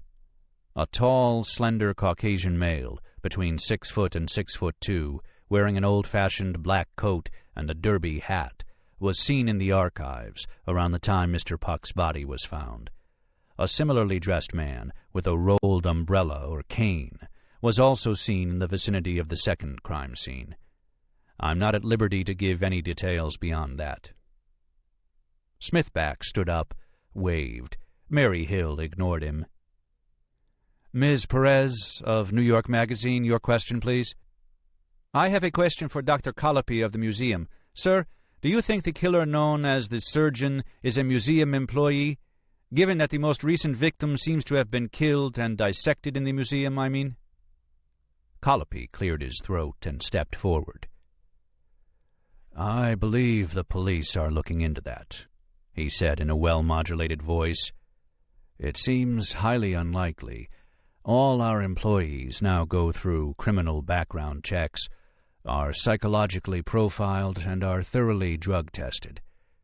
And it hasn't been proven that the killing actually took place in the museum, I might add. There was another roar as Hill looked for more questions. Smithback shouted and waved his hands along with the rest. Christ, they weren't really going to ignore him. Mr. Diller of Newsday, your question, please. She was avoiding him, the witch. I'd like to address my question to the mayor. Mr. Mayor, how is it that the site on Catherine Street was inadvertently destroyed? Wasn't this a site of major historical importance? The mayor stepped forward. No, it was not of historical significance. No historical significance? The largest serial killing in the nation's history? Mr. Diller, this press conference is about the present-day homicides. Please, let's not conflate the two. We had no legal reason to stop construction of a $100 million building. The bones and effects were photographed, studied by the medical examiner, and removed for further analysis. Nothing more could be done. This book is continued on Disc 8. Disc 8. Mr. Diller, this press conference is about the present-day homicides. Please, let's not conflate the two. We had no legal reason to stop construction of a $100 million building. The bones and effects were photographed, studied by the medical examiner, and removed for further analysis. Nothing more could be done. Is it perhaps because Mogan Fairhaven is a major donor to your campaign? Next question, rapped out Hill. Smithback stood up and shouted, Mr. Mayor, since aspersions have been cast, Ms. Epstein of WNBC, cried Mary Hill, her powerful voice drowning him out. A slender newswoman stood up, holding a mic. A camera turned on her. Excuse me. Smithback quickly took advantage of the temporary lull. Ms. Epstein, since I have been personally attacked, may I respond? The famous anchorwoman didn't pause for a second. "Of course," she said graciously, and turned to her cameraman to make sure he got it on tape. "I'd like to address my question to Mr. Brisbane," Smithback continued, not pausing for a second. "Mr. Brisbane, why has the letter that started all this been put off limits, along with all the items from the Shottam collection? The museum isn't trying to hide something, is it?" Brisbane rose with an easy smile. "Not at all. Those materials have merely been temporarily removed for conservation. It's standard museum procedure. In any case, the letter has already inflamed one copycat murderer into action. To release it now would be irresponsible. The materials are still available to qualified researchers. Is it not true that you tried to prevent employees from working on the case?" "Not at all. We've cooperated all along. The record speaks for itself." Shit. Smithback thought fast. "Mr. Brisbane, Mr. Smithback, care to give someone else a turn?" Mary Hill's voice once again sliced through the air. "No," Smithback cried, to scattered laughter. "Mr. Brisbane, isn't it true that Mogan Fairhaven, which gave the museum $2 million last year, not to mention the fact that Fairhaven himself sits on your board, has put pressure on the museum to stop this investigation?" Brisbane colored, and Smithback knew his question had hit home. "That is an irresponsible allegation. As I said, we've cooperated all along. So you deny threatening your employee, Dr. Nora Kelly, forbidding her to work on the case? Keep in mind, Mr. Brisbane, that we have yet to hear from Nora Kelly herself, the one who found the third victim's body, I might add, and who was chased by the surgeon and almost killed in turn." The clear implication was that Nora Kelly might have something to say that would not agree with Brisbane's account. Brisbane's face darkened as he realized he'd been backed into a corner. "I will not answer these hectoring questions." Beside him, Colopy looked grim. Smithback felt a swell of triumph. "Mr. Smithback," said Mary Hill acidly, "are you quite done monopolizing this press conference? Clearly the 19th century homicides have nothing to do with the current serial killings, except as inspiration." "And how do you know that?" Smithback cried out, his triumph now secure. The mayor now turned to him. "Are you suggesting, sir," he said facetiously, "that Dr. Lang is still alive and continuing his business?" There was a solid round of laughter in the hall. "Not at all. Then I suggest you sit down, my friend." Smithback sat down amid more laughter, his feelings of triumph squashed. He had scored a hit, but they knew how to hit back. As the questions droned on, it slowly dawned on him just what he had done, dragging Nora's name into the press conference. It didn't take him nearly as long to figure out how she would feel about it.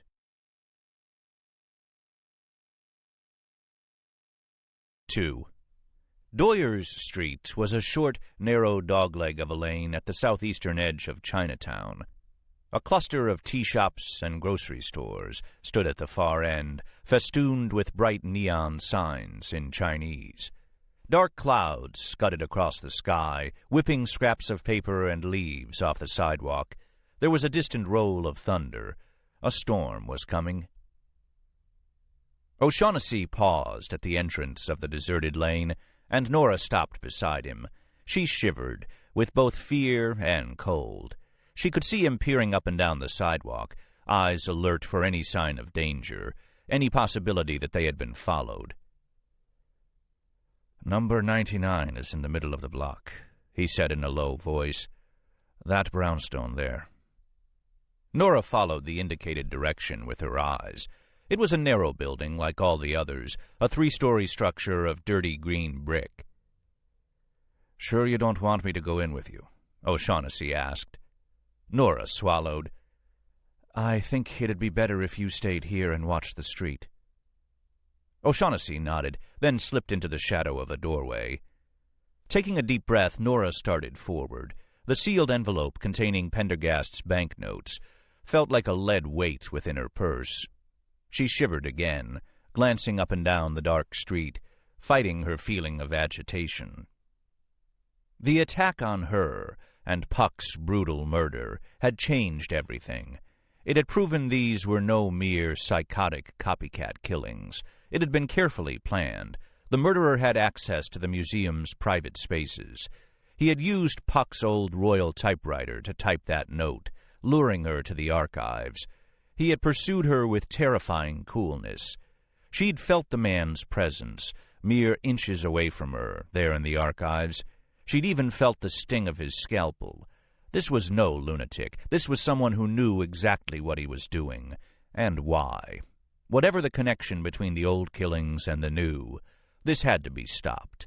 If there was anything she could do to get the killer, she was willing to do it. There were answers beneath the floor of number 99 Doyers Street. She was going to find those answers. Her mind returned to the terrifying chase, in particular to the flash of the surgeon's scalpel as it flicked toward her faster than a striking snake. It was an image that she found herself unable to shake. Then the endless police questioning, and afterward her trip to Pendergast's bedside to tell him she had changed her mind about Doyers Street.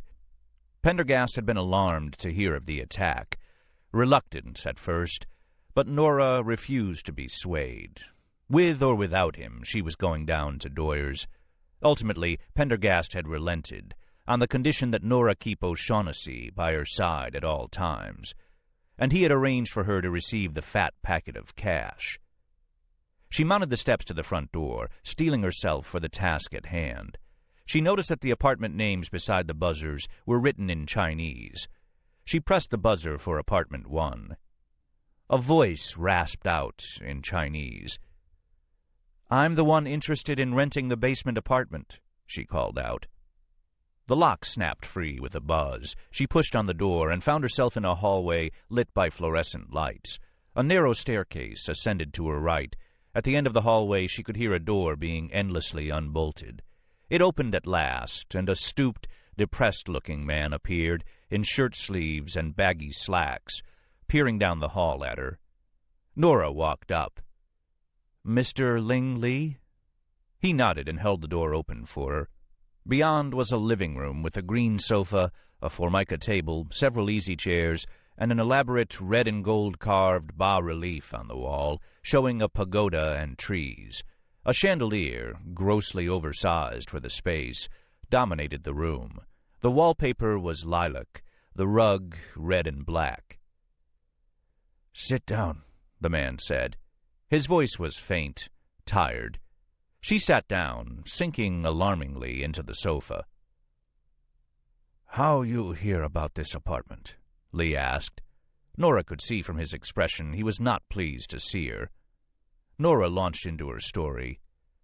"A lady who works in the Citibank down the block from here told me about it." "What lady?" Lee asked, more sharply. In Chinatown, Pendergast had explained, most landlords preferred to rent to their own. "I don't know her name. My uncle told me to talk to her. Said that she knew where to find an apartment in this area. She told me to call you." "Your uncle?" "Yes, Uncle Huang. He's with the DHCR." This bit of information was greeted with a dismayed silence. Pendergast figured that having a Chinese relative would make it easier for her to get the apartment. That he worked for the Department of Housing and Community Renewal, the city division that enforced the rent laws, made it all the better. "Your name?" "Betsy Winchell." Nora noticed a large, dark presence move from the kitchen into the doorway of the living room. It was apparently Lee's wife, arms folded, 3 times his size, looking very stern. "Over the phone you said the apartment was available. I'm prepared to take it right away. Please show it to me." Lee rose from the table and glanced at his wife. Her arms tightened. "Follow me," he said. They went back into the hall, out the front door and down the steps. Nora glanced around quickly, but O'Shaughnessy was nowhere to be seen. Lee removed a key, opened the basement apartment door, and snapped on the lights. She followed him in. He closed the door and made a show of relocking no fewer than 4 locks. It was a dismal apartment, long and dark. The only window was a small, barred square beside the front door. The walls were of painted brick, once white but now gray, and the floor was covered with old brick pavers, cracked and chipped. Nora looked at them with professional interest. They were laid, but not cemented. What was beneath? Dirt? Sand? Concrete? The floor looked just uneven and damp enough to have been laid on dirt. "Kitchen and bedroom in back," said Lee, not bothering to point. Nora walked to the rear of the apartment. Here was a cramped kitchen, leading into 2 dark bedrooms and a bath. There were no closets. A window in the rear wall, below grade, allowed feeble brown light from an air shaft to enter between thick steel bars. Nora emerged. Lee was examining the lock on the front door. "Have to fix lock," he said in a portentous tone. "Many robber try to get in." "You have a lot of break-ins?" Lee nodded enthusiastically. "Oh, yes. Many robber. Very dangerous." "Really?" "Many robber, many mugger." He shook his head sadly. "The apartment looks safe, at least." Nora listened. The ceiling seemed fairly soundproof. At least she could hear nothing from above. "Neighborhood not safe for girl. Every day murder, mugging, robber. Rape." Nora knew that despite its shabby appearance, Chinatown was one of the safest neighborhoods in the city. "I'm not worried," she said. "Many rule for apartment," said Lee, trying another tack. "Is that right?" "No music, no noise, no man at night." Lee seemed to be searching his mind for other strictures a young woman would find objectionable. "No smoke, no drink. Keep clean every day." Nora listened, nodding her agreement. "Good. That sounds perfect. I like a neat, quiet place, and I have no boyfriend." With a renewed flash of anger, she thought of Smithback and how he had dragged her into this mess by publishing that article. To a certain extent, Smithback had been responsible for these copycat killings. Just yesterday, he'd had the nerve to bring up her name at the mayor's news conference for the whole city to hear. She felt certain that, after what happened in the archives, her long-term prospects at the museum were even more questionable than before. "Utility not include." "Of course. No air condition." Nora nodded. Lee seemed at a loss. Then his face brightened with a fresh idea. "After suicide, no allow gun in apartment." "Suicide?" "Young woman hang herself, same age as you." "A hanging? I thought you mentioned a gun." The man looked confused for a moment. Then his face brightened again. "She hang, but it no work. Then shoot herself." "I see. She favored the comprehensive approach." "Like you, she have no boyfriend. Very sad."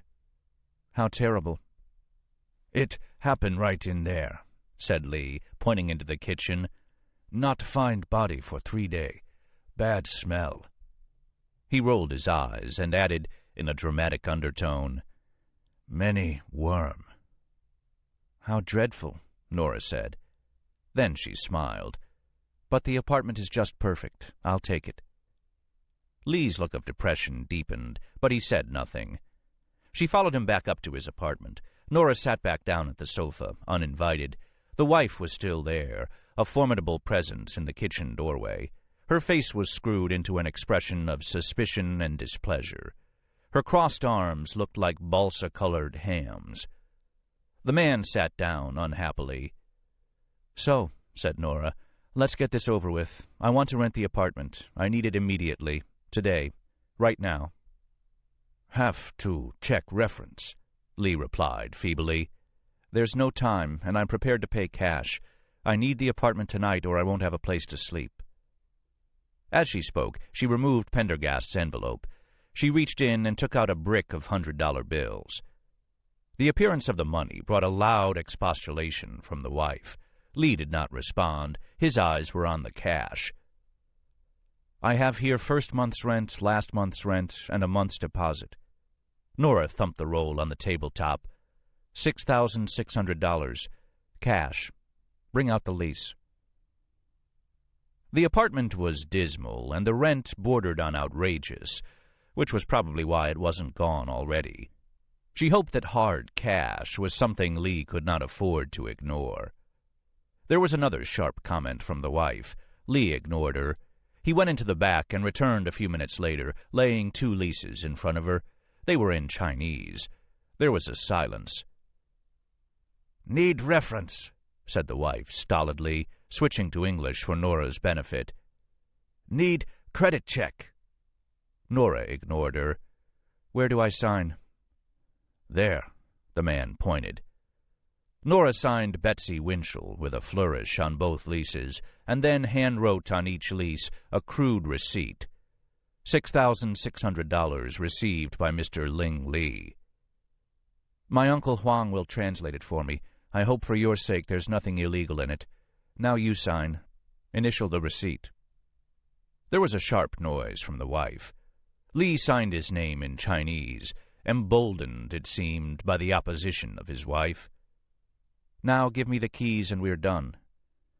"Have to make copy of keys." "You give me those keys. It's my apartment now. I'll make the copies for you at my own expense. I need to start moving in right away." Lee reluctantly handed her the keys. Nora took them, folded one of the leases into her pocket, and stood up. "Thank you very much," she said cheerfully, holding out her hand. Lee shook it limply. As the door closed, Nora heard another sharp eruption of displeasure from the wife. This one sounded as if it might go on for a long time. 3. Nora immediately returned to the apartment below. O'Shaughnessy appeared by her side as she unlocked the door. Together they slipped into the living room, and Nora secured the door with deadbolts and chains. Then she moved to the barred window. 2 nails stuck out from either side of the lintel, on which someone had once hung a makeshift curtain. She removed her coat and hung it across the nails, blocking the view from outside. "Cozy place," O'Shaughnessy said, sniffing. "Smells like a crime scene." Nora didn't answer. She was staring at the floor, already working out the dig in her mind. While O'Shaughnessy cased the apartment, Nora made a circuit of the living room, examining the floor, gritting it off, plotting her lines of attack. Then she knelt and, taking a penknife from her pocket, a knife her brother Skip had given her for her 16th birthday, and which she never traveled without, eased it between the edges of 2 bricks. Slowly, deliberately, she cut her way through the crust of grime and old floor wax. She rocked the knife back and forth between the bricks, gently loosening the stonework. Then, bit by bit, she began to work the closest brick from its socket. In a moment it was free. She pulled it out. Earth. The damp smell rose toward her nostrils. She poked her finger into it. Cool, moist, a little slimy. She probed with the penknife, found it compact but yielding, with little gravel or rocks. Perfect. She straightened up, looked around. O'Shaughnessy was standing behind her, looking down curiously. "What are you doing?" he asked. "Checking the subflooring." "And?" "It's old fill, not cement." "Is that good?" "It's outstanding." "If you say so." She tapped the brick back into place, then stood. She checked her watch. 3 o'clock Friday afternoon. The museum would close in 2 hours. She turned to O'Shaughnessy. "Look, Patrick, I need you to get up to my office at the museum, plunder my field locker for some tools and equipment I'll need." O'Shaughnessy shook his head. "Nothing doing. Pendergast said I was to stay with you." "I remember, but I'm here now, safe. There must be 5 locks on that door. I won't be going anywhere. I'll be a lot safer here than walking the streets. Besides, the killer knows where I work. Would you rather I went uptown and you waited here?" "Why go anywhere? What's the hurry? Can't we wait until Pendergast is out of the hospital?" She stared at him. "The clock's ticking, Patrick. There's a killer out there." O'Shaughnessy looked at her, hesitated. "We can't afford to just sit around. I hope you're not going to give me a hard time. I need those tools, and I need them now." Still, hesitation. Nora felt her anger rise. "Just do it, okay?" O'Shaughnessy sighed. "Double lock the door behind me, and don't open it for anybody. Not the landlord, not the fire department, not Santa Claus. Only me. Promise?" Nora nodded. "I promise." "Good. I'll be back ASAP." She drew up a quick list of items, gave O'Shaughnessy directions, and locked the door carefully behind him, shutting out the sound of the growing storm. Slowly, she stepped away from the door, her eyes swiveling around the room, coming to rest at last on the brickwork beneath her feet. 100 years before, Lang, for all his genius, could not have anticipated the reach of modern archaeology. She would excavate this site with the greatest care, sifting through his old laboratory layer by layer, bringing all her skills to bear in order to capture even the smallest piece of evidence. And there would be evidence, she knew that. There was no such thing as a barren archaeological site. People, wherever they went, whatever they did, always left a record. Taking out her penknife, she knelt and, once again, began easing the blade between the old bricks. There was a sudden peal of thunder, louder than any that had come before. She paused, heart beating wildly with terror. She forced her feelings back under control, shaking her head ruefully. No killer was going to stop her from finding out what was beneath this floor. She wondered briefly what Brisbane would say to this work. The hell with him, she thought. She turned the penknife over in her hands, closed it with a sigh. All her professional life she had unearthed and catalogued human bones without emotion, with no connection to the ancient skeletons beyond a shared humanity. But Mary Green had proven utterly different. There, outside the girl's house, Pendergast had thrown Mary Green's short life and awful death into sharp relief. For the first time, Nora realized she had excavated, handled, the bones of someone that she could understand, grieve for. More and more, Pendergast's tale of Mary Green was sinking in, despite her attempts to keep a professional distance. And now, she had almost become another Mary Green. That made it personal, very personal. Her thoughts were interrupted by the rattle of wind at the door and another, fainter rumble of thunder. Nora rose to her knees, opened the penknife again, and began scraping vigorously at the brickwork beneath her feet. It was going to be a long night. 4. The wind shook the barred door, and occasional flickers of lightning and grumblings of thunder penetrated the room. Now that O'Shaughnessy had returned, the two worked together, the policeman moving the dirt, Nora focusing on uncovering the details. They labored by the light of a single yellow bulb. The room smelled strongly of decaying earth. The air was close, humid, and stifling. She had opened a 4-square-meter dig in the living room floor.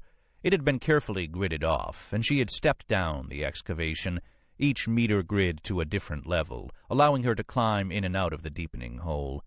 The floor bricks were neatly piled against the far wall. The door leading to the kitchen was open, and through it a large pile of brown dirt was visible, piled in the center of the room atop a sheet of heavy plastic.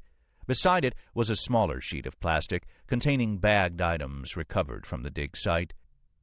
At last Nora paused, putting her trowel aside to take stock. She removed her safety helmet, drew the back of her hand across her brow, replaced the helmet on her head. It was well past midnight, and she felt exhausted. The excavation at its deepest point had gone down more than 4 feet below grade, a lot of work. It was difficult also to work this rapidly while maintaining a professional excavation. She turned to O'Shaughnessy. "Take 5. I'd like to examine this soil profile." "About time." He straightened up, resting on his shovel. His brow was streaming with sweat. Nora shone her flashlight along the carefully exposed wall of dirt, reading it as one might read a book. Occasionally, she would shave off a little with a trowel to get a clearer view. There was a layer of clean fill on the top going down 6 inches, laid, no doubt, as a base for the more recent brick floor. Below was about 3 feet of coarser fill, laced with bits of post-1910 crockery and china. but she could still see nothing from Lang's laboratory, at least nothing obvious. Still, she had flagged and bagged everything, by the book. Beneath the coarse fill, they had struck a layer containing bits of trash, rotting weeds, pieces of mold-blown bottles, soup bones, and the skeleton of a dog, ground debris from the days when the site had been a vacant lot. Under that was a layer of bricks. O'Shaughnessy stretched, rubbed his back. Why do we have to dig so far down? In most old cities, the ground level rises at a fixed rate over time. In New York, it's about 3/4 of a meter every 100 years. She pointed toward the bottom of the hole. Back then, that was ground level. So, these old bricks below are the original basement flooring? I think so. The floor of the laboratory. Lang's laboratory. And yet it had yielded few clues. There was a remarkable lack of debris, as if the floor had been swept clean. She had found some broken glassware wedged into the cracks of the brick, an old fire grate with some coal, a button, a rotten trolley ticket, a few other odds and ends. It seemed that Lang had wanted to leave nothing behind. Outside, a fresh flash of lightning penetrated the coat Nora had hung over the window.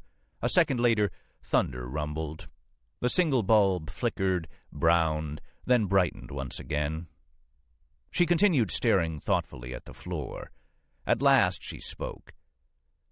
First, we need to widen the excavation, and then I think we'll have to go deeper. Deeper, said O'Shaughnessy, a note of incredulity in his voice. Nora nodded.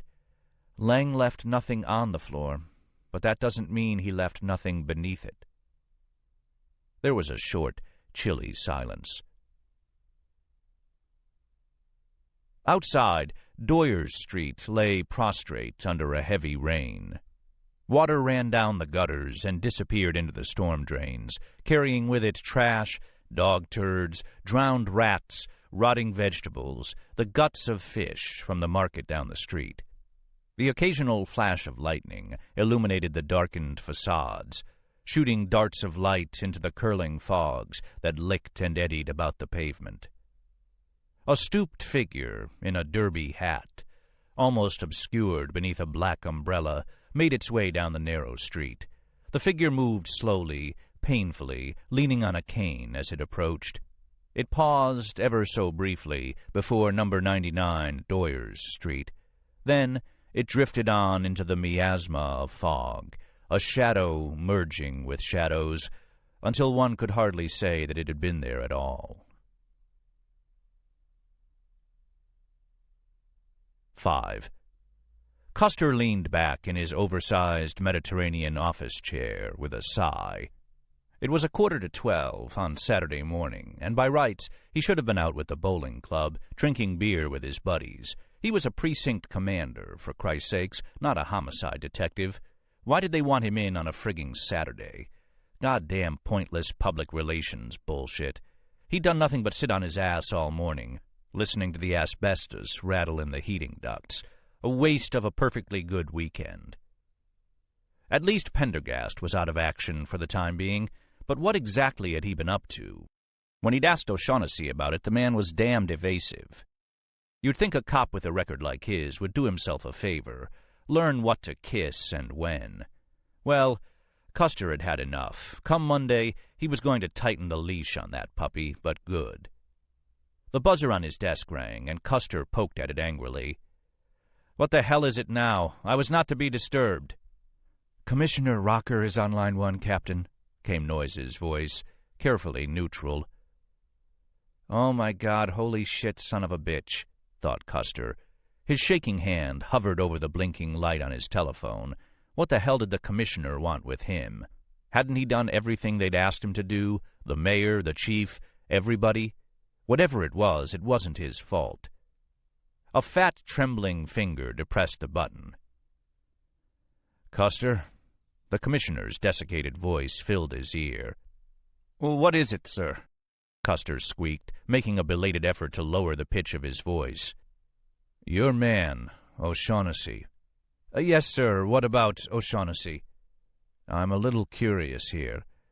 Why exactly did he request a copy of the forensic report from the ME's office on the remains found down on Catherine Street? Did you authorize this? The voice was slow, weary. What the hell was O'Shaughnessy up to? Custer's mind raced. He could tell the truth, say that O'Shaughnessy must have been disobeying his orders, but that would make him look like a fool, a man who couldn't control his own. On the other hand, he could lie. He chose the latter, more habitual course. Commissioner, he managed to bring his voice down to a relatively masculine pitch. I authorized it. You see, we didn't have a copy down here for our files. It's just a formality, you know, dotting every T and crossing every I. We do things by the book, sir. There was a silence. Custer, since you are so nimble with aphorisms, you surely know the expression, let sleeping dogs lie. Yes, sir. I thought the mayor made it clear we were going to let that particular sleeping dog lie. Rocker didn't sound like he had the greatest faith in the mayor's judgment. Yes, sir. O'Shaughnessy isn't freelancing, is he, Custer? He's not by any chance helping that FBI agent while he's laid up, is he? He's a solid officer, loyal and obedient. I asked him to get the report. In that case, I'm surprised at you, Custer. Surely you know that once the report is down at the precinct, every cop there will have access to it, which is one step from laying it on the doorstep of the New York Times. I'm sorry, sir, I didn't think of that. I want that report, every copy of that report, sent back up to me, personally, by courier, you understand? No copy is to remain